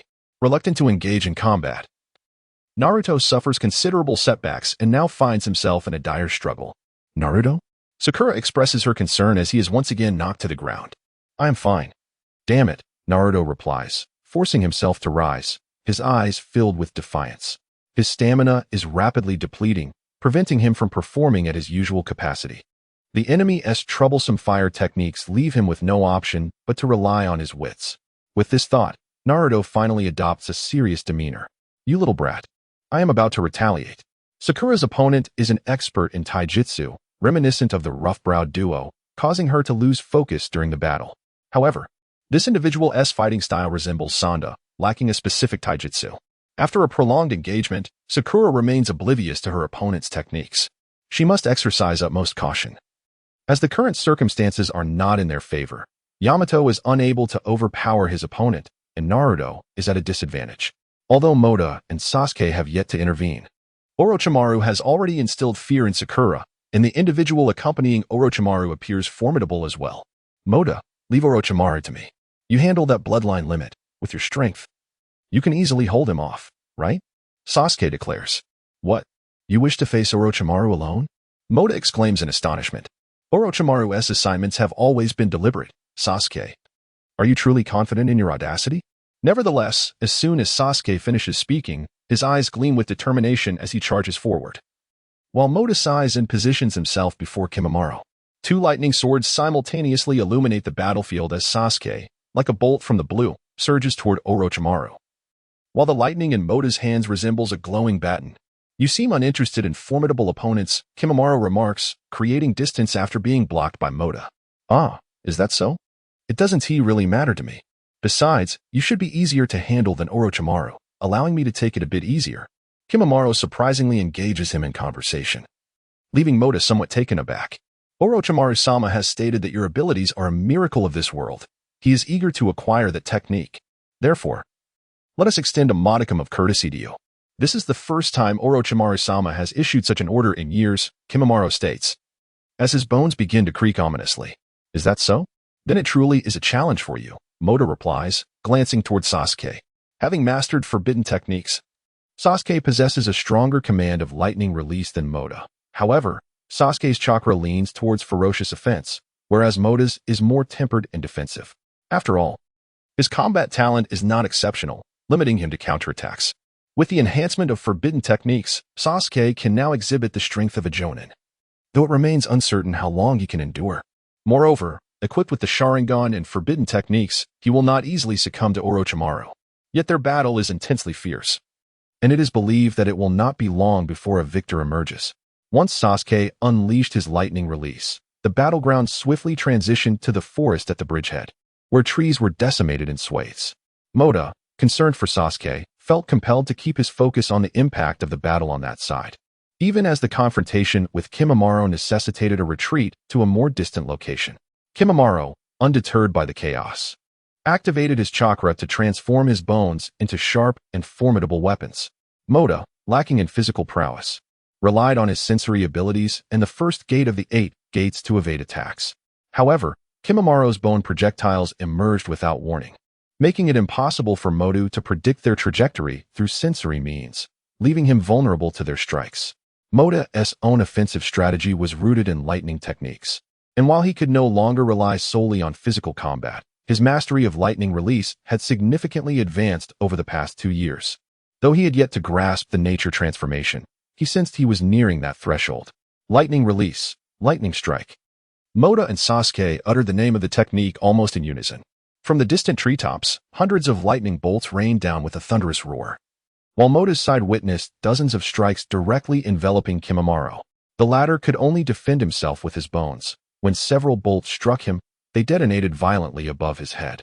His skeletal defense shattered, leaving Kimimaro disheveled, with arcs of electricity crackling across his form.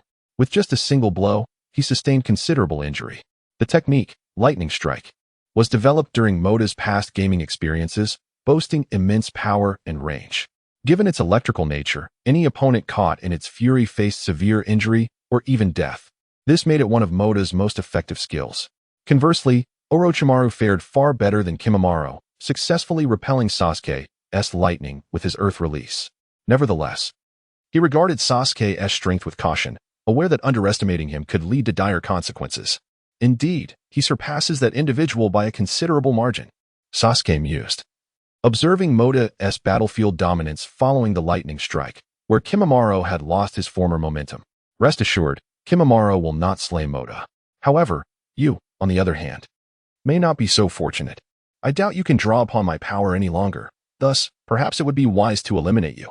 Orochimaru coldly regarded Sasuke, malice glinting in his serpentine eyes. Sharingan. Almost instantaneously, as their gazes locked, Sasuke's Sharingan flared to life, sending a wave of mental pressure towards Orochimaru. The latter felt a sudden disorientation, furrowing his brow as reality blurred before him. Whether Kimimaro could defeat Mota remained uncertain. But if Orochimaru believed he could vanquish Sasuke as he once did, he was gravely mistaken. With the Sharingan at his disposal, any adversary ensnared in his Genjutsu, be they Orochimaru or another, would find themselves rendered powerless against him. At this moment, Sasuke's three-tomo Sharingan gazed at Orochimaru with an otherworldly intensity, and he finally realized that he had succumbed to his Genjutsu. Sasuke's illusion techniques differed markedly from Itachi's, while Itachi's were more direct and unambiguous. Revealing the entrapped state of the victim with stark clarity, Sasuke's Genjutsu, still in its formative stages, exhibited a subtlety that rendered the environment under his control yet distinctly different from reality, allowing Orochimaru to discern the deception. Sasuke understood that his Genjutsu would not hold for long against an elite ninja like Orochimaru, yet it was sufficient. A finely crafted sword materialized in his hand, its blade capable of altering its length at will. The emergence of this weapon signified that Sasuke had indeed surpassed Motakuro. With the forbidden techniques acquired from Motakuro, his mental fortitude enabled him to wield the Sharingan with ease, and the enhancement of his sensory abilities meant he was no longer solely reliant on the Sharingan. Layer upon layer of these powers had augmented his hidden strengths, elevating his true combat prowess beyond that of Motakuro, and this sword served as irrefutable evidence of his ascendance. This blade bore the properties of lightning release, enveloped in a spectral blue flame that combined the searing heat of fire with the ferocity of raging lightning. At this juncture, even though Orochimaru was ensnared within the illusion, he could not evade the impending strike. So next time, do not gaze into my eyes. Otherwise, your demise will be swifter, Sasuke declared, advancing step by step, and in the next instant, he pierced through Orochimaru's heart. Orochimaru's form was consumed by the flames and tempestuous lightning, disintegrating into a charred mass that scattered across the ground. The battle abruptly ceased, leaving all in astonishment. None could have anticipated that Sasuke, equipped with the Sharingan and forbidden techniques, had attained such formidable strength. Who could contend with him now? However, having unleashed all his techniques, Sasuke found himself utterly exhausted. The transformation of lightning release had drained much of his mental energy, leaving him with an unsettling sense of disappointment. Was Orochimaru truly no longer a threat? A sense of confusion enveloped Sasuke as he grappled with the enormity of his advantage granted by the forbidden techniques and Sharingan, leading to an unexpected apprehension, as if fear itself had encircled him. Yet, in an instant, clarity returned. Just when he believed Orochimaru was either dead or grievously wounded, the latter reappeared. Orochimaru made no move to attack, but instead turned his gaze toward Naruto and Sakura. The bridge lay in ruins, and the six of them battled upon the surface of the water. Sakura's opponent, though cunning and agile, found himself at her mercy as she seized an opportunity to land several blows, rendering him nearly incapacitated. Meanwhile, after Naruto's counterattack, his opponent's intelligence rapidly escalated. Initially, this adversary had underestimated Naruto, but the latter's resilience was beyond their expectations. The chakra and stamina that had once instilled fear in countless foes were no exception for this young adversary. In another confrontation, Yamato emerged victorious against Kabuto. Yao Shidu faced a crushing defeat. His chakra blade proved nearly ineffective against the wood release techniques. Even the cunning Kirin was bested. As Yamato's mastery of wood clone techniques was nothing short of extraordinary, ultimately leading to Kirin's demise. Observing this scene, Orochimaru couldn't help but recall Konoha, a plethora of memories, including those of Jiraiya and Tsunade, which he had long since cast aside, now resurfacing before him. It seemed he had failed once again. Orochimaru's gaze remained as cold as ever, but he still possessed numerous undisclosed tactics. However, he had no intention of lingering any longer. A loss is simply a loss. It was not as if he had never tasted defeat before. Yet, the rapid advancement of these young shinobi from Konoha was rather surprising. During the CH-NIN exams, they seemed utterly clueless, and now, in the blink of an eye, they dared to confront him head-on. Genius's progress at an astonishing pace. He pondered how long it had been since he himself had experienced such growth. It appeared imperative to enhance his own abilities, otherwise he would find himself outpaced by these youngsters and rendered incapable of asserting his dominance over them. After being struck by a lightning bolt, Jumuru was compelled to tap into the power of his curse seal to contend with Motaku. The pressure on Motaku intensified, although he could perceive Jumuru's movements. His physical reflexes lagged behind. After taking several hits, and with Orochimaru's power retreating, Jumuru refrained from pressing the attack further. Once Jumuru departed with Orochimaru, taking Yao Shidu with him, Motaku finally exhaled in relief. "Are you alright, Motaku?"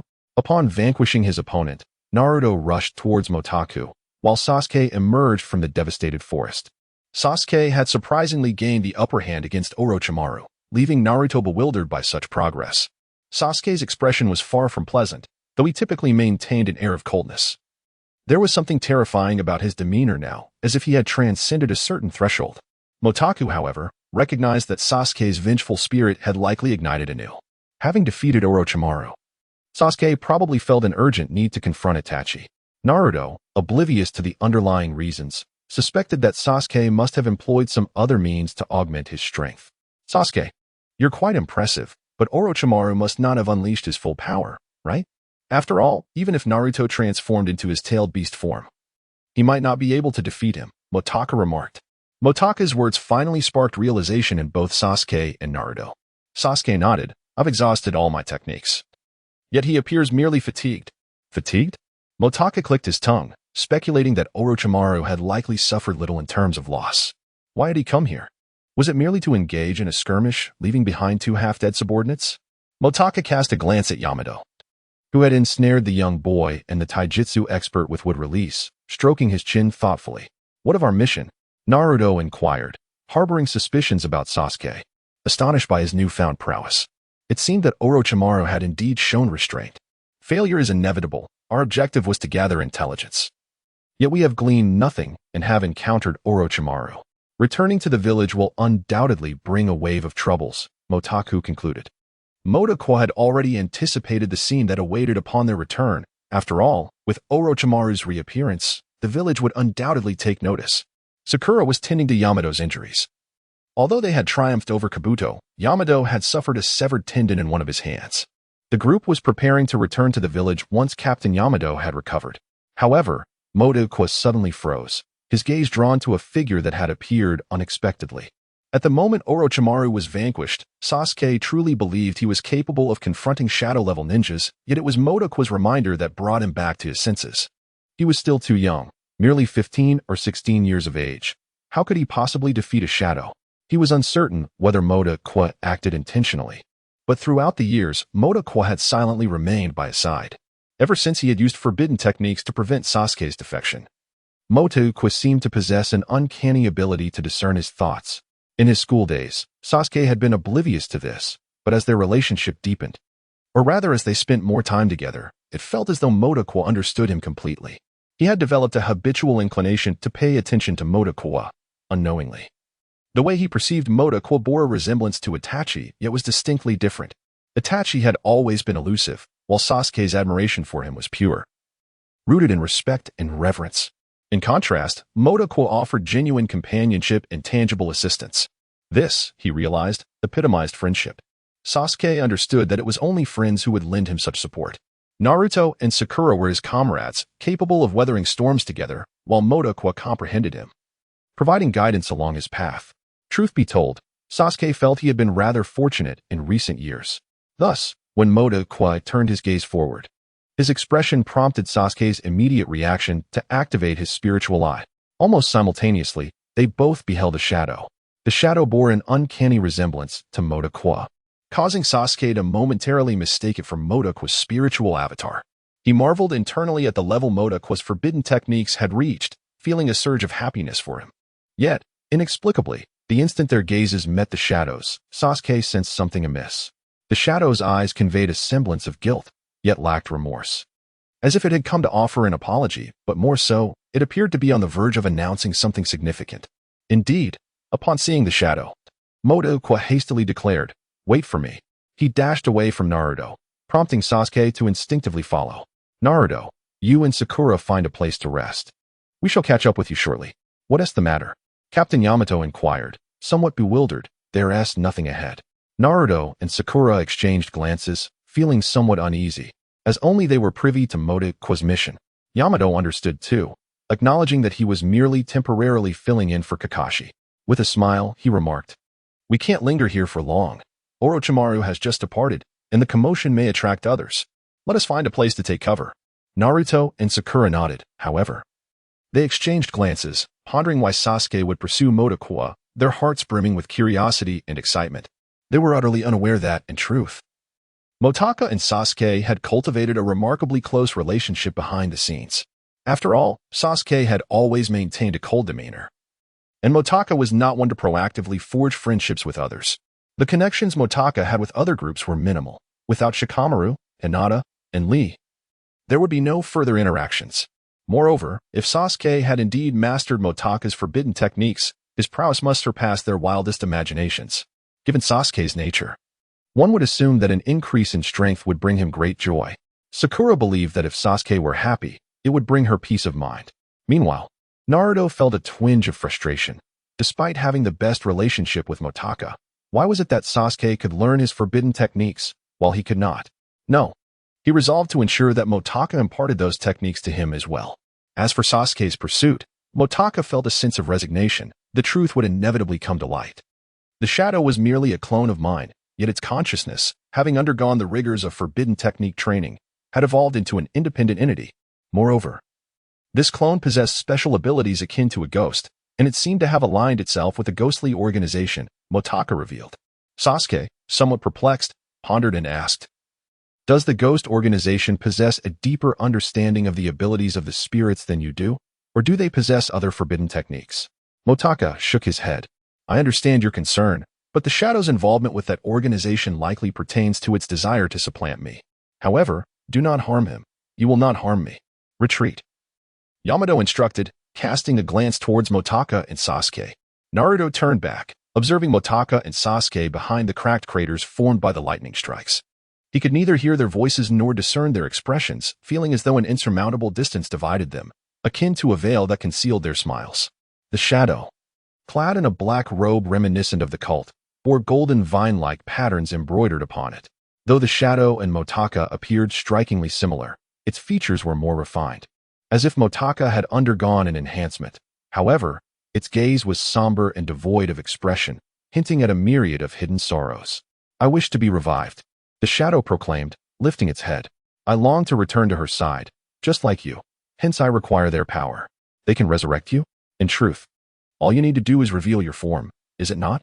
Alternatively, you could take my place, and I shall live behind a mask. What do you say?" Motaku replied gently, showering the shadow with unwavering warmth. "Are you not the same person?" Sasuke asked coldly. "That is inconsequential. Can they truly resurrect you?" Motaku interjected. "They have awakened my abilities. As long as we gather the tailed beasts, we shall locate the soul of the Sage of Six Paths. At that juncture, we can employ the rebirth technique to bring me back," the shadow affirmed with a nod. "Is it reliable?" Motaku inquired, momentarily taken aback. "It should be reliable. Besides, I have no other alternatives," the shadow replied, meeting Motaku's gaze. "I did not intend to betray you. When my powers awakened, I found myself back within your body, and my abilities resurfaced. Currently, you lack the means to resurrect me, and even forbidden techniques are futile. The spirit is unharmed, yet her memories have been completely sealed. If you wish to rescue her, I can assist you, but afterward, I hope you refrain from inquiring into my affairs. I do not wish to be your enemy. Truly. Will you not return? Even if I depart from Konoha? Motaku gazed at him. Though he comprehended his feelings, he still found it somewhat tragic that his father had brought him back only for them to end up in such a state. It is impossible, as a shadow. One cannot possess their own shadow. I do not wish to frighten her, so perhaps it is best if you protect her. I can assist you in bringing the spirit back and strive to avoid influencing Konoha. You need only remain by her side. The shadow's eyes bore a suppressed madness, akin to a silent laughter that stirred the winds and clouds of the world, yet he concealed it perfectly behind a faint smile, as if the very heavens bowed before him. What he intended to do was a matter that set his heart racing, a reckless endeavor, yet he no longer felt fear. He was the chosen one. This battle was to be governed by him. It seems you have gained the trust of the sorcerers. Can the spirit's memories be restored? Motaku nodded, exhaling softly, and inquired calmly. Rest assured, I am you. I know what you desire. I shall ensure that her memories are preserved from before she joined the organization and after she met you, allowing her to remain by your side indefinitely. Konoha is a splendid place. One day, I shall return, and it shall not be long. Upon finishing his words, the shadow appeared considerably relieved. Yet if he possessed a heart, it would be racing wildly. Before him, Motaku was merely a tool, destined to be revived soon. When shall I see the spirit? Motaku inquired coldly. Within a few days. My abilities are still adapting. I plan to test them with someone, perhaps someone named Pain, who seems promising. Our memories are shared. And while I shall not disclose this, you should understand its implications. I am you, yet you are not me. The shadow declared as he gazed at him. You are ill-suited for combat, far less than we are. You must realize that Konoha is, in truth, quite fragile. Of course, I am aware. Since you comprehend my thoughts, simply transform the spirit into the form I desire and present her before me. As for your plans, I shall not pry. You should know my stance. So long as it does not affect me or those close to me, even if you were to annihilate this world, I would remain uninquisitive, correct? Motaku smiled. Excellent. I shall deliver the spirit to Konoha, and you need only await her arrival. Once I have acclimated to my powers, the plan will commence. You are quite lethargic. I doubt you wish to save the world by rushing about. Since we have reached an agreement, I shall take my leave. The shadow remarked. Indeed. Motaku nodded. The shadow's expression shifted briefly before he smiled again. The spirit possesses numerous fragments of memory. Shall I gather them for you as well? Her abilities can accomplish this, far exceeding your expectations. After the shadow finished speaking, it swiftly vanished, leaving no trace behind. How troublesome, Motaku chuckled after the shadow's departure. However, the ghost could return, which should alleviate my mother's worries, right? Sasuke asked coldly, are you concealing something from us? Indeed. Would you like to know? Motaku replied, glancing over and playfully tapping his forehead. Sasuke's Raijin slowly transformed into a longsword, his eyes filled with murderous intent, causing Motaku to recoil in shock. As his perception abilities activated, he sensed a blade approaching his forehead and instinctively utilized the substitution technique to evade, leaving Sasuke grasping at thin air. Quick reflexes. Sasuke mused in surprise. However, once Motaku landed, he erupted in a torrent of curses. Damn it. Are you trying to kill me? I nearly met my end. Shaken, Motaku found himself confronted once more by Sasuke, whose sword coalesced again. Motaku, today we shall settle this once and for all. A thunderous sound echoed in the distance, causing Naruto and his companions, concealed behind an illusion, to perk up. Sakura quickly dispelled the illusion and rushed out with Naruto, exclaiming, they're fighting. What is happening? Have enemies appeared again? Naruto inquired. Hey, wait for me. Yamato called, hastily following suit. Sasuke, look, I've given you all my forbidden techniques. Otherwise, you'd be rushing to Orochimaru right now. True, Orochimaru is formidable, but one cannot force personal growth. It must be cultivated over time. You can progress faster than others in Konoha because I facilitated this for you. So can we not fight? Motaku's clothes were singed. Yet Sasuke's Sharingan remained coldly fixed upon him. You haven't exerted your full strength. I want to truly defeat you. Sasuke, naturally displeased, remained aloof. Pride was his instinct, and putting on a facade was his nature. In essence, he was quite the unlikable character. Motaku felt utterly powerless. He had indeed exerted all his strength. It was simply that Sasuke was too strong. However, he couldn't articulate such an explanation. Over the 2 years, he had been surpassed by Sasuke. And once Naruto mastered the Nine Tails, he would become the weakest link. Suddenly, he felt that both of them had endured much over the past several years. Days later, after enduring a series of rainstorms, the sky finally cleared. Wow, the rain has finally stopped. Everything feels so fresh. Sakura and Ino strolled down the street, heading towards Sasuke's home. Indeed, Ino smiled. I was quite worried when Sasuke and Motakus suddenly faced enemies. Exactly. Naruto and I rushed over in a frenzy, only to find them both battered and bruised. I had never seen such a side of Sasuke. It was utterly adorable. Sakura reminisced about Sasuke's expression at that moment, feeling utterly charmed. Ino frowned slightly. How infuriating that you ended up in the same group as Sasuke. What are you talking about? Clearly, my love is the strongest. Sakura laughed heartily. However, why did they suddenly engage in a duel, and why has the ghost lady returned? Did Sasuke specifically go to the Motaku family to see her? Could it be that Sasuke intends to compete with Motaku for the ghost lady's affection? Ino stated earnestly. Sakura's expression gradually darkened. Therefore, it is imperative to clarify this matter. Sasuke must not develop feelings for anyone else. Infidelity is absolutely unacceptable. Hey, Ino nodded. By the way, isn't Sasuke yours? Ah, you annoying Ino. Sakura, struck by the truth, raised her fist and pursued her. However, Ino skillfully evaded Sakura's large, clumsy punches. The clouds parted, revealing a gentle light that smiled down upon a street in Konoha, where the ghost opened her eyes once more. Dressed in a kimono, she sat at a table, momentarily stunned by the familiar surroundings.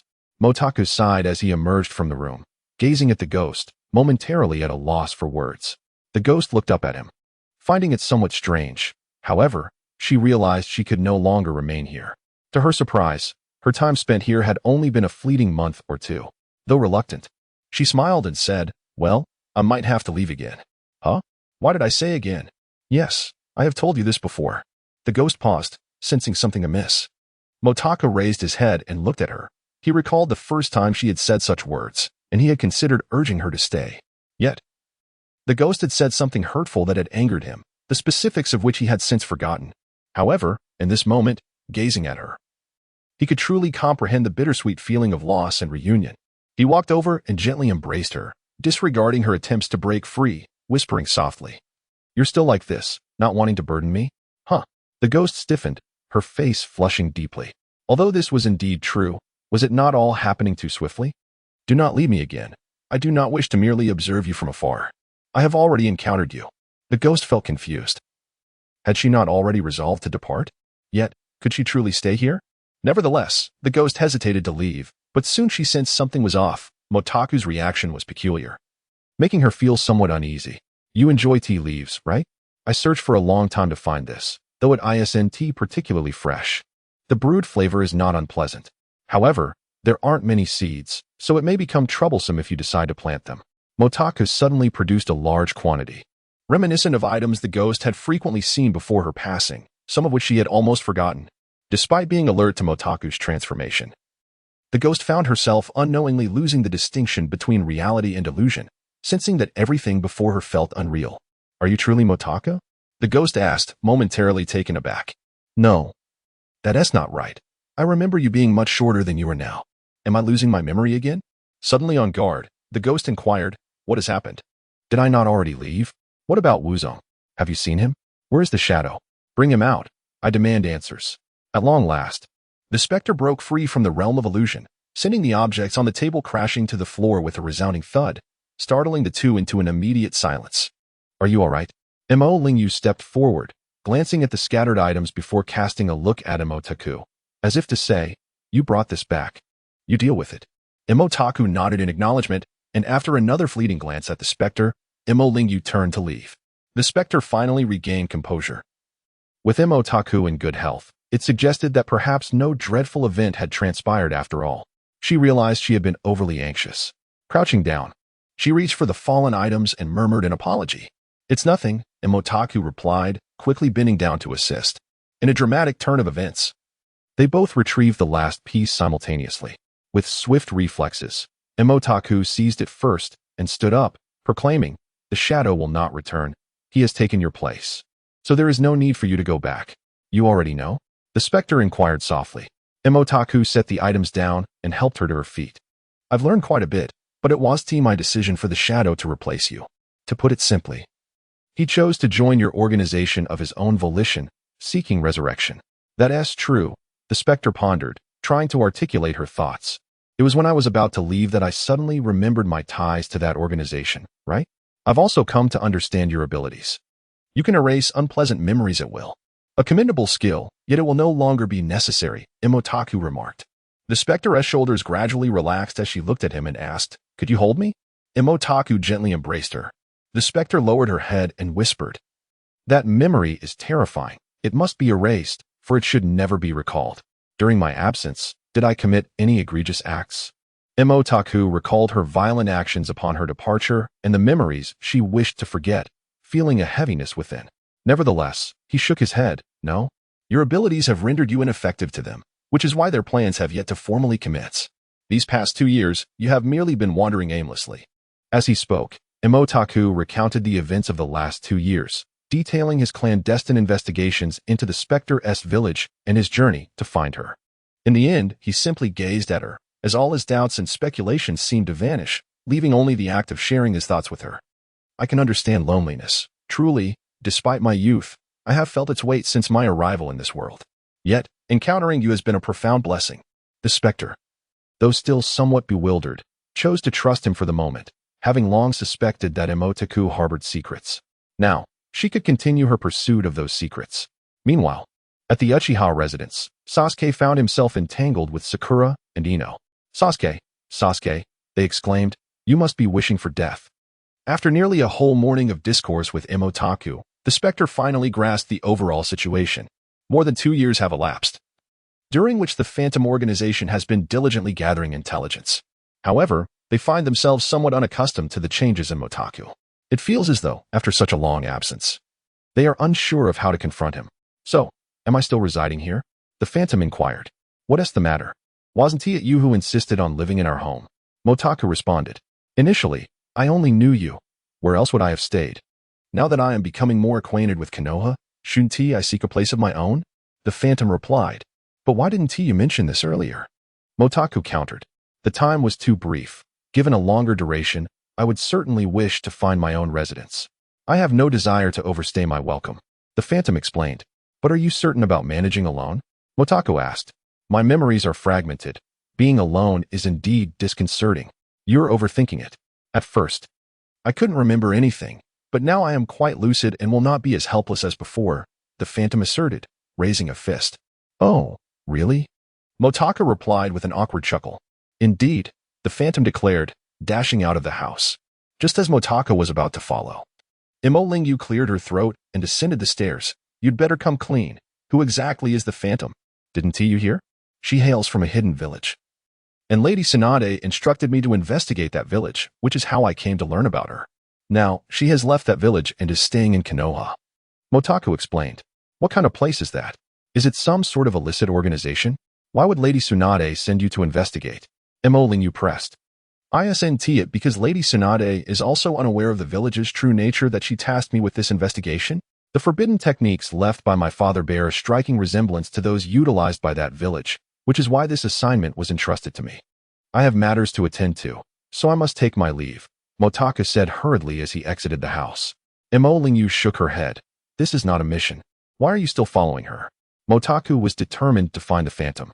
For leaving her to search for housing alone in the village would be akin to casting her onto the streets. However, upon stepping outside, he spotted the Phantom standing by the wall at the entrance. Upon seeing Motaku, the Phantom's face flushed. "What's the matter?" Motaku asked. I'm too scared to go alone. Would you accompany me?" the Phantom requested. "Hey, you're older than I am. How is it that you seem even more like a child?" Motaku laughed. The Phantom found herself in a quandary. Should she assert her independence or allow him to accompany her in finding a place? It was a difficult decision. "Well, you are not as familiar with Konoha as I am. However, I am not particularly knowledgeable about such matters either. Let us consult Lady Tsunade," Motaku suggested. The two then made their way to the Hokage building, with Bai Ling following closely behind. The Phantom, however, did not notice him, and neither did Motaku pay him any heed for the time being. Bai Ling followed for a while before disappearing once more. In Motaku's mind, The voice of Belan suddenly resonated. The shadow has gone to that rain-drenched country, a place that feels incredibly oppressive. I dared not follow him in. Did he venture there alone? Motaku inquired, momentarily taken aback. Yes, I waited in the rain country for less than 3 days before he appeared. He must have gone directly there after delivering the ghost, Belan replied. I understand, Motaku nodded. Are you truly not going to inquire further? Belan asked once more. At this moment, I find myself utterly unable to intervene in matters concerning the shadow. Motaku shook his head. For at least 5 years. I won't be able to catch up with him. However, the shadow possesses your memories as well. Will that so-called narrative not be influenced by him? Belan questioned. It certainly will, but that is inconsequential, for some things will remain unchanged, Motaku asserted. Belan chose not to press further, and after a moment of contemplation, Motaku added, Please venture once more near the rain country, and see if there are any updates regarding Jiraiya. If you encounter him, let him witness the battle between the shadow and pain. Understood, Belan responded and departed once again. However, the ghost remained oblivious to Belan's presence, as if she had forgotten her abilities entirely. Upon locating Tsunade, the latter regarded the ghost with great seriousness, posing numerous questions to Motaku. Motaku endeavored to focus on the essentials, mentioning that the hidden village in the mountains was currently gathering tailed beasts. Tsunade furrowed her brow in concern. Although Motaku had reached an understanding through the sacrifice of the shadow, she remained apprehensive. You assert that within 5 years, he will undoubtedly surpass the shadow. What about afterward? Will he surely prevail then? That seems likely. The shadow's strength lies primarily in his abilities. In 5 years, he will have mastered them thoroughly. And facing the Nine Tails should pose little challenge. By then, perhaps I will no longer be needed, Motaku explained. At that time, Naruto and Sasuke will also be nearing their peaks. What role will he play? Thus, from the moment the shadow awakened his powers, he has already attained the level of a shadow? And what of the leader of Akatsuki? Tsunade queried. Indeed, the hidden village in the mountains, which the shadow has joined, along with the ghost and the shadow, only numbers 6 individuals. Yet, their current strength may rival that of the Akatsuki organization, both factions targeting the tailed beasts. Therefore, we will undoubtedly be drawn into this conflict. I urge you to prepare mentally for the possibility of confronting these adversaries simultaneously, Motaku cautioned. That is utterly terrifying. Perhaps we should select the 6th Hokage, allowing him to lead you against these foes. Tsunade lamented. That is not a feasible option. However, do you not feel honored, Lady Tsunade, to lead the village in vanquishing such formidable opponents? You would be the Hokage to face the most perilous war against the most terrifying organization of power. Surely, your blood must be boiling with excitement. Motaku remarked. I think I need a moment to rest. I may be unwell. How can such a horrifying organization suddenly emerge in such numbers? Am I not dreaming? Tsunade expressed her growing despair regarding the state of the world. It is indeed terrifying. But it is no dream, Motaku shook his head. So please find a place for the ghost to reside. You have duties to attend to, do you not? Mota cast a fleeting glance at the thick stack of documents on the table. Tsunade, filled with a surge of frustration, could hardly resist the urge to punch him. Gritting her teeth, she handed him a file and declared, Mota, I will undoubtedly elevate you to this position, so you may experience the essence of being Hokage. A thought crossed Mota's mind. If that were to happen, Naruto might very well end my existence. He accepted the document, waved his hand dismissively, and bid farewell to Lady Tsunade. As he strolled through the streets of Konoha, a smile graced Mota's lips as he glanced at the ghost. It appears this is a relocation acknowledgement letter. With this, you shall be considered a member of Konoha. The ghost nodded in agreement. Yet the village before her seemed almost surreal, bathed in bright sunlight, with spacious streets that rendered her as if she were lost in a dream. Indeed, Mota affirmed. Then chuckled self-deprecatingly, realizing that he was experiencing an unusual sense of fulfillment. Yet, how could that be? He was still himself. After all, Mota's home. An old structure from years past, paled in comparison to others, making him feel as though his once proud abode was now diminished. The ghost's newly occupied residence appeared to be recently constructed, adorned with the latest decor. Had technology advanced just a tad further, it could rival that of the 21st century. While Motu pondered the merits of the ghost's new dwelling, Bai Ling, a spirit, soared once more towards the land of rain. Upon his arrival, he was surprised to find that the rain had ceased, though the sky remained heavily laden with dark clouds, devoid of a single drop of precipitation. The absence of rain in the land of rain stripped away the oppressive feeling of desolation. As Bai Ling hesitated to investigate further, He recalled Mota's instruction to search for Jiraiya, prompting him to wander through the land of rain. Every corner of this land bore the marks of decay, with all exposed iron turning a deep brown. Yet, Bai Ling hesitated to venture inside. Having forged a pact with Mota, he shared in his memories. And as the third person privy to the unfolding narrative, Bai Ling felt an innate trepidation towards several individuals. Chief among them was the wielder of the Rinnegan. The powers of the Sage of Six Paths were the very bane of his existence. A mere glance from that individual could spell eternal doom. Beyond that, however, he harbored no fear of anyone else, save for the hidden village nestled in the mountains. At present, Bai Ling had evolved to the pinnacle of the second tier, mirroring the initial state of the ghost, just one step away from achieving the third tier of spiritual existence. This peak state, attained through personal cultivation, not only doubled the strength of the contractor, but also allowed him to influence other spirits. However, Bai Ling had recently lost a hard-won subordinate, whom Mota had gifted to Sasuke as a contracted spirit.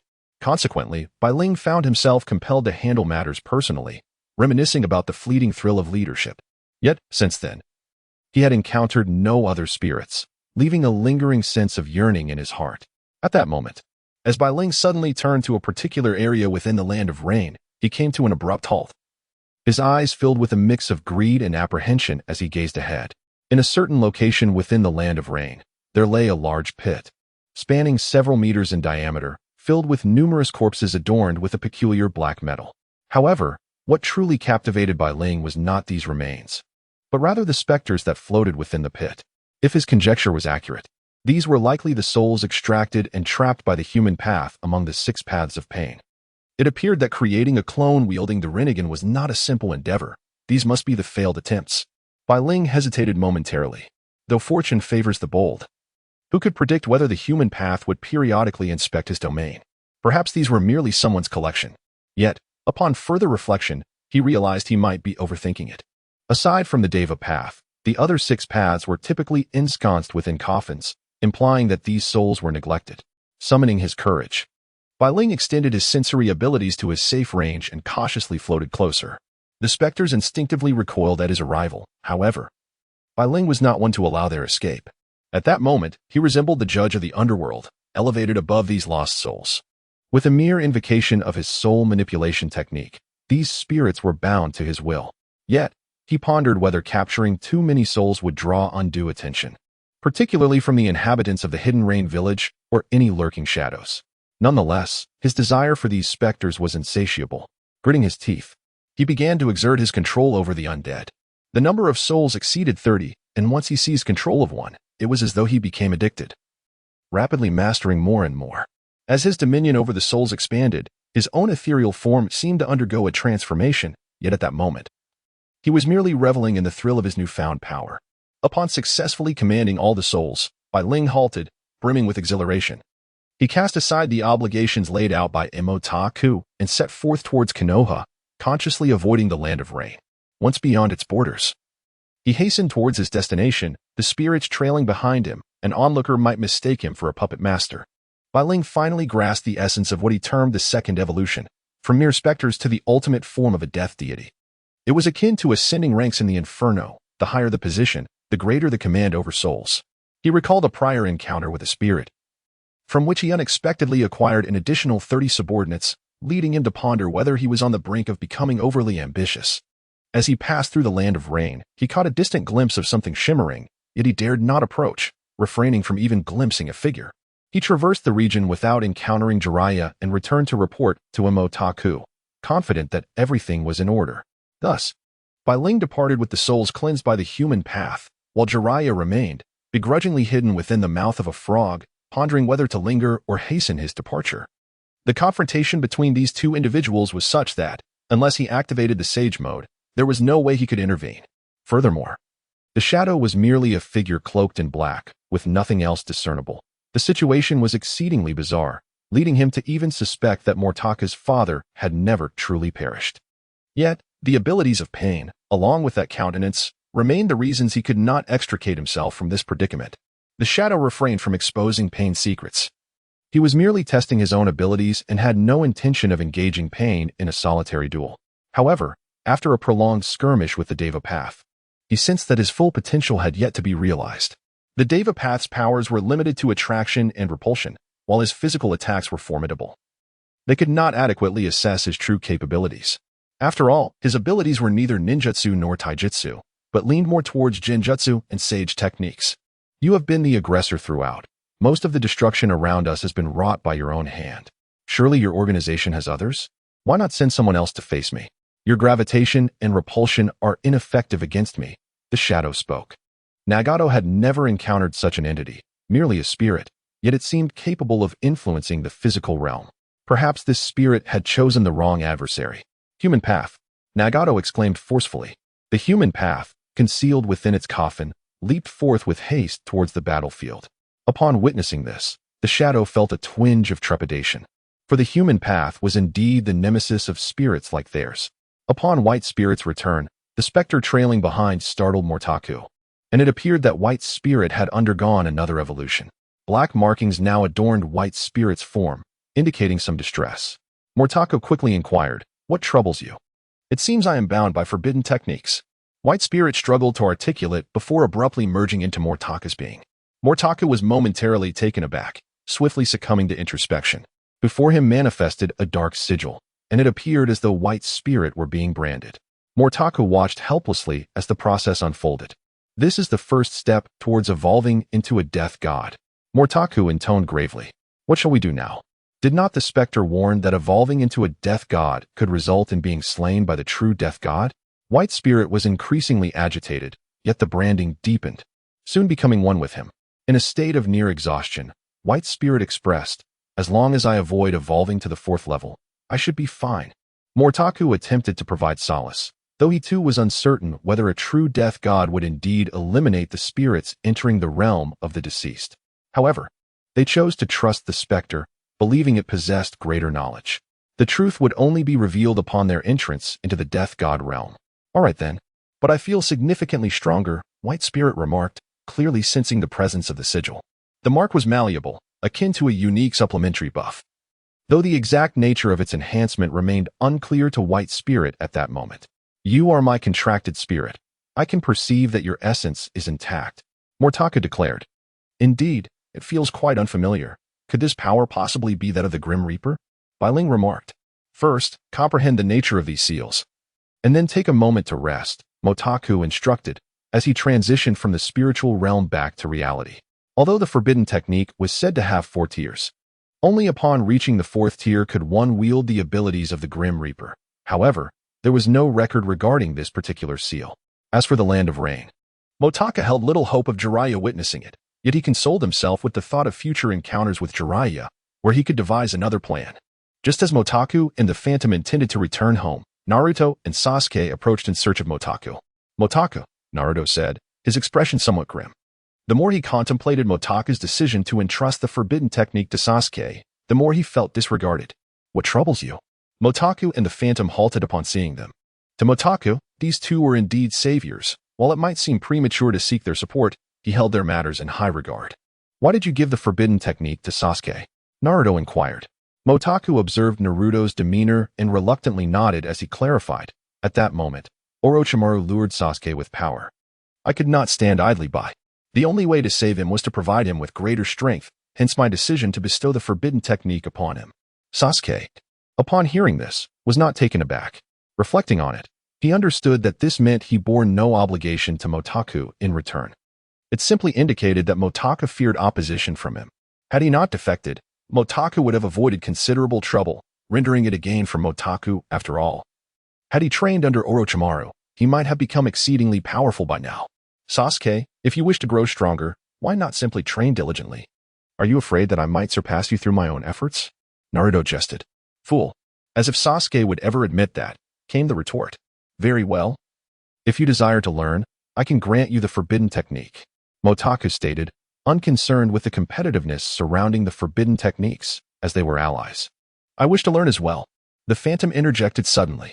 Motaku nodded, a most welcome request. What gives? Why is it that when the Phantom wishes to learn? "It's a welcome request, but when I do, I must seek your permission?" Naruto protested. Sasuke chimed in. "You absolute fool." Although Motaku had never explicitly mentioned it, his unwavering attention towards the Phantom indicated that his feelings for her were indeed unique. Yet, Motaku himself was uncertain of the reasons behind this. However, if the Phantom were to learn his forbidden technique, she would truly become his companion. Perhaps in the future, they could unite against the sorcerers together. Thus, the number of individuals learning the forbidden technique increased by 2, and along with Ayame and Sasuke, they could form a genuine quintet. Furthermore, Bai Ling continued to provide the spirits. Now, with her newfound wealth, she readily offered spirits to Naruto and the Phantom. However, upon reaching the second tier, she mused, I'm not merely a spirit ATM. Then, let us send one to Ayame as well. Motaku remarked, however, the undead are hardly benevolent beings. The act of transferring them back and forth evokes an unsettling sense of discord. I hope Yakumo does not take offense. In pursuit of the undead, Yakumo is also searching. Yet these entities are not easily found at will.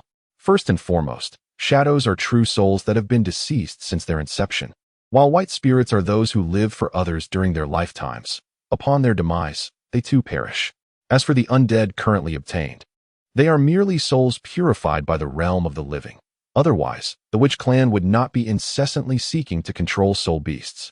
Though the Akatsuki organization has lost Scorpion, it is destined to lose more members in the future. Nonetheless, it remains a formidable force.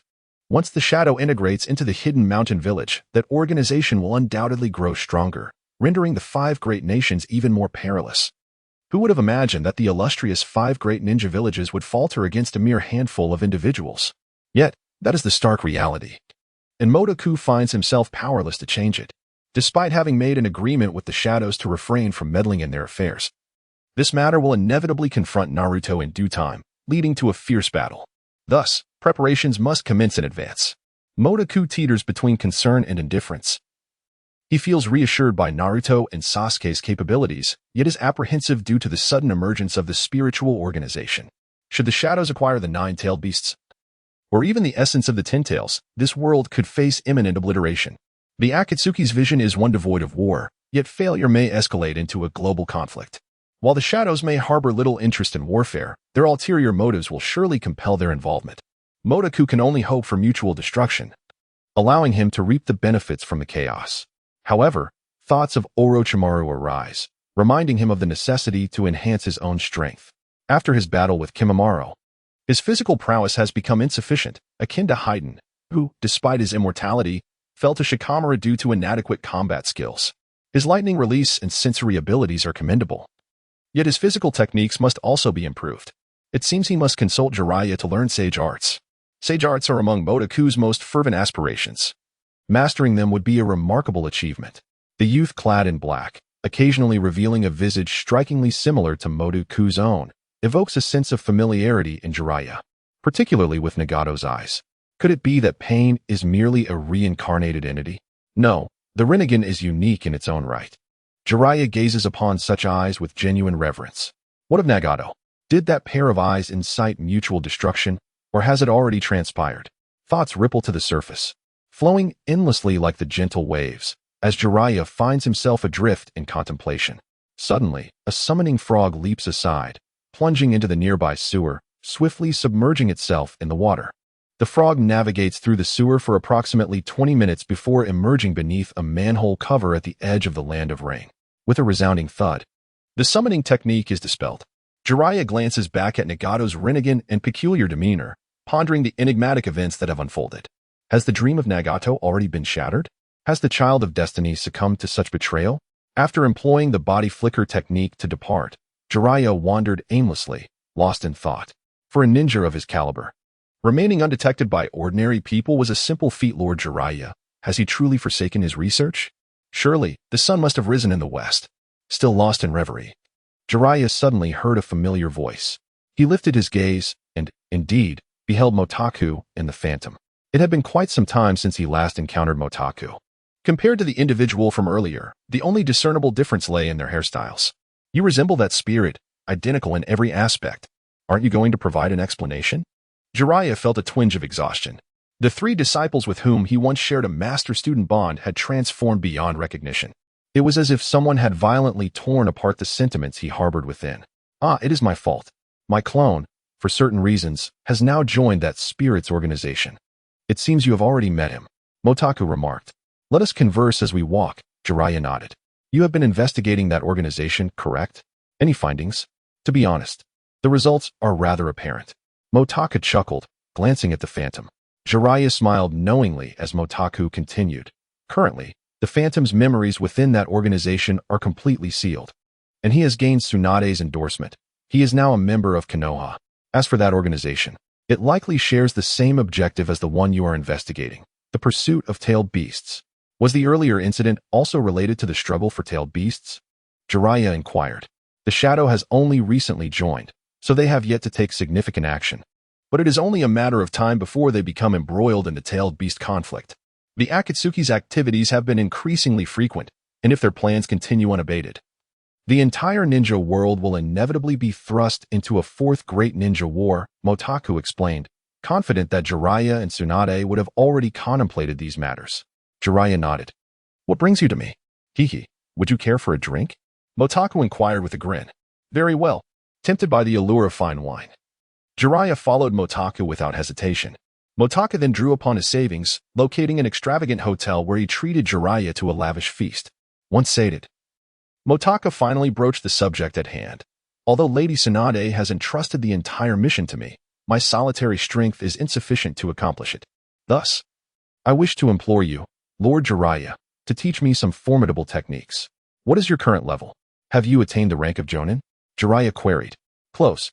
But over the past 2 years, I have neglected my physical training, lacking opportunities for practice. If I could elevate my taijutsu to Jonin level, combined with lightning release and forbidden techniques, defeating a Jonin would pose no challenge. Therefore, I seek techniques in that realm. Motaku replied candidly. Taijutsu is the most arduous and demanding discipline to maintain, unlike ninjutsu or genjutsu, which merely require proficient chakra control. Taijutsu necessitates rigorous muscle training, a grueling endeavor for Motaku. Were it not for his lightning release enhancing cellular vitality, his taijutsu would likely only reach the standard of a chunin. Moreover, the primary energy source employed by Motaku is, in fact, cellular energy. His lightning release can only be wholly controlled through this cellular energy. Although the chakra-based lightning release possesses considerable control, Motaku, lacking the Sharingan, can only utilize cellular energy to execute techniques akin to the Chidori. To be precise, while Motaku is capable of performing formidable techniques, his bodily reflexes are insufficiently swift for intense combat. From the outset until now, Motaku has consistently harnessed cellular energy, perfectly mastering lightning release to execute ninjutsu at the zenith of his physical limits. However, his taijutsu remains a significant limitation to his strength, as any enhancement in this area would inevitably restrict his other abilities. Jiraiya is well aware of this. Motaku is still quite young, and having spent the majority of the last 2 years on surveillance missions, his taijutsu would undoubtedly be affected. After much contemplation, Jiraiya concludes that senjutsu is the most suitable for him. I can teach you a form of senjutsu, but it comes with a time constraint. If you encounter an enemy, you must resolve the matter swiftly. Your forbidden technique could potentially double your power, and when combined, I believe it will unleash an even more formidable force. Oh, thank you, Lord Jiraiya. Motaku expressed his surprise and delight at the prospect of learning senjutsu directly from Jiraiya. Observing Motaku's exuberance, Jiraiya shook his head, stating, This is all I can assist you with. Whether you can master it ultimately depends on your own efforts. Regardless, you will always be half a master to me. Motaku replied, You have independently fulfilled the duty of protecting Konoha, so there is no need for formality.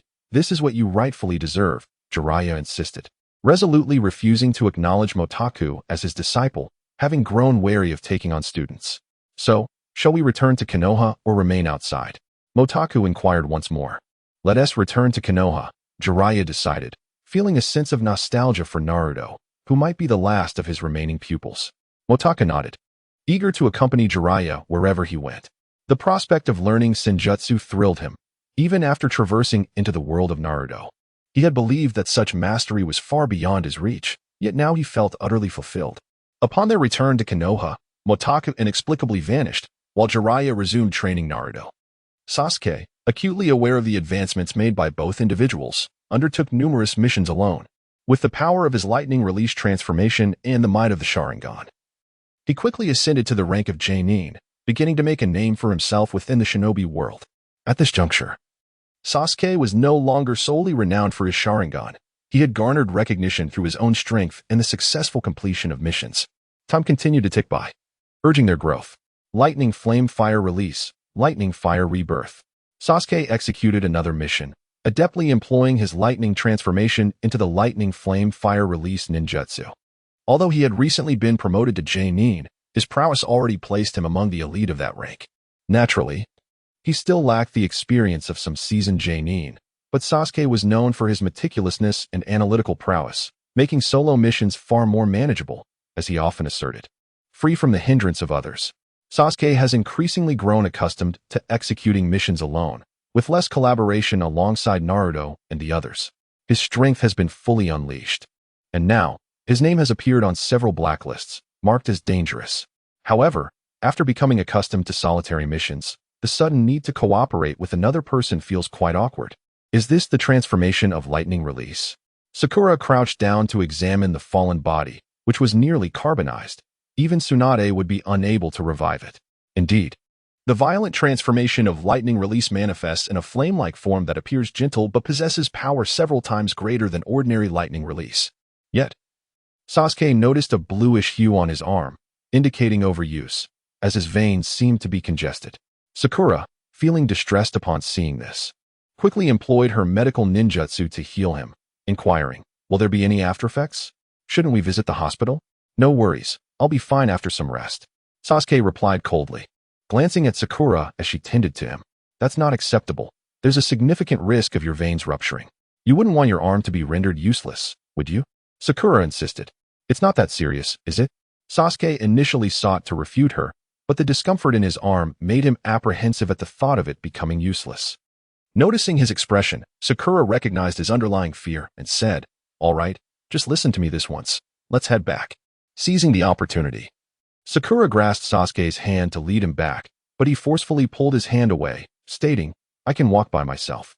Sakura proceeded ahead, seemingly rubbing her hand against her face, causing Sasuke to nearly choke on his own blood, igniting an impulse to strike her. The two returned to Konoha side by side. A striking pair. Recently, Sasuke had begun to earn the respect of others in the village, with many greeting them as they passed. Both were around 16 or 17 now, and Sasuke had grown tall enough to match an adult's height. Their arrival at the Konoha Medical Hospital occurred several minutes later, though Sasuke only nodded slightly at others. Any acknowledgement brought joy to Sakura. Moreover, rumors had begun circulating about their budding romance, which she found quite obvious. Lost in delightful fantasies, Sakura had even envisioned their wedding by the time they exited the hospital. She wondered how Sasuke would react if he knew. His mind was solely focused on enhancing his power and seeking vengeance against Itachi. "Sakura, Sasuke's here too," Naruto exclaimed, spotting Sakura with excitement, only to feel a wave of disappointment upon seeing Sasuke. "Hey Naruto, you're back?" Sakura felt a moment of happiness upon seeing him, but recalling that he interrupted her kiss with Sasuke during their wedding, she teetered on the edge of frustration. "Just returned. Is Taka around?" Naruto inquired. Now, Naruto stood at the same height as Sasuke, looking quite handsome, but it seemed Taka was not present. Motakusoul is still absent from Konoha, leaving Naruto somewhat disheartened. However, over the past year, his training with Jiraiya has significantly enhanced his abilities. "Sasuke, congratulations on your promotion to Jonin," Naruto said, forcing himself to speak despite the jealousy gnawing at him. He had heard from Jiraiya that Sasuke had indeed ascended to the rank of Jonin. Idiot. Sasuke naturally chose to ignore him. Damn it. Naruto gritted his teeth, wishing he could land a punch on Sasuke, yet he restrained himself and suggested, "How about we grab some ramen together?" "No," Sasuke replied coldly. Unable to contain himself any longer, Naruto lunged, but Sasuke effortlessly blocked his fist, his Sharingan gazing at him with an icy intensity. In that fleeting moment, Naruto felt as though Sasuke could see straight through him. Sasuke's Sharingan had matured significantly, and he felt a newfound confidence in its power. He attempted to delve into Naruto's chakra, encountering the menacing presence of the Nine Tails. Faced with that overwhelming chakra, Sasuke experienced a palpable pressure, yet he refused to yield to a sealed beast. Extending his hand, he decisively crushed the Nine Tails chakra. When Naruto regained consciousness, he found himself in the midst of a bustling street, transformed into the beast state, a vivid layer of red chakra enveloping him. Panicking, he leaped away before anyone could fully comprehend his condition. Fortunately, only a slight overflow of chakra had occurred, preventing full transformation. Regaining his composure, Naruto was soon followed by a sighing Sasuke, while Sakura, still bewildered by the events, hurried after them. Upon noticing the chakra surrounding Naruto, Sakura's vigilance heightened. Currently, it seems that the Akatsuki organization is seeking such entities, Sasuke remarked coldly. Throughout the past year in the ninja world, he had heard whispers of tailed beasts appearing and vanishing mysteriously. The Akatsuki was no longer a secret across the great nations, and a new organization known as the Hidden Mountain Village had emerged, casting a significant shadow with its enigmatic abilities. Both the Akatsuki and the Hidden Mountain Village had become the focal point of attention in the ninja world. Ever since the capture of Shikaku, several Jinchuriki had been extracted from their tailed beasts, leading to their demise. Naruto harbored the most formidable of them all, the Nine Tails. It was only a matter of time before the eyes of the Akatsuki and Hidden Mountain Village turned towards him. Should Naruto face them alone, his fate would be sealed. However, the price paid to protect him would undoubtedly be immense, thrusting him into a moral quandary. His presence would inevitably embroil the village in conflict, a scenario Naruto wished to avoid. This fool, still oblivious, left Naruto pondering how he would confront such challenges. With a stern expression, Sasuke approached, prompting Naruto to become cautious. Yet, he tilted his head and suddenly exclaimed, "Oh no! I came here looking for Mota, and since he is not here, I must return. Jiraiya is waiting for me." With that, Naruto dashed out in haste. Wait! Sasuke had yet to finish his thought, and could only leap after him, while Sakura, teary-eyed and stumbling, seemed to grasp the gravity of the situation. No wonder Sasuke rejected her. Could it be that he actually likes Naruto? The more Sakura thought about it, the more plausible it seemed. But seeing Sasuke and Naruto disappear from sight, she hurried after them. Though it took a whole year just to gain 10 minutes of combat power, the strength I've achieved is beyond words. With forbidden techniques on top of that, I feel like I've transformed into a Super Saiyan. Motaku was still chatting casually with Jiraiya, while the ghost beside them had no idea what a Super Saiyan was, though it certainly sounded impressive. With sage techniques and forbidden arts combined, you must have surpassed me by now, Jiraiya sighed. Motaku was only 16 or 17, yet he had mastered sage techniques in just a year. No small feat. Motaku shook his head. Impossible. The gap is still vast. Even if forbidden arts and sage techniques can infinitely amplify my power, only a fraction of it translates into actual combat strength. At best, I could take down a few jonin, nothing more. Jiraiya nodded. He hadn't learned Motaku's forbidden techniques either. His current combat ability matched his true strength, and while forbidden arts could enhance his power significantly, unless they reached the third level, they wouldn't meet his needs. Moreover, after observation, he realized that forbidden techniques offered limited benefits to those already at the pinnacle of strength. Naturally, Jiraiya no longer wasted time on them. Recently, he had focused solely on refining his sage techniques. There was still room for improvement, but perhaps due to innate limitations, despite having trained the longest, his results paled in comparison to Minato and Motaku. Still, the combined experience of Minato and Motaku provided valuable insights. He was confident his sage techniques would soon advance. Meanwhile, Naruto rushed back, only to find Motaku, Jiraiya, and the ghost standing together. Instantly, he felt deceived. What the? You sent me off to look for Motaku. And here he is all along. We just happened to run into each other. I just got back myself, Motaku laughed. Naruto. Sasuke arrived shortly after. But upon seeing Jiraiya and Motaku, he simply said, "You're here too." Motaku nodded. "Who wants to test my new technique?" Naruto and Sasuke immediately perked up. "Bring it on. Don't say I'm bullying you. You two can come at me together." With sage techniques now at his disposal, Motaku felt invincible, almost as if he was toying with them. "I'll go first. I can handle this alone," Naruto declared. "Motaku, I hope you can withstand Naruto's attack. Otherwise, I want to even get a turn," Sasuke said coldly. Motaku smirked, suddenly recalling that Naruto had likely mastered techniques like the Great Rasengan by now. And Sasuke? He had probably grasped the nature transformation of lightning release. This was getting awkward. Without explanation, Motaku assessed their strength briefly before activating Sage Mode. With a single hand seal, markings spread across his face, lending him a fearsome appearance, but the surge in power was undeniable. "All right, hit me with your strongest move, Naruto." Mota's visage became somewhat indistinct to Naruto, yet the voice remained unmistakably his. Naruto promptly nodded, declaring, "I shall use the European style. Ninja art, Great Rasengan." As his shadow clones materialized, the Rasengan in Naruto's palms swelled to an unprecedented size.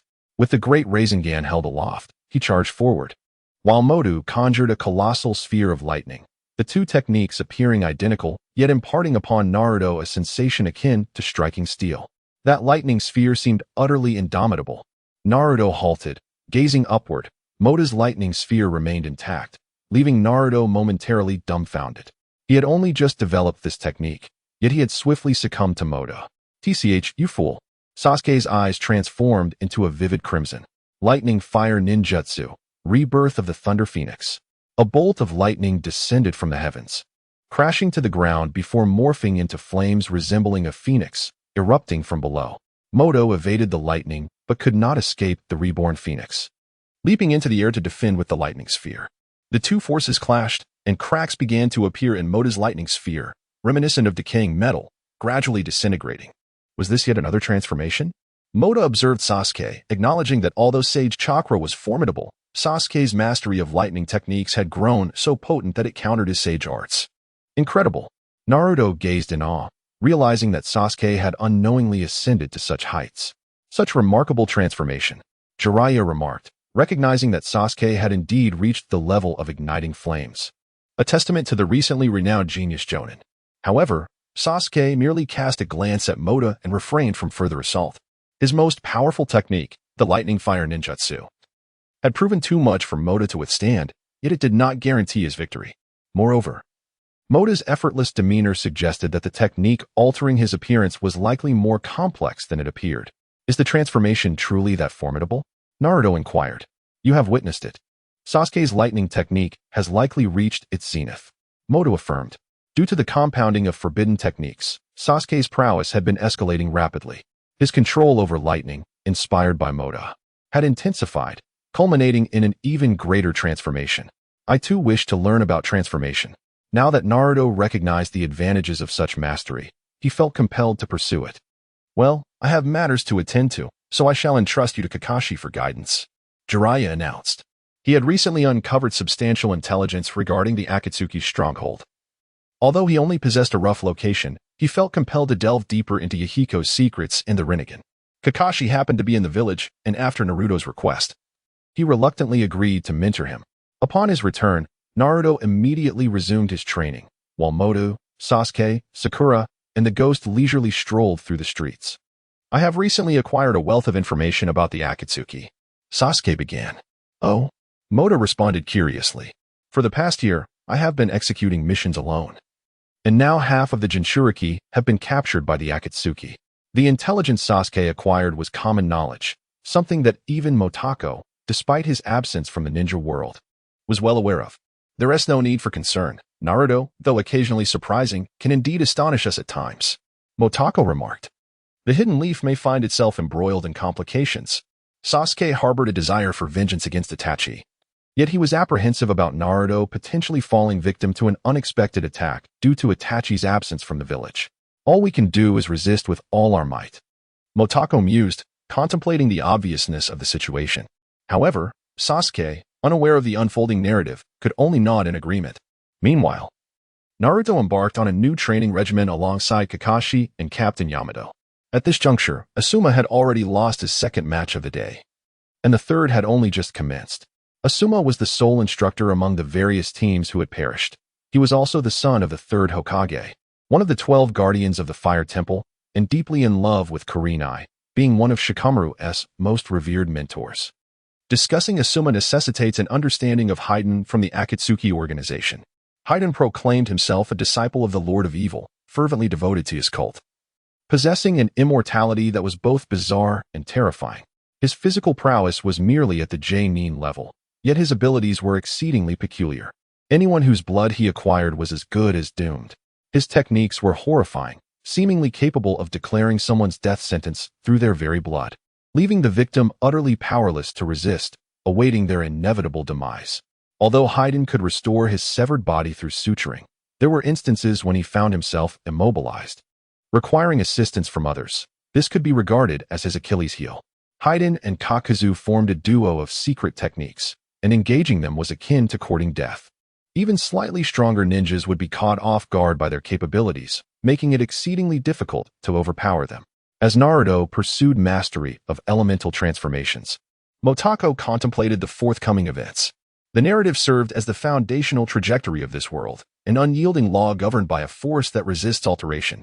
Furthermore, Motako believed he had acquired a certain level of strength. Alongside Sasuke and Naruto, the future remained uncertain. He did not intend to forewarn them, for their current prowess was sufficient to confront various challenges. Haiden, with his audacious demeanor, and Kakuzu, characterized by caution, had likely never contemplated the possibility of meeting their demise at the hands of mere teenagers from the Leaf Village. The loss of Asuma was a transformative event for the Leaf, altering the world for some, such as Shikamaru and his team, as well as Kurenai. Time would eventually take everything, but it could not singularly remove one person. Now, even though Motako foresaw the impending narrative, he felt no trepidation.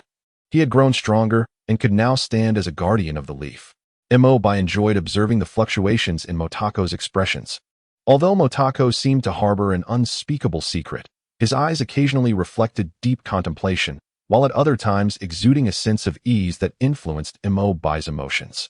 She had no intention of probing into Motako's secret, believing that discovering it on her own would bring its own joy. At least, she found pleasure in the mystery.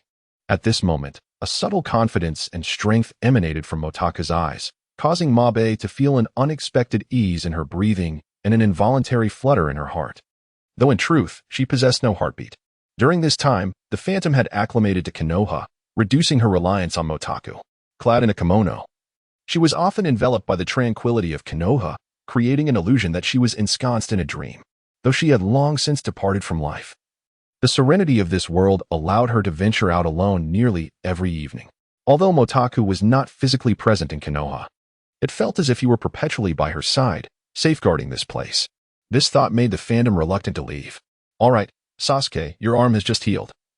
Let us go to your home, and I shall prepare a meal for you," Sakura insisted, seizing the moment now that irritating Naruto was absent. Sasuke internally resisted. Yet he could not remain in the company of Motaku and the others indefinitely. Moreover, he needed to return home, ever since his house had become their base. Sakura had acted as though it were her own, leaving Sasuke somewhat unaccustomed. With a stoic expression, Sasuke and Sakura made their way back to his house. While Sasuke longed for solitude, Sakura could not bear to see him in isolation.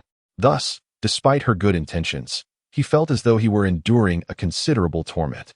Unbeknownst to them, only Motaku and the Phantom remained.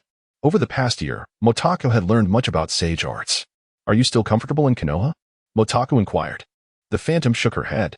"Even if I reside here continuously, I do not feel entirely at ease. It has an unreal quality, perhaps because I am a departed soul." "Is that so?" Motaku smiled. "Indeed, in a place like this, if one does not forge connections with others upon arrival, it is challenging to truly integrate. I understand this sentiment well. During my early years, if I had not met Naruto, I would likely have struggled to fit in."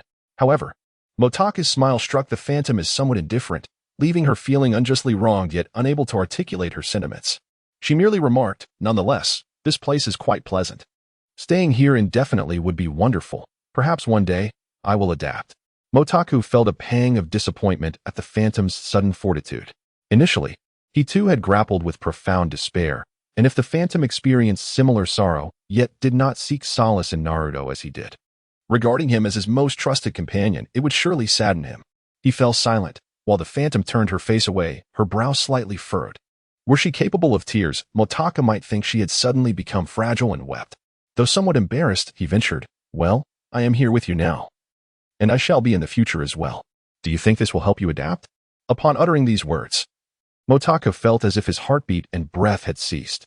"Phantom, please respond to him. Nourish him with your words." The ghost turned its face, maintaining a calm demeanor, yet nodded slightly. "Because you left, I found it impossible to adapt alone, nor did I wish to." Motaku smiled, and the ghost reciprocated with a smile. Just as the two began to forget everything, their eyes solely focused on each other, Naruto's voice abruptly pulled them back to reality. "Motaku, you're still here. Want to play rock, paper, scissors with me?"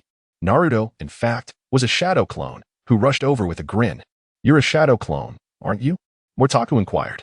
The clone, caught off guard by Motaku's keen perception, momentarily faltered. Motaku continued, "No need for rock, paper, scissors. Just accept my punch." Just as Naruto was about to protest loudly, Motaku delivered a punch that obliterated him. "Wow, hitting a clone still hurts," he exclaimed, wincing.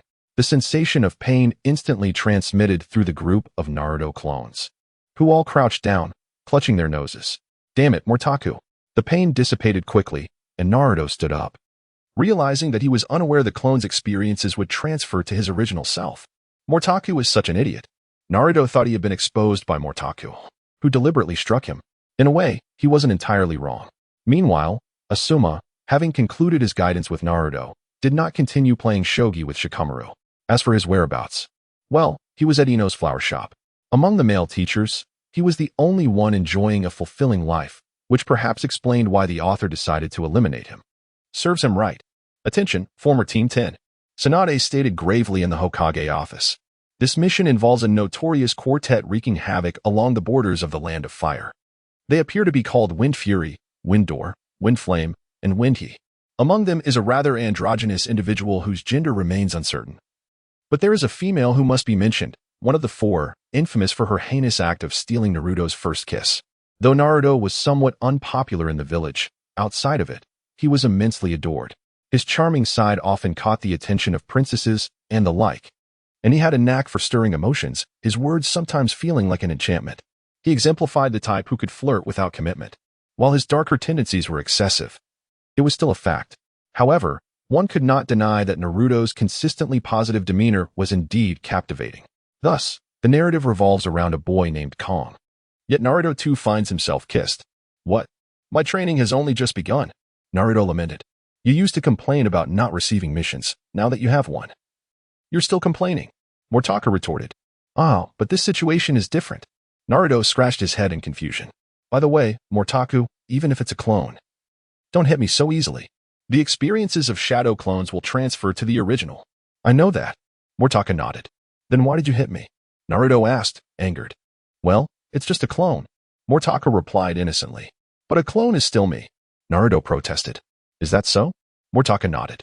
Naruto was on the verge of tears, while the ghost following behind burst into laughter, and Sakura sighed, defeated by Naruto. What an idiot. Fool, Sasuke remarked coldly.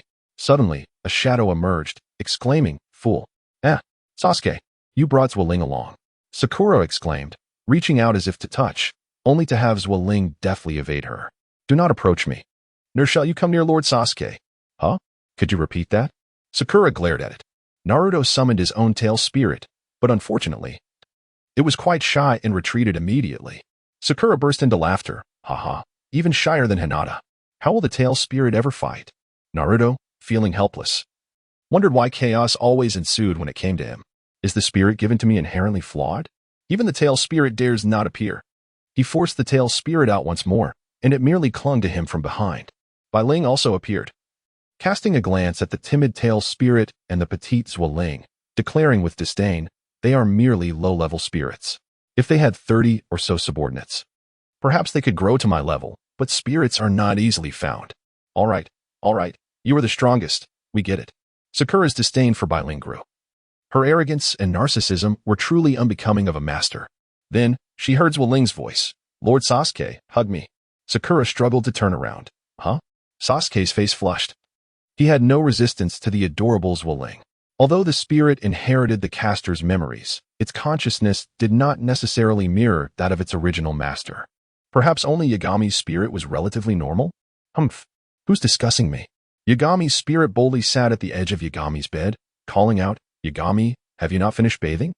I'm coming in. Yagami stood in the bathroom, holding a kitchen knife. Though the spirit was also female, how could this possibly have emerged from her memories? It must be the sister of Idu, after all.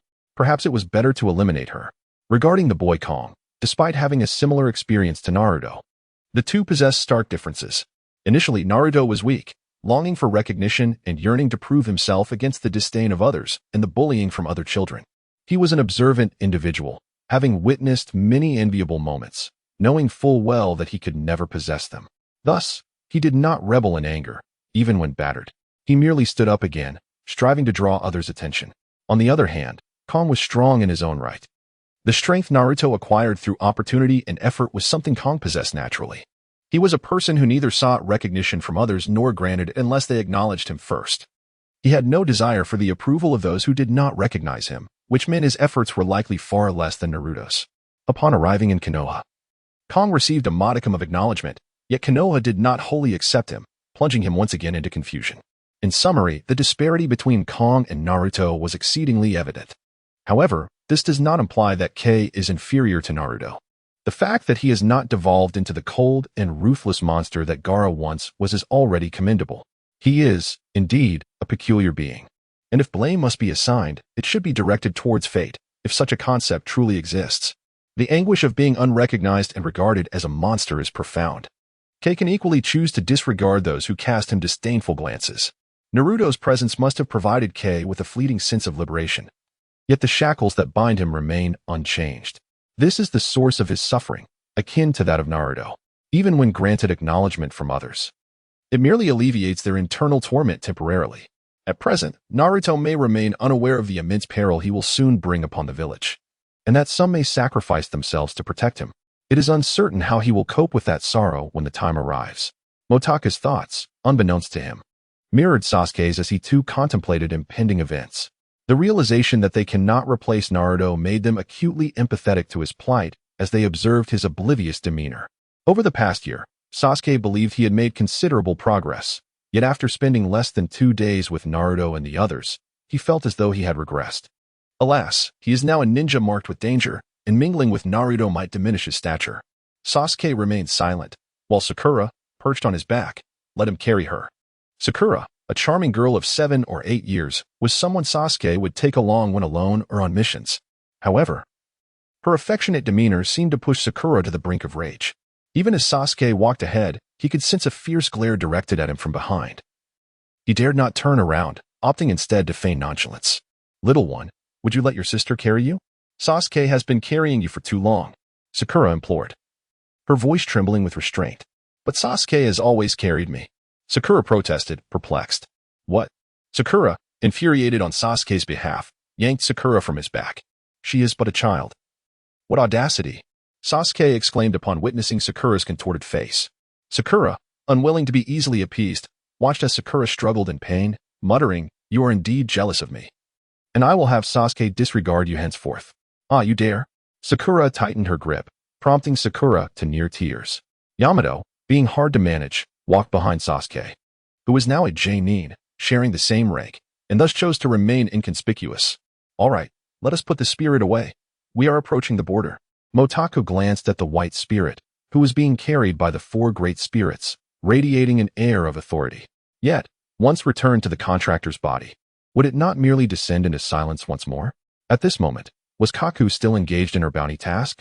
Motaku pondered, sensing that Kaku might have grown a bit overzealous, eagerly anticipating an encounter with the immortal duo. Finally, stability has been achieved. One must not underestimate the power of the Rinnegan. The shadow opened his eyes and inquired, "Has the statue of the tailed beast been restored?" "It has been completed." "Let us first deal with the 9 tails," replied the shadow. "Is that really wise?" came the voice of the elder. "What do you mean?" the shadow questioned. "As for the 9 tails, it is best left to the witch clan. We have gathered intelligence indicating there are still 2-tailed beasts remaining for you to inspect." "No way. The matter of the 9 tails must be handled by me alone." The shadow could not allow the witch clan to intervene, should they destroy Konoha. He lacked the Rinnegan's power to resurrect anyone. Although it might disrupt Pain's plans, ultimately Pain would still face failure, which would not significantly alter the course of events. Moreover, all he sought was the soul of the 9 tails. Naruto would remain unharmed. If the 9 tails were to perish, it would inadvertently aid Naruto.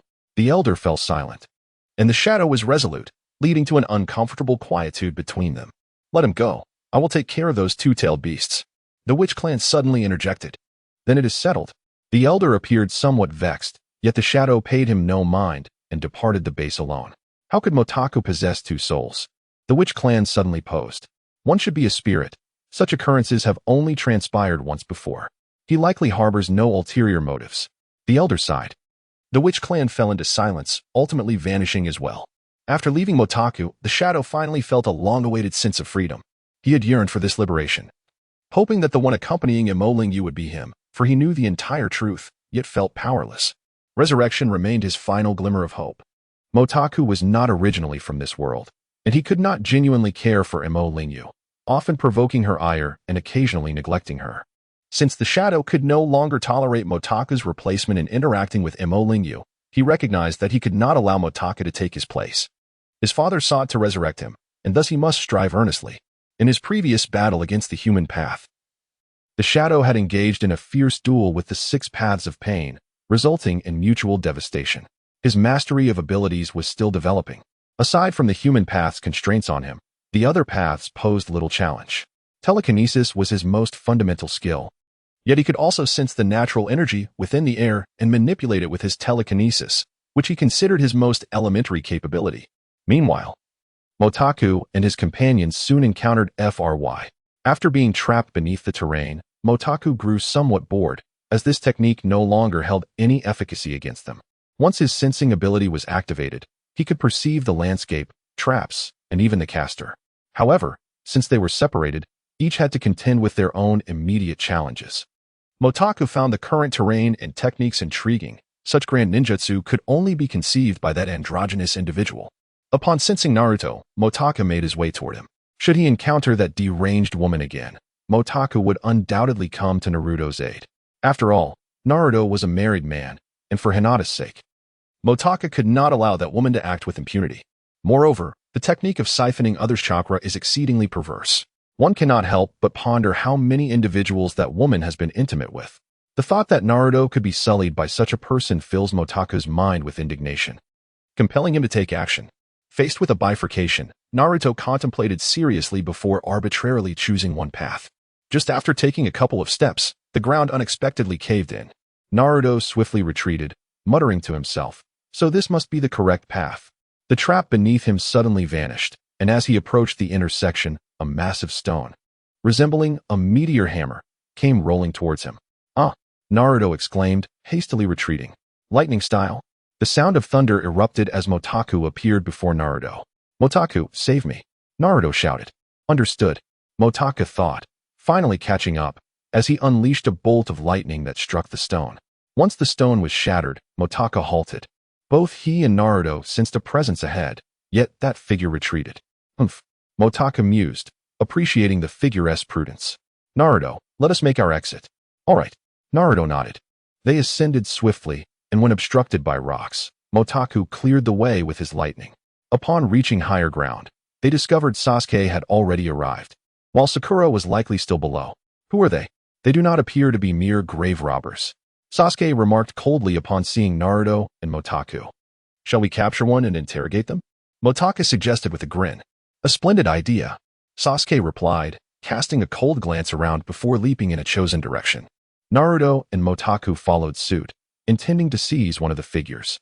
However, Naruto soon encountered that woman again, realizing that Motaku could no longer assist him. Motaku and Sasuke's intentions were noble, yet they had not anticipated that Naruto would be the Shadow's primary target, and it had already discerned his location.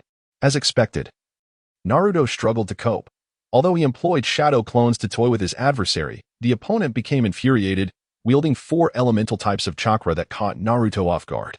Meanwhile, the shadow finally arrived.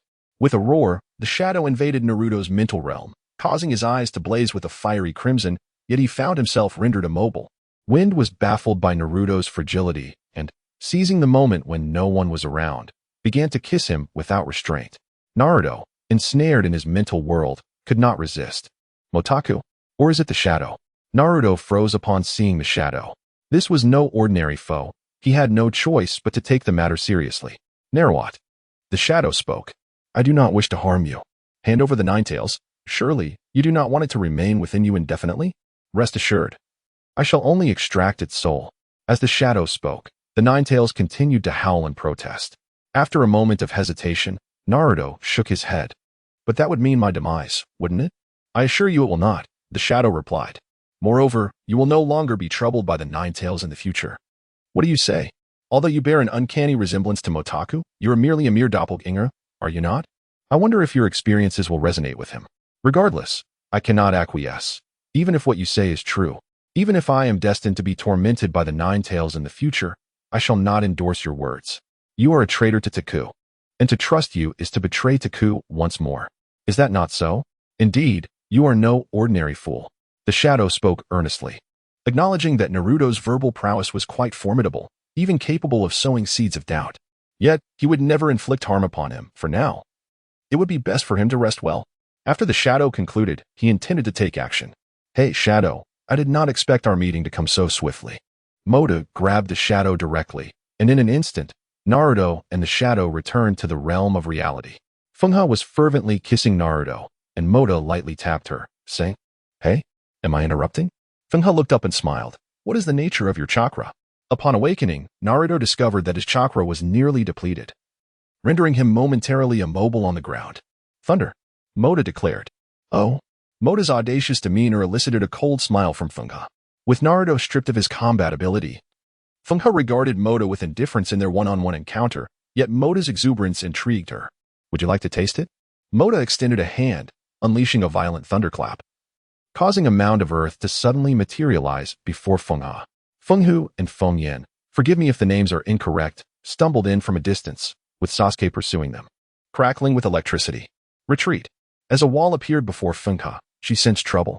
Spotting Fenghu and his companion, she wasted no time in fleeing alongside them. Mota, positioned behind the earthen wall, glanced at them but did not pursue. Sasuke leaped forward, landing atop the wall, surveying Motu, Naruto, and the shadow from a superior vantage point. The shadow began to solidify, its expression shifting from terror to calm. Mota's ability to seize his tangible form astonished him. How did you accomplish this? Is it not a feat exclusive to the realm of man? The shadow inquired. Quite simply.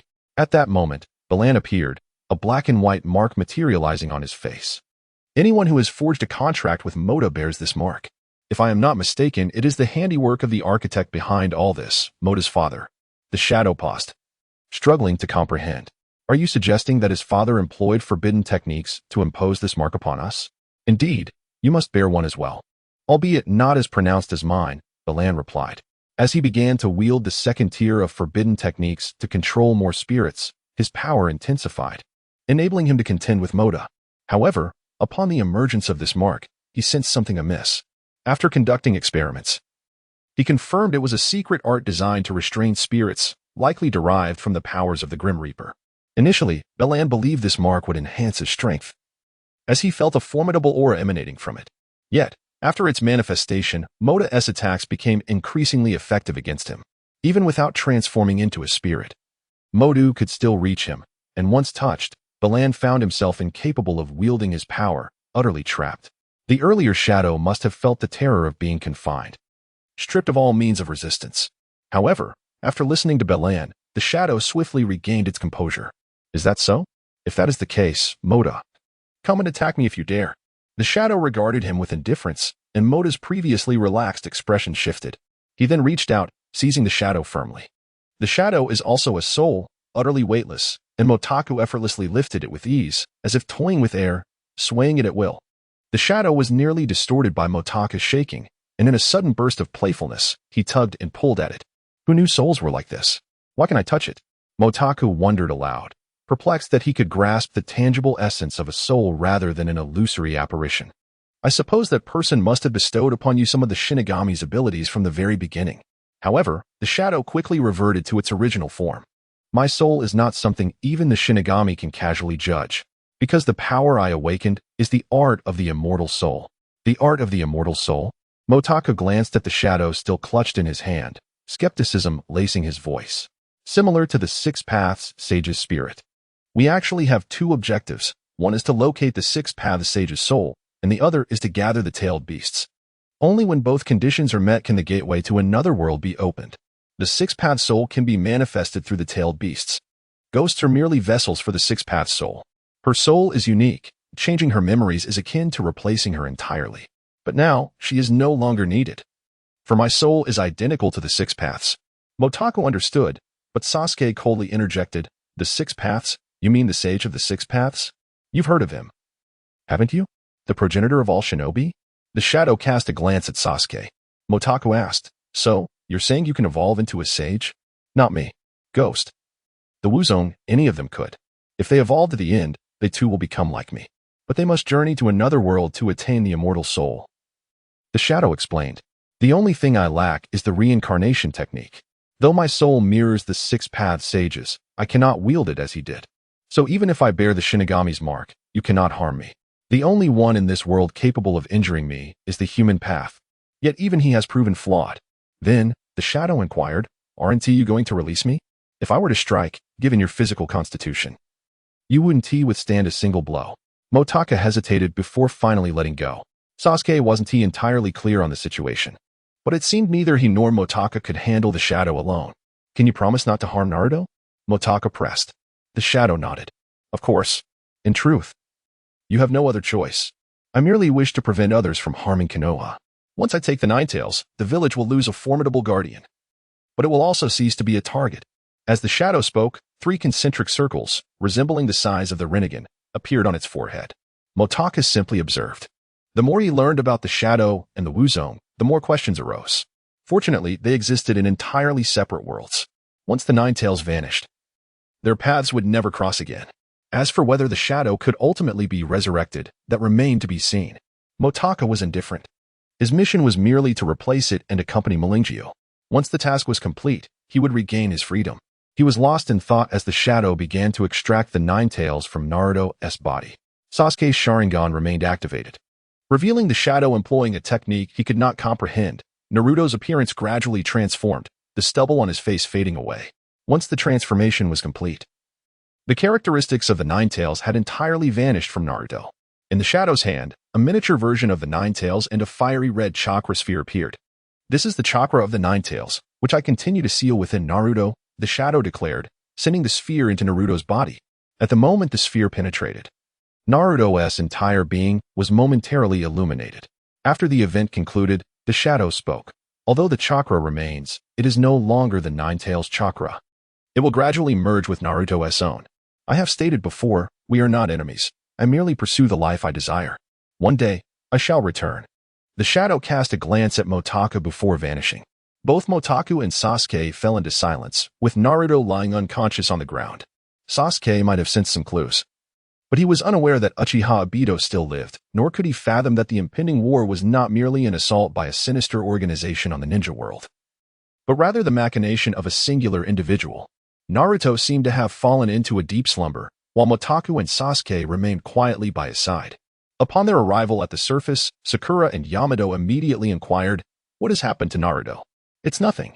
He must have had his chakra drained," Motaka responded.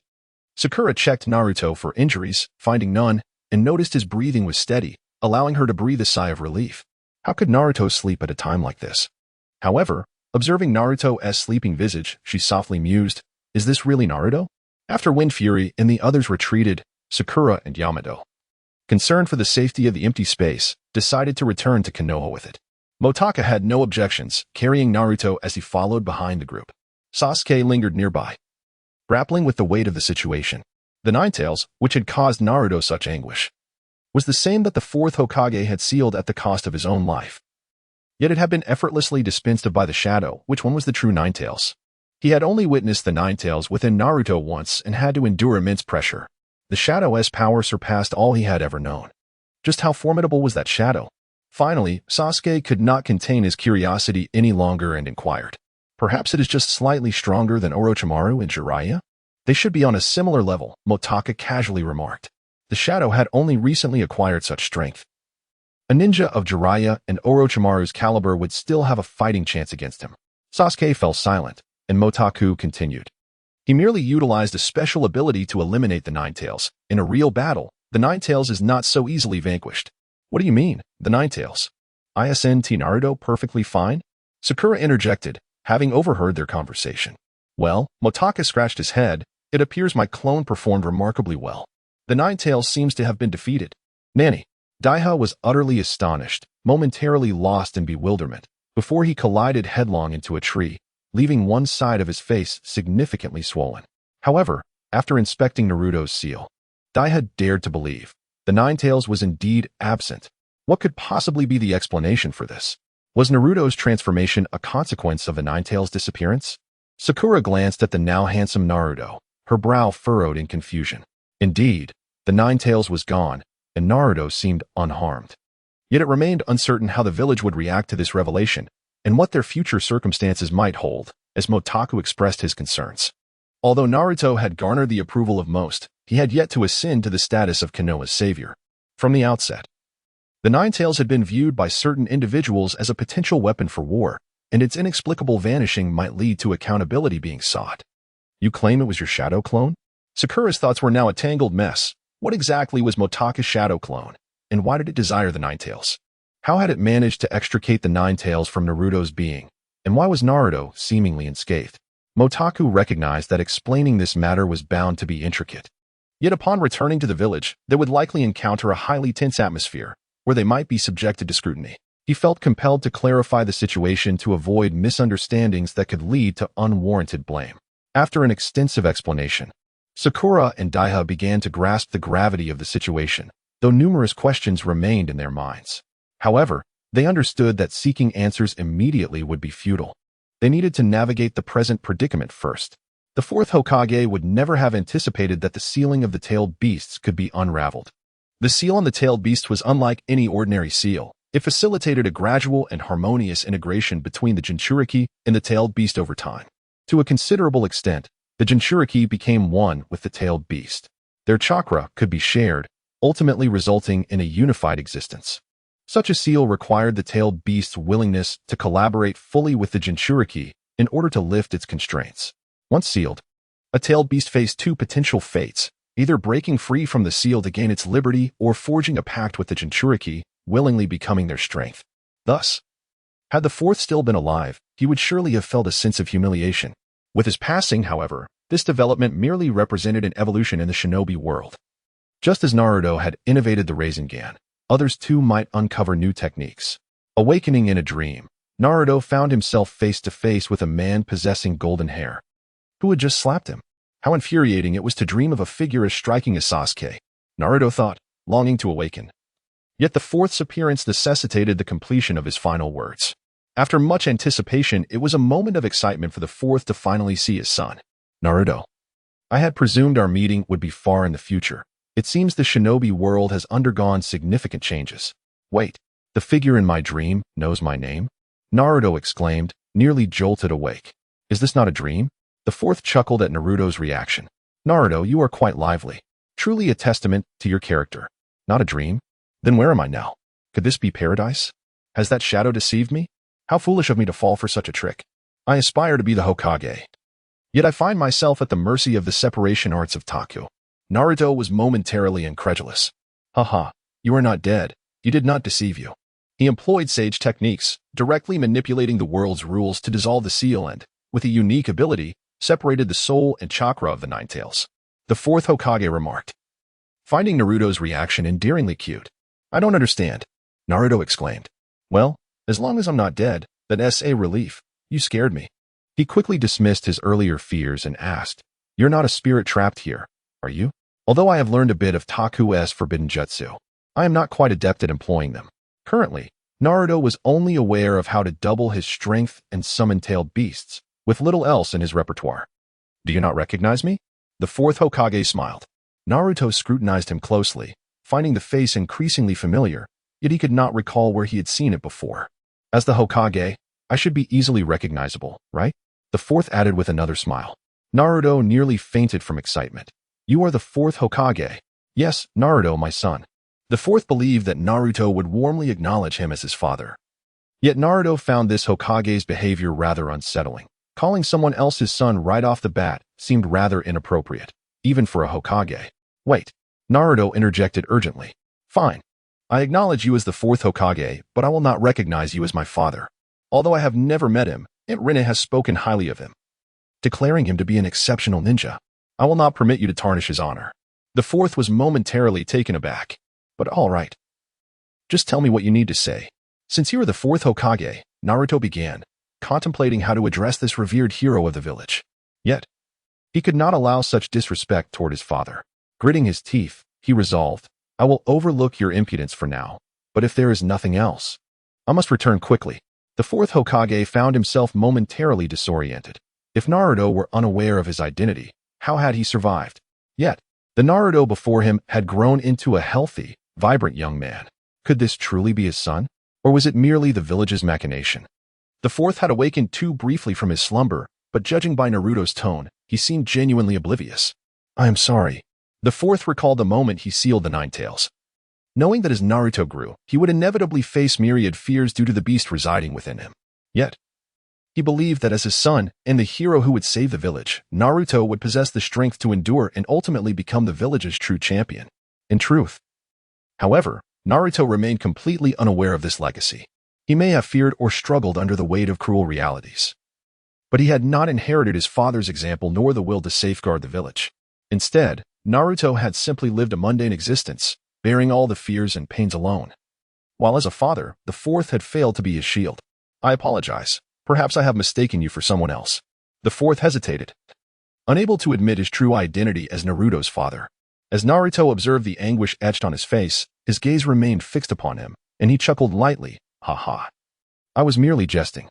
Is your son around my age? How come I've never heard of him?"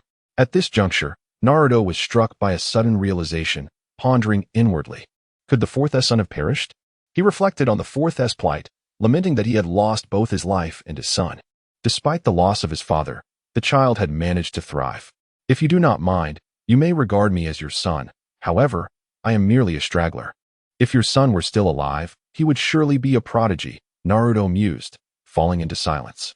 The fourth, witnessing Naruto's sympathetic demeanor, felt a wave of solace wash over him.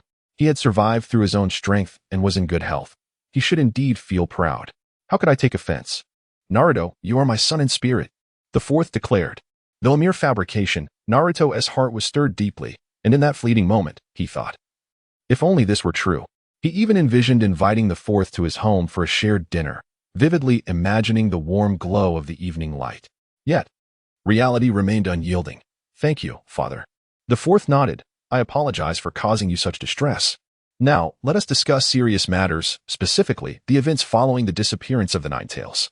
Naruto's situation was of utmost importance. The Ninetales was merely a secondary concern. The fourth quickly chastised himself internally. Upon hearing this, Naruto adopted a serious demeanor. Though the Ninetales is a demon fox, it symbolizes my source of strength. I wish to wield this power to protect my friends in the village of Konoha. Even if I bear the title of Jinchuriki, I cannot afford to lose this strength. In truth, I have lied. I merely require this power and do not wish for the shadow to seize it from me. However, it seems I have failed to avert this calamity, Naruto articulated earnestly. The fourth nodded. Thus, it is imperative that I transfer my techniques to you without delay. Upon returning to Konoha, Motaku was indeed placed under surveillance. After Tsunade's confirmation, the Ninetales had been extracted without harming Naruto. Let Naruto rest well. As for that so-called shadow, I trust Motaku will provide a thorough explanation. Although Naruto had lost the Ninetales, none in Konoha dared to lay a hand on him. Sasuke and Sakura stood just outside the Hokage's office, while Kakashi, wishing to refrain from involving himself in Motaku's affairs, carried Naruto out, suggesting, let us head to the hospital for a checkup. As Kakashi observed Naruto, who bore an increasing resemblance to the fourth, he felt a twinge of comfort. However, Sakura inquired, where is Motaku? Why has Tigi come out? Kakashi replied, the Hokage needs to verify certain matters with him. It's standard procedure. With that, he continued on, carrying Naruto, while Sasuke remained silent, eventually following suit. Sakura struggled for a moment, but ultimately relinquished her intent to rush inside. Firstly, I bear responsibility in this matter as well. Just as Danzo and the two elders were preparing to confront Motaku with an air of authority, Tsunade interjected, arms crossed, from her seat. In the borderlands of our land of fire, 2 years ago, a hidden village emerged within the mountains, the same organization that is currently as active as the Akatsuki. According to Motaku's report, this organization may possess the secret techniques of soul manipulation. Therefore, 2 years prior, I had dispatched Motaku to conduct a covert investigation. Though unforeseen circumstances arose during the process, Tsunade expressed her guilt, acknowledging that sending Motaku alone was a reluctant decision. She elaborated extensively, and finally, Danzo and the two elders learned that Motaku had indeed inherited the techniques of a certain esteemed individual. As for why they had not received such intelligence, it was undoubtedly the machinations of the third Hokage. However, there was little they could do, as the Hokage held considerable authority. Naturally, Motaku had no evidence of disloyalty to Konoha. As he departed, Danzo smiled and remarked, upon the completion of your mission, you are welcome to join the Umbu. Motaku nodded. Indeed, I shall give it thoughtful consideration. Yet, in his heart, he mused about the absurdity of such a notion. Meanwhile, upon returning, Motaku clarified matters, and Danzo and the elders shifted their focus towards Sora. Within Sora resided the chakra of the Nine Tails, which must be controlled. Naruto lay unconscious, while Sora stood alone on the hospital balcony, with Sasuke and Sakura seated within the ward, and Kakashi observing from the doorway, engrossed in his reading. As Motaku approached and noticed Naruto still unresponsive, concern washed over him. Still not awake? Even if Naruto had his chakra drained, he should have recovered by now, shouldn't he? Kakashi cast a fleeting glance at him before returning to his book, while Sakura and Sasuke finally relaxed from their worries. You've returned? They didn't give you any trouble, did they? Sakura inquired. How could they trouble me, given my dedication to the village? Lord Danzo even extended an olive branch to me. Once the mission concerning the hidden mountain village is completed, I can directly join the Umbu, Motaku announced, prompting Sasuke and Sakura to regard him as if he were a fool. After all, Motaku was appointed by the Hokage, and Danzo's intentions were evidently divisive. Even if Motaku were to join the Umbu, the village's allegiance lay with the Hokage. Betraying him would spell disaster. Yet, Lord Danzo remains as presumptuous as ever. He is our adversary, and it is conceivable that he may one day meet his end at our hands, Motaku sneered. That seems excessive.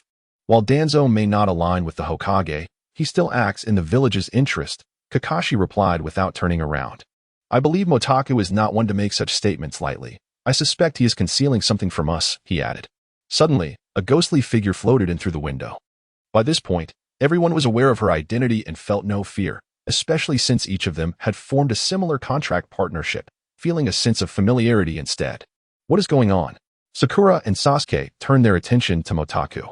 I have yet to uncover the truth of this matter, but I sense it will be resolved soon, Motaku replied, casting a glance at Sasuke, who instinctively thought of Itachi.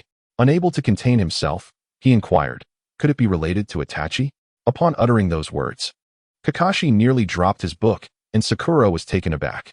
The ghost stroked his chin, pondering that Motaku indeed possessed knowledge of some peculiar matters. It was quite natural to be curious about Itachi. After all, who wouldn't be? Motaku sighed. Both Sasuke and Kakashi recalled Itachi's visit to the village several years ago, and it seemed that Motaku had been tracking him ever since. Was there truly a secret at play? Kakashi shook his head, remarking on how the younger generation had become quite astute. He cast a weary glance at the ghost, suppressing his urge to comment further. Sasuke's emotions began to surge, and Motaku's fingers suddenly pressed against his forehead, leaving Sasuke momentarily stunned. Do not overthink it. This matter will not go unaddressed, Motaku stated solemnly. Itachi's affairs are my concern. Once again, Itachi was invoked. What was Motaku insinuating? Kakashi murmured. Sasuke continued to gaze at Motaku, reminiscent of the time he had lost everything. What are you staring at? Is it wrong to idolize Itachi? Motaku retorted.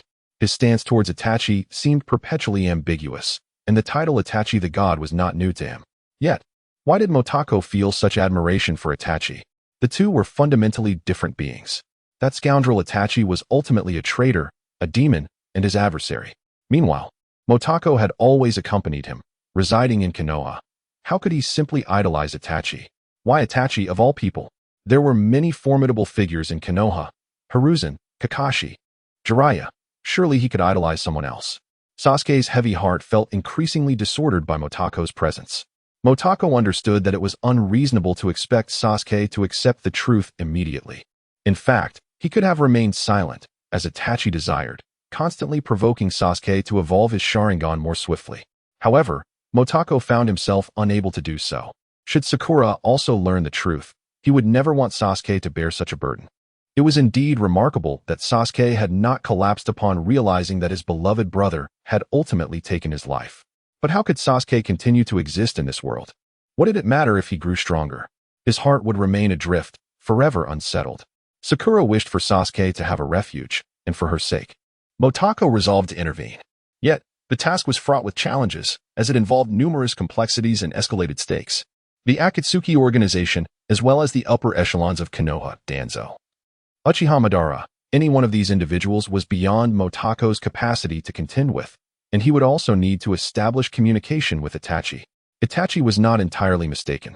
As a member of the Uchiha clan, the only gifts he could offer Sasuke were hatred and the Sharingan. Itachi had merely stumbled into this predicament. He had no other recourse, being a good person who considered the village and a brother who cared for his sibling. However, speaking of Itachi reminded Sasuke that he could seek vengeance. Now that the threat of the Nine Tails within Naruto had been neutralized, he could confront Itachi without reservations. As Sasuke's vengeful plan stirred once more within him, both Kakashi and Motaku observed silently, refraining from offering any counsel. Upon awakening, Naruto felt as though he had finally emerged from a lengthy dream, one that seemed to stretch longer than Irika's lectures, to the point where he nearly drifted into slumber. However, upon regaining consciousness and seeing Motaku, Sasuke, and Sakura, Naruto chuckled, "Haha, this dream was quite a windfall. Can you guess whom I dreamed of?" Motaku scratched his head. "Who is it?" "You would never guess. I dreamed of the fourth Hokage. He even taught me some incredible jutsu," Naruto exclaimed. "Lately, I've been learning so many new techniques that even the shadow clone jutsu feels somewhat overwhelming. But, Sasuke, don't be too envious. After all, only a genius like me could dream such a thing." Upon his declaration, the others rolled their eyes in unison. Sasuke retorted, "Idiot." Sakura added, "Naruto, are you not well rested? Are you speaking nonsense? You should just go back to sleep." Motaku, astonished, interjected, "You met the fourth." "Yes," Naruto replied, relishing the fact that someone believed him. He cast a disdainful glance at Sakura and Sasuke before elaborating on his newfound abilities. Yet, he found it peculiar that if it were merely a dream, it felt so vividly real, leading him to ponder whether the spirit of the fourth had somehow infiltrated his consciousness.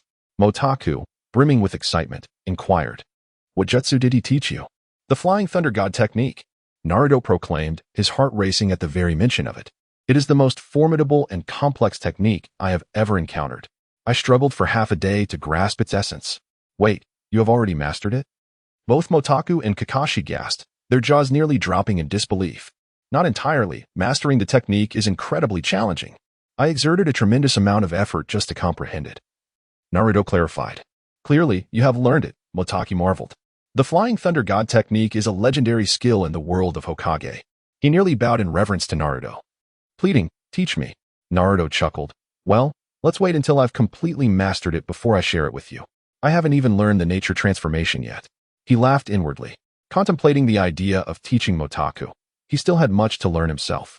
However, there was something oddly intriguing. Almost inadvertently, Naruto mentioned the fourth.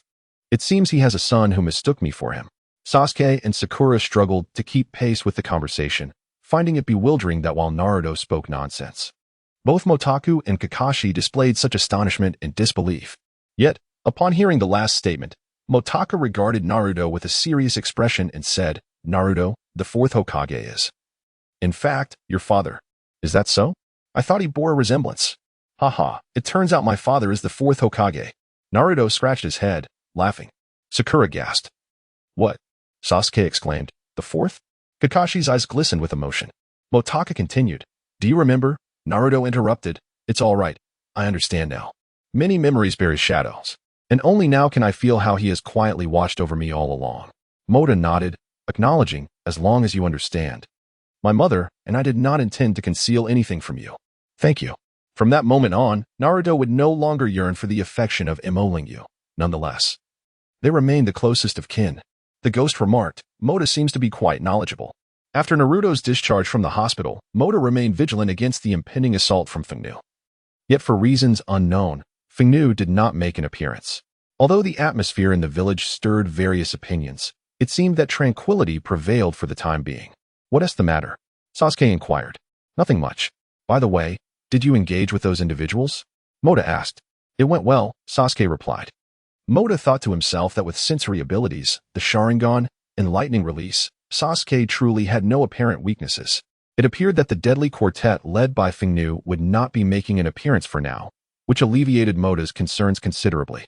"Since everything is settled, let us return," Mota stated.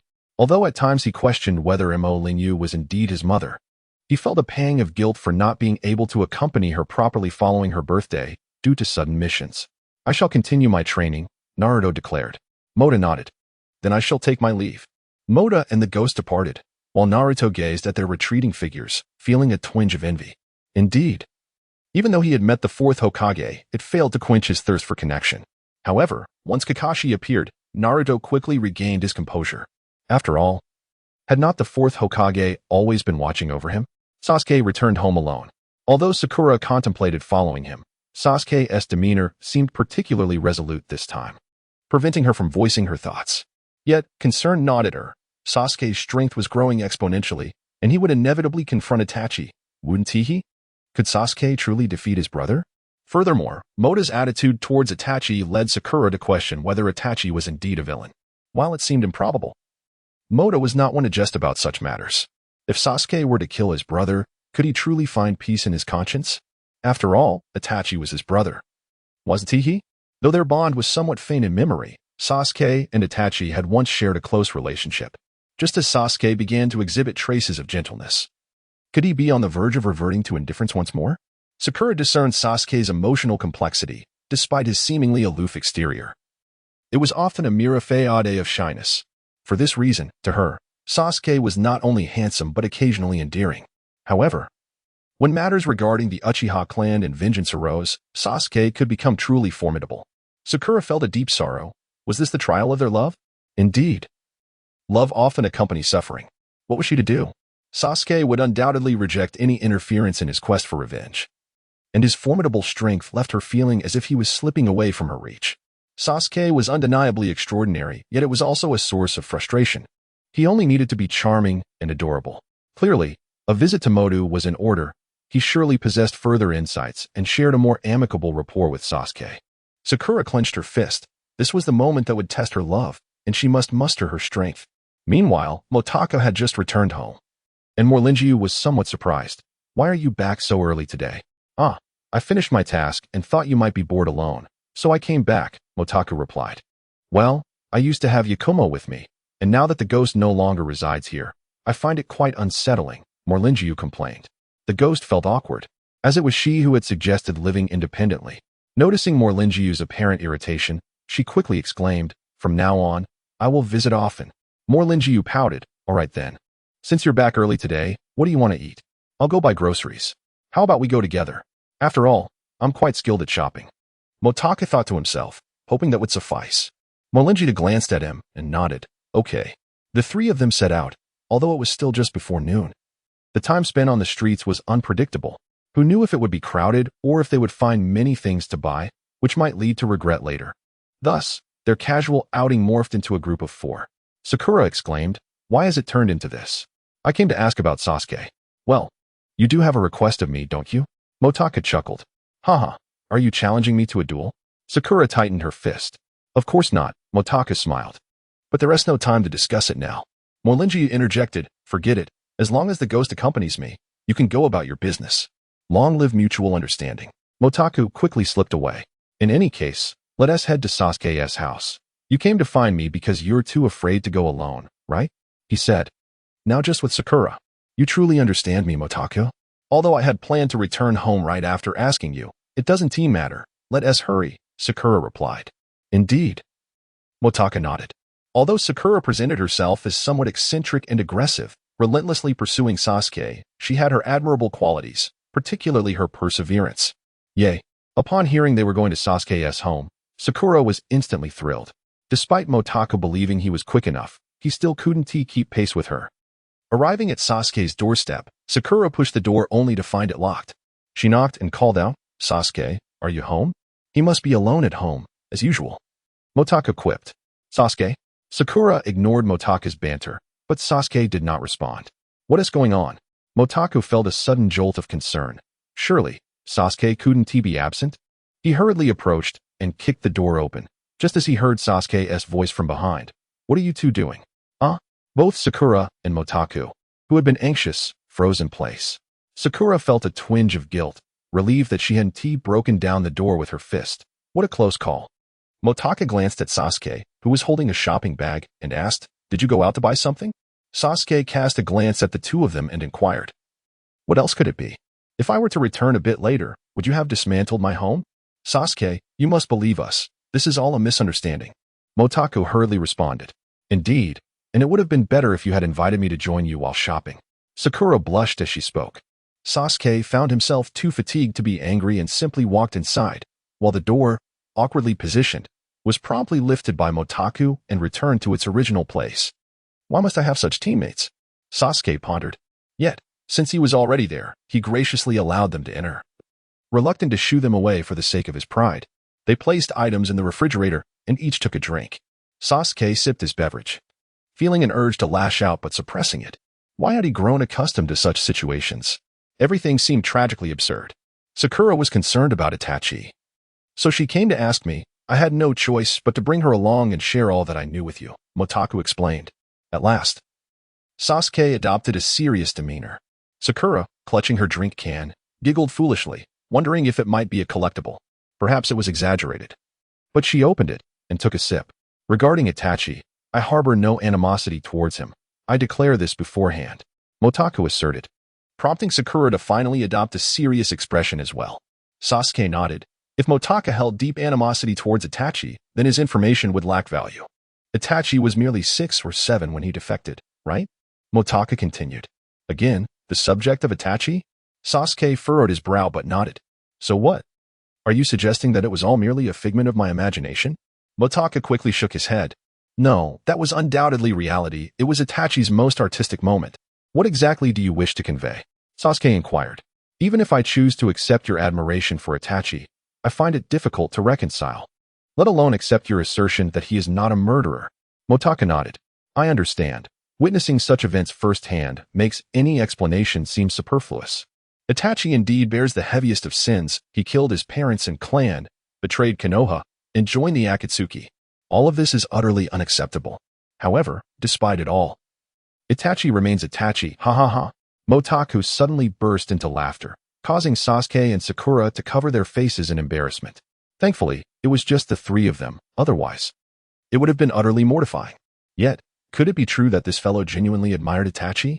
Sasuke found it hard to believe Motaku was capable of such a sentiment. Well, clearly, you cannot comprehend. Motaku exclaimed. It is precisely because of this that Itachi is Itachi. After a few more words, the conversation veered off course. Sasuke felt conflicted about Motaku's admiration for Itachi, and the continued deification of his brother left him with a sense of dissonance.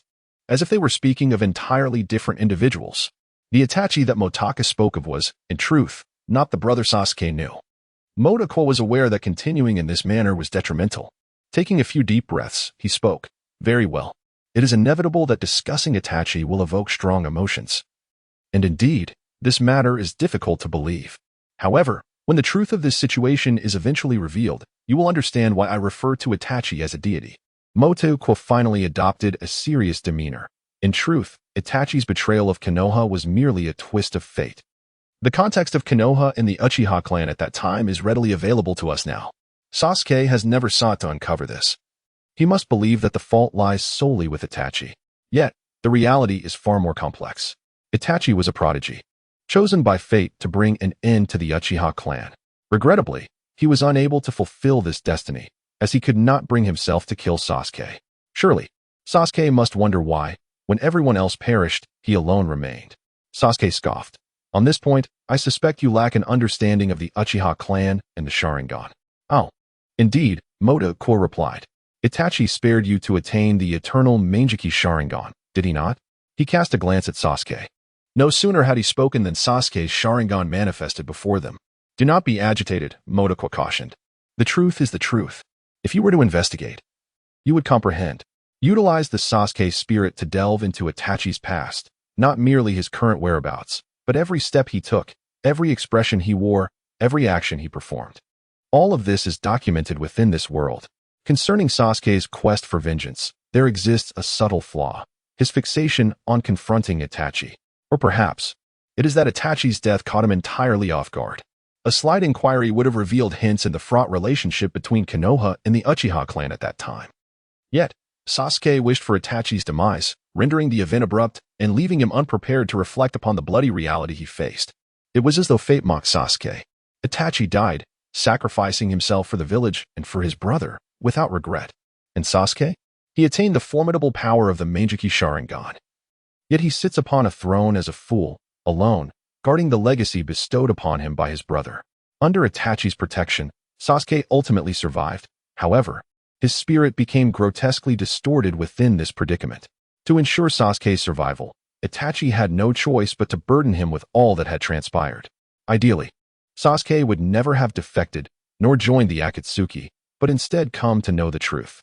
An even better outcome would be for Sasuke to investigate the reality of the situation beforehand.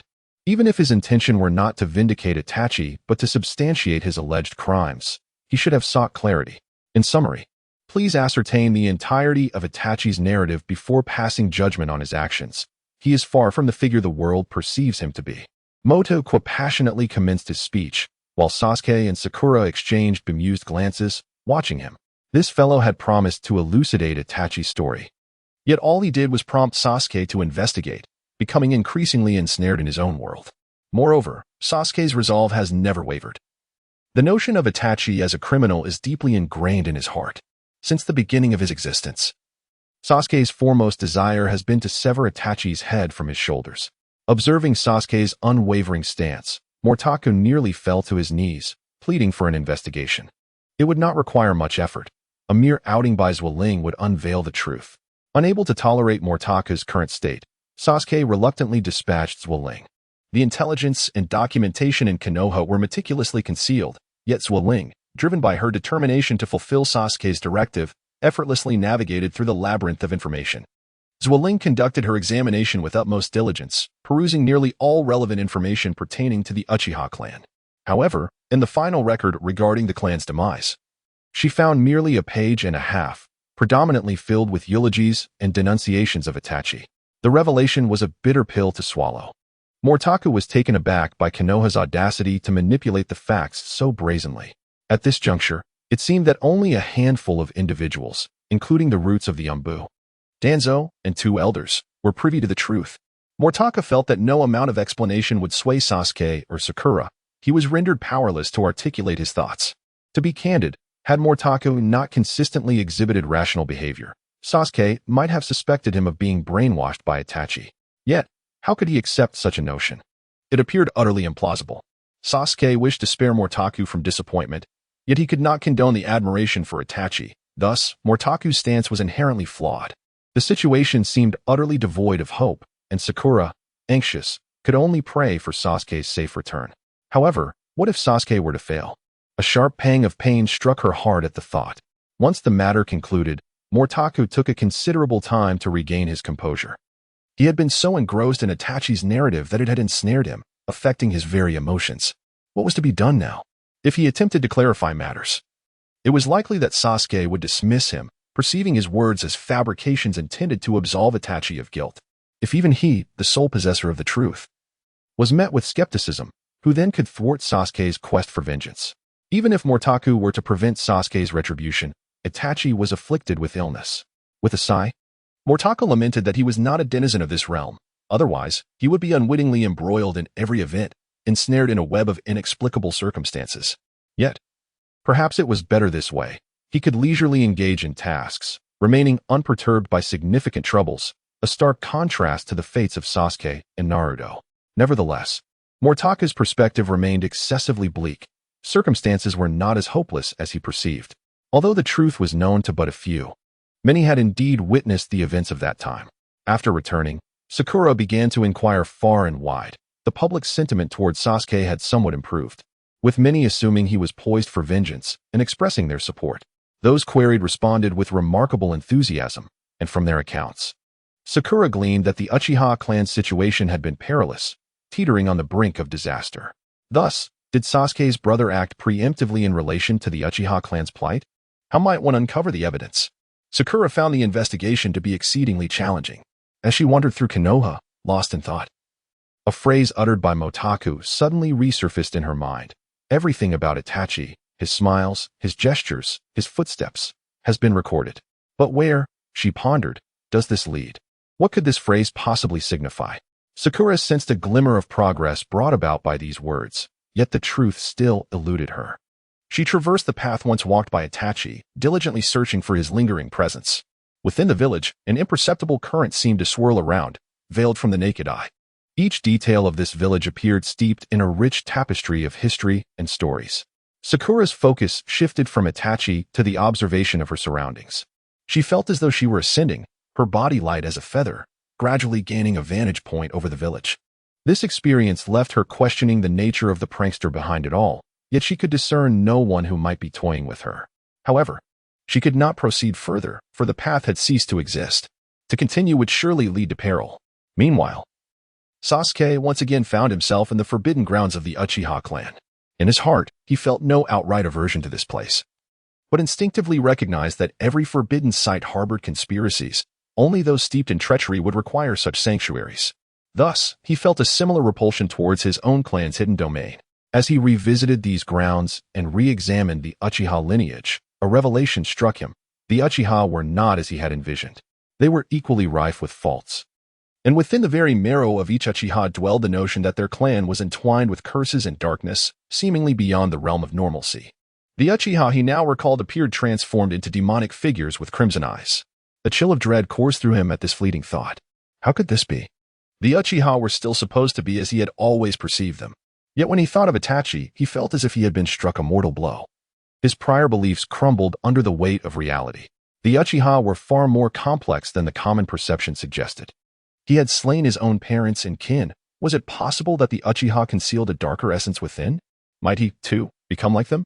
Reflecting on his past decision to ally with Orochimaru for power, he was seized by tremors. Had it not been for Motaku, he might have already descended into the abyss of monstrosity. How absurd. Sasuke suddenly loathed himself, despised his Sharingan, and resented his Uchiha surname. But did he have the right to feel this way? Motaku had silently sacrificed his forbidden techniques for his sake, and Naruto, Sakura, and Kakashi had continually shown concern for him. He had no right to detest himself. Instead, he must strive to become better and stronger. He was not like Itachi. He was unlike anyone else. As for the truth, he would uncover it, not only to hold Itachi accountable but also to reveal the true nature of the Uchiha clan. Now as he gazed upon this forbidden place once more, though aware his clansmen had secretly convened here in the past, he could observe it all with detached indifference. His mind wandered to the village's records of the Uchiha clan. While ultimately it was Itachi who annihilated them, the general attitude toward their lineage seemed far from amicable. Previously, he had attributed this to others' prejudice, but now he felt compelled to investigate further. Why did so many harbor such vehement animosity and fear toward the Uchiha? Even dreaming of their eradication? Was it merely their formidable power?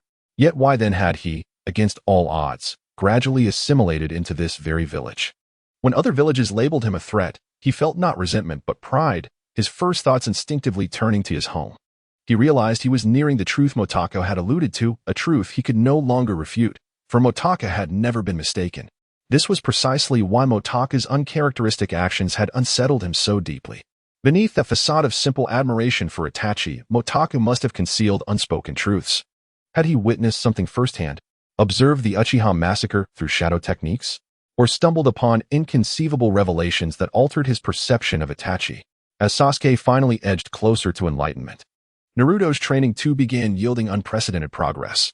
After losing the Nine Tails, Naruto's chakra control had skyrocketed to levels surpassing even Sasuke's, a development that left Kakashi both awed and unnerved. Sasuke's Sharingan had granted him control beyond ordinary shinobi, yet now Naruto eclipsed him effortlessly.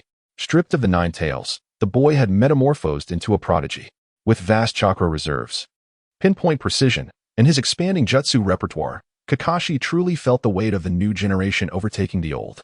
The training ground bore witness to this transformation.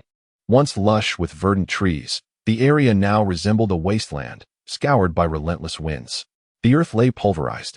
Only a single skeletal trunk remained where the eye of the storm had spared it.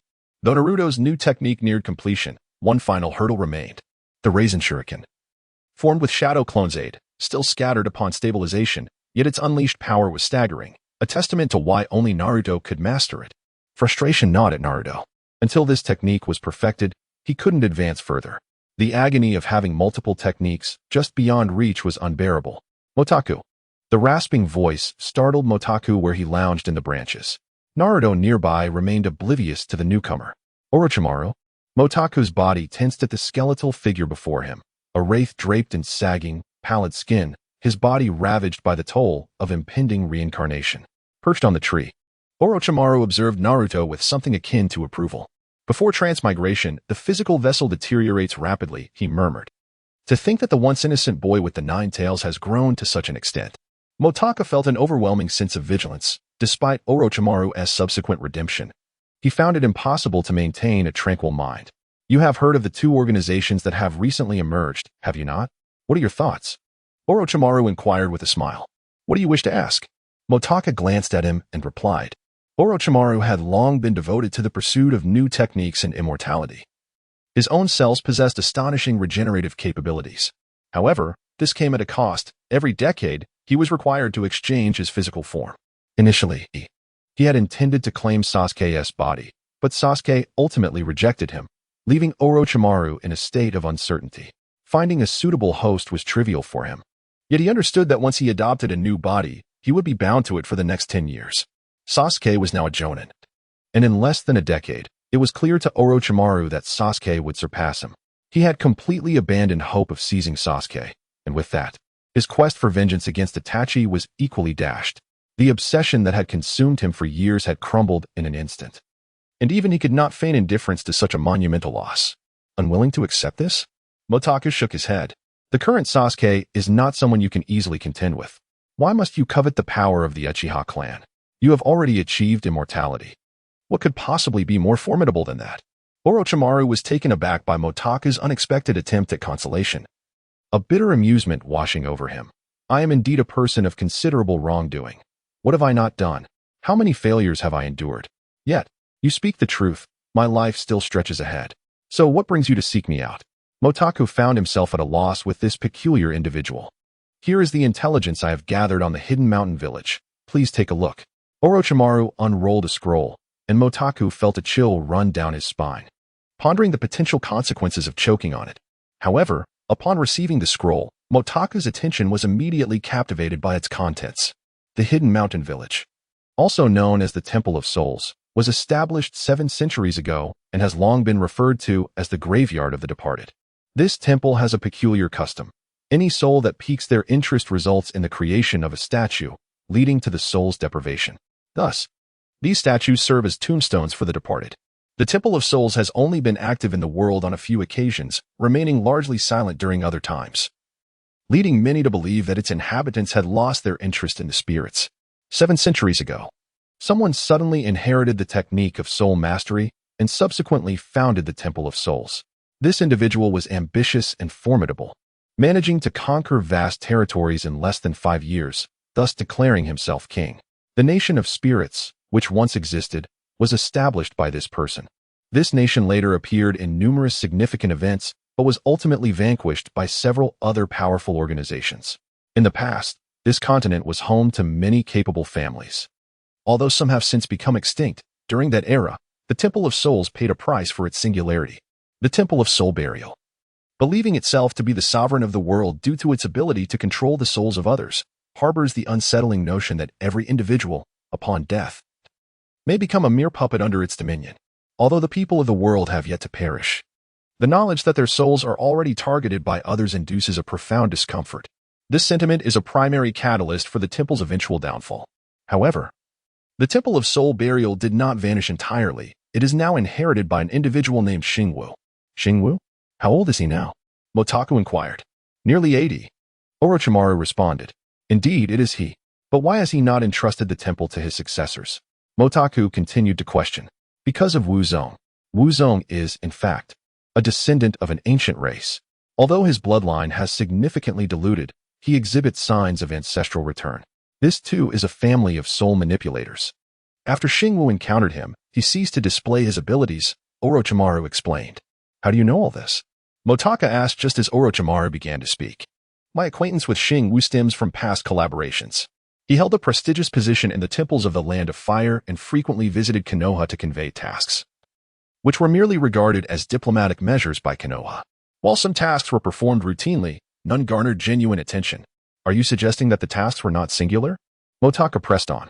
Certainly not. However, it is possible that he employed some form of breath manipulation to achieve such outcomes. As for his true intentions, it is likely to acquire more souls. I have come to realize that the family of soul manipulators thrived several centuries ago, and both Xingwu and Wu Zongze are remnants of that era. Orochimaru continued, my recognition of Xingwu originated from my perception of him. At that time, my experiments had yet to commence, and I had encountered him a few times in Konoha. His gaze, while seemingly warm, always carried an air of viewing others as mere servants. Thus, I deduced that he was a concealed master. I shadowed him and tested his capabilities, though I found myself somewhat disheartened as he did not reveal his prowess. Nevertheless, he appeared to discern my ambitions, for to me, those around were merely experimental subjects. Thus, our paths fortuitously crossed once more, where he shared aspects of his endeavors and I divulged snippets of my plans. We forged an agreement. I entrusted him with a portion of my new techniques for him to cultivate his subordinates, while he provided me with various resources. I had collaborated with others, yet I held a profound admiration for him, despite him being the weakest among my associates. His potential was vast, and his ambitions were substantial, albeit the timing was not yet ripe. Like him, I too was awaiting the opportune moment, which heightened my interest in him. However, he treated everyone uniformly, a fact that left me somewhat exasperated. Although I surpassed him in strength, I seemed to him merely a peer, akin to a fellow creature. He sought to be a more advanced being, while I yearned to capture his attention.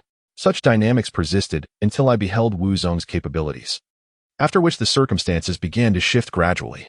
Their influence had been steadily expanding and solidifying, leaving me with little remaining value to exploit. After all, we are not truly of the same world. However, I have come to comprehend the capabilities of the sorcerers, which I had previously overlooked. Yet now they have finally made their move. A cold glint shimmered in Orochimaru's eyes. I must compete with him, perhaps in the future. Sasuke and Itachi will no longer be my adversaries, but Shinwo is the one I yearn to defeat, and now the opportunity has arisen. He has made his move, poised to unveil his power. For me, this is precisely what I desire. Following Orochimaru's abrupt visit, Motaku found himself somewhat distracted. While Naruto's Rasengan Shuriken was finally perfected under the moonlight after dusk. To this, Motaku could only respond, "Congratulations." After the training concluded, Naruto collapsed without uttering a single word, and Motaku had no choice but to carry him back. Although Naruto's control had improved after losing the Nine Tails, he still had not met the requirements for the Rasengan Shuriken. However, after repeated practice, Naruto's control over chakra should have strengthened. Motaku was genuinely curious about how he had managed to learn this technique while the Nine Tails was still present. This, perhaps, embodies the notion that effort cultivates genius, does it not? Although the plot had shifted once more, Asuma continued to pursue the movements of the Akatsuki organization. Kakuzu, with his fixation on bounties, would hardly glance at paltry sums, true to his reputation as a money-obsessed figure. Yet, Asuma had evidently ventured into a perilous situation. Naturally, Motaku could not remain passive. Now that Naruto had completed his Rasengan Shuriken training, there was no need to wait for Asuma's demise to vanquish Kakuzu and his ilk. Nonetheless, Motaku harbored another concern. Did he still possess any room for contribution in this battle? Alas, both Naruto and Sasuke were exceedingly formidable. He often found himself merely a bystander, which felt rather disheartening. However, such thoughts were fleeting for Motaku. Combat was not his forte, nor was it something he relished. Although his sensory abilities occasionally brought him a sense of exhilaration during battles, he felt fatigued when recalling his confrontation with Kimimaro. The thrill of victory was fleeting, and the despair of defeat lingered. Moreover, future foes would not yield easily, even if he were to activate Sage Mode. What could he do? His combat prowess had reached its zenith. His final hope lay in the third-tier forbidden technique, the Nightmarish Illusion. Yet it seemed that the Spectre had taken decades to evolve to the pinnacle of the second tier, a timeline he could scarcely await. Orochimaru's proposal was indeed intriguing, and he found himself greatly tempted. Eliminating enemies entirely would be ideal, allowing him to rest easy in the future. Yet, his strength had truly plateaued for the time being, and there was still a shadow capable of matching Nagato. Should Orochimaru insist on confronting Shinwo, Motaku believed he would suffer a far more devastating defeat. After all, Orochimaru was utterly oblivious to the true strength of the shadows, and such a notion was but a display of naivety. Yet, Orochimaru suddenly became fervently impassioned, leaving Motaku to conclude that he could only observe from a distance. "You are all formidable individuals. Feel free to engage in battle while we, the weaker ones, remain in the safety of the shadows." Thus, if the Spectre could relinquish the idea of venturing into that world, Motaku would be entirely unconcerned. The Spectre's memories have faded. Her abilities now merely newly acquired forbidden arts.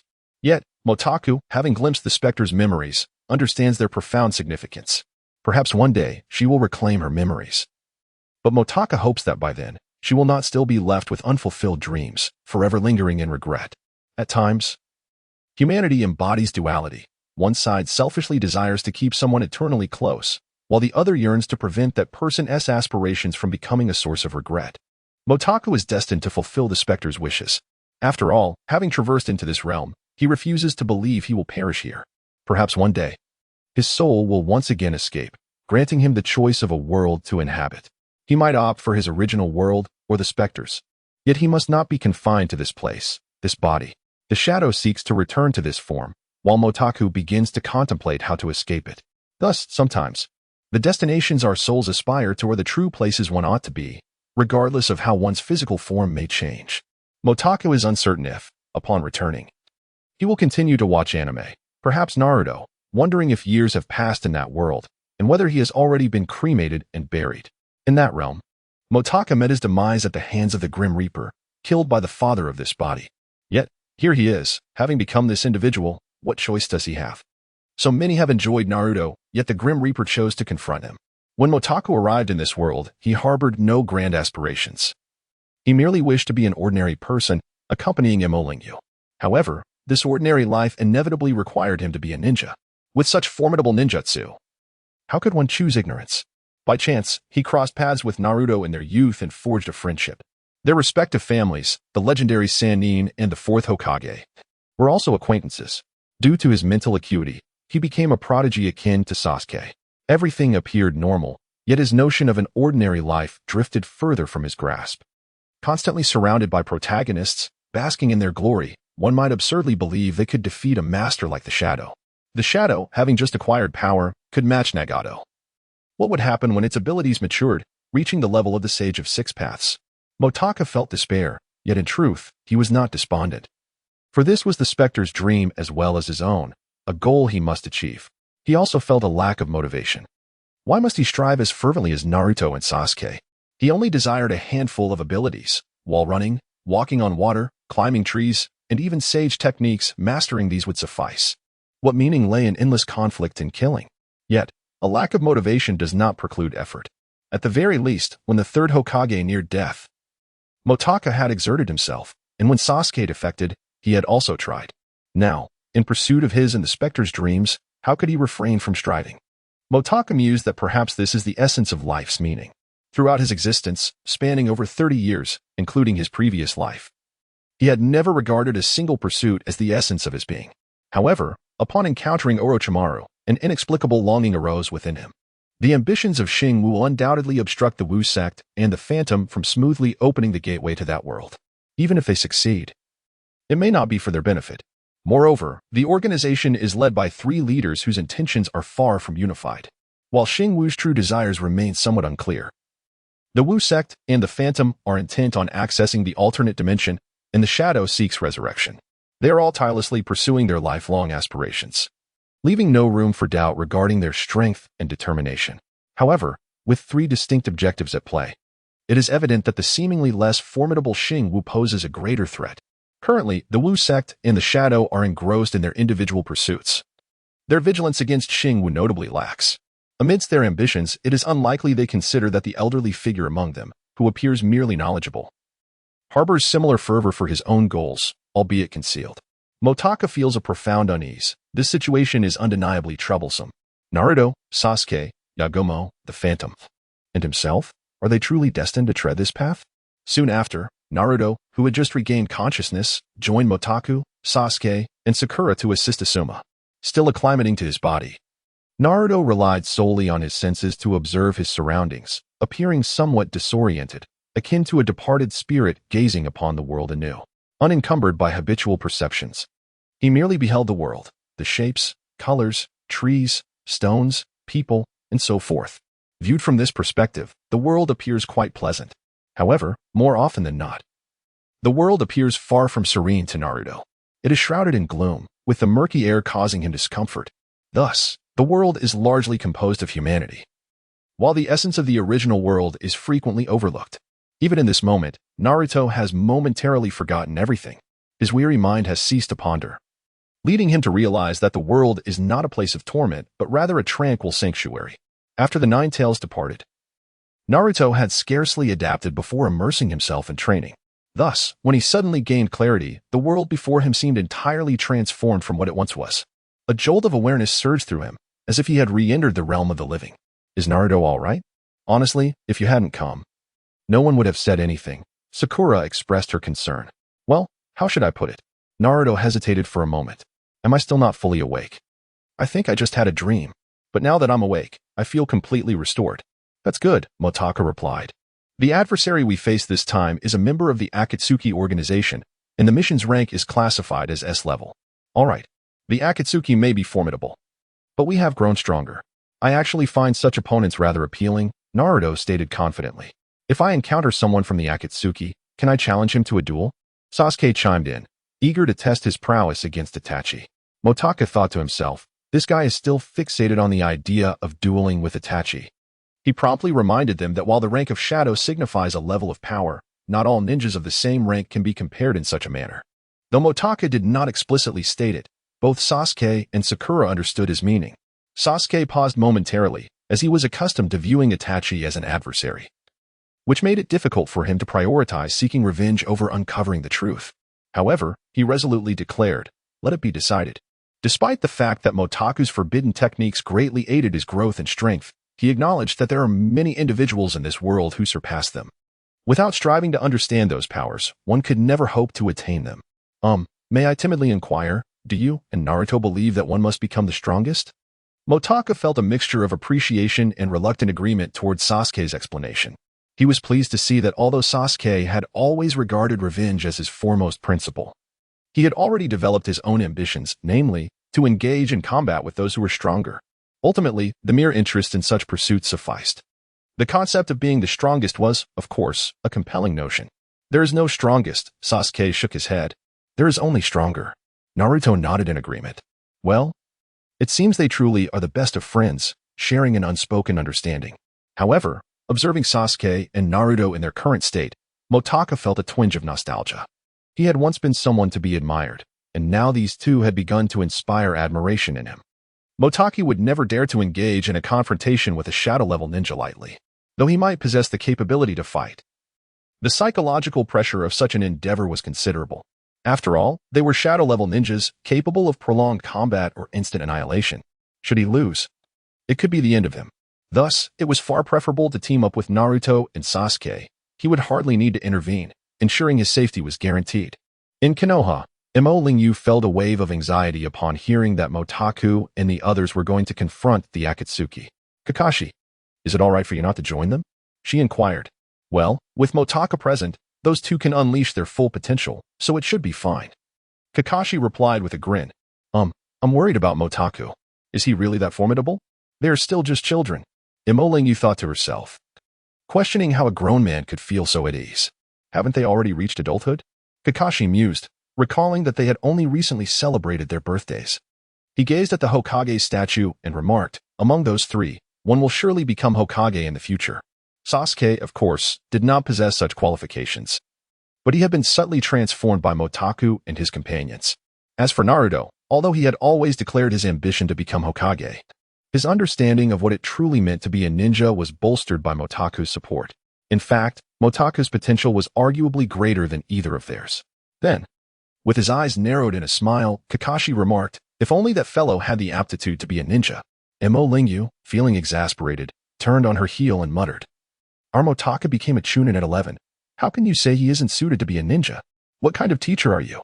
Kakashi found himself in disarray amidst the wind, yet the unusual aura carried by the breeze invigorated his chakra. An intrusion had occurred in the village. Asuma, tracking the movements of Haiden and Kakuzu, was unexpectedly delayed, resulting in their arrival at the scene marked only by the remnants of battle. Thus, when Motaku and the others caught up with Asuma, he awkwardly admitted that they had lost the trail. Well, the next destination was rather predictable, Motaku mused, stroking his chin. Shikamaru's eyes flickered, and he promptly interjected, Konoha? The others quickly grasped the implication. The Akatsuki's target was the tailed beast, specifically Naruto. Hence, their next move would undoubtedly lead them to the village. Back. Asuma discarded his cigarette but swiftly dashed back, with the others hurriedly trailing behind. In Konoha, due to Asuma's absence, Kakashi remained. Meanwhile, Motaku contemplated whether Kakashi might be unfortunate enough to become Asuma's scapegoat. As he pondered this, he spotted Kakashi engaged in combat with Haiden. Kakashi was perplexed. The weapon wielded by his opponent was indeed peculiar, yet lacked any discernible technique. Even with his mastery of swordsmanship, he found himself struggling to decipher Haiden's unpredictable style. Moreover, This individual obstinately refused assistance from his comrades, prompting Kakashi, despite his cautious demeanor, to internally scoff at the absurdity of what seemed to be an invitation for a double kill. Unable to grasp the situation, one could only wonder if he was recklessly showing off. Mota gazed from a distance at Kakashi and Shikamaru, contemplating that either of them could effortlessly eliminate Haiden. As for Kakuzu, facing him alone posed a certain peril. However, the strength of numbers is formidable, and they should swiftly deal with them and return home for a meal. Haiden and Kakuzu, upon spotting Naruto and Sasuke, felt a flicker of surprise. After all, even a duo of their caliber could grow weary after such a prolonged pursuit, especially while undertaking a bounty mission. Yet, they were aware that their adversary was the Ninetales, not a mere monk, and thus swiftly rallied their spirits for the confrontation. In truth, the only genuine foe that Haiden and Kakuzu regarded as a threat was Naruto, transformed into a tailed beast.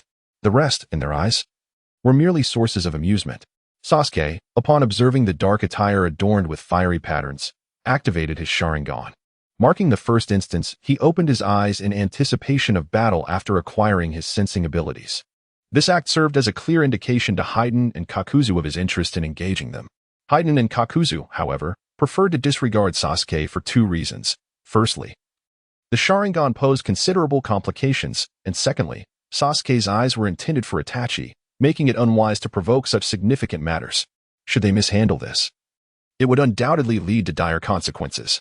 Yet, as they noticed the determination in Sasuke's gaze, Haiden and Kakuzu became increasingly vigilant. Recently, Sasuke's bounty had been on the rise. Kakuzu perceived his potential and contemplated the prospect of eliminating him once he matured further, or perhaps even acquiring his body from Itachi. Though lacking the Sharingan could diminish its value, it would still command an astronomical price. After all, the worth of this body was undeniable, having garnered praise from numerous women, including Orochimaru himself. Kakuzu's fascination with such a valuable entity was palpable, as he was captivated by anything that could be converted into currency. Haiden, sensing Kakuzu's inclination towards battle, refrained from discouraging him this time and cheekily remarked, "Well then, Sasuke is all yours. Do make sure to kill him properly." This audacious fellow was unfazed by the potential complications that would arise from Kakuzu eliminating Sasuke, openly encouraging him to proceed. Having navigated the ninja world for so long, Kakuzu was not one to shy away from trouble. He was willing to embrace a modicum of risk for endeavors he deemed worthwhile. Without further ado, Sasuke brandished his kunai and charged at Kakuzu, who instinctively parried with his own weapon. Yet, Sasuke's force was enough to push Kakuzu back. Like a young lion, formidable and swift, Sasuke drove Kakuzu away, and as his Sharingan spun, he transformed the lightning in his hand into a long sword and surged forward once more. Kakuzu's pupils narrowed in surprise. Compressing lightning to such an extent was unexpected, indicating he had underestimated Sasuke. However, Kakuzu was undaunted. His expertise lay in elemental confrontations, possessing mastery over all 5 elemental types, with wind being particularly effective against lightning. Although Sasuke's lightning technique exhibited an extraordinary transformation, Kakuzu's chakra intensity far surpassed his own. Sasuke's chakra barely qualified as that of a Jonin, while Kakuzu was a true shadow-level ninja. Even if their chakra levels were equivalent, Kakuzu's wind affinity would easily counter Sasuke's attacks. With the sword in his hand proving ineffective, Sasuke resorted to utilizing fire techniques, which also counter wind. However, following a transformation in his abilities, Kakuzu's attributes underwent a change as well, leading to Sasuke being suppressed once more. Although it appeared that Kakuzu held only a slight advantage, this marginal edge represented a vast chasm of strength. Sometimes, years of effort cannot bridge such a divide. Sasuke had long sought to comprehend the disparity between himself and others, and upon experiencing it firsthand, he recognized the considerable distance he still had to traverse. Even if this gap stemmed merely from his youth, a disparity remains a disparity, and Sasuke has never sought to excuse himself. Once the silent enhancement was conferred upon Sasuke, his chakra seemed to double in strength, and the potency of his ninjutsu attacks escalated exponentially. Truly, Sasuke, endowed with the Sharingan and acute perceptive abilities, exhibited an almost rigorous control over his chakra, while the first level of forbidden techniques claimed to amplify strength by a factor of 2. The conversion of that power into tangible combat efficacy varied. Should the power exceed his control, it would surely falter, and even if it manifested, it might merely be a stroke of luck rather than a testament to true strength. Nevertheless, the surge in Sasuke's power mirrored that of Motaku, both achieving a complete doubling of their capabilities, which was hardly surprising.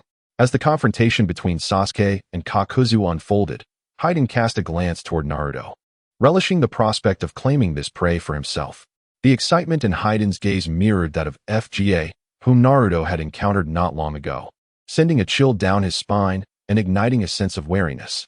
He pondered whether this individual might also siphon chakra from others, perhaps in a mouth-to-mouth manner. Convinced it would be unwise to engage, Naruto decided it best to leave this adversary to Kakashi, who, clad in a mask, seemed unfazed. As Naruto contemplated retreat, Motakus stifled a chuckle behind him, though he dared not voice it. Naruto, puzzled by Motaku's sudden disappearance, called out, "Motaku, it's your turn." Kakashi, noticing Motaku's amusement from the shadows, quickly stepped back, patting him on the shoulder and pushing him forward. "Motaka?" Naruto mused, sensing the predicament. Kakashi, resolute in his decision to relinquish the burden, seemed to disregard the implications. Motaku was thrust into the fray, and others naturally hesitated to confront Hayden directly. Observing Kakashi's unwavering determination to pass the responsibility onto him, Motaku felt tears welling up. Naruto appeared reluctant to engage, leaving only him with the capacity to face Hayden head-on. Although Asuma could also manage, he had just emerged with a cigarette only to be pulled back by Kakashi. Motaku, now perceiving Kakashi as akin to Hayden, contemplated the absurdity of the situation. Then, he clashed with Hayden. Awkwardly, Motaku found himself outmatched in hand-to-hand combat by Hayden, whose physical prowess had always been a weakness. Yet, in this instance, Motaku experienced an overwhelming psychological burden as the shadow of defeat loomed larger and larger. However, is it not somewhat excessive to grant such respect to Hayden? Especially considering that the sage techniques were employed by Naruto to confront Pain's six paths? Thus, for the sake of that conviction, Motaku resolutely refrained from utilizing sage techniques, relying solely on his sensory prowess to engage in combat against Hayden's superior ninja-level taijutsu, despite possessing the strength of a nin at twice the capacity. Moreover, Hayden's weapon was exceedingly swift, wielded with an artistry that seemed devoid of strategy, leaving Motaku feeling quite stifled as he endeavored to employ his sensory abilities to apprehend the whimsical scythe techniques. Perhaps, Hayden was akin to a scythe wielded without constraint, indifferent to the outcome as long as he found joy in the fray. Yet, despite this, Motaku's acute perception allowed him to fully discern all of Hayden's movements, and he exerted every effort to defend himself. Although he could observe the actions, Motaku still found it arduous to block them. After all, his true strength, without sage techniques, barely matched that of a nin. However, Hayden was not merely a nin. He was of the Kage level, albeit lacking in physical techniques and other jutsu. As for the rationale behind such a classification, who could say? Hayden, fortunate enough not to have faced Kakashi, Asuma, or Shikamaru, reveled in his ability to dominate Motaku, who, despite his predicament, remained unscathed. Yet, Motaku felt a profound fatigue. Indeed, it became evident that he was ill-suited for confrontations at the Kage level, all the while pondering why Naruto had yet to come to his aid. Meanwhile, Naruto, filled with fervor, cheered on while enviously remarking that both Motaku and Sasuke had managed to contend with Kage-level opponents, prompting him to resolve to strive even harder. Kakashi chuckled softly, squinting with a smile. Motaku exclaimed in disbelief, "Come on, you could defeat him with a single strike, right? And you still feel the need to try harder? Why not just go and perish? That would make you even more invincible." Hayden, however, was not pleased, despite his continuous pressure on Motaku. He noticed that the young fighter had seemingly reached his level in the eyes of onlookers. This was unacceptable. Nevertheless, as long as he could draw a single drop of blood from his opponent, notions of strength were trivial. No matter how formidable one might be, death is inevitable. Yet he remained unyielding. Frustrated, Hayden intensified his assault. Although he had never adopted a defensive stance, he now resembled a rabid dog, solely focused on ensuring the blade of his scythe touched Motaku. Motaku exerted himself to the utmost, but as Hayden charged fiercely once more, he attempted to retreat, fully aware that even withdrawal would not extricate him from the range of Hayden's attack. In the final moments, Motaku chose not to overthink the situation. Survival was paramount. He swiftly raised his kunai to intercept Hayden's scythe. However, due to the scythe's structure, he was still pierced by the blade's tip. It was over. Had he truly gone too far? Motaku longed to vent his frustrations on Kakashi, but what could he do now? He could not simply stand by and watch as Hayden conducted his grotesque sacrificial ritual before him. Yet, Hayden, ever agile, positioned himself atop a symbol, a maneuver he had likely practiced countless times, rendering it so instinctive that Motaku failed to react in time. Was Motaku moved? Overwhelmed, he felt tears welling. Yet he dared not make a move. Brother, I implore you, let us resolve this amicably. Please, lower your scythe, we can talk this through. Do not harm yourself. I beg you. As Motaku concluded his bewildering monologue, those present were left in a state of utter confusion. Fade One prepared to inflict harm upon himself. And one could simply allow him to do so, for it was not he who would suffer the consequences. Why the fear? Was it merely the sight of blood that unsettled him? Motaku's expression darkened, revealing a certain degree of swelling. His complexion bore the marks of acne, presenting itself as unappealing as one might imagine. Yet, to his surprise, Fade One's scythe appeared to slow in his perception. He felt an unexpected surge of confidence, believing he could parry this strike and every subsequent one. However, Motaku, filled with ire, delivered a forceful kick that sent Fade One sprawling, declaring, "Go ahead and strike. I shall not intervene." The onlookers remained in a state of disbelief, wondering how these two could turn a brawl into a theatrical performance.